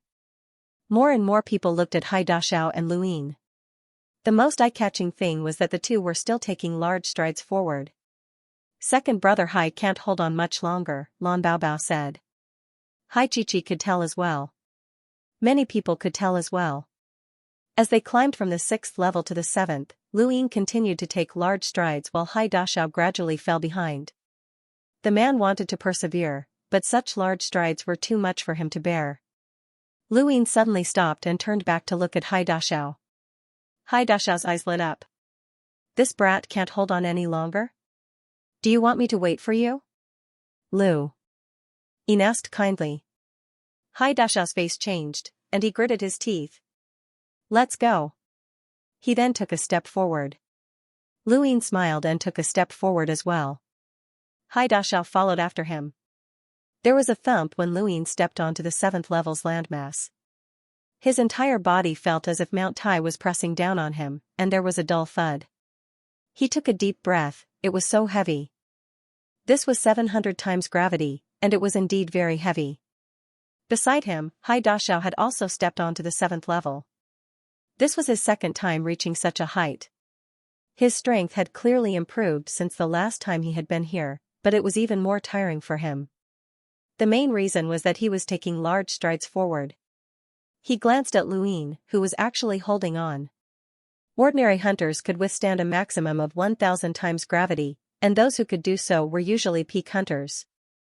Hai Dashao had been able to reach the 7th level as a cruiser, which meant that he had the strength to challenge hunters above his realms.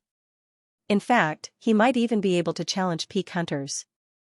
This was the strength that the 7th person on the top 100 rankings possessed.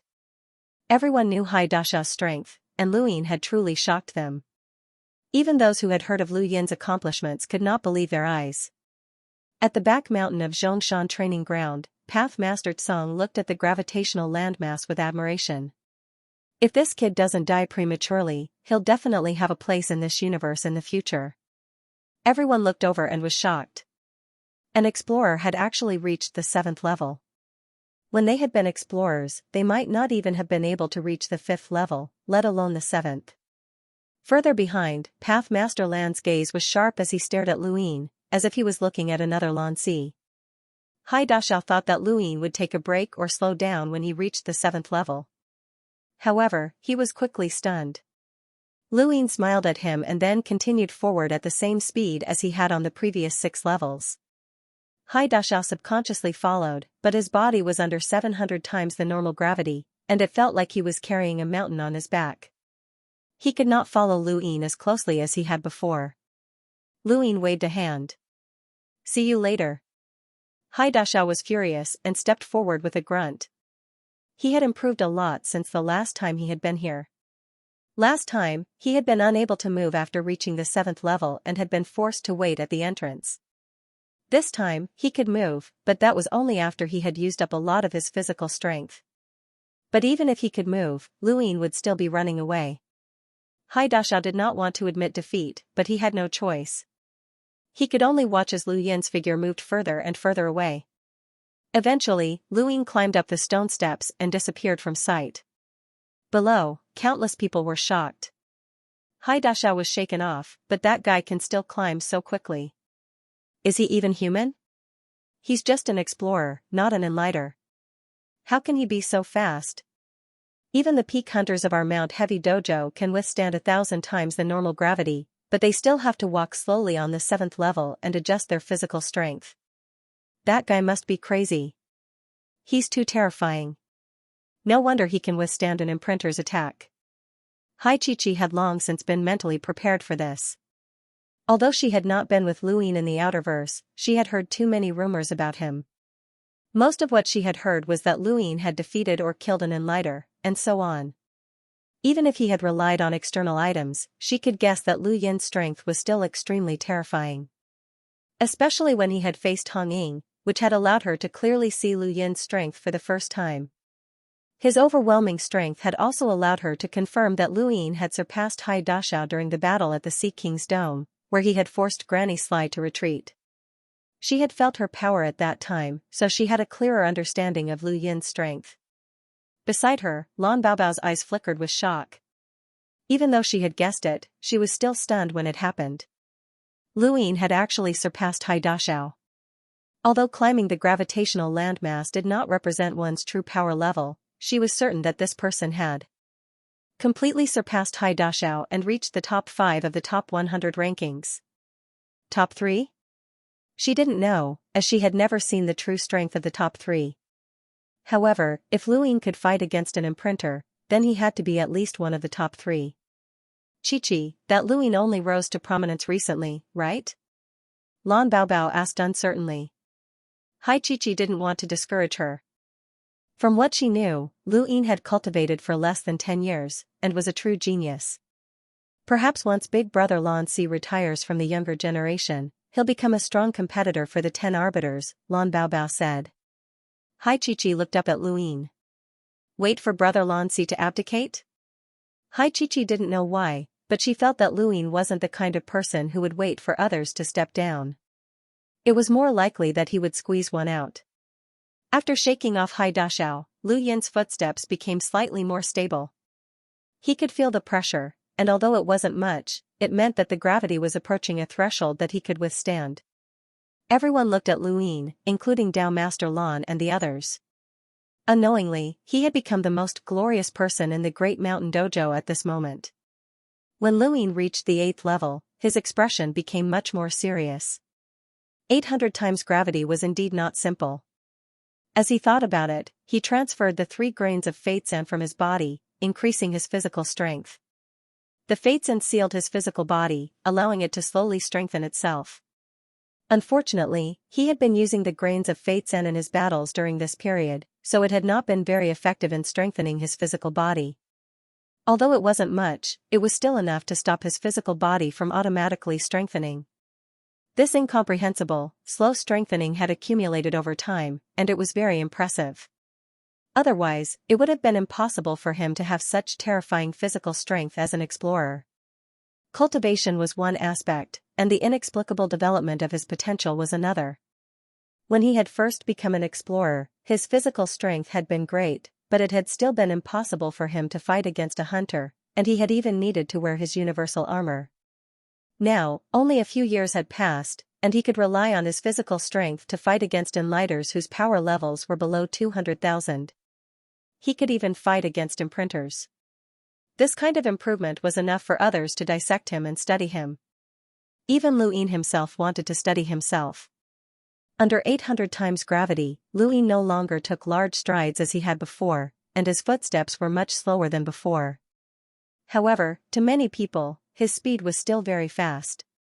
Previously, he had been close to running, but now, he was walking. Ever since Xianxia Dojo had been established, she was the first one to do what Lu Yin had done. Even enlighters would not zhongyang like Lu Yin when they first stepped onto these gravitational landmasses. Tai San went down, as he wanted to see which floor Lu Yin would fall to if he walked so quickly. Tai San looked up and saw a scene that he would never forget for the rest of his life.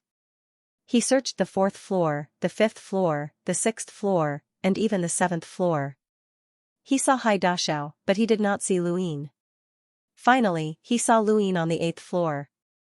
When he saw Lu Yin, he saw that Lu Yin was stepping onto the stone staircase that led to the 9th floor. Tai San's mind rumbled, and he felt like he was dreaming. He pinched himself hard to make sure that it wasn't a dream. There was actually someone who could reach the 9th floor so quickly. Even an enlighter could not reach it so quickly. At this moment, Lu Yin had truly attracted everyone's attention, whether it was the disciples of Xianxia Dojo or the other dojos. Even Dao Master Lan, Dao Master Tsang, and the others were all looking at him. Under everyone's gazes, Lu Yin maintained a steady pace as he stepped onto the 9th floor. The pressure of 900 times the normal gravity made Lu Yin's breathing uneven. He adjusted his breathing and then walked forward. In front of him, a stout middle-aged man looked at him strangely. "Who are you?" Lu Yin replied, "I'm from the Starfall Sea." The middle-aged man was shocked. "You're just an explorer, but you're actually able to reach the 9th floor. And..." He carefully sized up Lu Yin. "Your body has been tempered, and it once glowed." "7th bro, is he scolding you?" "Glowing? Only the dead can glow," the monkey shouted. Lu Yin's eyes flashed, as he had indeed glowed before. Back in the space with the golden ocean, Mr. Mu had raised his physical strength to the true limit of the Lamita realm, and he had even needed 3 grains of fate sand to suppress it. At that time, Lu Yin's body had glowed, which was a sign that his physical body had been upgraded. It was also that upgrade that had allowed him to survive in the universe while still a Lamiter, allowing him to adapt to the universe one realm ahead of time. Glowing. Was that some sort of sign? If Lu Yin's body had glowed again when he was an explorer, did that mean that he had reached the Lamita realm? Lu Yin walked forward step by step, but his pace was much slower than on the 8th floor. However, in everyone's eyes, being able to walk on the 9th floor in such a manner was already very abnormal. The middle-aged man watched as Lu Yin walked past him and sucked in a breath of cold air. The image of a youth who looked down on the world suddenly appeared in his mind. This person might even surpass the 10 arbiters in the future. At the back mountain of Xianxia Dojo, Dao Master Tsung looked at Lu Yin and suddenly spoke up. Dao Master Lan, I remember that your son, Lan Si, reached the 10th floor when he was an explorer. The others were shocked, and they all looked at Dao Master Lan. They knew that the divine fist of the 10 arbiters, Lan Si, had an extraordinary innate gift, but Zhongshan Dojo had always kept it a secret. Dao Master Lan looked deeply at Dao Master Tsung. That's right. Dao Master Tsung was shocked. Youngsters these days are incredible. With formcast models, they can save a lot of time, and they've already surpassed the older generation. Before formcast models were invented, many youngsters with potential would accept the elders' blessing to save time. However, there were too few youngsters who could accept such blessings, and too many geniuses were buried. Now, any youngster with even the slightest bit of talent can rely on formcast models to make a name for themselves. In a few decades, the universe will change. A small old man sighed. It's already changed. The Youth Council of the past has become the 10 Arbiters Council, which represents the current authority. 10 youngsters with unparalleled power. Now that I see that kid, I can imagine that if we're still alive in 10 years, he'll definitely replace us as the new 10 arbiters. From the 9th stone step to the 10th, Lu Yin had taken much longer than the previous steps combined. However, the amount of shock he caused was also more than the previous steps combined. Everyone looked at him. The 10th step was a threshold that no one else knew about. Only Mount Zhongshan Dojo or those who were familiar with the dojo knew that there was a fist imprint on the 10th step that contained 100 stacks. Not long after, Lu Yin stepped onto the stone steps that led to the 10th step and stopped. Everyone's eyes went wide, he couldn't hold on any longer. Lan Baobao's eyes widened, and she unconsciously clenched her fists. She was more concerned about whether Lu Yin could reach the 10th step than anyone else. This was because her older brother, the current divine fist Lan Si, had reached the 10th step as an explorer. If Lu Yin could reach the 10th step, it would mean that he had reached her older brother's level. No, that wasn't right. Her older brother had been a peak explorer when he reached the 10th step and had only been one step away from becoming a cruiser. Lu Yin, on the other hand, had only gone through 3 cycles and was still 2 steps away. If he could reach the 10th step, then he would have surpassed her older brother. In the entire Greyweed continent, the divine fist Lan Si was special. He had the authority to judge and supervise all of the younger generation in the Starfall Sea, and he could recruit any disciple from any dojo to follow him. This was not limited to Mount Zhongshan Dojo, but to the people of the Greyweed continent, Lan Si was their pride. In particular, Mount Zhongshan Dojo revered Lan Si as a god. Only a god could achieve what he had, and Lan Baobao agreed with this sentiment. Now, Lan Si's achievements were about to be broken, and she did not wish for her older brother's achievements to be broken. The other disciples from Mount Zhongshan Dojo fell silent as they stared at Lu Yin. Many of them knew about Lan Si's cultivation, and they knew that he had reached the 10th step as a peak explorer. None of them wished for anyone to break this record. Tap. Tap. Tap. Lu Yin stopped and adjusted his breathing before walking towards the 10th step by step. His steps were slow, but they were steady. Countless disciples from Mount Zhongshan Dojo hoped that Lu Yin would not be able to hold on and break Lan Si's record. Lan Baobao regretted her decision, as she should not have told Lu Yin that he could climb the gravitational landmass. She had wanted to thank him and had even used the 100 stacks to tempt him to climb, just to see how far he could go. She had indeed wanted to ask her father to help this person deduce the limits of overlaying stacks, but she had never imagined that this person could reach the 10th level. It was impossible. As Lu Yin got closer and closer to the 10th level, he could already see it. Hai Dashao left the 7th level and arrived at the bottom. He panted heavily as he landed. The 7th level was not his limit, and he could reach the 8th, but he wanted to see which level Lu Yin had reached. He looked up, and his pupils shrank. The moment he saw Lu Yin stepped onto the 10th level's landmass. The dust on the ground turned into a whirlwind that blew through Lu Yin's slightly long hair. His lips curled up, he could endure the 1,000-fold gravity. At this moment, Mount Zhongshan Dojo was silent. Everyone stared blankly, especially the disciples of Mount Xianxia Dojo, who were even more incredulous. Lan Baobao closed her eyes. This person had broken her elder brother's record. This was the second time. This person had broken her elder brother's record in the Astral Combat Academy, and now, he had broken her elder brother's record in the Great Mountain Dojo. This person was too terrifying. Xianxia was shocked as well, but she was also excited. Dasha was bitter. He could only reach the 8th level at most, and it was impossible for him to reach the 9th. As for the 10th level, he would need to be at least a peak cruiser or even a hunter. That brat was just an explorer, just an explorer. Dao Master Lan looked away. Continue the discussion. Dao Master Tsung's eyes lit up as he looked at Luin. If not for the war, he would have definitely taken this person as a disciple.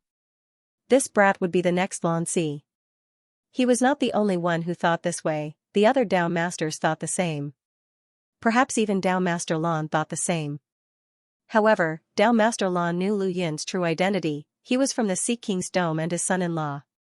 He was destined not to belong to the Great Mountain Dojo. The next arbiter was from the Sea King's Dome. The 1,000-fold gravity on the 10th level made it difficult for Lu Yin to even move. He saw a fist imprint deep into the wall in the distance, and there were a few people around it. They were all wearing the training uniforms of the Great Mountain Dojo, so they should be hunters from the dojo. When they saw Lu Yin, they were shocked, but they did not say anything. He walked over to the wall and sat down cross-legged to recover his strength, less than 10 meters away from the fist print. Below him, the crowd no longer paid any attention to him. After reaching the 10th floor, it was impossible for this person to go any higher. The higher one's gravity tolerance, the stricter the requirements on one's body. 1,000 times the normal gravity was a threshold that separated a peak hunter from an enlighter. Only ordinary cultivators who had reached the enlighter realm and whose bodies had undergone another metamorphosis would be able to withstand even higher gravity. Of course, cultivators who focused on refining their bodies or cultivators with exceptional innate gifts were exceptions. Lan Baobao retracted her gaze with a blank expression.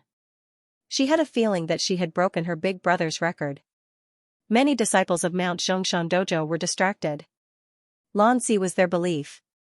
Now that Lan Si's record had been broken, it was a huge blow to them. It was not something that others could understand. Xianxia did not understand and kept saying something to Lan Baobao, but Lan Baobao did not listen to a single word. After resting for a while, Lu Yin stood up on the 10th floor and walked over to the fist imprint. He raised his right. This was 100 stacks. Lu Yin's eyes gleamed with excitement as he clenched his right fist and began to cultivate. Going from 30 stacks to 100 stacks was a qualitative leap. He believed that once he completely grasped 100 stacks, he would not be so miserable when he faced mystery again.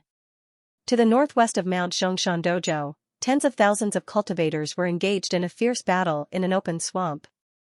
In the sky, an old man shouted with a miserable expression. Across from him, a 6th mainland powerhouse appeared with a cold expression. He activated his martial imprint and sent the old man into the swamp with a thump. Pathmaster gone, I'll give you a chance to surrender, the 6th mainland powerhouse said condescendingly. Within the swamp, the old man spat out a mouthful of blood. I've roamed the Greyweed continent for my entire life, and I don't even know how to spell the word surrender. Just as he finished speaking, a red dot appeared on his forehead. Fresh blood flowed out from the red dot, and the old man collapsed into the swamp, completely dead. Across from them, Granny Sly walked out. No need for nonsense. Kill. Beside her, Hong Ying's expression was grim. She leapt up and brandished her spear, killing several cultivators with a single strike. Compared to when she had been at the Sea King's Dome, she was even colder now. There was a bone-chilling coldness in her eyes, and it was clear that her resentment was not light. She had been buried in the ground by Lu Yin and Xianxia for several days, so she was in a rather bad mood. To the southwest of Mount Xianxia Dojo was a mountain forest. A floating continent had appeared in the sky, and there were countless Tong family cultivators on it. Below, tens of thousands of Greyweed continent cultivators despaired. They had already abandoned the dojo and retreated towards Mount Xianxia Dojo, but they had still been caught up. Tong Zhan shouted, and countless Tong family cultivators leapt down. Tong Tong was among them. She was an explorer, but with her imprint and martial imprint, she was able to fight against a cruiser and even win. To the southeast of Mount Xianxia Dojo, a group of Greyweed Continent cultivators fled towards the dojo with panicked expressions. Behind them, several black figures quickly attacked. These Greyweed Continent cultivators were terrified, as these black figures were all corpses. Very quickly, this group of cultivators died. A youth with a cold expression rushed over. His face was pale as he coldly looked at the corpses on the ground. His words were completely different from his expression. "Why are you all dead? No way, you all died so miserably. I didn't plan on killing you. You must have been scared to death." "Wait, scared to death? Are there ghosts? I'm so scared. Actually, I just wanted to ask for directions." "Right, do you know where Mount Xianxia Dojo is?" "No, you're all dead. It's really scary." "You're all dead, so is there anyone alive? Just answer me. I'm a kind person, and some people say that I talk too much. What can I do if I don't speak to the dead? If I don't speak, then no one will speak. It's very awkward if I don't speak." Around Mount Xianxia Dojo, the dojos that had not been taken down were lost one by one. The Flying Horse Villa's experts had joined in, and with the Tong family's full force, they wanted to take over the entire Greyweed continent. 10 days later, on the 10th floor of Mount Xianxia Dojo, Luin raised his right fist and punched at the empty space. Countless sonic booms were heard, transforming into visible waves that distorted the void. Many people around him were shocked. "This is 50 stacks. He comprehended it so quickly?" Luin retracted his right arm. 50 stacks was much more powerful than 30 stacks, but it was not enough. He continued. He was comprehending overlaying stacks on the 10th floor and did not see a familiar person coming to Mount Xianxia Dojo. It was Zhang Dingtian, who was now Lan Dao. Taishan Dojo had been destroyed, and Zhang. His arrival attracted the attention of Lan Dao Master and the others. After reporting the situation of Taishan Dojo to Lan Dao Master and the others, Zhang Dingtian met Lan Baobao, who was staring at the gravitational land. "Lan Dao? You're still alive?" Lan Baobao was shocked. This person had been valued by her brother, Lan Si, when he had first arrived in the Greyweed continent. Back then, he had been very weak, and Lan Baobao did not understand why her brother had valued him. Not only had he given him the title of Lan Dao, but he had also thrown him into the abandoned Taishan Dojo. Reality had proven that her brother had a good eye. This person had obtained the Taishan Dojo's inheritance, and his strength had increased by leaps and bounds. He had even surpassed Lan Yu. Among the younger generation of Mount Xianxia Dojo, this person was second only to Lan Si and herself. Zhang Dingtian nodded. "I'm the only survivor of Taishan Dojo." Lan Baobao was dejected, and she looked up at the gravitational land again. Zhang Dingtian did not say anything else and walked towards the gravitational land. Every time he came to Mount Xianxia Dojo, he would step onto the gravitational land and cultivate diligently. Lan Baobao suddenly thought of something. "Lan Dao, do you remember that Luin you met at the Sea King's Dome during the Sea King's son-in-law selection?" Zhang Dingtian's eyes widened, and he looked at Lan Baobao. "Why are you asking about him?" Lan Baobao did not notice Zhang Dingtian's abnormality, and she asked, "Was he really just a Lemiter back then?" Zhang Dingtian nodded. "Yes. What do you think of his innate gift?" Zhang Dingtian frowned. "Why are you asking about him?" Lan Baobao had a complicated look in her eyes, and she pointed at the 10th level. "He's right there." Zhang Dingtian was shocked, and his eyes flashed with joy. He looked at the 10th level, and then he was shocked. He had already broken through to the explorer realm, and his strength had improved rapidly over the past few years. However, because the Tong family had isolated him from the Starfall Sea, his accomplishments had not been publicized. Otherwise, he would have been conferred the title of general. Zhang Dingtian believed that he had improved greatly, but even so, he had only reached the 5th level, which was slightly worse than Lan Baobao's. In terms of strength, he was comparable to someone in the top 40 of the top 100 rankings, which was already a huge improvement. Zhang Dingtian had cultivated for less than 10 years, but Luin had actually reached the 10th level. That was the 10th level, and Zhang Dingtian knew of Lan Si's record. Since ancient times, Lan Si was the only explorer who had ever reached the 10th level of the Zhishan Dojo. He was viewed as the idol of countless disciples, and Zhang Dingtian was similarly shocked by Lan Si's record. He had admitted that it was impossible for him to achieve such a feat, but Luyin had actually done it. What's his current strength? Zhang Dingtian asked, his voice dry. Lan Baobao sounded depressed. Explorer, 3 cycles. Zhang Dingtian exhaled deeply and suddenly laughed. Lan Baobao was confused. What are you laughing at? Zhang Dingtian raised his head. After being separated from him for so long, I almost forgot that he's a genius that far surpasses us. He can't be judged by a normal person's standards. He then looked at Lan Baobao. In the future, we'll use the standards of the 10 arbiters to measure him. Brothers, 2019 is here. I wish all of you success in your careers in the new year. Make more money and give more tips to Suifeng. I'll update at 3 p.m. Thank you for your support over the past year. I'll update again at 5 p.m. Thank you, brothers.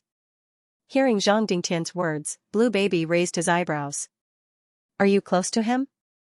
Zhang Dingtian nodded and did not hide anything. He had already told Lan Si about his experiences. Changing his name to Lan Si was his own idea. The name Zhang Dingtian represented the hopes of countless people on Earth. It was a synonym for invincibility. He hoped that one day in the universe, he would be able to be like Earth and protect the people he wanted to protect. Then, he would change his name back to Zhang Dingtian. You. Blue Baby wanted to say something else, but a loud alarm sounded. Everyone's expression changed greatly as they looked towards the west. The enemy was attacking. The Great Mountain Dojo was located at the very center of the Greyweed continent.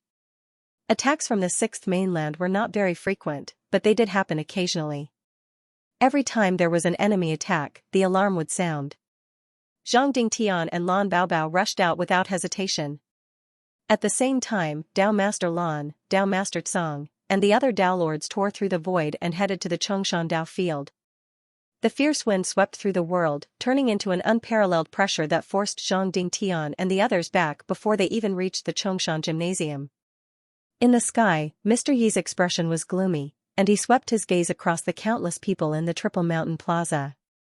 He wanted to find the person who had infuriated him, as a mere explorer had actually forced him to retreat. This was unforgivable. Beside Mr. Yi was Granny Sly, Elder Yuan, and the other Enlighters. Today, we'll destroy Mount Zhongshan Dojo, Mr. Yi said in a low voice. His figure disappeared, and when he reappeared, he directly tore open the void and forced Sect Master Lan and the others out.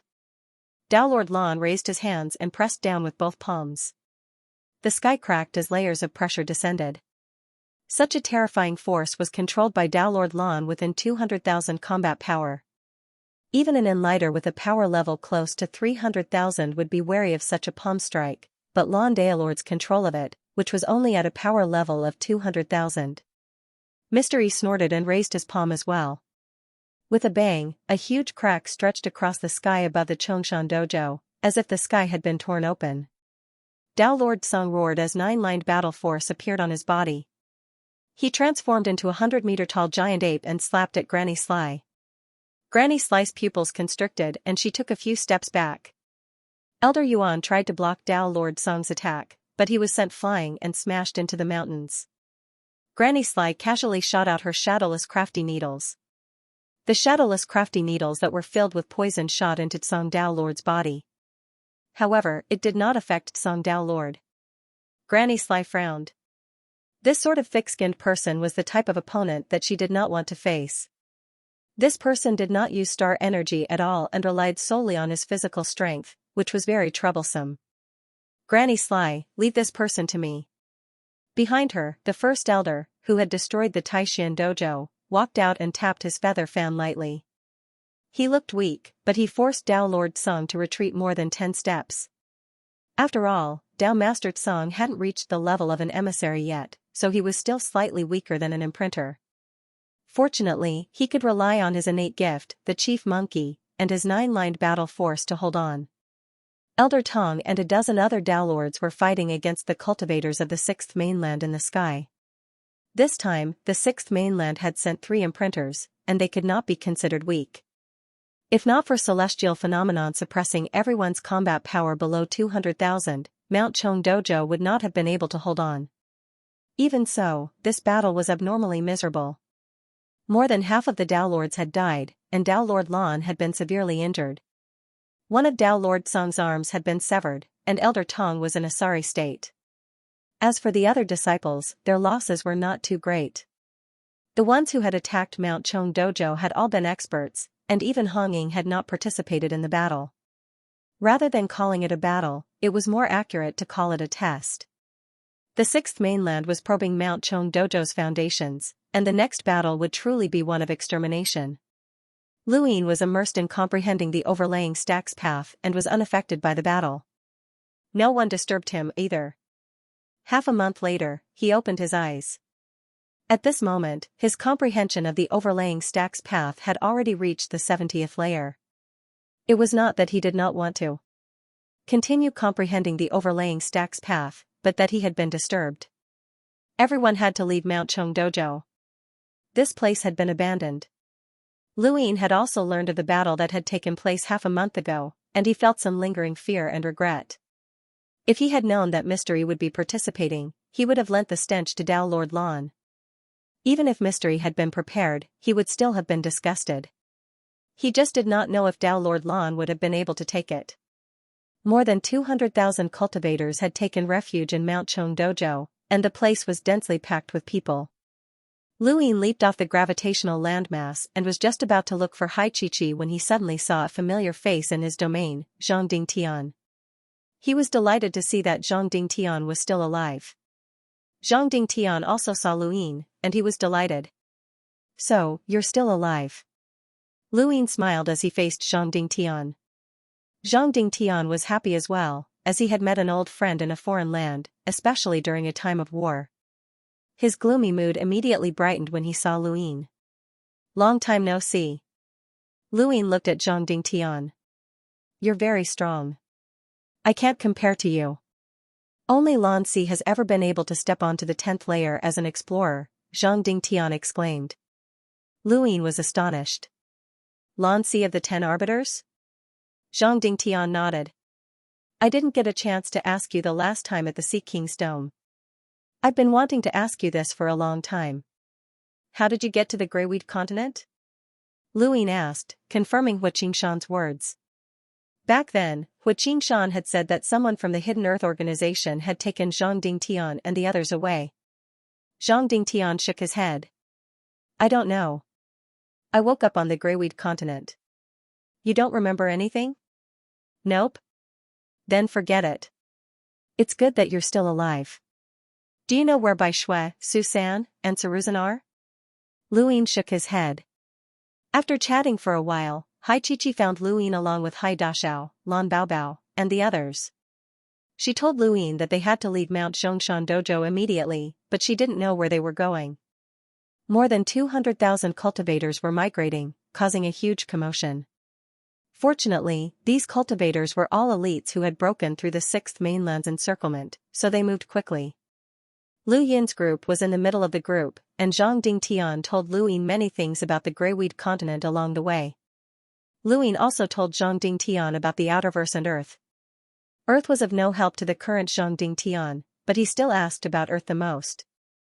It was his home and the source of his bloodline. "If I'm unlucky enough to die and you're still alive, do your best to bring my body to Earth for a proper burial," Zhang Dingtian said to Luin. Luin nodded in silence. "Hey, if you die, I'll do my best to send you to the Outerverse as well," Hai Chi-Chi added as she looked at Luin seriously. Luin was speechless. Lan Baobao rolled her eyes. Zhang Dingtian glanced at Hai Chi-Chi. This brat really knew how to talk. "7th bro, if I die dash," the monkey was cut off by Luin before he could finish his sentence. "Nonsense." The group quickly shuttled through the forest like a flood. At the front, Dao Master Lan's expression was solemn, and he occasionally looked up at the sky. Dao Master Tsang was at the back with Elder Tong protecting him in the middle. There were also a few enlighters scattered among the cultivators. 2 days later, just as everyone was hurrying along as usual, Dao Master Lan suddenly stopped and raised his head. A crack appeared in the sky, and Mr. E, Granny Sly, Mr. De, and many other experts from the sixth mainland appeared. There were at least 100 of them, and the weakest of them were hunters. The most terrifying thing was that there were more than 20 of them who looked like enlighters. Kill! Mr. E waved his hand, and many cultivators leaped down. Elder Yuan was at the front, and behind him were more than 20 enlighters. They turned into arrowheads and charged into the crowd of cultivators, leaving behind a trail of blood. Zhang Dingtian gripped his blade and slashed out. At the same time, countless blade lights flew into the sky from the cultivators. However, Mr. De casually shattered them, and he took a step forward. When he reappeared, he was already on the ground, and his figure flickered as blood rained down. Granny Sly raised her hand, and shadowless crafty needles rained down like rain. Dao Master Lan's expression changed, as there were too many shadowless crafty needles. He allowed her to attack as she pleased, and in just a few rounds, everyone was dead. Dao Master Tsong transformed into a giant ape and slapped at Granny Sly again. Hai Dashao and Lan Baobao had already rushed out to fight against an enlighter. This enlighter was an expert in the way of the sword, and he injured Lan Baobao with a single slash. Hai Dashao stabbed out with the Sea King's trident, but he was also forced back. Zhang Dingtian's blade slashed down. You overestimate yourself, the enlighter snorted. He lightly tapped his sword, and every slash was aimed at the handle of Zhang Dingtian's blade. Not only was Zhang Dingtian unable to attack, but he couldn't even hold the blade steadily. No one could get close to him. The enlighter swordsman was cold and arrogant. As a powerhouse with a power level of over 300,000, even if he suppressed it to 200,000, this group of people still couldn't deal with him. As Lu Yin thought about it, his sword suddenly slowed down, and streaks of sword shadows lingered in the void. A single slash caused countless people's scalps to go numb, as they couldn't block this attack at all. There was a whoosh as Lu Yin passed through the crowd and slapped out with his palm. At the same time, his pupils transformed into runes that flickered. The enlighter swordsman suddenly paused, as he felt his strength mysteriously weaken. Before he could think about it, Lu Yin's palm approached him. You're courting death. There was a whoosh as countless sword shadows tore through the void and slashed towards Lu Yin.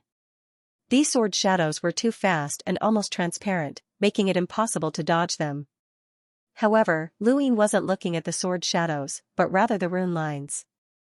He narrowly avoided all of the sweeping rune lines and struck the enlighter swordsman's body with his palm. It was cold and hard to the touch, it was the edge of a sword. The enlighter's reaction was extremely fast, and even though Lu Yin had been caught off guard and weakened, he still managed to use his sword to block in front of him. 70 stacks, 100-fold shockwave palm. Lu Yin barked. There was a thump, and the enlighter swordsman only felt an enormous strength surge towards him along with overlaying stacks. He almost lost his grip on his sword, and he subconsciously struck out with his martial imprint to reinforce his sword. His body was sent flying, and his internal organs churned. Hai Dashao was shocked, as this was the first time he had seen Lu Yin fight with his own eyes. Even if they joined forces, they still couldn't defeat a powerhouse, but Lu Yin had sent him flying with a single palm strike. This was even more shocking than climbing a gravitational field. This was also the first time that Lan Baobao and Zhang Dingtian had seen Lu Yin fight. His decisiveness and sharpness, his ability to advance and retreat, and his ruthlessness all represented a wealth of battle experience. I wish everyone good health in the new year, and thank you for your support. I'll update at 3 p.m. and 5 p.m. Thank you for your support. Zhang Dingtian had thought that he had plenty of experience fighting against the sixth mainland over the past few years, but he had not expected Lu Yin's battle experience to be on par with his. Lu Yin had even experienced a hopeless battle that even Dao Master Lan and the others could not imagine. Lu Yin panted slightly, as this sword expert was even more difficult to deal with than Elder Song. Fortunately, Lu Yin's reaction had been faster. Otherwise, that palm strike would have severely injured this person, if not killed him. 200,000 cultivators were fighting against 100 from the sixth mainland, but they did not have the upper hand. This was not a matter of numbers. In the distance, the sword expert had been smashed into the ground, leaving behind a crater that was thousands of meters long. He was in an extremely sorry state, and more importantly, his hands were trembling. It was not because he was afraid, but because he could not handle the force of the blow. He looked up and glared at Luin, as he had been sent flying by an explorer. If news of this? The sword expert held as his wrist was broken, and his sword fell to the ground. In his fury, the Tong family's ancestors' imprint behind him became even clearer. He raised his hand, and a small sword circled around his palm. With a whoosh, the middle-aged man was pierced through, and blood flowed down his back. However, the ancestor did not let go. Instead, he punched the sword expert's abdomen, causing him to spit out blood. This was a lose-lose battle, and it all depended on who would die first. Similar scenes were playing out in many other places. In terms of power, the cultivators from the Greyweed continent were indeed much weaker than those from the Sixth Mainland. The suppression from the innate, imprint, and martial imprints were too strong. Even if they were at the same level, only the best of the best could stand up to the Sixth Mainland. Luin was just about to help when Mr. E, who had been motionless all this time, suddenly attacked Dao Master Lan. Dao Master Lan had been on guard against Mr. E the entire time, but being on guard was one thing, and whether or not he could defend himself was another. Mr. Yi's power far exceeded his own, and he had been heavily injured before. Dao Master Lan could not withstand the attack at all. Uncle Lan can't hold on much longer. Luin, go! Hai Chi-Chi shouted. Zhang Dingtian and Lan Baobao were confused. Luin? What did that kind of battle have to do with him? He leapt up and waved his hand, causing the stench to appear as he activated the Yu's secret art. Blue Dao Master spat out a mouthful of blood as he waved his palms around. His overlaying stacks, which far surpassed Lu Yin's, caused the void to collapse as it enveloped the entire area. Mystery was like a falling leaf as he dodged all the palm imprints. He raised his hand and a huge martial imprint appeared in the sky. It covered the light as it pressed down on Dao Leader Lan. This was the materialization of martial seals. Only those with extraordinary talent could do it. Ordinary cultivators of the martial progenitor domain could only rely on martial seals to increase their fighting strength. Only those who had a thorough understanding of martial seals could use martial seals to suppress everything. Previously, Dao Master Lan had been injured by the martial seal. Now that he was facing the martial seal again, his preparations over the past half a month were useless. He was still unable to block it. Just as Mystery was about to suppress Dao Master Lan, something fell into his hands. Mr. Yi's expression changed as an indescribable stench filled the air. His face paled as his martial seal disappeared. Bastard, it's you again! Mystery roared as he scanned the area and spotted Luin. Luin was a little embarrassed, as it was a little too much to take something like that out on such a serious battlefield. However, when he saw Mr. Yi's twisted expression, he felt a little strange. Luin was Mr. Yi's nemesis. Dao Master Lan was confused and retreated 1,000 meters. He couldn't help but cover his nose. What was that smell?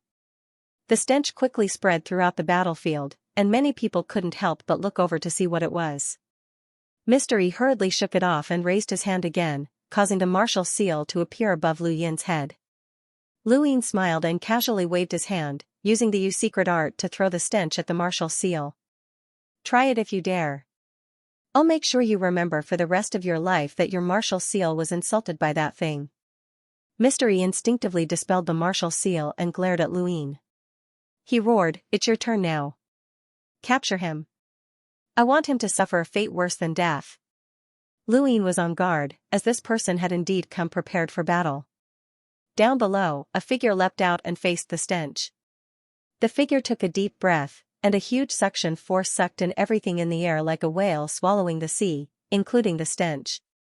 Not only that, but the person's mouth also suddenly widened, and he tried to bite down on the stench.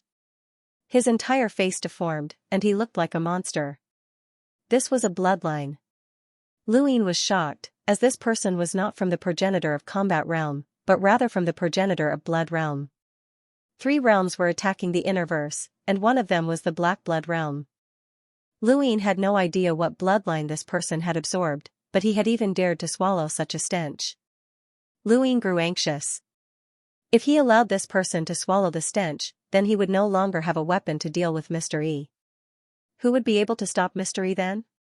That misophobic man would definitely skin Luin alive. The more he thought about it, the more nervous he became.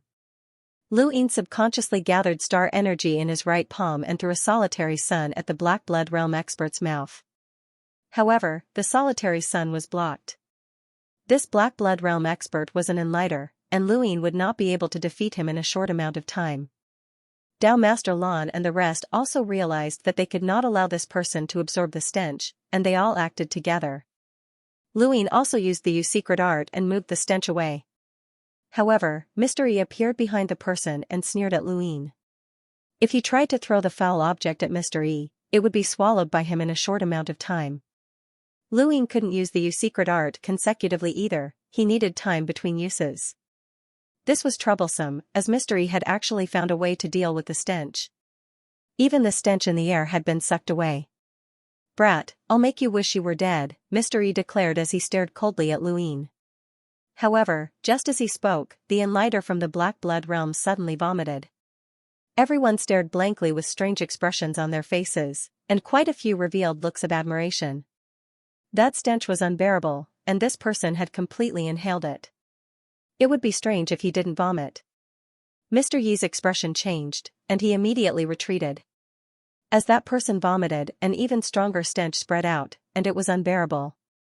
It was especially so when this stench seeped into one's brain, and it was impossible not to smell it. The atmosphere of the battlefield immediately changed as the Black Blood Realm expert fell to the ground in a daze. Quite a few people were terrified of that stench, as it was just too smelly. Lu Yin's eyes lit up, as he could not stand the stench either. However, that did not matter, as Mr. E was in an even worse state. At this moment, Mr. Yi's face was pale, and it was obvious that he had been severely injured. His entire body was trembling. "Mr. E, come on. Let's fight to the death." Luin shouted as he waved the stench around and charged forward. Dao Master Lan and the rest hurriedly retreated. Half a month ago, he had heard that Luin had forced Mr. E to retreat, but he had not taken it to heart. Anyone who had cultivated to Mr. Yi's level would not be defeated by the same method twice. Now, however, his thoughts had changed. This Luin was truly mysterious, as he even possessed such a thing. Even Dao Master Lan would not be able to stand the stench, let alone someone like Mr. E who was obsessed with cleanliness. The stench was so strong that it could affect an envoy-level powerhouse, and it could even cause an enlighter to faint. It was definitely not an ordinary stench. Mr. E retreated 10,000 meters, but that was not enough. He continued to retreat, and then some more. Every time he retreated, Luin would take a step forward. In any case, Luin was chasing after Mr. E. Countless people were dumbfounded. Was Luin chasing after an imprinter? And Mr. E was an imprinter who had surpassed Dao Master Lan. At this moment, Luin seemed to be glowing. Without Mr. Yi's pressure, Dao Master Lan was able to attack the other 6th mainland powerhouses, and the situation instantly changed.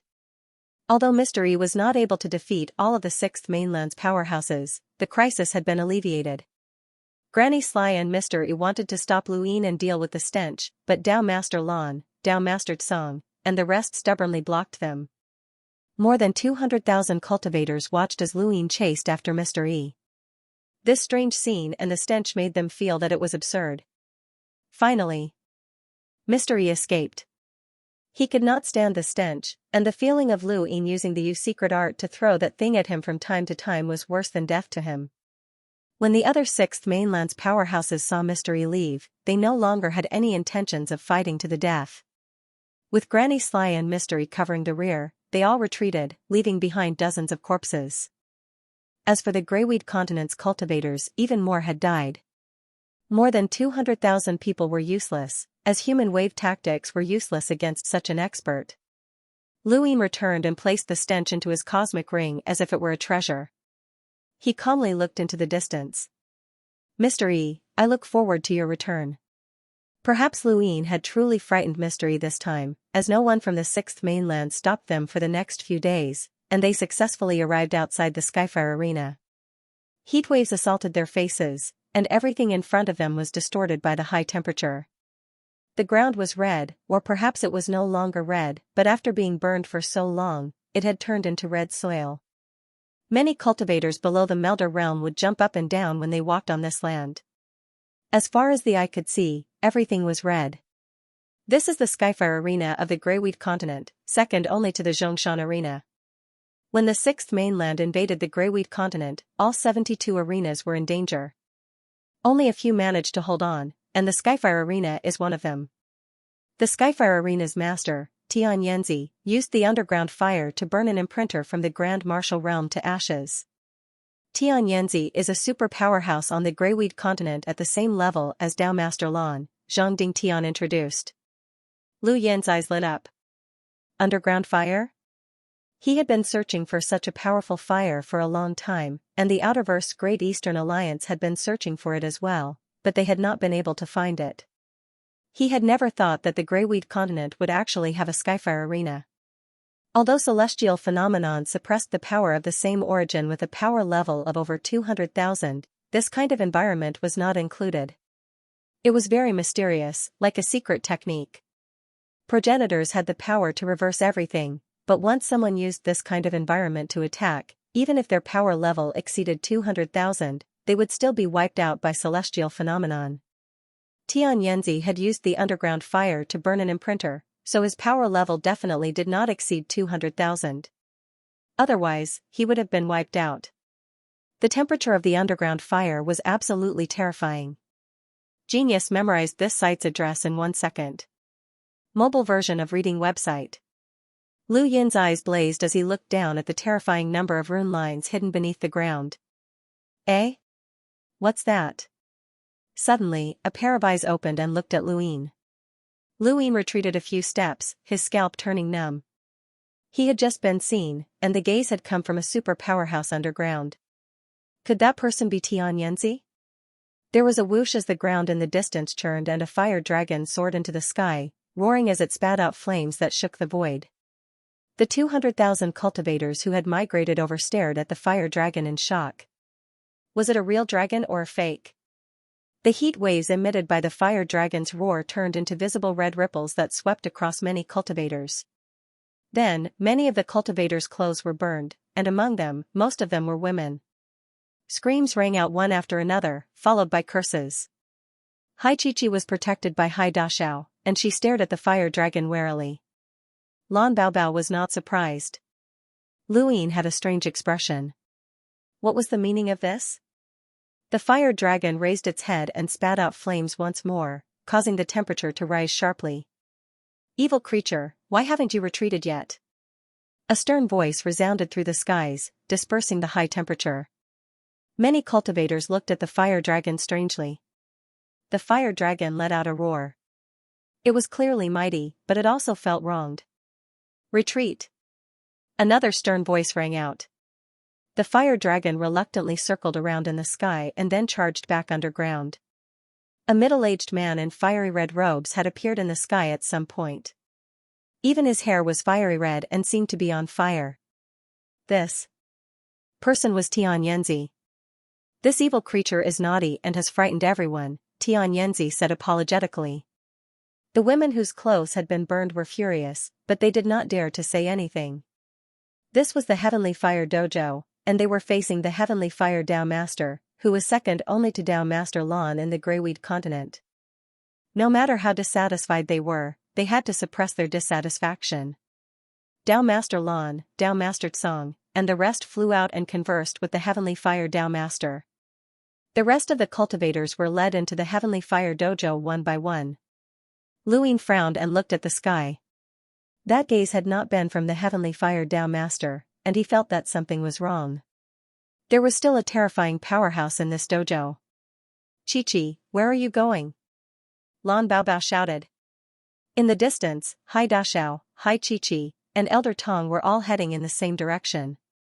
Lu Yin looked over, and a thought flashed through his mind.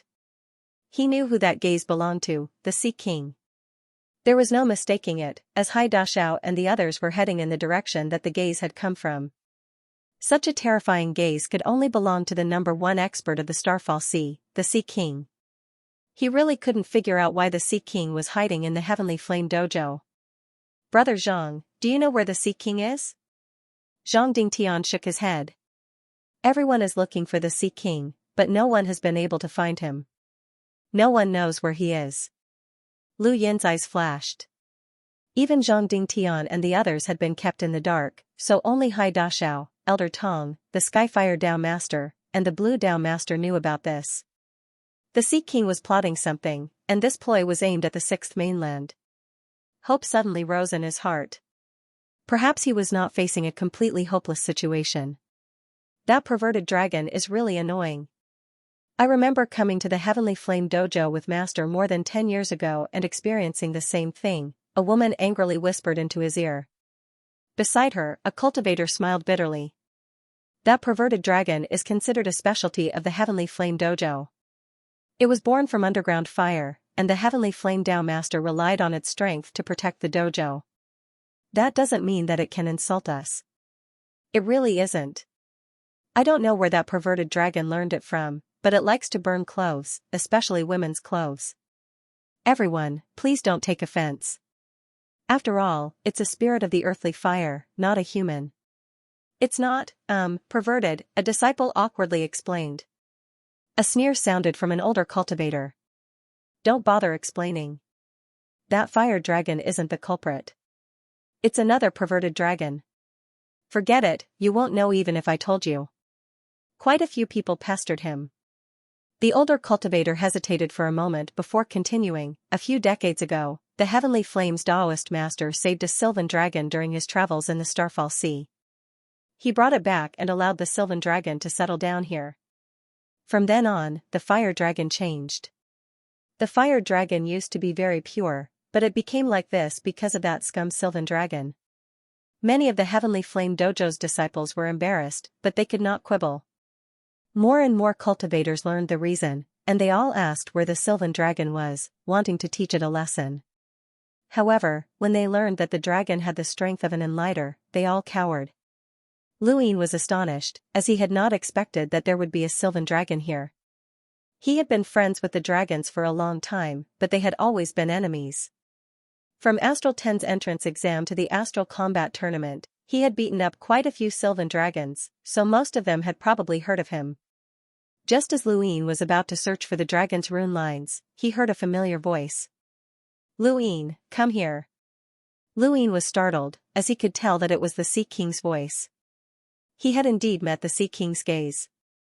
The Sea King was located at the entrance to the Heavenly Flame Dojo's training ground. When Luin arrived, he could vaguely see a fire dragon swimming through the magma in a carefree manner. Not far from the magma, there were quite a few rune lines in a red tunnel, including Hai Dashao, Hai Chichi, and Elder Tong's rune lines.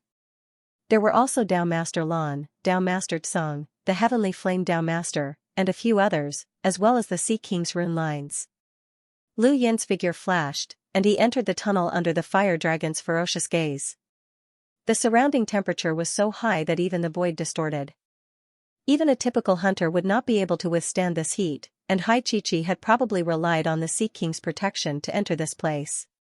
Luin followed the flow of magma and arrived at a spacious hall. It was empty, and only the Sea King and the others were standing there quietly, as if they were waiting for him. This was the first time that Luin had seen the Sea King's rune lines. Back at the Sea King's dome, he had almost been blinded by the rune lines, and he had not dared to look at them. Junior Luin greets Senior Sea King, Luin said respectfully. The Sea King looked at Luin solemnly. You should not have let Chi-Chi come to the Starfall Sea. Luin was unhappy. Why was everyone saying that? Elder Tong, Hai Dashao, Lan Baobao, and now, the Sea King. However, even though he was unhappy, he did not dare to lose his temper. This was the Sea King, not Hai Dashao. He had originally thought that the Sea King was at most an emissary on the same level as the Arrow Mountain ancestor, but that exchange of glances had made him feel that the Sea King's strength might even surpass Mr. Yi's. This was the true strength of the Starfall Sea's #1 person. He was indeed an emissary, but there was a huge difference in their power levels. 500,000 emissaries were emissaries, while 790,000 were emissaries. Father, how can you say that? I already told you that I don't blame him, Hai Chichi said unhappily as she pestered the Sea King. The Sea King had not seen his beloved daughter for a long time and his heart ached. His expression softened. All right, I don't blame him. Xianxia was satisfied, and she glanced at Luin proudly. Luin was speechless, but he decided that if something like this happened again in the future, he would not be a good person. Seventh bro, your father-in-law's family is bullying you, and even I can't stand it anymore. Don't worry, I'll help you scold them to death. The monkey laughed. Luin was helpless, as he had the urge to take out something stinky and smash the Sea King's face. He looked around, and suddenly, his gaze landed on a youth. Aside from Xianxia and Xianxia, there was only one other youth in the entire cavern. He was standing in a corner with his back against a boiling hot wall, looking at Luin with interest. This person was handsome and had a smile on his face. He was dressed in the uniform of the Xianxia training hall, and there was nothing else about him other than his handsomeness. However, Luin was attracted by his gaze, which was filled with a condescending gaze and boundless self-confidence. There was also an indescribable feeling, like anticipation? Or perhaps provocation? For some reason, Luin immediately knew who this person was. He was one of the 10 arbiters, the Divine Fist, Xianxia. In the entire Greyweed continent, he was the only person in the younger generation who could exchange blows with an imprinter and escape unscathed. In the current Interverse, the highest title was bestowed upon an arbiter. Someone must have wanted to use the 10 arbiters' name to attract the younger generation to compete for it. After all, the 10 arbiters were too famous. However, the 10 arbiters had not retreated, and even in terms of battle achievements, they were still the 10 arbiters. Only they could do what others could not. Xianxia was one of them, and he was the first arbiter that Luin had come into contact with. Of the 10 arbiters, Xianxia was the first to contact Luin, and he had the deepest impression of Xianxia. Their cultivations were also very similar. Lu Yin's gaze made him forget everything else around him. The 10 arbiters' influence on the younger generation was too great. If progenitors were the gods of all cultivation systems, then the 10 arbiters were the gods of the Innerverse and Outerverse younger generation. They were legends that could not be surpassed. Luin had shaken the Innerverse because he had tied Xianxia's record in the Astral Combat Academy. He had also caused a stir in the Level Mountain Dojo because he had surpassed Xianxia's record. The 10 arbiters were a benchmark that differentiated innate talent and also differentiated the past from the present. Before the 10 arbiters, no one had ever reached their level at their age, at least not in historical records. Xianxia was very interested in Luin, as this person seemed to have come specifically to challenge his record. This was the case in both the Astral Combat Academy and the Level Mountain Dojo. How interesting. Magma dripped down from above, but Xianxia caught it and waved his hand, causing it to shoot towards Luin. Everyone saw this, but they did not stop him. Xianxia's influence was not limited to the younger generation, even a powerhouse like the Sea King had to respect him.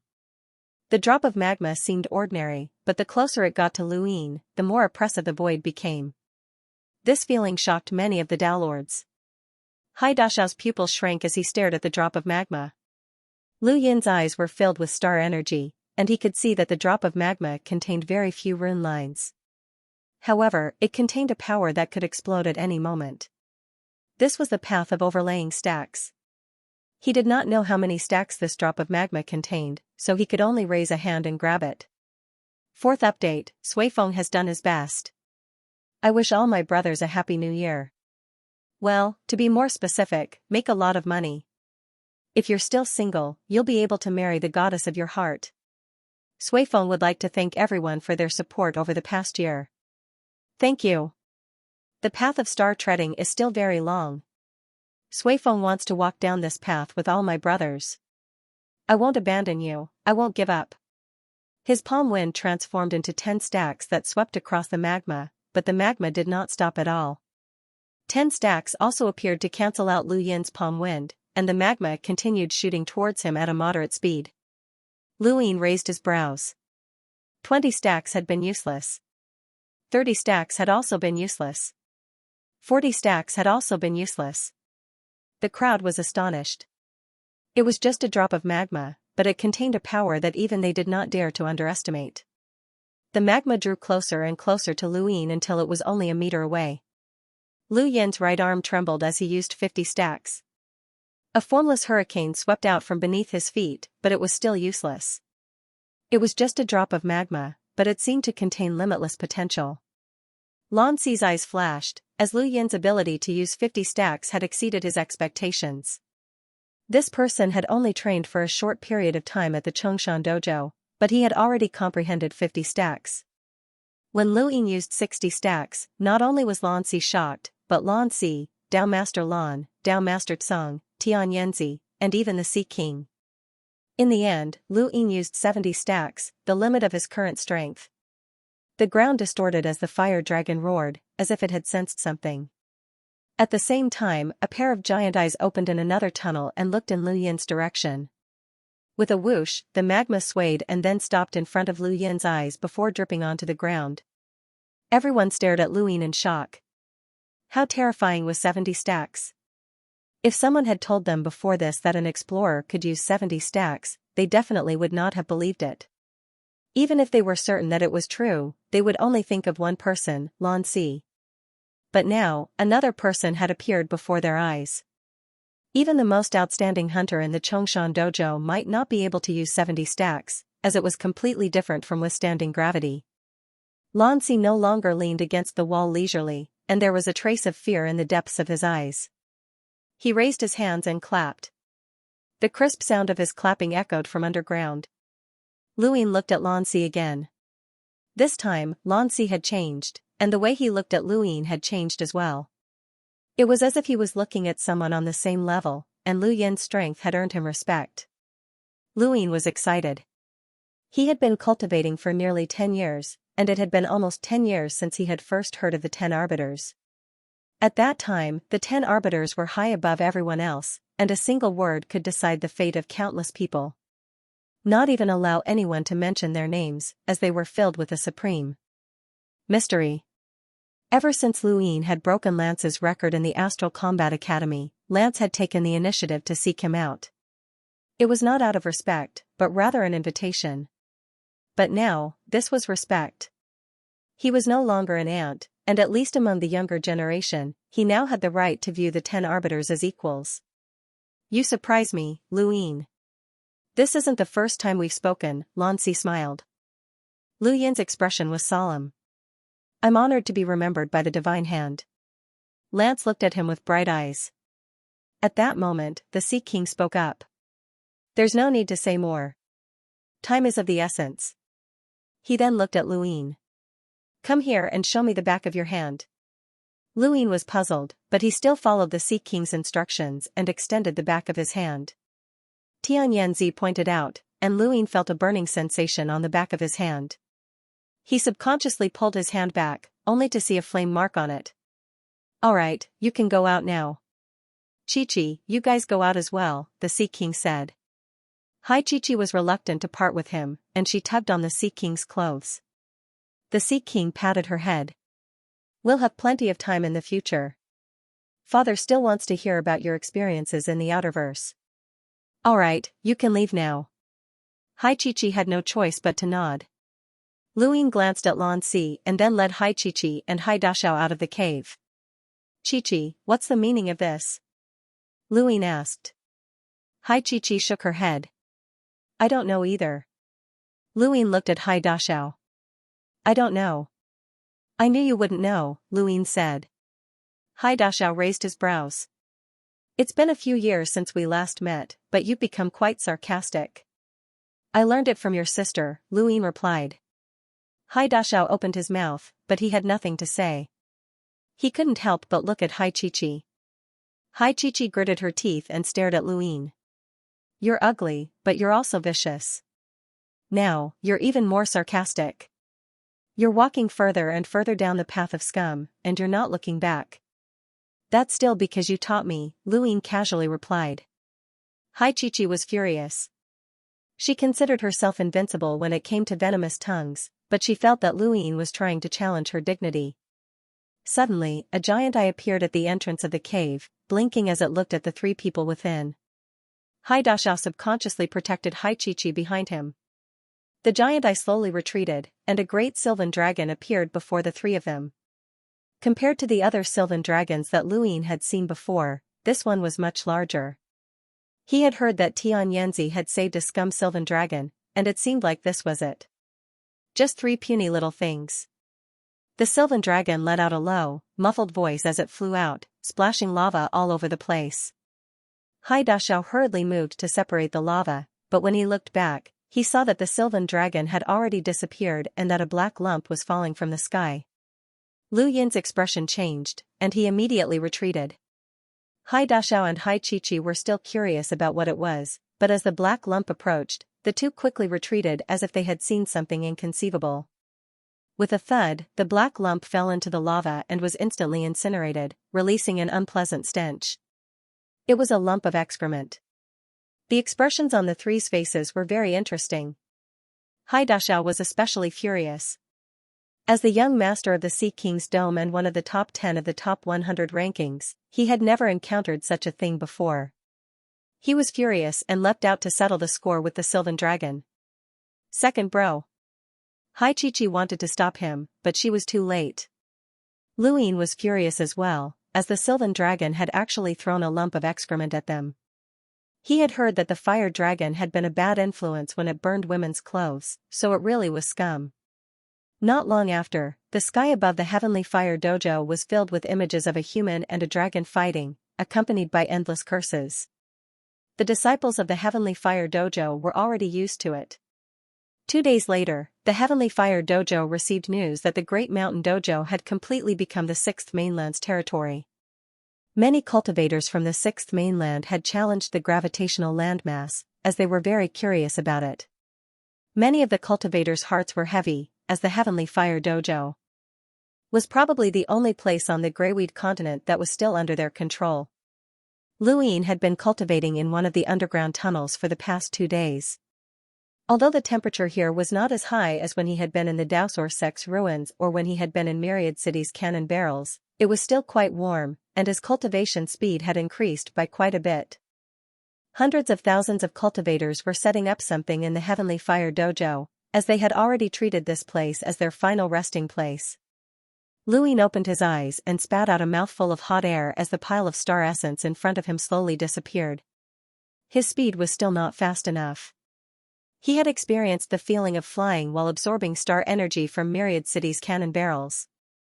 Even with the support of Sirius, his current speed was still not fast enough. He looked at the raging fire dragon outside and felt that this fellow might be able to help him.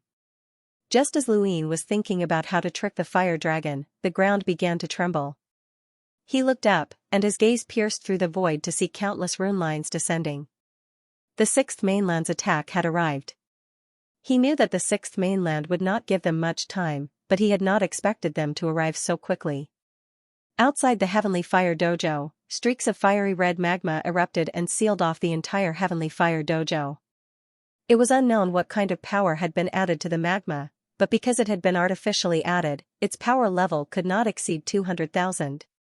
Outside the Heavenly Fire Dojo, tens of thousands of cultivators from the 6th Mainland had not hesitated to use their powerhouse's ability to tear through the void to descend. They looked excitedly at the Heavenly Fire Dojo, as this was the Greyweed continent's last hope. Once they destroyed this place, the entire Starfall Sea would be theirs. At the front of the tens of thousands of cultivators were Mr. E, Mr. First, and Granny Sly. There were also quite a few Enlighters present, and they all seemed to be waiting for someone. Within the Heavenly Fire Dojo, the Sea King walked out with Xianxia, Dao Master Lan, Dao Master Tsong, Elder Tong, and the others by his side. Throughout the Heavenly Fire Dojo, hundreds of thousands of cultivators held their breaths, not even daring to breathe loudly. In the sky, the fire dragon's eyes widened as it stared at Mr. E. It had been Mr. E who had led a group of people to attack the Heavenly Fire Dojo and almost destroy it. Below, the Sylvan Dragon's eyes widened as well, but it was not staring at the 6th Mainland's people. Instead, it was looking towards the back, as if it was ready to flee at any moment. Luin walked out of the cave and looked outside the Heavenly Fire Dojo. Everyone there was familiar. Aside from Mr. E and the others at the front, there were also Hong Ying, Tong Zhan, Tong Tong, and the other young experts from the 6th Mainland. However, Luin did not recognize most of them. One person caught his attention, and it was a pale-faced youth who had a deathly stillness about him. At first glance, he gave off the same feeling as the Neo-Human Alliance. Lu Yin's heart skipped a beat. Could it really be the Neo-Human Alliance? The Outerverse had been attacked by the Sixth Mainland, and the Neo-Human Alliance had not helped them at all. Instead, they were causing trouble behind the scenes. This organization existed in the Fifth Mainland, but it did not belong to the Fifth Mainland. Lu Yin would not be surprised if they had allied with the Sixth Mainland. Kid, I'll leave Mr. E to you. Can you deal with him? At that moment, the Sea King's voice traveled to Lu Yin's ears. Lu Yin looked up at Mr. E. Since this person had dared to appear, he definitely had a way to deal with the stench, but Lu Yin was not confident. Coincidentally, Mr. Yi's gaze passed through the crowd, and as if there was some sort of invisible force, he met Lu Yin's gaze.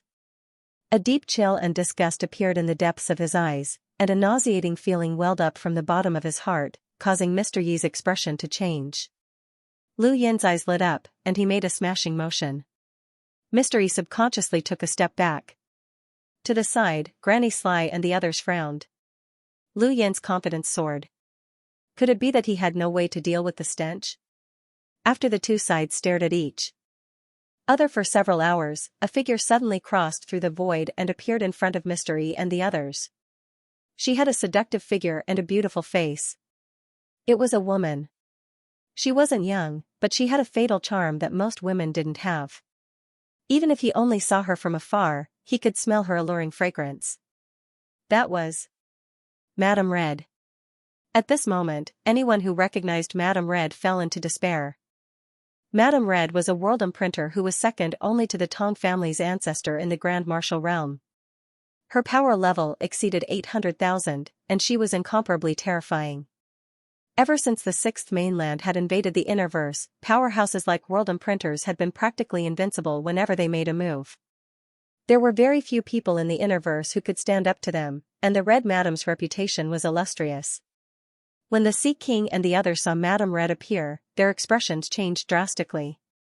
They knew that the Tong clan's patriarch was in seclusion, but they did not expect that the Tong clan would actually invite Madame Red over. Madame Red had also suppressed her combat level to less than 200,000, so the strength that she could display was unimaginable. It was like placing the consciousness of an adult on a child and fighting with another child. They were not on the same level. When Madame Hong arrived, Mr. E and the others bowed in unison. Madame Red's charming eyes looked towards the Heavenly Flame Dojo, and the corners of her mouth curled up as she revealed a charming smile. She then looked at the Sea King. I admire you. Surrender to me, and I'll allow all of you to join the Flying Horse Villa. The Sea King laughed. We'll talk about it after we win. Madame Red giggled. You're quite manly. Alright, I'll subdue you. As she spoke, she reached out with her delicate hand, and the magma that had been isolating the Heavenly Flame Dojo suddenly stopped flowing. The instant Madame Red touched it, the earth, sky, underground, magma, and everyone else's thoughts and feelings all changed. All of the cultivators felt their hair stand on end. The magma gradually disappeared, and the defense that the Heavenly Flame Dojo had set up for so long collapsed in an instant. Many of the Heavenly Flame Dojo's practitioners were in despair. This was the power of a world imprinter. It was unrivaled and incomprehensible. The Sea King's eyes went wide, and the Sea King's trident pierced through the void and headed straight for Madame Red. Mr. E immediately moved to block the Sea King's trident. In the sky, a giant martial seal came crashing down, but it immediately shattered the moment it came into contact with the Sea King's trident. The Sea King's trident pierced through the martial seal and forced Mr. E to retreat before stabbing towards Madame Red. Mr. E was astonished. He had not expected the Sea King to be so powerful. Mr. Yi's combat power had exceeded 600,000 and was very close to 700,000. The Sea King, on the other hand, had probably exceeded 700,000 and was very close to 800,000. Mr. E was one level below the Sea King. With that thought in mind, Mr. E imprinted the Tong family's ancestor on his back. Once again, he materialized the martial seal and smashed it down. Madame Hong frowned, and with a wave of her hand, the martial seal turned to dust. Leave him to me. At the same time, the fire dragon roared and coiled around Xianxia's body as it charged towards the Sixth Mainland's cultivators. Dao Master Tsong, Dao Master Lan, and the others all made their moves. The Sixth Mainland's Sly Granny, Mr. First, Elder Yuan, and the others all made their moves. The clash between peerless experts was shocking. Hundreds of thousands of cultivators from both sides were suppressed by the aftermath of the clash. At the very front, there was a particularly eye-catching figure. Lan Si pressed down with a single palm, causing Hong Ying, Tong Zhan, and the others to be aghast. Mr. First had to personally take action to stop him and was even forced to take a step back. Hai Dashao and the others all had grim expressions. At this moment, Hai Chi-Chi also revealed the courage to face death with equanimity. If they lost this battle, everyone would either die or become slaves of the Sixth Mainland, which was something they could not accept. Lu Yin's fists cracked as he stared at Mr. Yi. Then, he took out the stench. When he made his move, everyone knew. That kind of stench was unstoppable, directly invading their minds. Madame Red grabbed the Sea King's trident and looked at the Sea King with her bright eyes. Just as she was about to speak, a foul stench wafted past her. Her expression changed as she looked at the heavenly fire Dao field and saw the foul stench. What's that?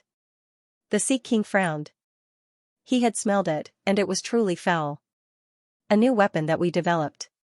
Madame Red sneered. It's just a mere smell. She then did something as if she was trying to block out the stench. However, her expression soon changed as she realized that she could not block it out. That stench could even invade her mind, and she could not block it out. This shocked Madame Red. She was a world imprinter, an existence that could destroy the heavens. She could even destroy the Starfall Sea, but she could not block out the smell. Mystery also smelled the stench, and he waved his hand. The expert from the Black Blood realm who had absorbed the stench appeared. He was somewhat terrified, but he could not help but take in large mouthfuls of the stench. At the same time, another person appeared. This person was only an explorer, but he had transformed into a strange creature. He also opened his mouth to suck in the stench. Last time, he had not been able to absorb it by himself, but Mystery had found two more. Not only that, but he was also fully armed. He had completely disregarded his dignity in order to block out the stench. Lu Yin was helpless. As expected, it was useless. Against such an expert, it was impossible for him to be effective 3 times. Tianyanzi waved his hand, and a fire dragon swept towards Mr. Yi. He did not expect Lu Yin to be able to deal with this person. Hundreds of thousands of cultivators fought fiercely in the Heavenly Fire Dojo. Zhang Dingtian was already injured, and he gripped his blade with a sharp gaze. Hai Dashao and the others roared as they fought. Lu Yin was also targeted by someone, and it was Hong Ying and Tong Tong. Ever since Lu Yin had taken out that stench and attracted the attention of the entire battlefield, Tong Tong had taken notice of him. Although it had been several years since then, Tong Tong still remembered the person who had defeated her at the Daosaur Sect's ruined Futon Plaza. She had not expected that person to be from the Fifth Mainland. With a shout, Tong Tong attacked Lu Yin with her martial imprint. Lu Yin casually grabbed her ankle and flung her away. Tong Tong stabilized herself in midair and stared at Lu Yin with killing intent. So you're a native of the Fifth Mainland? Lu Yin frowned. You're quite bold to come after me alone. Me too. There was a shout from the distance as Hong Ying charged out and thrust her spear forward. At the same time, she had also invited a helper, which was the icy-faced man who seemed to be from the Neo-Human Alliance. Lu Yin snorted. You lost to me twice, and you still haven't learned your lesson. He grabbed the red-tasseled spear, but Hong Ying immediately let go. The spear suddenly cracked, and the entire spear latched onto Lu Yin's arm as if it were alive.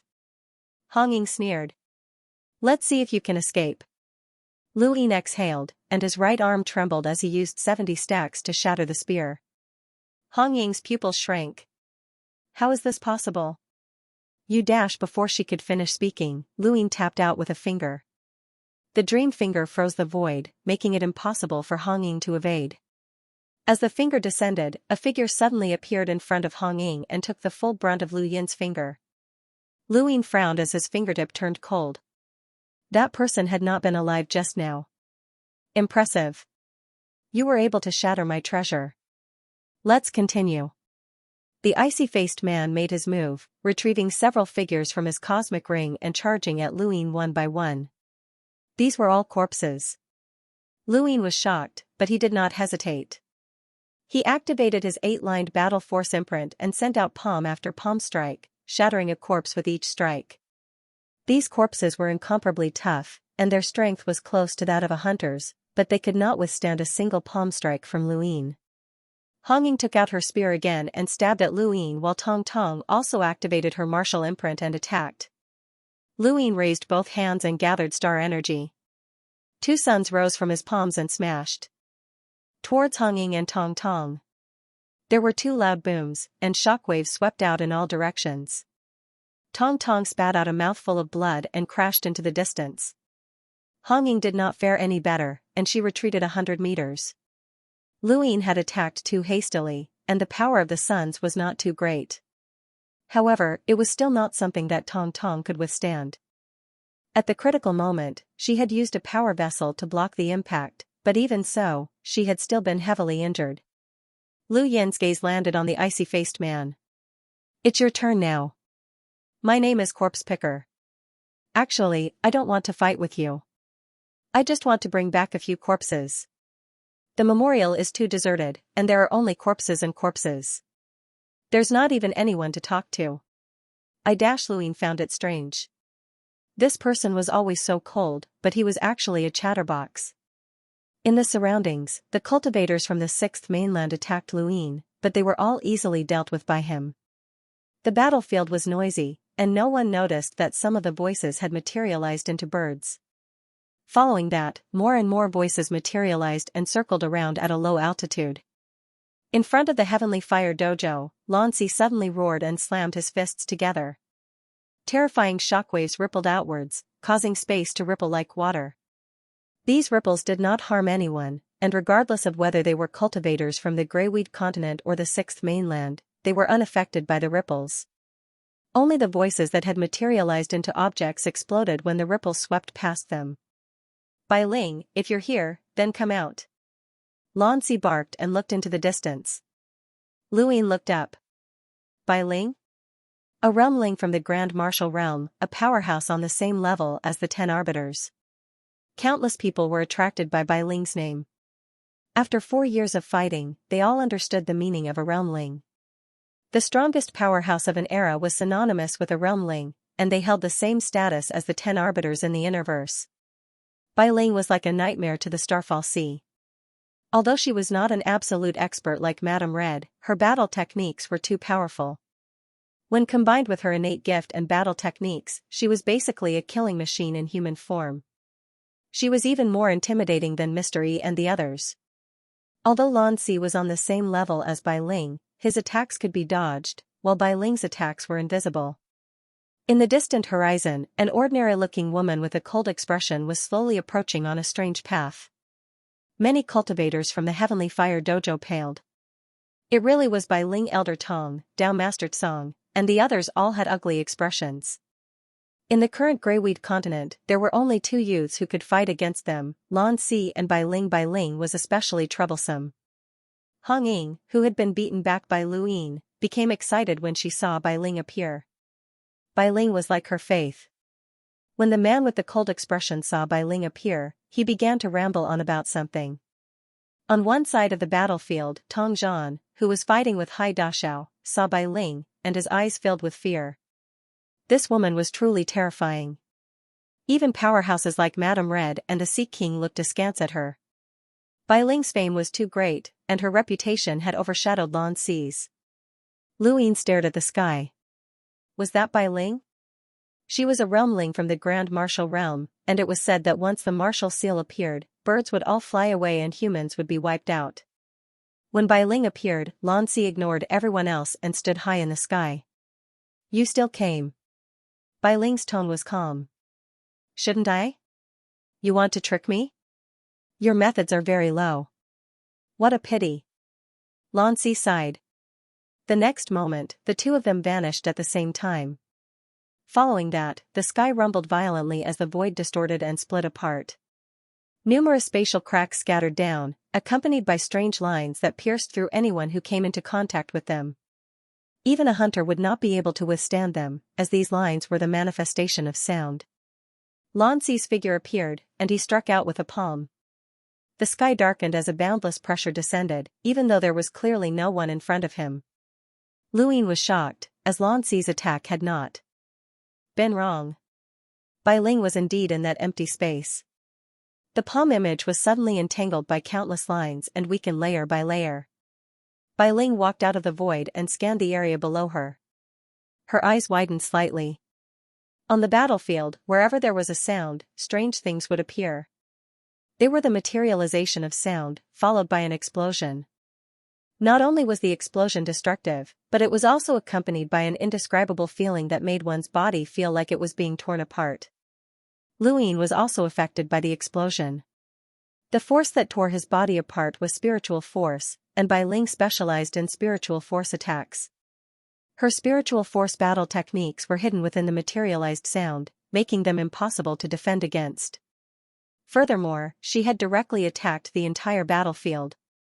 In an instant, countless cultivators fell to the ground with numb expressions. Not only were there cultivators from the Greyweed continent, but there were also cultivators from the Sixth Mainland. Lu Yin was shocked. This was the trace obliteration technique. Lan Zi was furious, as that momentary gap had caused unimaginable losses. He had been unable to restrain Bai Ling. However, Bai Ling's attacks were useless against him, as they could not defeat him either. Lu Yin had been affected by Bai Ling's attack, and he was momentarily numb.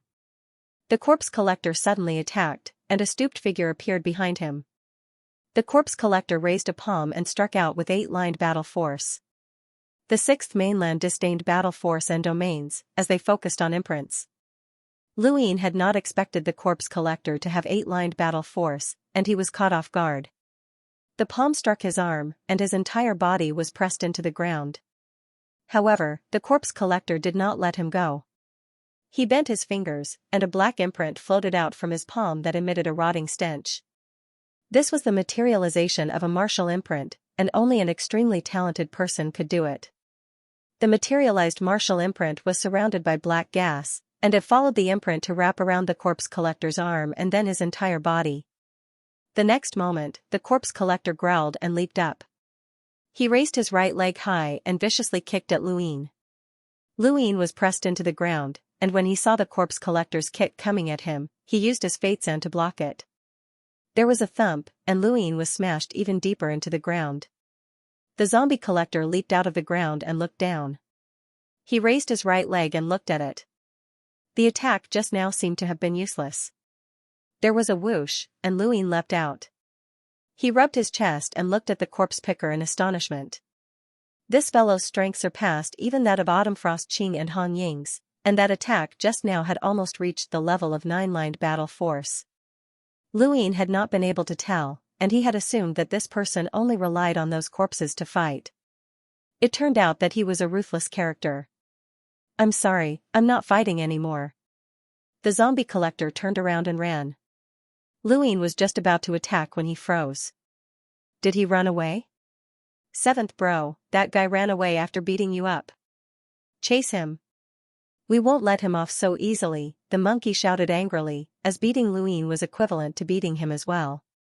Lu Yin wasn't happy either, and he kicked the dog viciously before wanting to run away. His figure flickered as he chased after the dog. The zombie collector tossed out corpses to block Lu Yin's path. "Bro, no discord, no concord. There's no need to fight to the death. There are so many people on the battlefield for you to beat up. For example, there's that Tong Zhan guy who looks more annoying than anyone else. There's also that red-tasseled girl and Bai Ling. Go find them." Lu Yin snorted and struck out with a palm. It was a 70 stacks 100-fold shockwave palm, and the corpses that blocked his path were all pulverized. His palm broke through all obstacles and landed on the zombie collector's back. The zombie collector helplessly turned around, and a black aura surrounded his body as his martial seal materialized. Death's palm. Lu Yin's eyes narrowed as he activated the secret art and shifted the black aura around the zombie collector's palm away. The zombie collector was shocked, but it was too late to retract his hand. He clashed head-on with Lu Yin's palm, and with a bang, shockwaves shot out in all directions. The ground beneath their feet continued to crumble, and Lu Yin's overlaying stacks caused the zombie to continuously retreat. The sound of bones cracking could be heard from his right palm, and he spat out a mouthful of blood. The black aura wrapped around Lu Yin's arm once more, and the imprint on his back became much clearer. What appeared was an old man who seemed to have walked out of a grave. His stooped figure looked cold, but the zombie collector's strength had increased greatly, and he was barely able to withstand Lu Yin's overlaying stacks. Lu Yin's palm transformed into a claw, and the skybeast claw accompanied by 8-lined battle force smashed down. The zombie collector continuously threw out corpses to block the attack with his own body. Lu Yin's gaze turned cold, and he retracted one of his palms before pointing out with a finger. The void froze, and the finger pierced through the zombie collector's palm, shattering his entire arm. The zombie collector's body smashed into the distance like a rock, and he was in an extremely miserable state. At that moment, a bone-piercing cold light pierced through his back as Hong Ying's eyes flashed with killing intent. She stabbed out with her spear, but Lu Yin flicked his finger and deflected the spear. At the same time, he flicked his finger again, and a gust of wind shot out from his fingertip towards Hong Ying, smashing into her abdomen. He casually waved his hand and sent her flying, but unfortunately, something blocked his attack and prevented him from killing her. Lu Yin fought 1 against 2, but he still managed to defeat both Hong Ying and the zombie collector. Both of them were from World Imprinter organizations, one from the Galloping Horse Manor and the other from the Righteous Manor. They were second only to Bai Ling in the younger generation of the Grand Martial Realm, but they had been beaten so miserably. Ever since Lu Yin had come into contact with the 6th mainland, he had come into contact with quite a few people at this level: Ren Tu, Autumnfrost Qing, Mo Jiangxiao, and even Tong Zhan. With his strength, he could easily crush opponents at this level, but he was still quite a distance away from a realmling. Hong Ying, take this. Lan Baobao appeared out of nowhere and sent a palm strike towards Hong Ying. Blood trickled down the corner of Hong Ying's mouth, but she gripped her spear tightly and swept it out, forcing Lan Baobao to retreat several steps. She looked at Lu Yin with dissatisfaction. Who are you? Lu Yin did not have the time to deal with her, as Dao Master Tsung's life was on the line. Lu Yin had originally wanted to face Granny Sly, who was a perfect counter to him. But now, his opponent had changed to Mr. First. Not only was Mr. First stronger than Granny Sly, but his battle techniques were also a complete counter to Dao Master Tsung's. The larger the giant ape's body was, the more it was at a disadvantage, and it seemed that Dao Master Tsung would not be able to hold on much longer. Lu Yin took out a stench and threw it at Dao Master Tsung. Although it could not affect Mr. First as much as Mystery had, it was still enough to disgust him. Reality proved that Lu Yin did not only disgust Mr. First, but also the entire battlefield. The 2 cultivators that Mystery had brought over began to absorb the stench again. Fortunately, the temporary disgust allowed Dao Master Tsung to slow down a bit. Lu Yin leapt up and rushed over, intending to join forces with Dao Master Tsung to fight against Mr. First. However, the void in front of him distorted, and lines formed ripples that rolled towards him. Lu Yin's pupils shrank. These were Bai Ling's battle techniques. He did not hesitate to turn around and leave, exploding where he stood as his spiritual force swept across the sky. Lu Yin was the closest to Bai Ling, so he took a direct hit from Bai Ling. Tong Tong had been looking for an opportunity to take revenge, and when she saw that Lu Yin had been affected by Bai Ling's attack, she leapt up and stabbed out with her sword, intending to kill him. Lu Yin suddenly turned around and grabbed the sword's edge, breaking it with a clang. He casually tossed it aside, and the broken sword brushed past Tong Tong's neck before shooting into a distant mountain. Tong Tong's neck was bleeding, and she slowly fell to the ground, completely dead. Miss. A few people rushed over from the distance and stared at Tong Tong's corpse in disbelief. The girl had just been hit by Lu Yin's one son, and her protective power vessel had already been used. This time, Lu Yin had mercilessly killed her. These people were experts from the Tong family who had been sent to protect Tong Tong. They were all hunters, and one of them was even an enlighter. They all looked up and glared at Lu Yin. Little bastard, I'll bury you with me. They all attacked at the same time.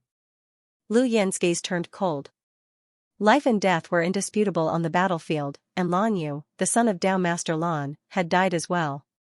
Lu Yin's expression turned grave as he faced the encirclement of several experts, including an enlighter.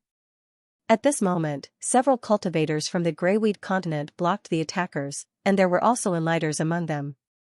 At this moment, the Greyweed continent's elites had all gathered in Skyfire Dojo, and these people had all escaped the Sixth Mainland's pursuit. They were all absolute experts, and there were quite a few enlighters among them. They were strong enough to fight against the Sixth Mainland's experts at the same level, and they were very difficult to deal with. Lu Yin relaxed, as he did not want to be surrounded. Although he was not afraid, he raised his head and looked into the distance. That attack just now had definitely been intentional, and Bai Ling had been targeting him. In the distance, Lan Si could also tell that Bai Ling's gaze was not on him, but rather on Lu Yin. "Is that person also from your Great Mountain Dojo?" Bai Ling looked at Lan Si and asked. Lan Si frowned. "You care about him a lot." Bai Ling replied, "He defeated Hong Ying and the corpse pickers at the same time. Among the younger generation of the Grand Martial Realm, he's second only to me. More importantly, he's just an explorer. Once he becomes a hunter, you and I might not be his match. He's a threat, and I need to either subdue or eliminate him." Lan Si shook his head. "You can't do it with me around." Bai Ling's eyes narrowed. "Try it." She then raised her hand and placed it flat with her palm facing up. After that, the entire battlefield's clamor disappeared. Countless people were flabbergasted, as all the sounds in their ears disappeared. They all transformed into birds that flew towards Lu Yin. Lu Yin's pupils shrank when he saw Bai Ling's icy, murderous gaze. He cursed under his breath, "What a freak." Countless birds chirped as they flew in from all directions. The scene was shocking, and even Lan Si could do nothing about it. He was confident that he could defeat Bai Ling in a direct confrontation, but it would be difficult for him to block her attacks. It wasn't just Lan Si. Aside from Madame Red, there was probably no one else present who could intercept so many birds that had manifested their voices and were infused with their spiritual force battle techniques. Countless birds flew towards the lava as if they were migrating. As long as there was sound, Bai Ling could do anything. This was the power of the Grand Martial Realm's realmlings. Lu Yin dove into the cave. He had hidden here not because he was afraid, but because he did not want to expose the fact that he could withstand the spiritual force attacks of the realmlings. Once the strength of his spiritual force was exposed, it would become an even greater threat to some people.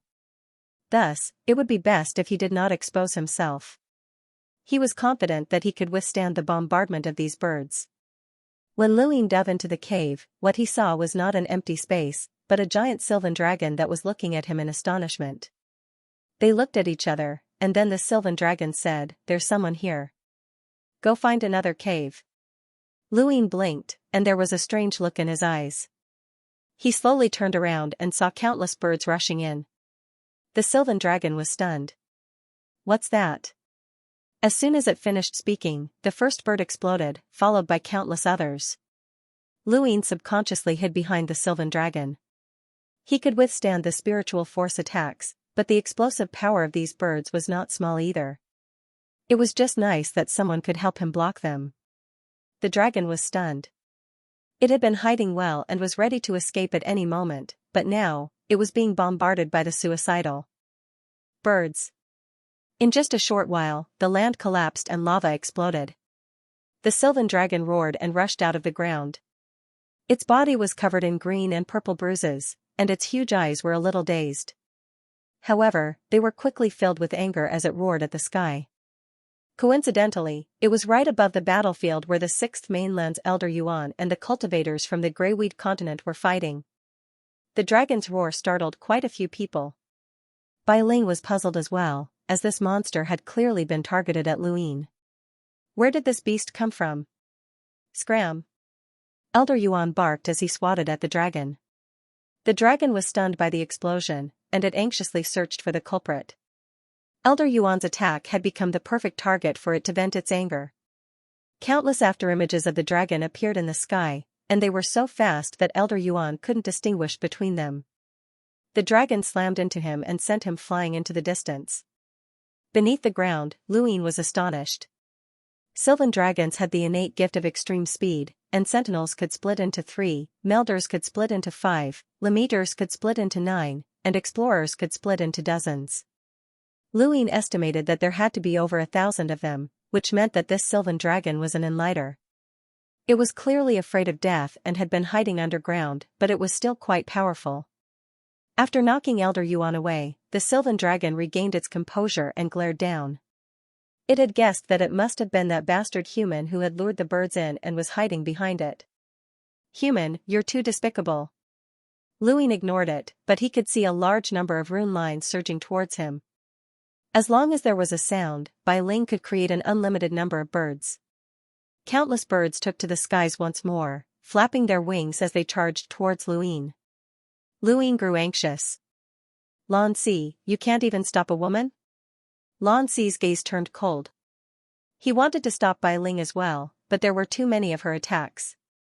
Countless birds rushed towards Luine, and he could tell that Bai Ling was determined to deal with him.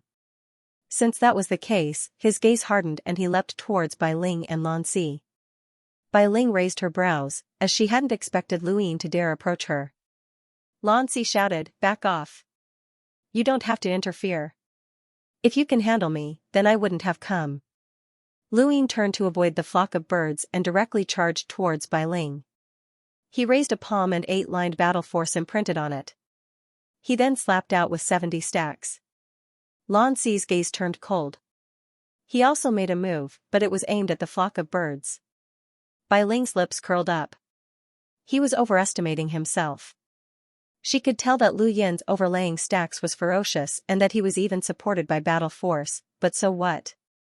Even Lan Si's overlaying stacks would not be able to defeat her in a short amount of time, let alone an explorer.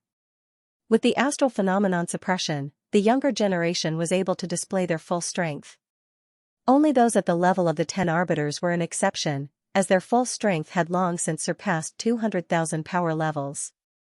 It was just like how Night King Jinwu had completely suppressed Luine back in the Daosor Sect's ruins.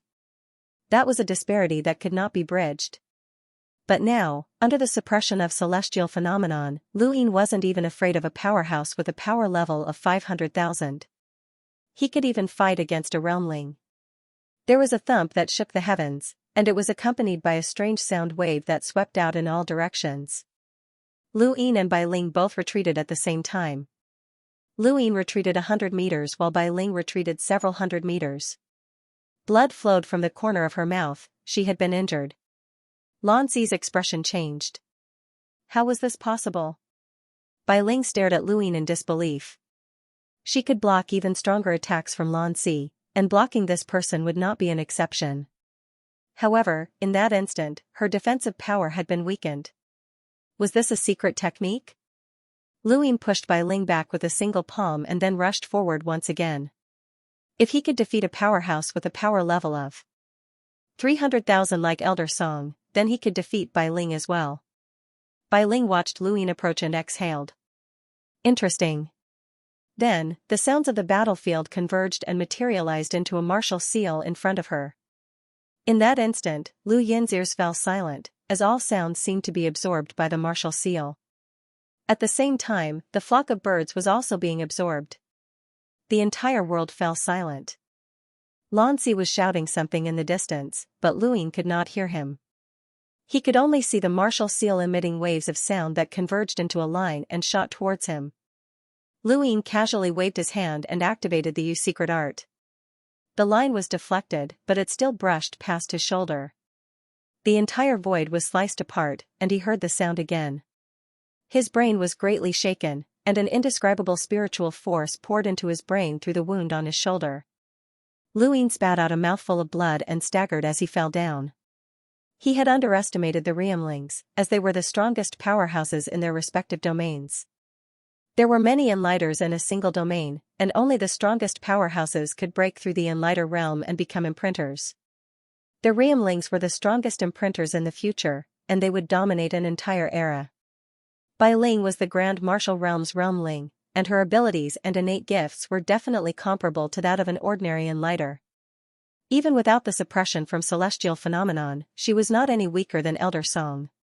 She was a match for the 10 arbiters. The 10 arbiters were not existences that Luin could deal with right now. He was still a level away, and he was still an entire generation away. Bai Ling pressed down with one hand, and her martial seal descended in a futile attempt to crush Luin. Lanzi appeared and forced the martial seal back. He glanced at Luin. This person was indeed very strong, and even Lanzi would have to expend a great deal of effort to defeat him. This was enough to earn Lanzi's respect, but if Luin wanted to fight against them, he was still a bit lacking. The difference of a single step was like the difference between heaven and earth. There was a thump as Luin crashed into the ground, causing the fiery red soil to heat up. Lu Yin's hearing returned to normal, and he shook his head vigorously. What a powerful spiritual force attack! Even he had almost been unable to withstand it. This was the true strength of the 10 arbiters, and he had still underestimated them. He looked up and saw that Lanzi had blocked Bai Ling, but Luin was certain that as long as she had the chance, Bai Ling would attack him. There was fighting everywhere, and Luin struggled to get up. He looked at his right arm, but thankfully, it was only a scratch. In the sky, when Bai Ling saw Luin get up, a trace of shock appeared in the depths of her eyes. She had not been shocked even when she had fought against Lanzi, but Luin had shocked her. She was well aware of how powerful that spiritual force attack had been, but this person was still fine. Just as Luin was thinking about how to deal with Bai Ling, another figure crashed down at an extremely fast speed, smashing into the ground just a few meters away from Luin. Luin had wanted to dodge, but the oppressive pressure around him made it impossible for him to do so. He was dragged into the ground by the falling figure, and when he finally came to a stop, he saw a cold glint in front of him. He instinctively tilted his head, and there was a thump. It was a very familiar spear. Was that the Sea King's trident? Luin turned around and saw that not too far away, another figure had also been smashed into the ground. The figure was clutching his head as he stood up.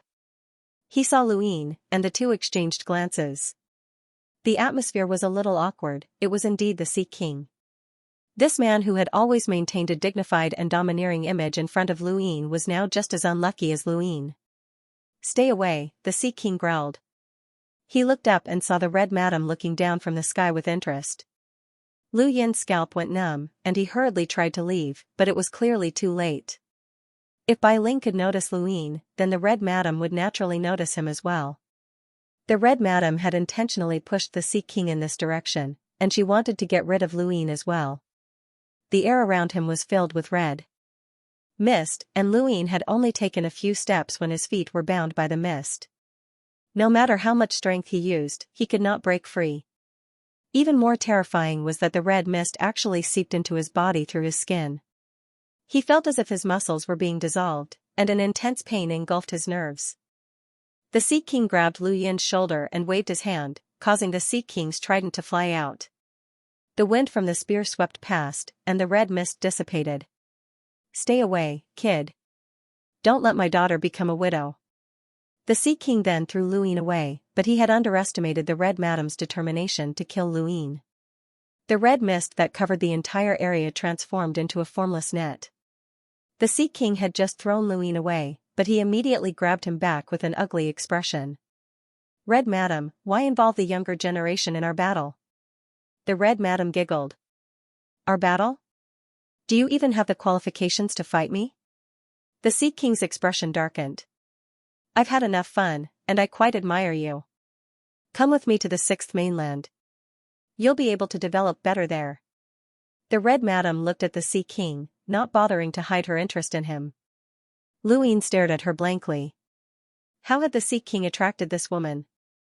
In terms of appearance, although Luin was not particularly handsome, he was still far superior to the Sea King. In terms of power, this woman far surpassed the Sea King. The Sea King gripped his spear tightly and looked up at the Red Madam. I hate the color red. The Red Madam's expression turned cold. You don't know how to appreciate my kindness. She then disappeared and reappeared in front of the Sea King and Luin. She stretched out a hand that was wrapped in red mist and grabbed at them. The red mist suddenly expanded several times and completely enveloped the Sea King and Luin. Brat, if you survive, take care of Chi-Chi. The Sea King's expression was solemn as he raised his spear and stabbed out. The moment the Sea King's spear pierced through the red mist, Lu Yin's eyes began to tear up. The Sea King's spear had actually managed to pierce through the red mist and into the Red Madam's palm, causing fresh blood to flow down the tip of the spear. The Sea King was shocked. It had actually broken through? The Red Madam felt an intense pain in her palm and looked on in disbelief. She was a world imprinter with a power level of over 900,000. Even though her power level had been restricted to 200,000 due to astronomical phenomenon suppression, she was still not someone that others could contend against.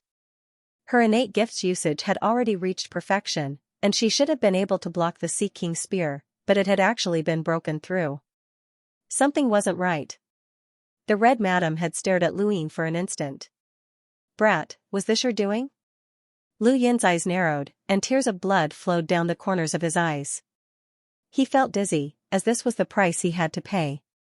He had tried to use the secret art to divert the red mist away, but it had been useless. The Red Madam had far surpassed him, and he had been forced to rely on the true scripture of Aeon evolution to weaken the red mist's rune lines. Fortunately, he had succeeded, but it had caused him quite a bit of damage.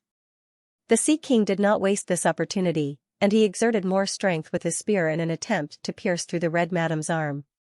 The Red Madam snorted, and the red mist above her head transformed into a world that crashed down, smashing both the Sea King and Lu Yin into the ground. The Sea King's spear had even left his hand and stabbed into the ground. The Sea King held onto Lu Yin tightly as he withstood the Red Madam's pressure. Suddenly, their surroundings became empty, and they appeared at an unknown depth within the Heavenly Fire Dojo. There was a huge structure that resembled an altar in this empty space, and there was a person standing next to it. It was a youth who looked very similar to the Sea King. The Sea King grabbed Lu Yin and threw him onto the altar before looking at the youth. "How is it?" The youth hurriedly replied, "It's a success. We can leave immediately." The Sea King was delighted, and he pressed a hand against the center of the altar. The entire altar began to tremble, and not just the altar, but the entire Heavenly Fire Dojo. Soon after, the lava seemed to be swallowed by something as it rapidly disappeared. The Heavenly Fire Dojo's enormous heat also disappeared.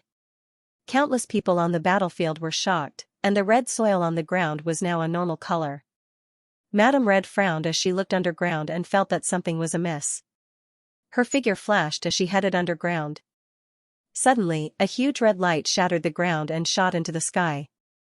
The light soared around the altar, isolating it from the outside world. Madame Red's expression changed when she saw this, and she immediately took action. However, she was unable to break through the light. Lu Yin, the Sea King, and the youth slowly rose into the air within the red light. Their bodies were no longer under their control, and the back of Lu Yin's hand was scorching hot. This was the mark that Xianxia had left on him when he had first arrived at the Heavenly Fire Dojo. At this moment, that mark was heating up and even burning. It wasn't just Lu Yin, the hands of nearly 10,000 people in the Heavenly Fire Dojo began to burn. Their bodies were then enveloped by the red light and forcefully sucked into the altar. Finally, the red light transformed them into shooting stars and disappeared. The entire process took less than 5 seconds, and Mr. E and the rest did not even have time to react. The cultivators from the Greyweed continent who had been fighting with them had already disappeared. That red light was like a bridge that connected them to another place, isolating them from the outside world. Madame Red's eyes widened, and she pressed a hand against the void, causing the entire space to fold. She traversed an endless distance and grabbed at the fleeing cultivators. One of her hands seemed to stretch out limitlessly, and it had already touched the red light. The Sea King, Dao Master Lan, and the rest were shocked. Madame Red was too terrifying, and their plan had been flawless. They had borrowed the Heavenly Fire Dojo's ancient inheritance to cross altars to reach another altar without interference from a super powerhouse. This was equivalent to teleportation, but now, Madame Red had caught up to them. Within the red light, Lan Si, Hai Chichi, Hai Dashao, Zhang Dingtian, and the others were all staring at the jade hand. At this moment, the fire dragon coiling around Tianyanzi's body faced the sky and roared. Its body quickly dissipated and turned into flames that merged with the red radiance. The red radiance's color immediately deepened. Madame Hong's hand was burned. If she increased her strength, she could easily block everyone. However, she would be erased by the celestial phenomenon. Madame Hong unwillingly retracted her hand and allowed the red radiance to bring everyone away in an instant. Within the crowd, Lu Yin's gaze was fixed on the spot where the red madam had disappeared. There, a red stone had flown out, but it had not been taken away by the red light. He could clearly see that the red stone had appeared from where the fire dragon had disappeared. Lu Yin subconsciously activated the secret art and stored the red stone in his palm. The Heavenly Flame Dojo had been completely destroyed, leaving a large empty space. The cultivators from the Greyweed continent who had been fighting with the cultivators from the Sixth Mainland and hadn't been taken away had blank looks on their faces. They had been abandoned. The altar could only take away 10,000 people at most, and these 10,000 people had already been determined to be the ones who had been branded on the back of their hands. The rest would not be taken away by the red light. It was cruel, but if they did not do so, everyone would die. The Sea King and the others wanted to leave behind a spark for the Greyweed continent and the Starfall Sea. Without the Sea King and the others holding them back, the remaining cultivators were powerless to resist. Even if they outnumbered the Sixth Mainland's cultivators by a few 100,000, it was useless. Everyone had given up on resisting. Madame Hong's face sank, and she coldly ordered, "You guys stay here. I'll chase after them." She then took a step forward. With her strength as a world imprinter, she could easily tear through the heavens, let alone move across the Greyweed continent. She could even traverse it with a single thought.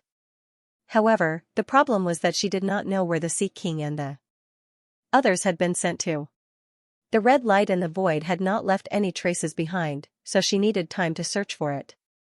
However, she would eventually find it, and it would not take long. Even if she swept through the entire Greyweed continent, it would only take a few breaths. On the coast of the Greyweed continent, the winds and waves were very strong. A huge, strangely shaped spacecraft was docked. As the red light disappeared, nearly 10,000 cultivators arrived. The Sea King barked, "Everyone, board the spacecraft within 3 breaths of time." The top hatch of the spacecraft opened, and countless figures flickered as they quickly entered the spacecraft. Lu Yin was extremely fast, as he knew that this was the Sea King's backup plan.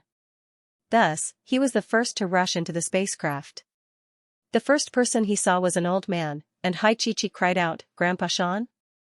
Everyone had just entered the spacecraft when the hatch closed, and they immediately tore through the void and left. The moment the spacecraft left, Madame Hong arrived and swept her sharp gaze over. She took another step forward and chased after the spacecraft.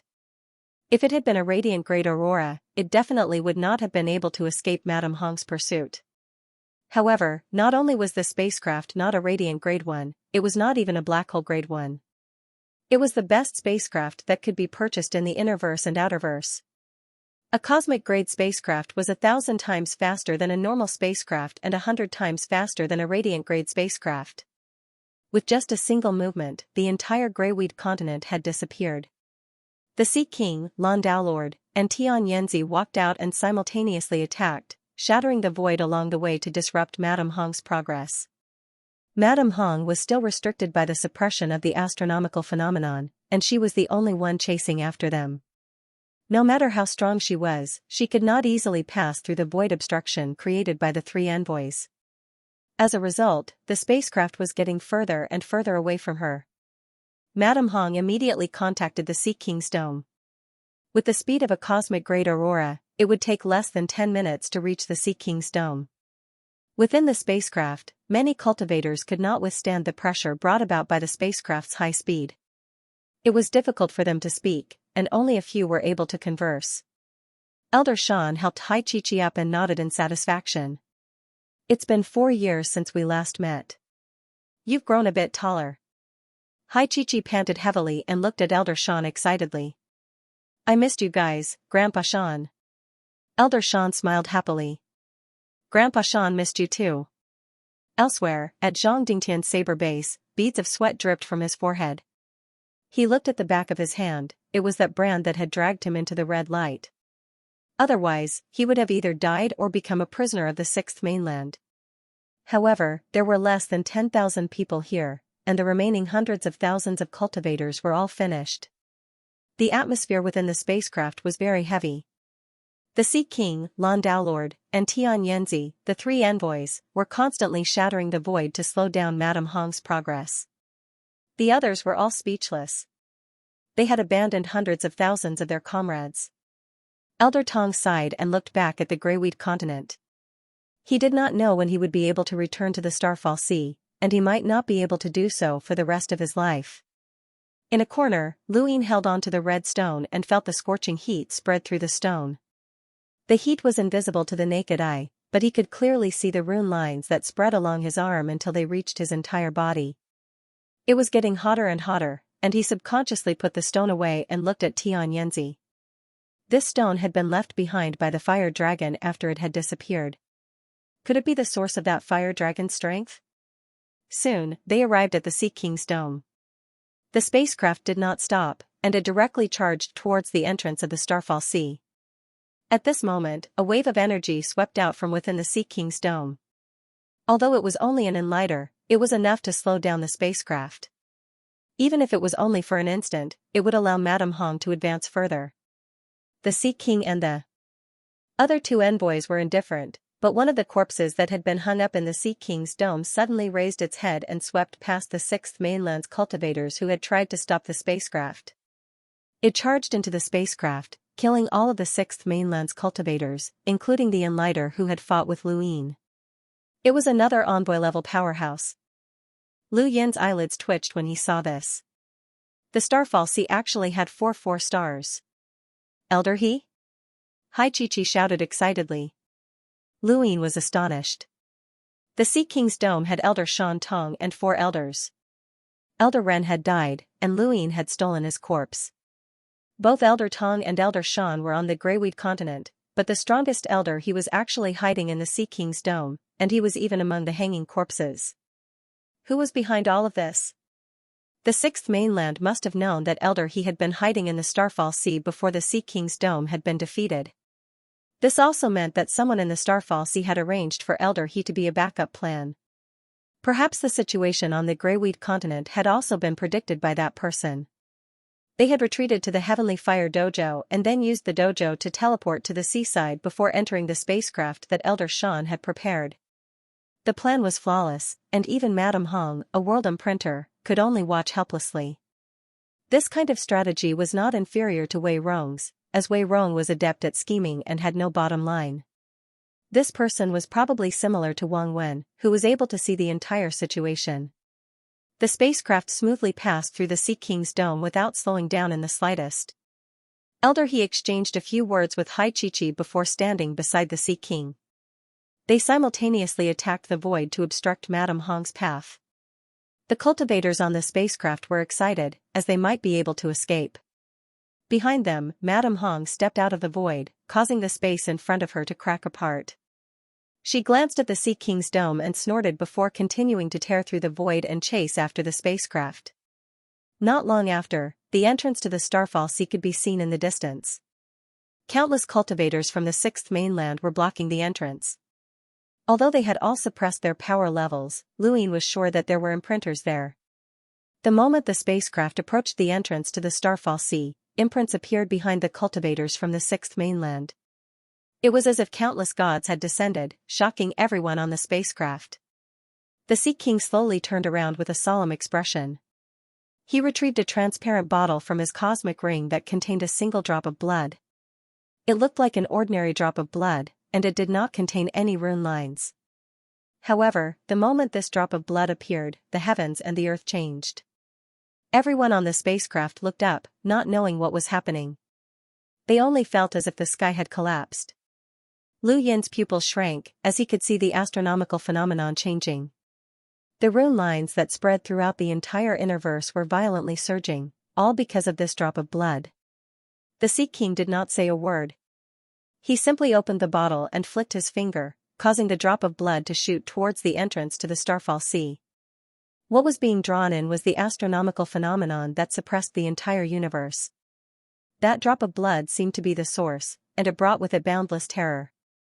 At the entrance of the Starfall Sea, an old man walked out. Madame Red's image was imprinted on his back. He held a strange weapon in his hand and stabbed at the drop of blood. The drop of blood passed through the old man without any hindrance. It then passed through the entrance of the Starfall Sea and slowly dissipated. The flying ship did not stop. It also passed through the old man and the entrance of the Starfall Sea. The old man's body disintegrated into dust. At the entrance to the Starfall Sea, all the cultivators from the sixth mainland in a straight line were also reduced to dust. The others stood where they were, not daring to move. No one in the spacecraft could understand what was happening, and even the Sea King himself did not know what was happening. Only Luin knew that the moment that drop of blood had appeared, it had affected the entire celestial phenomenon. That was no ordinary drop of blood, but rather, the blood of the rune progenitor. The celestial phenomenon had been caused by the rune lines, and only the rune progenitor's blood could act as the source of the phenomenon to suppress everything. He was even more certain that the drop of blood was extremely attractive to him. He really wanted to absorb that drop of blood. He had a premonition that if he could absorb the symbol ancestor's blood, his comprehension of the Ian Flow true scripture would definitely improve by leaps and bounds. Unfortunately, that drop of blood had been used up. Luin looked at the Sea King with a burning gaze, wondering if the Sea King still had more. Regardless of whether it was the Sea King's dome or the entrance to the Starfall Sea, the Sea King and the others had made ample preparations and were confident that they could escape. The spacecraft left the Starfall Sea, intending to head towards Chaos Flow Zone and then enter the Cosmic Sea. However, as soon as it left the Starfall Sea, it was met with a giant hammer that was as large as a mountain range. The hammer smashed down on the spacecraft. The Sea King's expression changed, and the void transformed into the Sea King's trident. With a bang, the Sea King's trident collided with the hammer, causing the void to split open. The powerful shockwave swept the spacecraft towards the north, and the hammer was also forced back. Dao Masterland's expression turned ugly. It's an expert from the War Marshal Realm's weaponsmithing clan. There are more behind him. The Sea King's face paled, as there was more than one hammer. There were 3 hammers in space, and the one that had just blocked their path was the largest. It was controlled by an imprinter, and the ones behind it were all enlighters. The strength of the people in the spaceship could defeat them, but they would be caught up by the Red Madam. But if Luin did not defeat them, then they would not be able to escape to the Chaos Flow Zone. This was a dilemma, and it could also be considered a hopeless situation. The Sea King made a prompt decision and changed the direction of the spacecraft, which then flew north. That direction was the crack between the innerverse and the outerverse, and that was the only way out. He knew that Hai Chi-Chi must have told the Sea King. The spacecraft had just left when Madame Red arrived. She glanced at the hammers, and a murderous glint flashed in her eyes. She chased after them to the north. You won't be able to escape. The cosmic-grade spacecraft was extremely fast, and it didn't take long for them to arrive at the gap. Ordinary people would find it difficult to see such a narrow gap, but with Hai Chi-Chi leading the way, the spacecraft still managed to find the gap. The crack was much narrower than it had been when Luin had first arrived, and he had estimated that it would disappear in about half a year. Half a year had passed since then, and the crack could only fit 2 people at a time. It would be impossible for a spacecraft to enter. Many cultivators in the spaceship looked at the crack strangely. Some of them seemed to have thought of something and their eyes were filled with excitement. The Sea King looked at Tianyanzi, who pushed out with a single palm. Among the more than 10,000 cultivators in the spacecraft, some of them felt the brands on the backs of their hands become hot again, and they were then dragged out and thrown into the crack. There weren't many of them, but Luin, Hai Chi-Chi, Zhang Dingtian, Hai Dashao, Lan Si, and even Elder Tong and Elder Shan were among them. They were all thrown into the crack. At the same time, the Sea King's voice rang out. We've given up on the entire Starfall Sea, but we've preserved the tinder. You guys should live well, and there will be a day when the Starfall Sea will be reinvigorated. Don't embarrass our 5th mainland, and there will be a day when we can go against the current and kill our way to the 6th mainland. Hai Chi-Chi's face went pale. Father, what are you doing? Let's escape together. The Sea King shook his head and looked at Hai Chi-Chi with reluctance. I'm sorry, but I can't leave. This disaster was brought about by me. In order to change the heavens, I shattered the upper 3 gates, which led to the 6th mainland's full-scale attack. Chi-Chi, live well, and maybe we'll meet again in the future. He then looked at Luin with a sharp gaze. Kid, take good care of Chi-Chi. Remember, if there's a day when you have the ability to shatter the upper 3 gates again, I can't tell you what will happen after that. It might be a blessing or a disaster, but it's the only chance to defeat the 6th mainland. Remember, no matter how others try to stop you, shatter the upper 3 gates. Lu Yin's eyes trembled. The upper 3 gates? Senior Sea King, the outer verse has Yuan dash. Lu Yin wanted to say something, but before he could, he was pushed into the depths of the crack by the Sea King. One cultivator after another escaped into the outer verse through the crack, and those who had not been dragged out hurriedly rushed into the crack. They wanted to escape as well, but Hai Chi-Chi was knocked out by Elder Shan and taken away. In the distance, Madame Red rushed over, and she was shocked. She had not expected that there would be a passage to the 5th mainland's outer verse here. She was delighted, as the inner verse was at war, and this passage would allow them to invade the outer verse. The 5th mainland's outer verse would not be able to stop them. When the Sea King saw Madame Red arrive, the Sea King's trident materialized in his hand. Beside him, Dao Master Lan and Tian Yanzi had solemn expressions that carried a solemn aura. As the strongest powerhouses of the Starfall Sea, they had given up on the Starfall Sea in order to preserve their seeds. Now, those seeds had to leave safely, or else their sacrifices would be meaningless. Madame Red attacked, fighting 1 against 3. She was extremely powerful, but she could not defeat the 3 in a short period of time due to the suppression of the astral phenomenon. She could only watch as the cultivators fled. The Sea King was equally anxious, and he was calculating the time. As long as he could confirm that Hai Chi-Chi had reached the outer verse, he would destroy the crack. It did not matter if there were any cultivators inside. If they died, then so be it. He could not allow Madame Red to enter the outer verse through the crack. Within the crack, everyone was rushing towards the outer verse at top speed. They all had anxious expressions, but they also had a desire to live. Even Lan Si did not say a word. He grabbed Lan Baobao and fled. Their father, Dao Master Lan, was just like the Sea King, sacrificing himself to protect them. Outside the crack, Tian Yanzi coughed up blood as his arm shattered. Soon after, Dao Master Lan's skin turned red, as if he had been roasted by flames. The Sea King's hair was stained with blood, but it was unknown whether it was Dao Master Lan's, Tian Yanzi's, or even his own. Madame Red did not show any mercy like she had in the Heavenly Fire Dojo. She attacked ruthlessly, and a mist wrapped around the 3. With a casual wave of her hand, she tore Tian Yanzi to pieces, causing his blood to dye the heavens. Not long after, Dao Master Lan's body was also invaded by the red mist. His body exploded, and he died without a complete corpse. The Sea King's eyes were bloodshot, and he suddenly attacked the crack with a palm. He was a lockbreaker, and he instantly dissolved the energy that had been wrapped around the astral river by Master Yuan and Dizu. The crack healed at a speed visible to the naked eye. Madame Red was furious. "You're courting death." She then grabbed the Sea King's neck, causing fresh blood to flow down his neck. The Sea King stubbornly blocked the entrance to the crack and laughed bitterly. "It's over." Madame Red's eyes went wide, and she hesitated over whether or not to go to the outer verse. At that moment, Mr. E and Mr. De arrived. Madame Red looked at them, and her eyes lit up. Her mist wrapped around them as she tossed them into the rapidly healing crack. "Use your strength to attack the astral river from the outer verse. I'll attack from here as well and tear open another path." The Sea King's face changed, and he wanted to drag Mr. E and Mr. De out.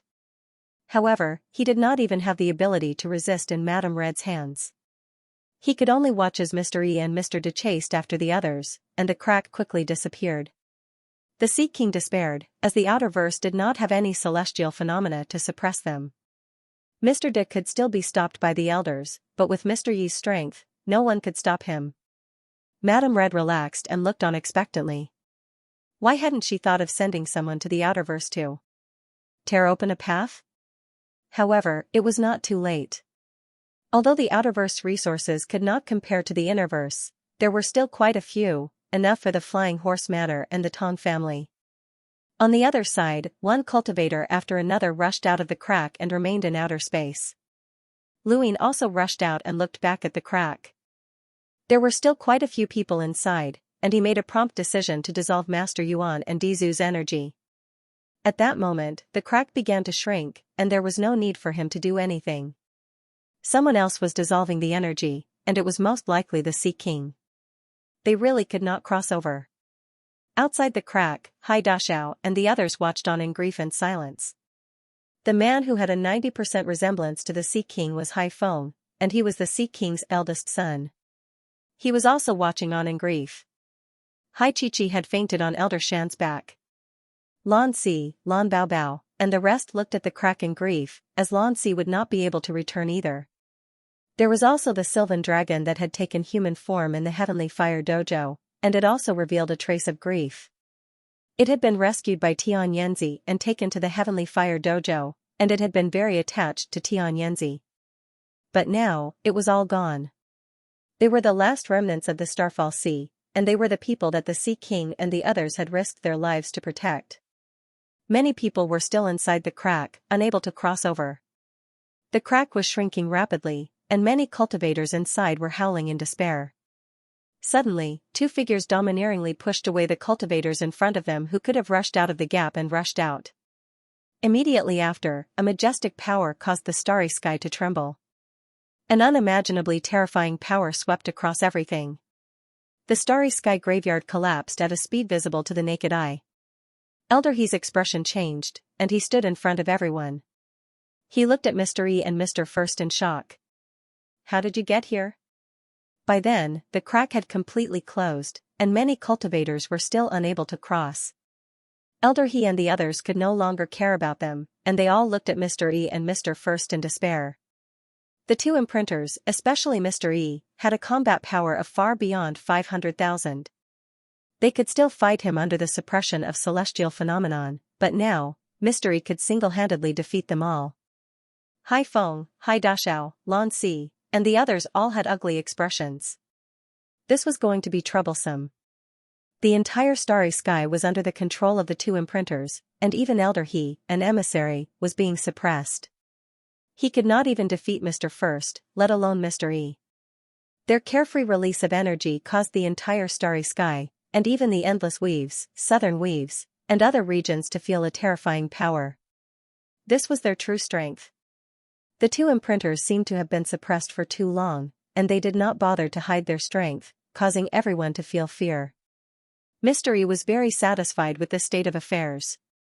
He looked at the fearful and despairing gazes of the people in front of him and let out a long sigh. This was the right attitude. This was how the natives should treat them. Mr. Yi's gaze swept past Elder He, Elder Tong, and Lan Si.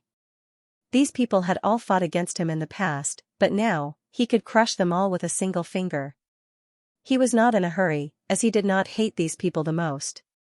Instead, he fixed his gaze on Luin and smiled. Mr. E considered himself to be a very elegant person. In the sixth mainland, he had ascended step by step to his current position. It had been very smooth, and no one had dared to disrespect him. He was a guest elder of the Tong family, and his status was second only to the Tong family's ancestor. In the future, he had a chance to become an elder of the Daosor sect. His future was resplendent, and not a single stain could be allowed. However, during this period of time, he had experienced something unforgettable. That bastard, that despicable native, had actually made him experience despair. Just thinking about that stench made him shudder, and it was enough to wake him up from his dreams. That was a stain, the greatest stain in his life. He had spared no expense to chase after those people, also that he could personally capture that little bastard and make him feel despair for the rest of his life. Mr. Yi's gaze turned sinister, and his elegant image had completely vanished. He only wanted to see despair, fear, and pleading in Lu Yin's eyes. He wanted to see the lowest of human emotions in this little bastard's eyes. Eh? That little bastard is smiling? It was not just Mr. E, but Mr. First also looked at Luin, as he was the only one who was smiling. Elder He slowly turned to look at Luin. Lan Si and the rest also looked at him. Smiling? Many of the Greyweed Continent's cultivators were saddened.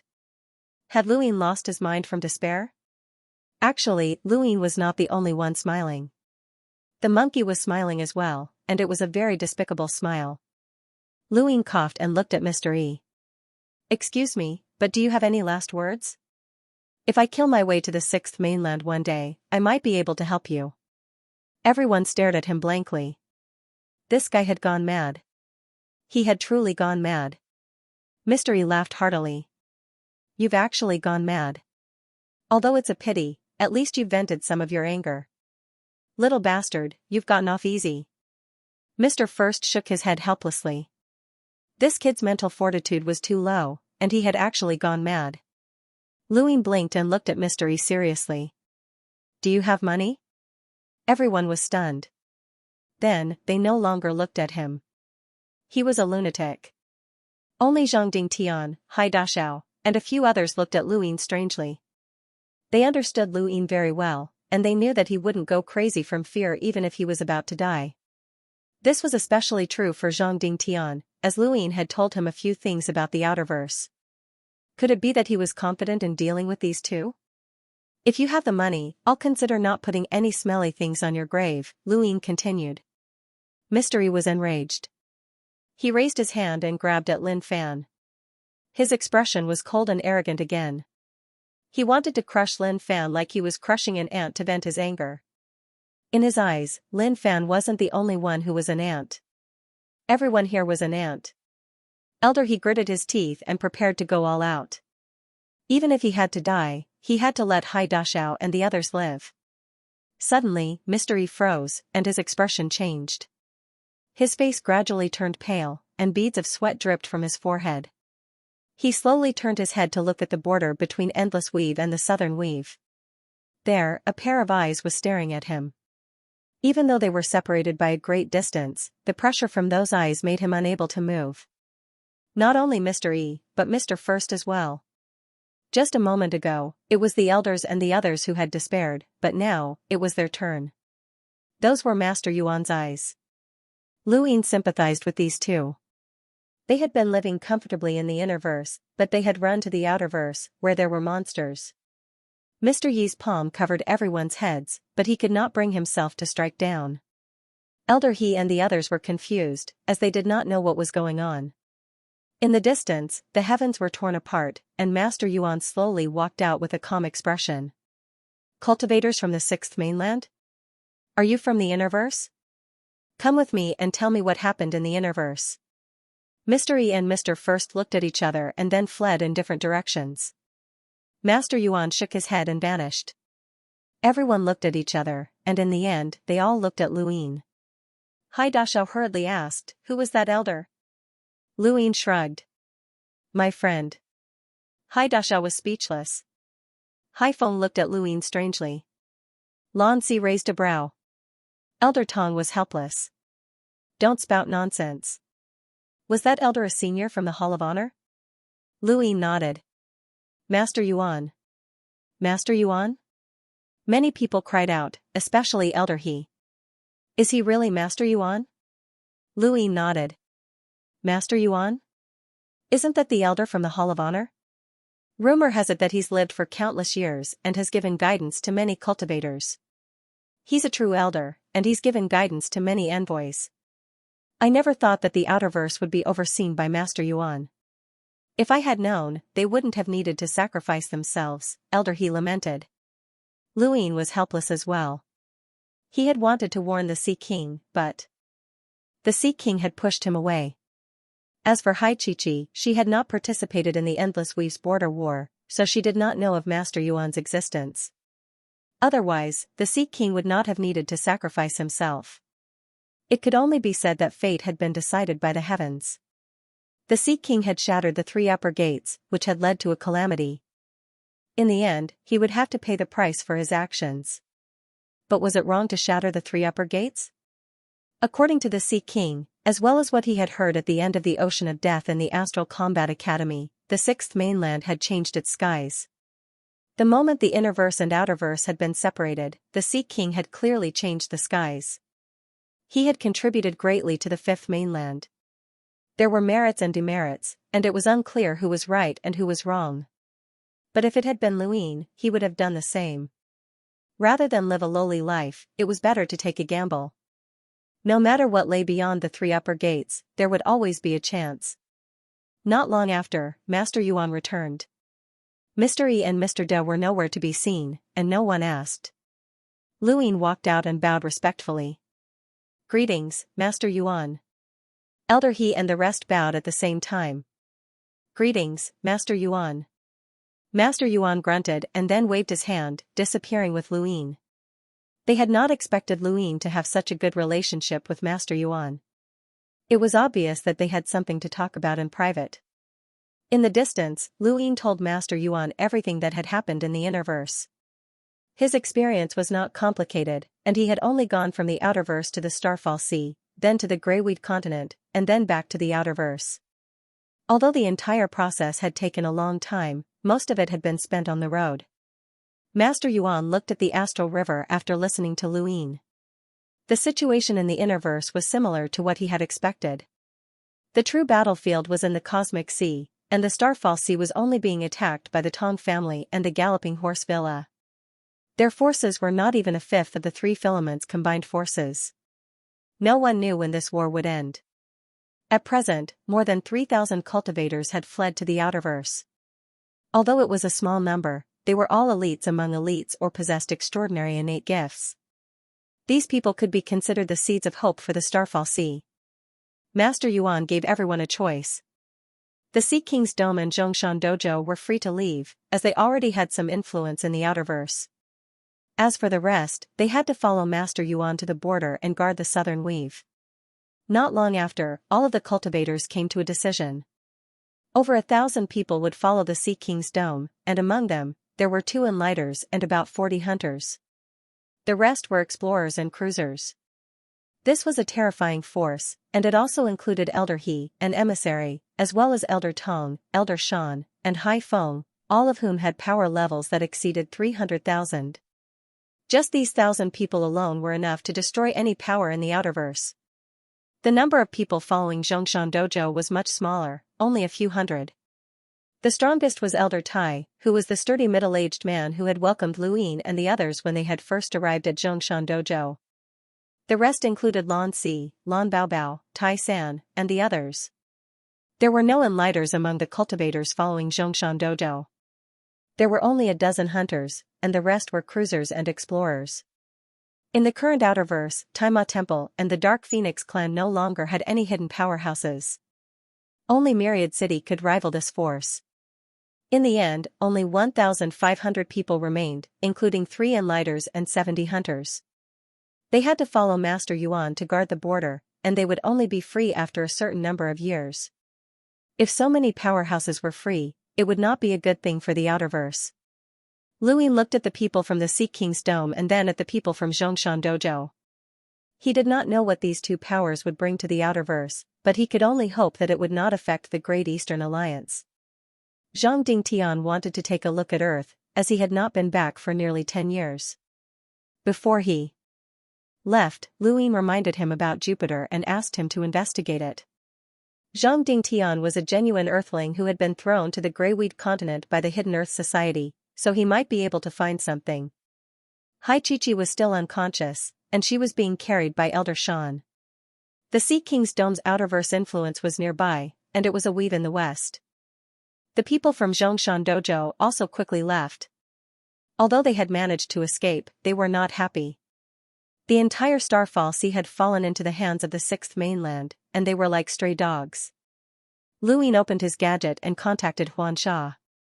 He asked about the situation in the Great Yu Empire over the past 6 months, and he learned that everything had been normal. Many of the Outerverse experts had been taken away from the border, and no one could pose a threat to the Great Eastern Alliance. As for Wei Rong, without the Wei family, he would not be able to do anything no matter how smart he was. It was a pity that Lu Ying had not been able to find him. The next person Lu Ying contacted was Xianxia, and he asked about how Aegis had infiltrated the various powers. He learned that everything was going smoothly.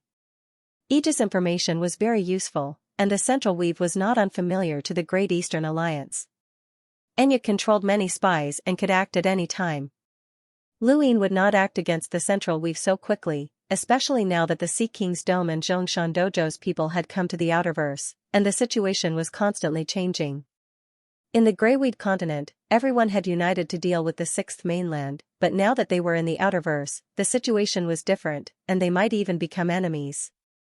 Luine had joined Aegis' first management team in a hurry, and he had not yet been to the true headquarters. He thought about it and contacted Star Fox. They had not contacted each other for half a year, and Star Fox was surprised by Lu Yin's whereabouts. The Great Yu Empire had announced that Luine had gone into seclusion, but Star Fox did not believe it. Luine did not tell Star Fox that he had only wanted to visit Aegis headquarters.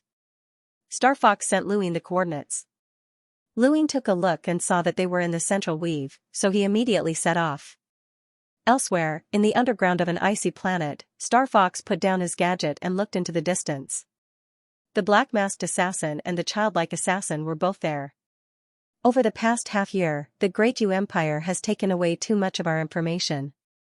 Their goal is self-evident. They want to use this information to develop spies so that they can conquer the Outerverse in the future. Are we really going to let this person join us? Star Fox couldn't help but ask.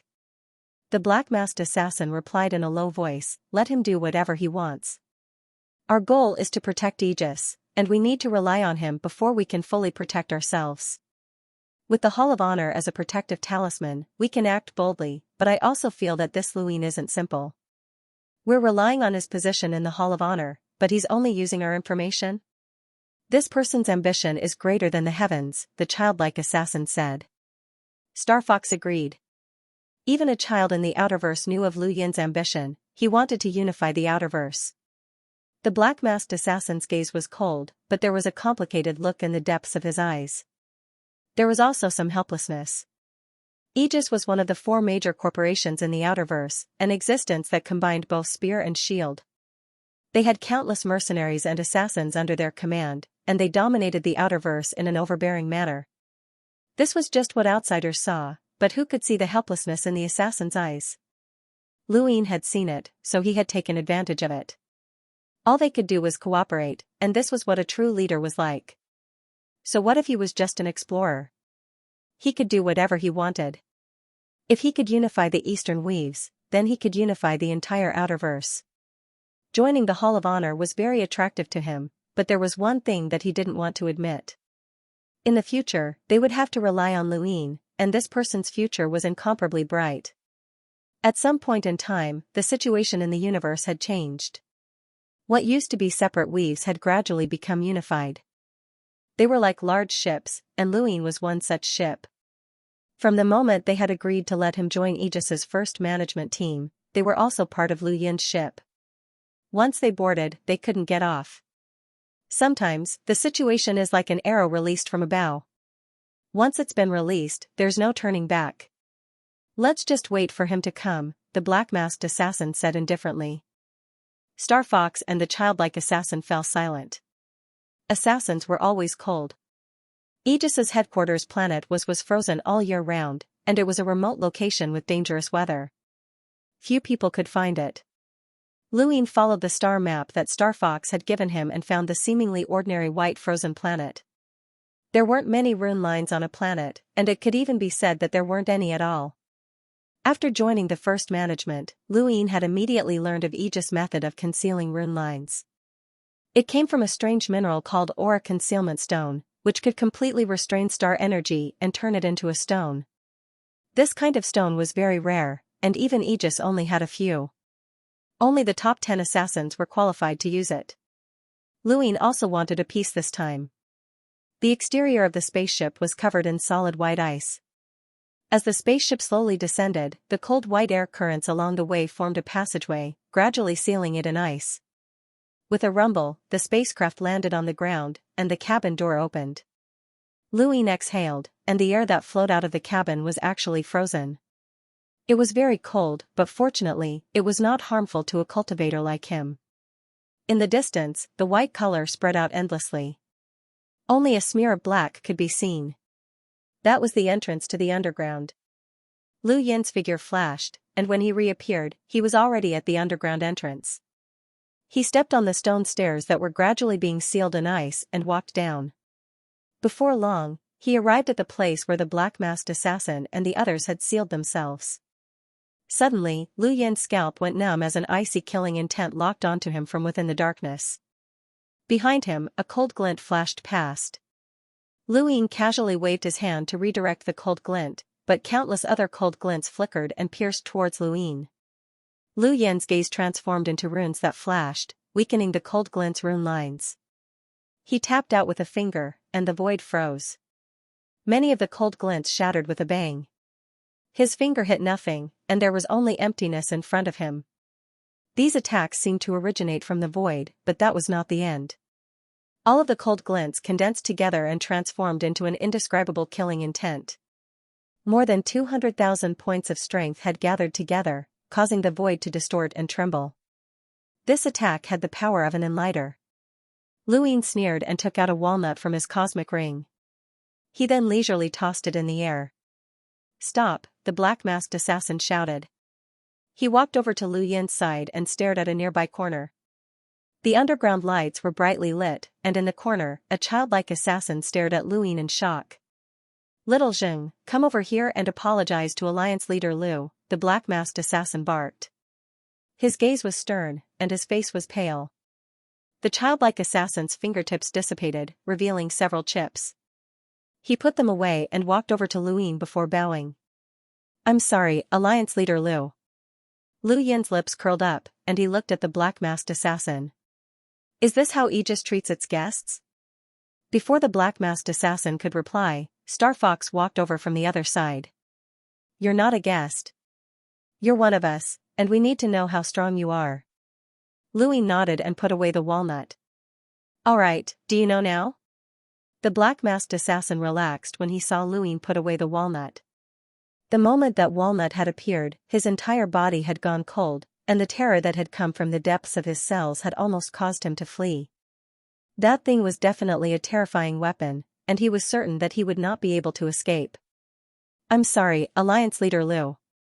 The black-masked assassin personally apologized. Lu Yin waved a hand and looked around curiously. He saw 5 frozen cabins that resembled coffins. Aegis had originally had 5 founders, but now, only the 3 of them remained. It seemed a little miserable, but in terms of strength, only the Hall of Mo, the Dark Phoenix clan, and Wan Qianqing could compare to them. The black-masked assassin was Aegis' true foundation. So this is where Aegis made its fortune. "It looks like you guys were hiding here during the Assassin World's calamity," Lu Yin said. The black-masked assassin replied, "Yes, that calamity swept through the entire Outerverse, and any assassin organization with a bit of influence was affected, including the Great Eastern Alliance's Mafioso Planet. However, Mafioso Planet was able to withstand the calamity and survive. Most of the other assassin organizations disappeared." Lu Yin recalled that the Lameter Mistchild had mentioned that Mafioso Planet's inherited power vessel had been used. It seemed like that had been the case during the Assassin World's calamity.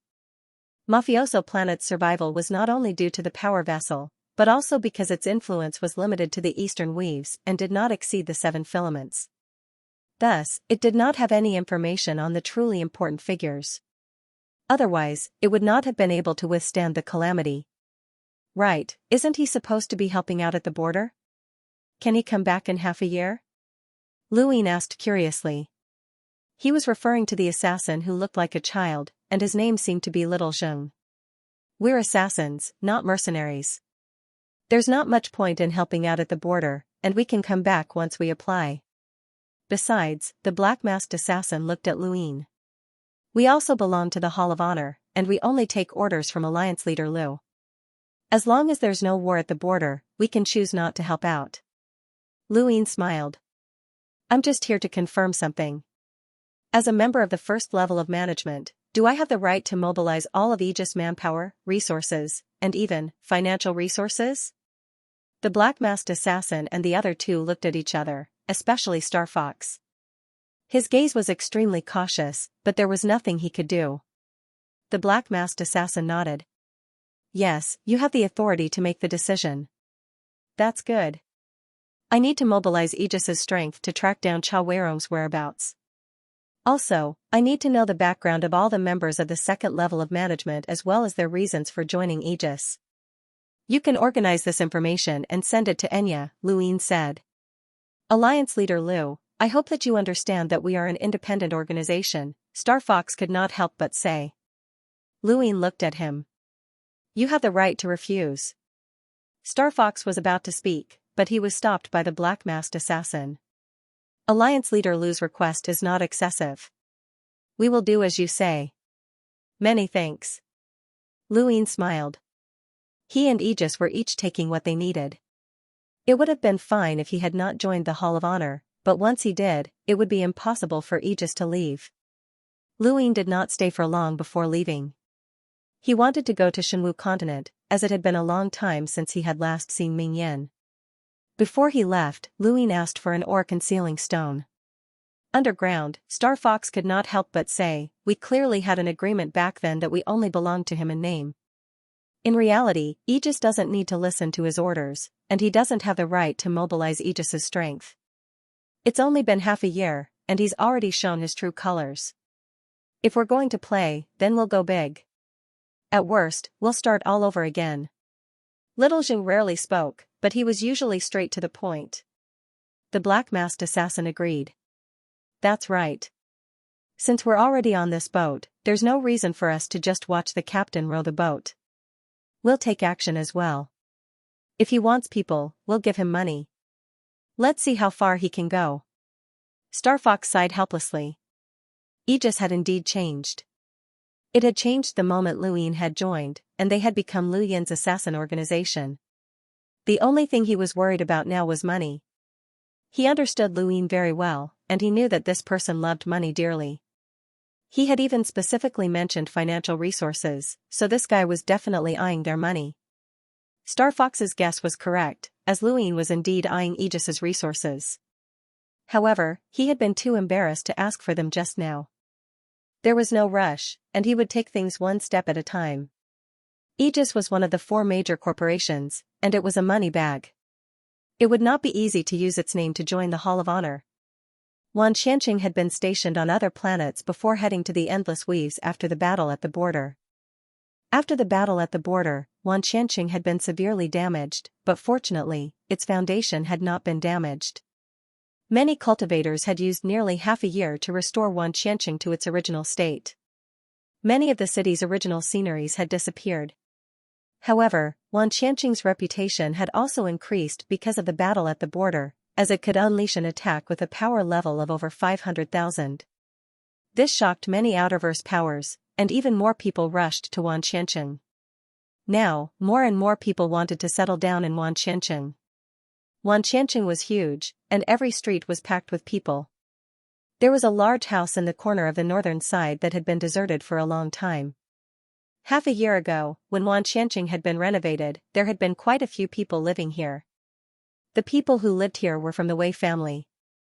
The Wei family's army had been defeated in Armament Weave, and their family had been annihilated.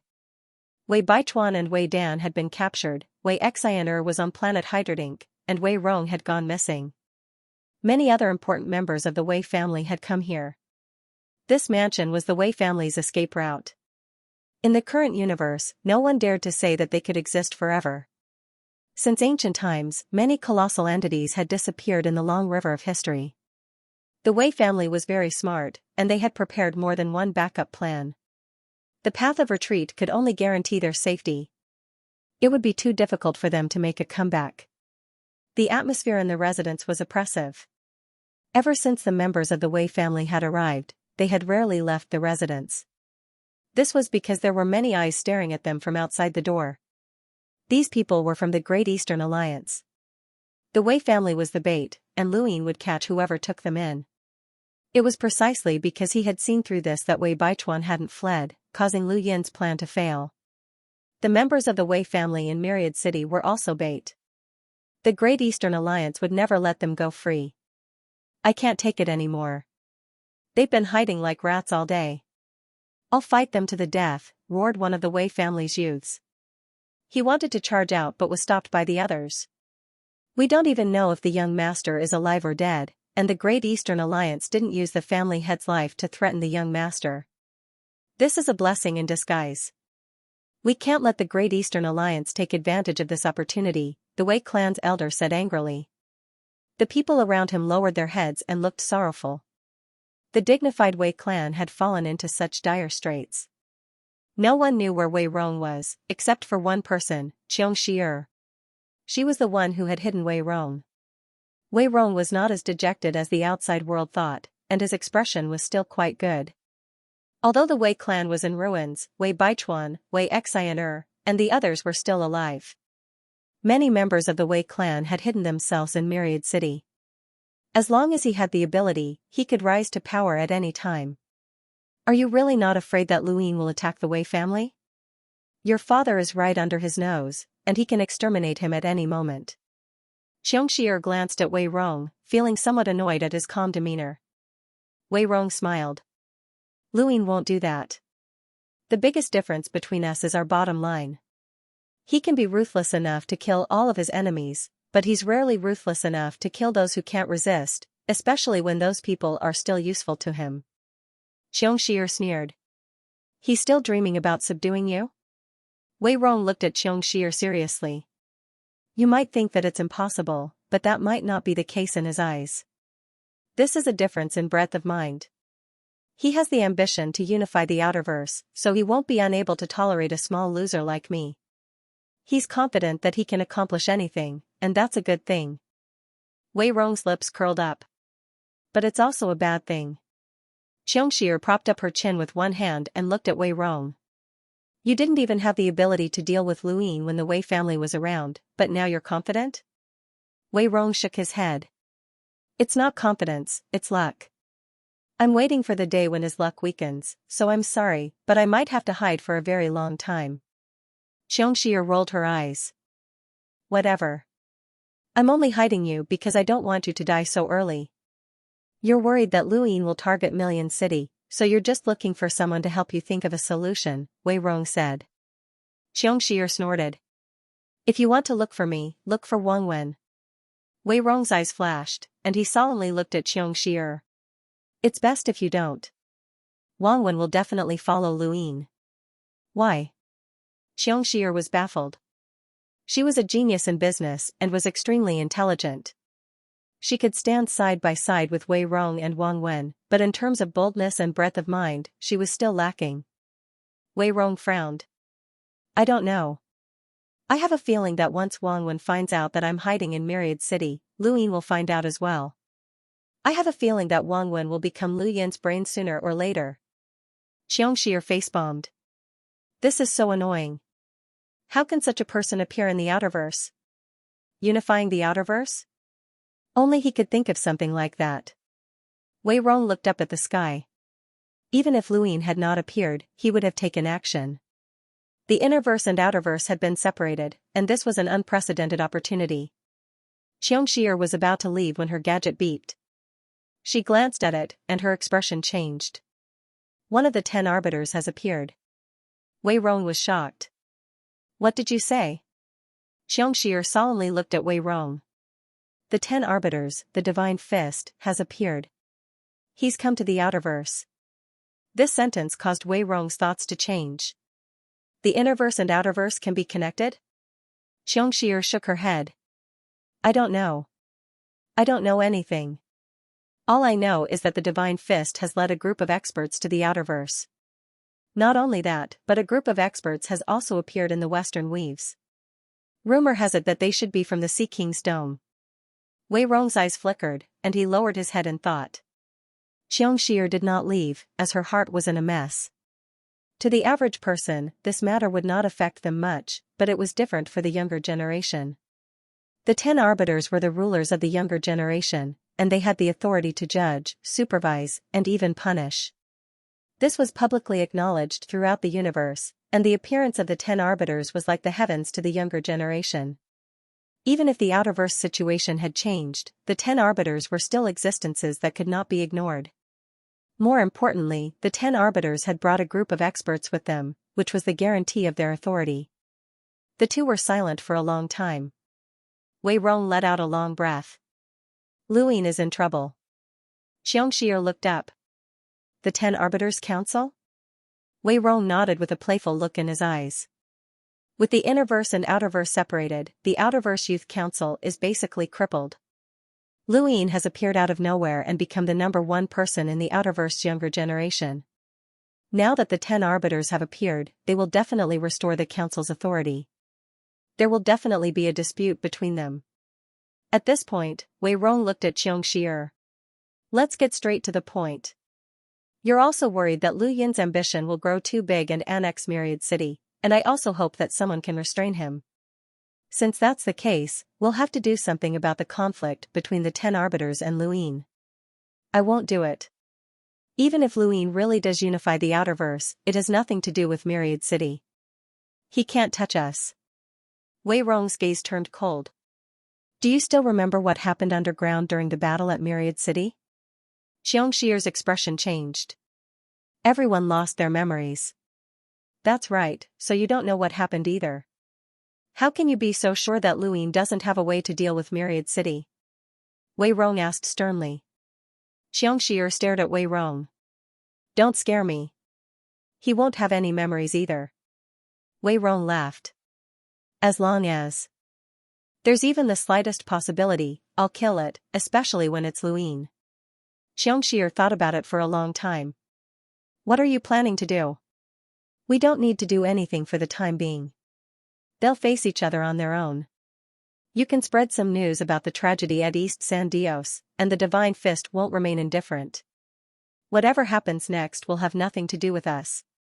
Xianxia looked up at the sky. The Outerverse had changed yet again. News of the 10 Arbiters' Divine Fist appearing in the Outerverse quickly spread. Most people did not even know who the 10 Arbiters were, but the Divine Fist's name was enough to shock them. 10 days later, Lu Yin arrived at Shenwu Continent Space Station. The Day-Night Clan had already evacuated. During the war at Armament Weave, the Day-Night Clan, Sword Sect, and other Interverse powers had all interfered. Now that Lu Yin was so powerful, they were afraid that he would settle accounts with them later. They had finally realized that Lu Yin was someone who feared nothing, especially after the border war in Endless Weave had ended. He had started a war against Armament Weave's Wei family, and his background was frighteningly powerful.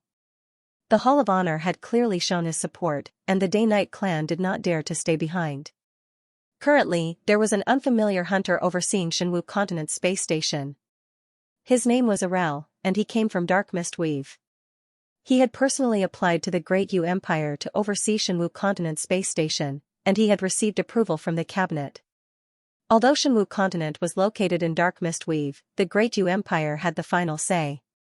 This was the current power of the Great Yu Empire. When Arel saw Lu Yin arrive, he was startled and hurriedly bowed. Lu Yin waved a hand. Without my orders, no one is allowed to enter Shenwu Continent. Yes, Your Highness, Arel replied respectfully. Soon after, Lu Yin entered Shenwu Continent and appeared not too far away from Mingdu. He looked around, determined the direction, and then headed towards the city. Within the imperial study of Mingdu's palace, Ming Yan was reading through memorials and reviewing them from time to time. Below her, Beihong was standing respectfully. After an unknown amount of time, Ming Yan finished reviewing a pile of memorials and looked up at Beihong. Act according to the memorials, Ming Yan said. Her tone was gentle, but it was much more dignified than before. Beihong accepted the memorials. Yes, Your Majesty. He then respectfully retreated. Ming Yan had everyone else in the study leave. She tiredly propped up her chin and rubbed her head. The sun shone in, and it was very warm. Unknowingly, she had already been in this position for more than 2 years. Ever since Lu Yin had left, he had not appeared. Have you forgotten about me? No. A voice sounded from behind Ming Yan. She was shocked and turned around. When she saw Lu Yin, her eyes lit up with joy. Brother Lu. Lu Yin looked at Ming Yan and hugged her. I'm sorry. I had too many things to do and couldn't come see you. Ming Yan blushed. She had a dual personality, and she was currently innocent. Although her 2 years as an empress had made her decisive and dignified, in front of Lu Yin, she reverted back to that little girl. If not for Lu Yin, she would have broken down back then. Only when he hugged Ming Yan did Lu Yin feel complete. Although he had not seen this woman much, she held an extremely important place in his heart. Ming Yan quietly lay in Lu Yin's embrace with her eyes closed. Only in this person's embrace could she feel at ease and let go of everything. There was no need for words. A hug was enough to feel the other person's feelings. Lu Ying lowered his head and kissed Ming Yan. Suddenly, a cold gaze focused on them, and Ming Yan's hair turned white. How dare you? Do you think I won't bury you? Lu Ying subconsciously let go and coughed. Ming Yan snorted and stared at him. If you dare to be rude again, I'll bury you. Lu Ying rolled his eyes. You can't beat me. Ming Yan raised her brows. What did you say? Lu Ying laughed dryly. Nothing. Aren't you supposed to come out at night? Ming Yan coldly replied, she's too weak. She can't even resist you. Who knows what you'll do? You have ulterior motives. Lu Ying was speechless. The white-haired Ming Yan frowned and sniffed hard. She then looked at Lu Yin's cosmic ring. Do you have that kind of poison? Lu Ying did not understand. What poison?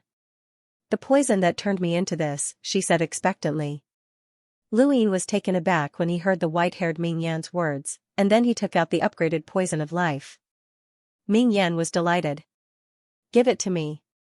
What for? Lu Ying was on guard, as he had not forgotten that Ming Yan had swallowed the poison herself. If not for Mr. Mu's secret technique, she would have died. I can absorb this poison to increase my strength, said the white-haired Ming Yan. Lu Ying blinked. Absorb this poison? Ming Yan nodded. Give it to me. Lu Ying gripped the poison tightly. Are you sure you can absorb it? You won't die, right? Ming Yan grew impatient. No, give it to me. Lu Ying did not want to give it to her as he did not want to take the risk. Ming Yan helplessly closed her eyes, and her hair turned black as she returned to being the original Ming Yan. Seeing this new Ming Yan, Lu Ying felt much better and impatiently hugged her. Ming Yan blushed. Brother Lu, give me the poison. Lu Ying gulped. Is she telling the truth? You can really absorb it? Ming Yan nodded. Don't worry, are you afraid that I'll kill myself? I would have done so long ago if I wanted to. I didn't need to wait for you to appear. Lu Ying thought about it and gave the poison to Ming Yan. This was the Neo-Human Alliance's life poison, and it cost 120,000 star essence to upgrade it once. Lu Ying had upgraded it twice, and it had cost him 420,000 star essence. It was a rather expensive item, and Lu Ying was not even willing to use it for himself. However, it would not be bad if it could really increase Ming Yan's strength.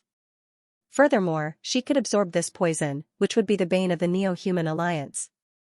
Thank you, Brother Lu. Ming Yan was delighted and kissed Lu Ying. Lu Ying was delighted, and when he lowered his head, he was met with a pair of cold eyes as his hair turned white once more. How dare you be so rude to me? Ming Yan rebuked. Lu Ying was furious and kissed her again. Ming Yan's eyes went wide, and she did not react to the kiss. She only reacted after a few seconds and pushed him away. She wanted to scold him, but her hair turned black once more. Ming Yan looked at him apologetically. I'm sorry, Brother Lu. This, that, she. Lu Ying was speechless, and he felt depressed. Half a day later, Lu Ying and Ming Yan sat in the back garden.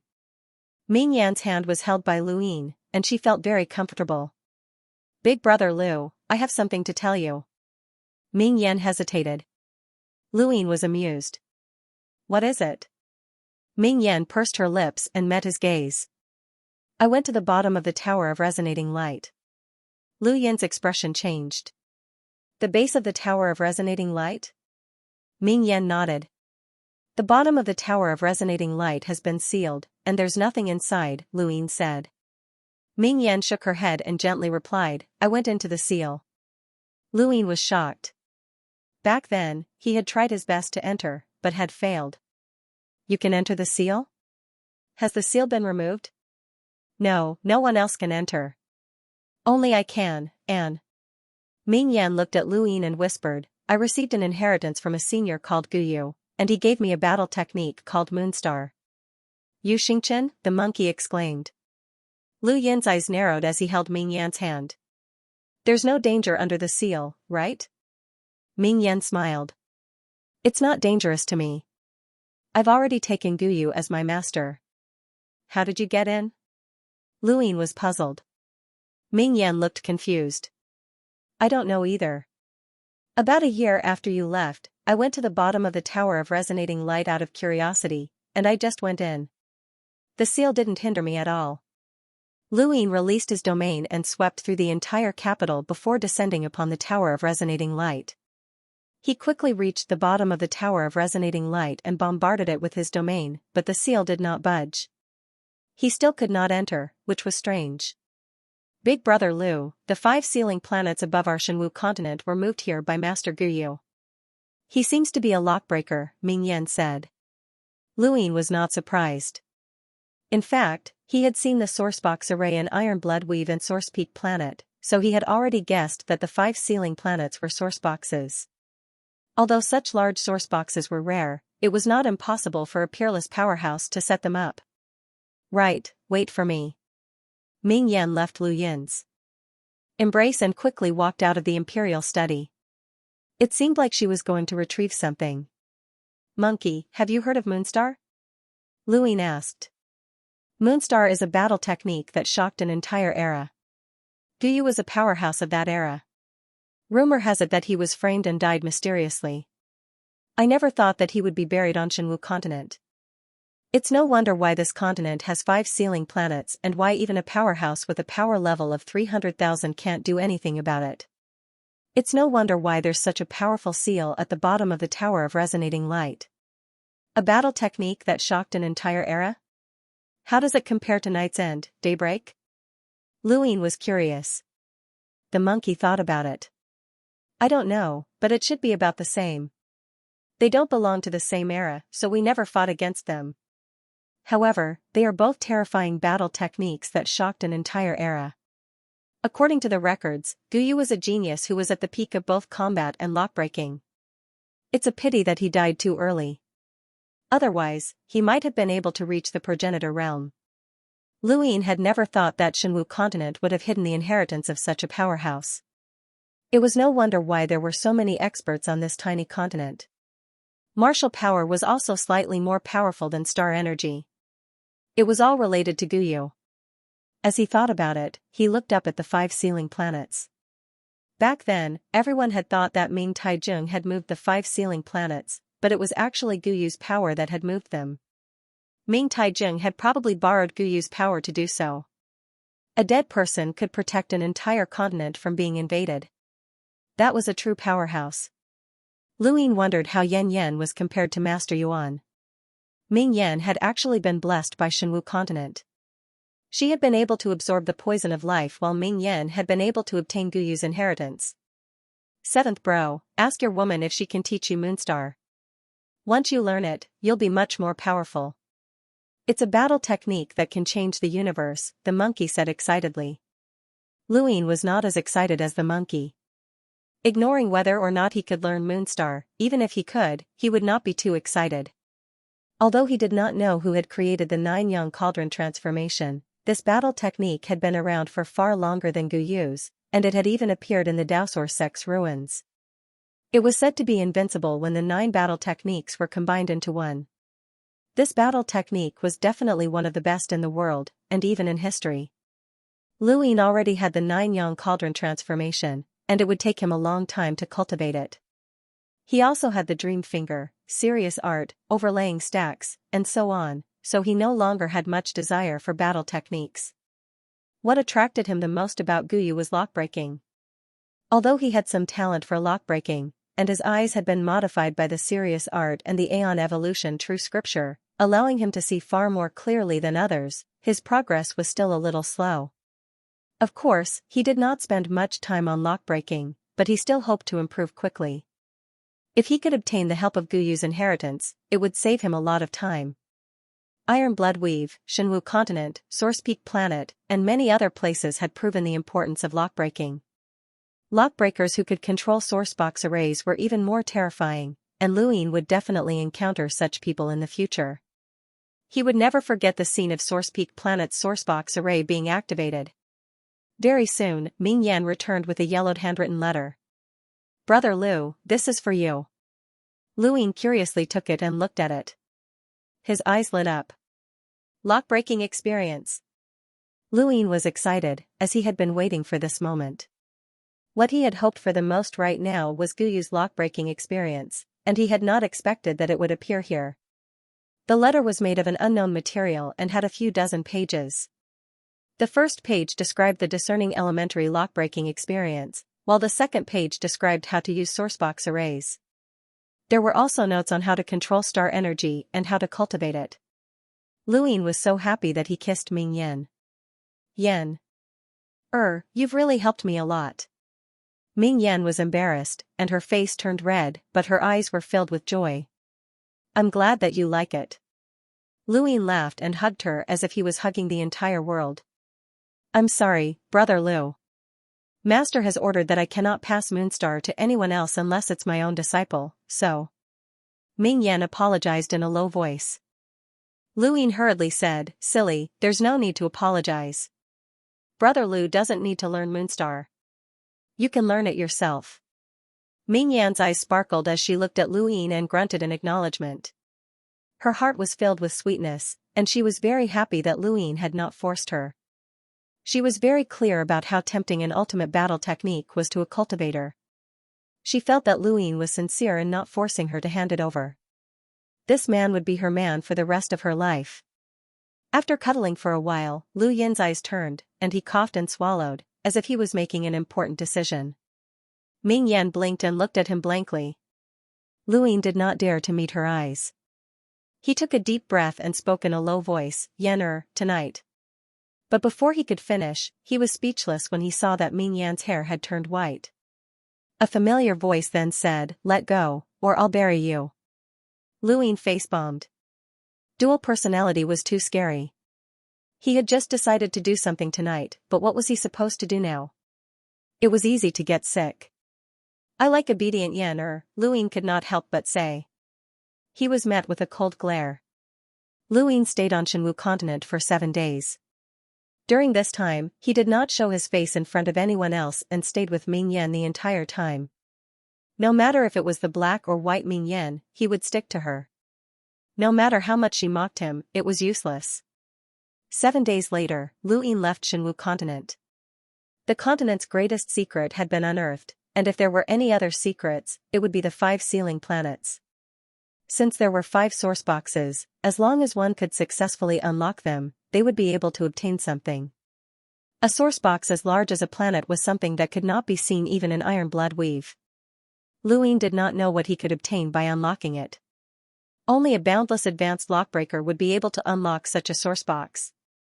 Luin covetously looked at the 5 sealing planets one more time before leaving Shenwu Continent Space Station and preparing to return to the Great Yu Empire.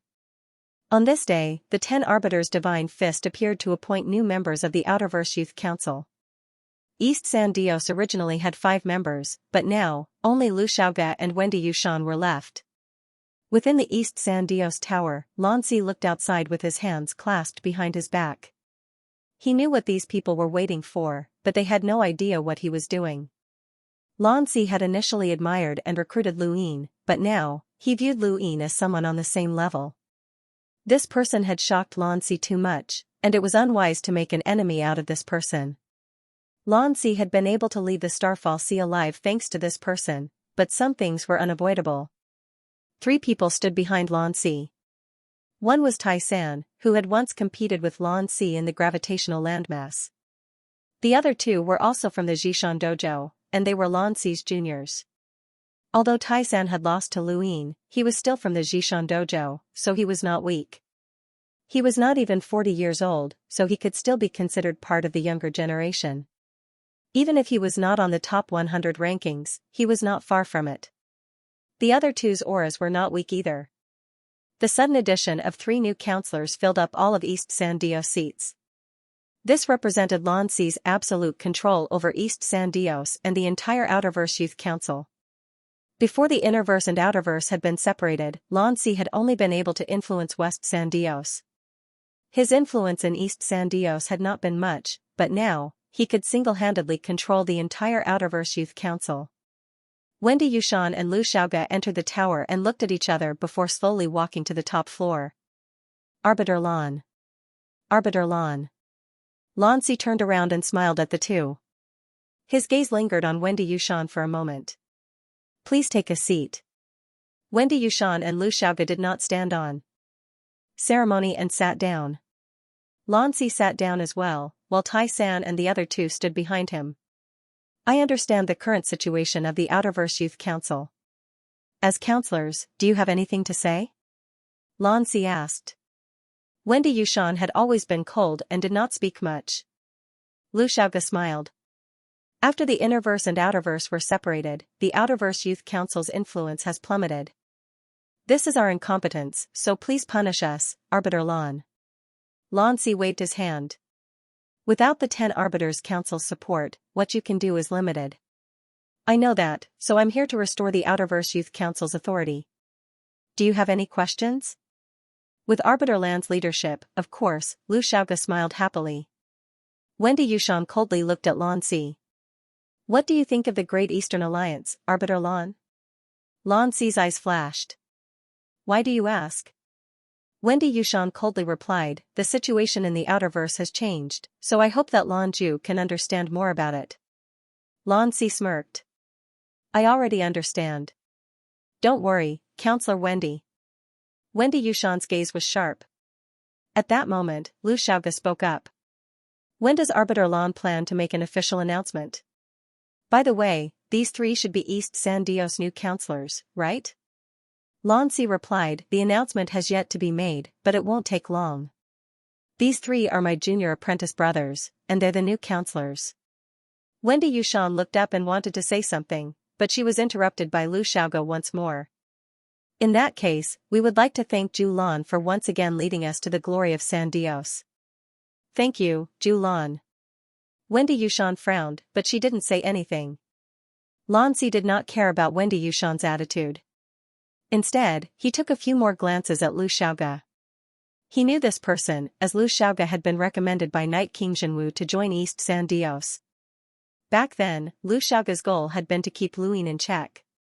Lu Yin had originally thought that these two would not cooperate well, but he had not expected them to be so cooperative.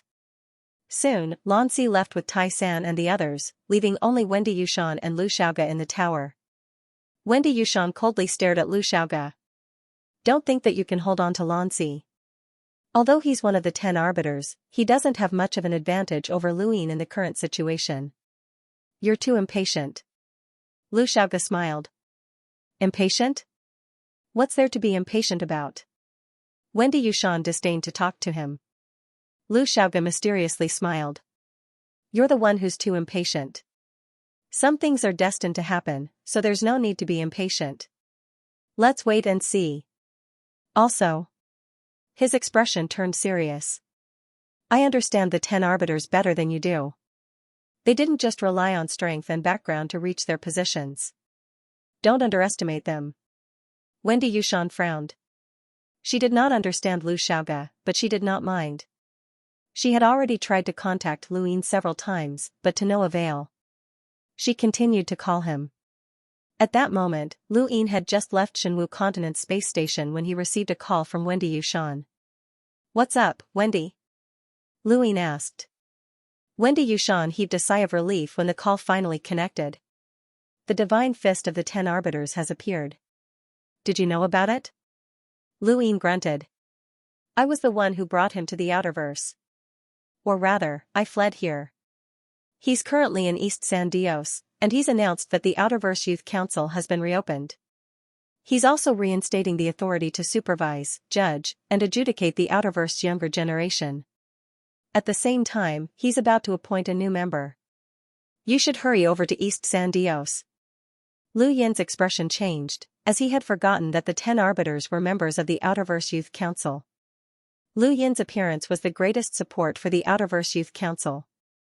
After the Innerverse and Outerverse had been separated, the Outerverse Youth Council had gradually declined due to the lack of support from the 10 arbiters. It had been a few years since there had been any news of them, but now that the 10 arbiters had reappeared, it was natural that they could reopen. To others, this was just a show, and the reopening of the Outerverse Youth Council was meaningless to them. However, it was different for Lu Yin. East San Dios was equivalent to supervising the younger generation of the entire. Luin frowned and immediately headed towards East San Dios. No matter what, he would not allow anything out of his control to happen in his territory, and neither would the 10 arbiters. The Outerverse was in an uproar, and countless media outlets gathered at East San Dios and the Prairie Flame continent. It had been a few years, and the Outerverse Youth Council had long since declined from its former glory. Now, with the appearance of the 10 arbiters, the Outerverse Youth Council had once again risen to the peak, perhaps even surpassing any other time. This was because the 10 arbiters had not been present in the past, but now, the 10 arbiters had appeared in East San Dios. Countless people went crazy, as they all wanted to catch a glimpse of the 10 arbiters. Currently, Luin was the most dazzling person in the Outerverse. He had helped destroy the Wei family and intimidated the entire Outerverse. No one in the younger generation dared to challenge him, and even the older generation's powerhouses were no exception. However, the appearance of the 10 arbiters was different. The 10 arbiters were the true pinnacle of the younger generation, and they could supervise the younger generation of powerhouses in the universe. Luin was one of them. Countless people smelled the news that an irreconcilable conflict between the 10 arbiters and Luin was bound to occur.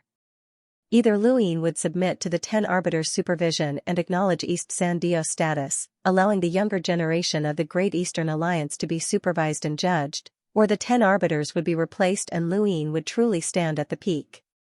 The 10 arbiters were not just a title to everyone in the universe, but also a symbol of status. Once Luin replaced the Divine Fist as one of the new 10 arbiters, his status in everyone's hearts would undergo an earth-shattering change. Even if the Innerverse and Outerverse were connected, countless people would dare to follow him without worry.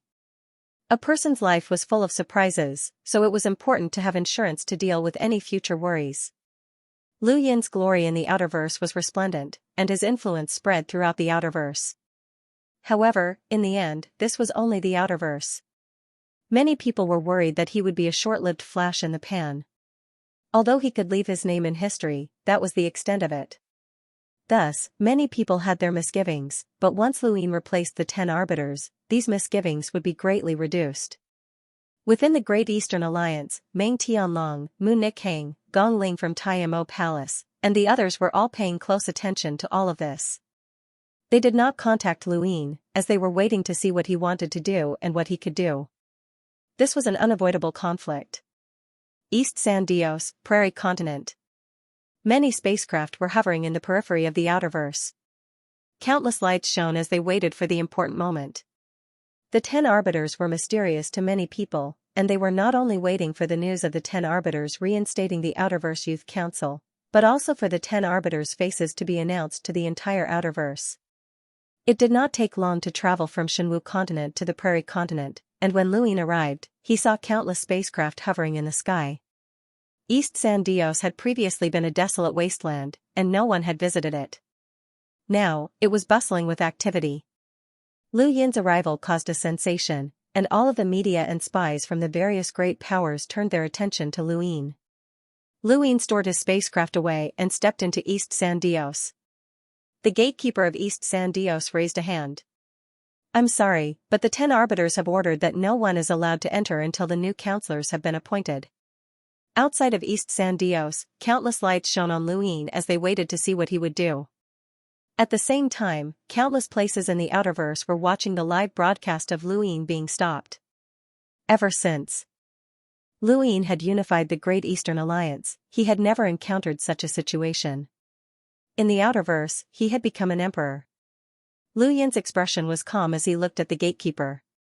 His gaze was indifferent, and this indifference caused the gatekeeper to tremble. He had seen Lu Yin's ruthlessness before, and he had also seen him deal with Puyo.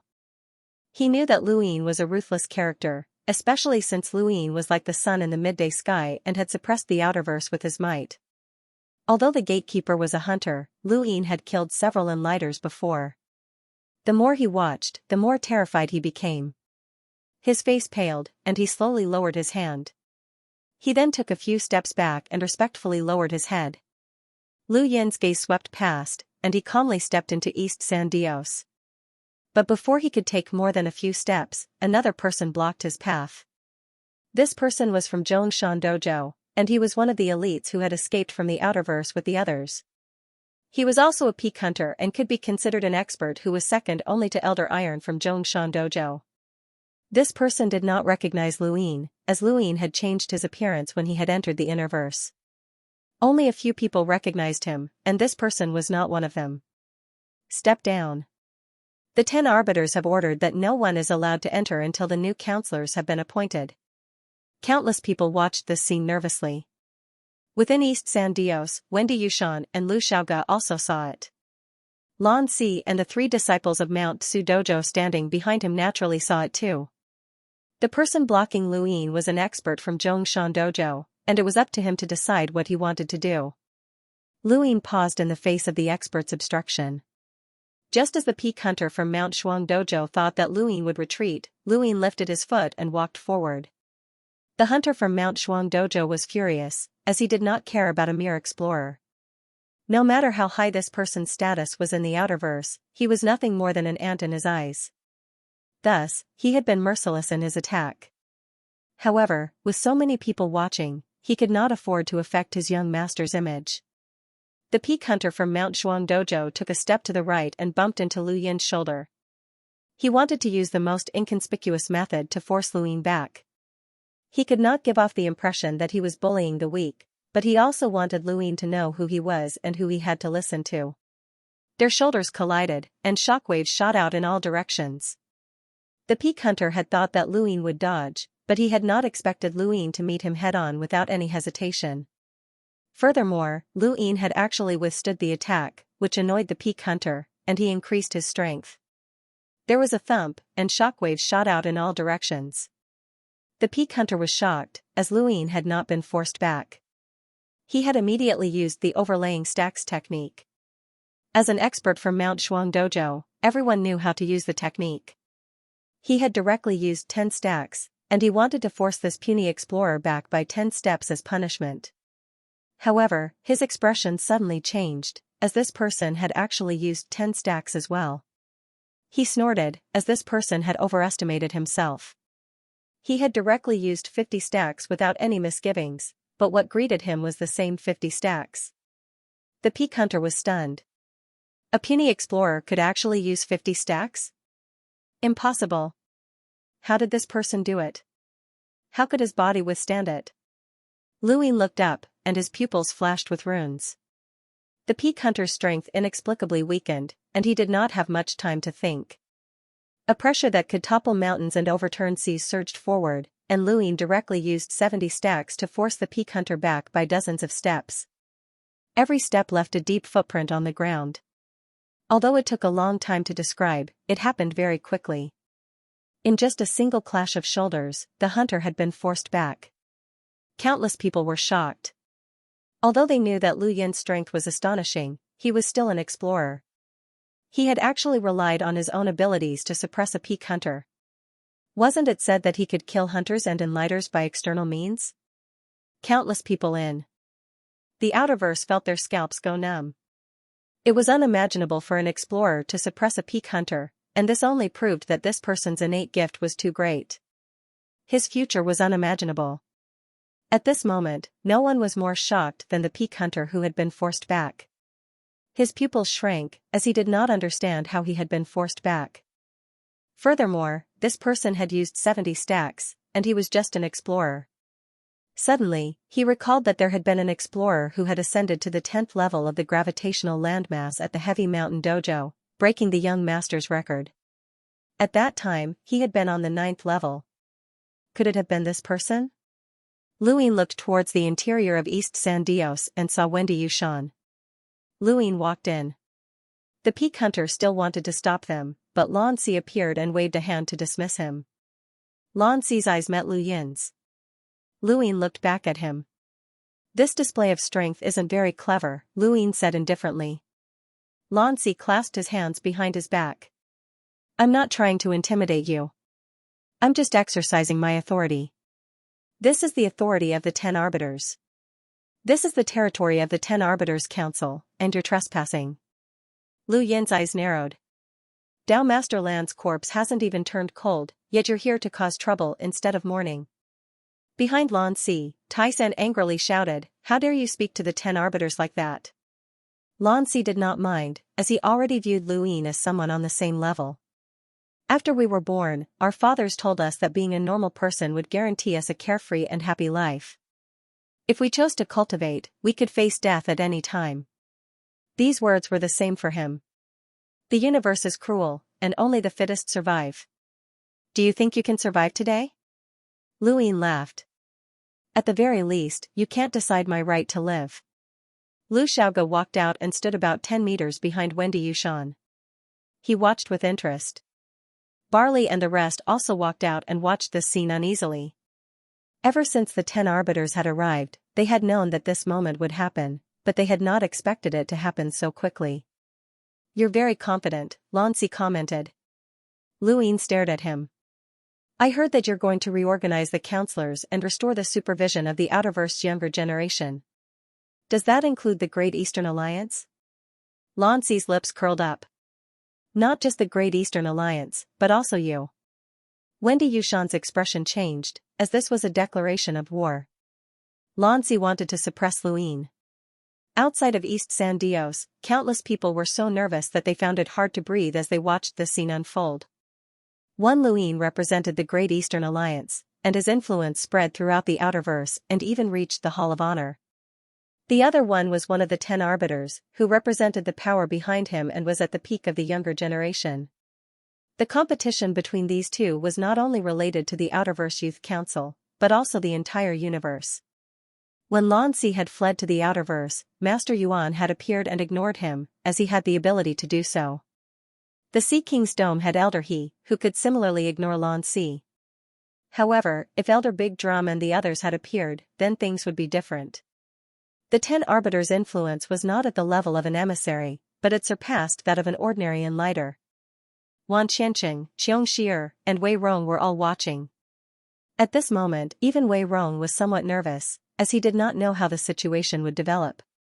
People from the Great Yu Empire, the vast Earth Sect, Taima Palace, Iron Blood Weave, and even the distant Southern Weave were all watching. Lu Yin smiled. "You really don't understand the current situation, and you don't understand me either." "You can talk about it," Lan Si calmly replied. Lu Yin's eyes widened, and he raised his head. His tone was sharp as he said, "In the current Outerverse, if I want San Dios to have influence, then it will have influence. If I don't want it to have influence, then it won't have influence. This has nothing to do with the 10 arbiters." Countless people's hearts were raised, as this was a declaration of war. Tai-san and the others were furious, but they did not dare to interrupt. They could tell that their young master respected this person greatly, even if he was just an explorer. Eh? Wait, an explorer? Tai-san knew who this person was, as there was only one explorer who could receive the young master's respect. There were not many freaks like that in the entire universe, and it was already a miracle for one to appear. It had to be that person. Ha ha ha ha. Lan Si laughed heartily. "It's a strange feeling. Ever since the 10 of us became known as the 10 arbiters, no one in our generation has been able to challenge us. Lu Yin, you're the first." Ha ha ha ha. Lu Yin shook his head. "If you can eliminate others, then I can naturally eliminate you." "Well said. You want to replace me as one of the 10 arbiters?" Lan Si shouted. Lu Yin clenched his fists. "I'm not replacing you, I'm expelling you." His tone was unpleasant, as Lan Si wanted to suppress him and even wanted to supervise his trial. If the Innerverse and Outerverse had not been separated, Lu Yin would have been able to live his life with his tail between his legs. But now, not only had the Innerverse and Outerverse been separated, but Lu Yin had even unified the Great Eastern Alliance and even the Hall of Honor. Lan Si's words were an insult. Lan Si grew excited. "Alright, I'll give you a chance. As long as you can defeat me, you'll be one of the 10 arbiters." "But..." Lan Si's expression turned solemn. "If you lose, not only will you have to accept the Youth Council's supervision, but you'll also have to give up an identity." Lu Yin frowned. "An identity?" "The Hall of Honor," Lan Si slowly said. Lu Yin's expression changed, and he looked at Lan Si seriously. He finally understood, as Lan Si's goal had never been the Outerverse Youth Council. Although this organization had great authority over the younger generation and could influence the war to a certain extent, it was not very useful to Lan Si unless he wanted to unify the outerverse. But as someone from the innerverse, it was impossible for him to unify the outerverse. The reason why Lan Si had reorganized the council and appointed new members was because he had been waiting for Luin to appear. He wanted to use this as a condition to force Luin to give up his position as the Hall of Honor's law child. Lan Si's true goal was the position of the Hall of Honor's law child. Everyone in the upper echelon of the Hall of Honor could only select one law child, and not even all of the 10 arbiters could become a law child. After all, they were not from the Neoverse, which was why Lan Si had set his sights on Luin. The law child was not only a representative of status and authority, but he could also compete for the Star Tower and obtain the inheritance of the mountains and seas, which was also a progenitor's inheritance. No wonder this person wanted to come to East San Dios. His actions could not be explained at all, and it was only now that everything was clear. Lan Si's eyes burned with passion, as his goal was the position of law child.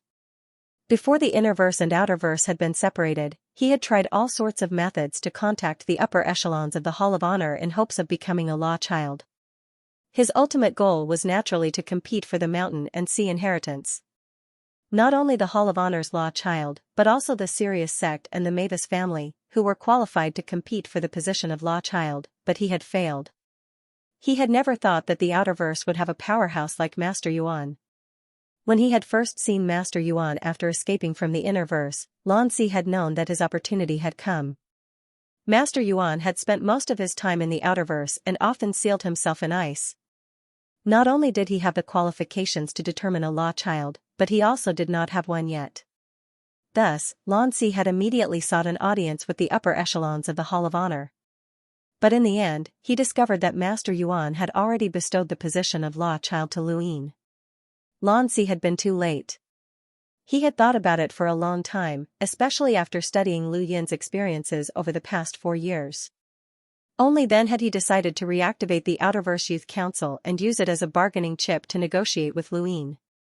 Otherwise, he would not have made an enemy out of Luin just because of the Outerverse Youth Council.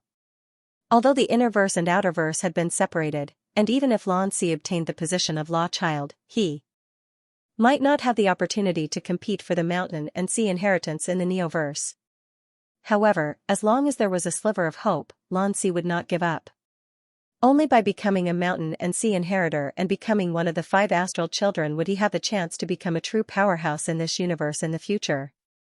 He might even be able to step into the progenitor realm. This was the lifelong dream of countless cultivators, and Lan Si was no exception. The others did not know what law child was, and the media had never even heard of it. Only a few people knew about it. When they found out that Lan Si's goal was the law child of honor, many people finally understood his actions. So that's your goal, Luin slowly said. These 10 arbiters had not relied on their background or strength to reach their current positions, and their schemes were not shallow. Lan Si stared at Luin. So? Do you dare? If you defeat me, you'll become one of the 10 arbiters. Luin sneered. Do you think I'll agree on a whim? But if you agree to my use of external items, I can agree. Lan Si shook his head and laughed. Forget about external items. The 10 arbiters never use external items. That's the rule, and you have to fight for it with your own abilities. Of course, I know that a battle between us isn't fair. You can choose the time, and I can wait until the day you challenge me. The 10 arbiters' position will be used as bargaining chips. Do you dare or not? Luin met Lan Si's gaze. I'm already a glory method, and your position as one of the 10 arbiters isn't worth much to me. As long as I have the strength, I can challenge any of the 10 arbiters at any time and take their position. Don't forget that I'm a member of the Council of Astral Academy and a member of the 10 Arbiters Council. My position is second only to the 10 arbiters. Lan Si nodded. What do you want? Luin seriously replied, I'll set the time, and we'll have a fair battle. If I win, you'll have to support me unconditionally, including your Lan family. Lan Si's eyes narrowed, this condition was too great. You know what being a glory method means. It represents a possibility for you to step into the realm of legends. Without this status, you won't be able to find the Star Tower even if you go to the Neoverse. Think about it, Lu Ying tempted. Lan Si smiled. Alright, I agree. You can set the time. Lu Yin's eyes widened. Before the Innerverse and Outerverse are separated, we'll definitely have a battle. Lan Si raised a hand and struck out with a palm. Lu Ying also raised a hand and struck out with a palm. The two palms collided in the void, distorting the void and slowly spreading outwards. This represented a promise. Countless media outlets recorded this scene, as this was the only time that the 10 Arbiters had issued a challenge since their birth. Before this, no one even knew what the 10 Arbiters looked like. Lan Si had paid a great price for his status as a glory method. With Lu Yin's promise, Lan Si left East San Dios. As for the Outerverse Youth Council, he didn't care too much. Lu Ying looked at Lan Si's departing figure, as if deep in thought. Lan Si seemed to be very confident that the Innerverse would be able to stop the 6th Mainland's attack. When Lan Si left, the various media outlets immediately followed suit. However, Lan Si had already achieved his goal, and they could no longer obtain any more news. As for Lu Ying, as long as he didn't want to, they wouldn't dare to go overboard. Are you confident? Wendy Yushan couldn't help but ask. This was Lan Si, the divine fist of the 10 Arbiters. He was an innate genius who was on the same level as White Knight. Although she had never fought against Lan Si before, she knew that he would be easily defeated even if he used a secret technique.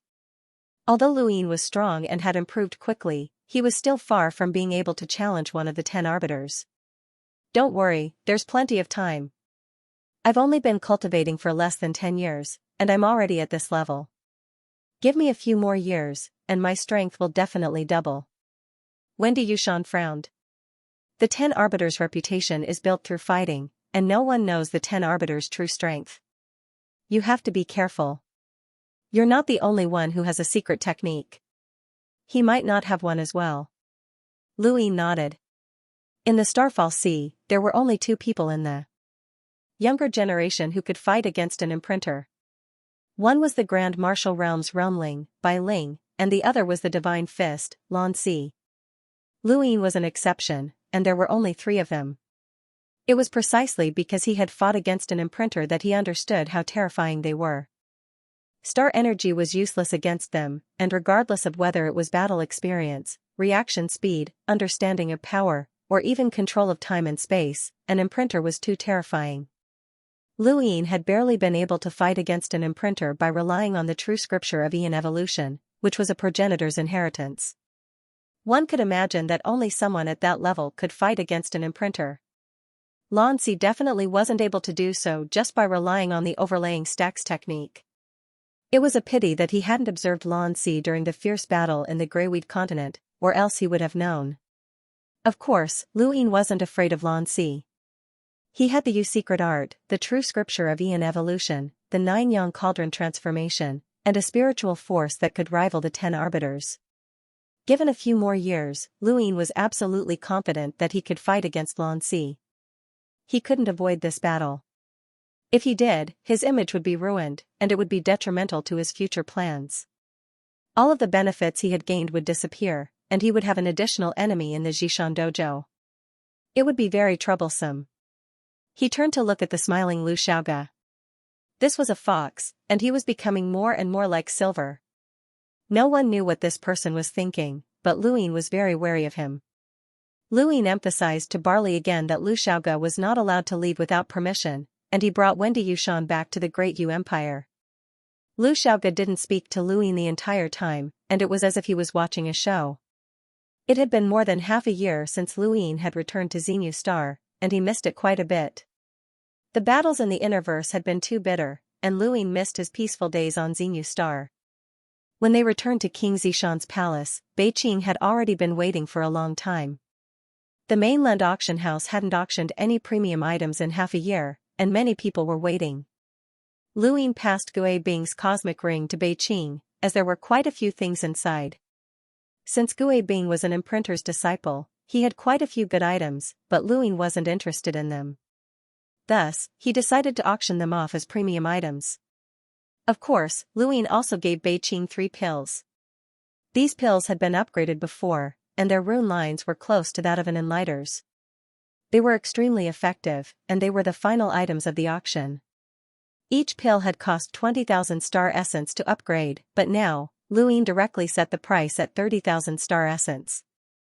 Beiqing happily left, and he even gave Luyin the rest of the money from the previous auction. The mainland auction house was now considered one of the top auction houses in the Outerverse, and they only accepted star essence, which raised the level of the auction house.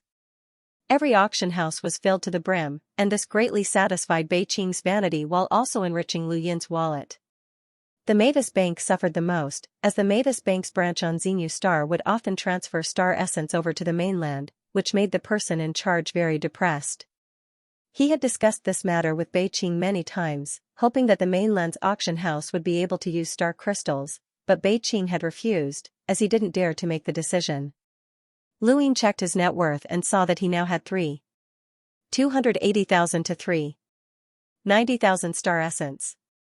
He was too rich, and if he spent all of it on his dyes enhance, he didn't even know where he would end up after fusing. Would he end up outside of the upper 3 gates? He was actually looking forward to it.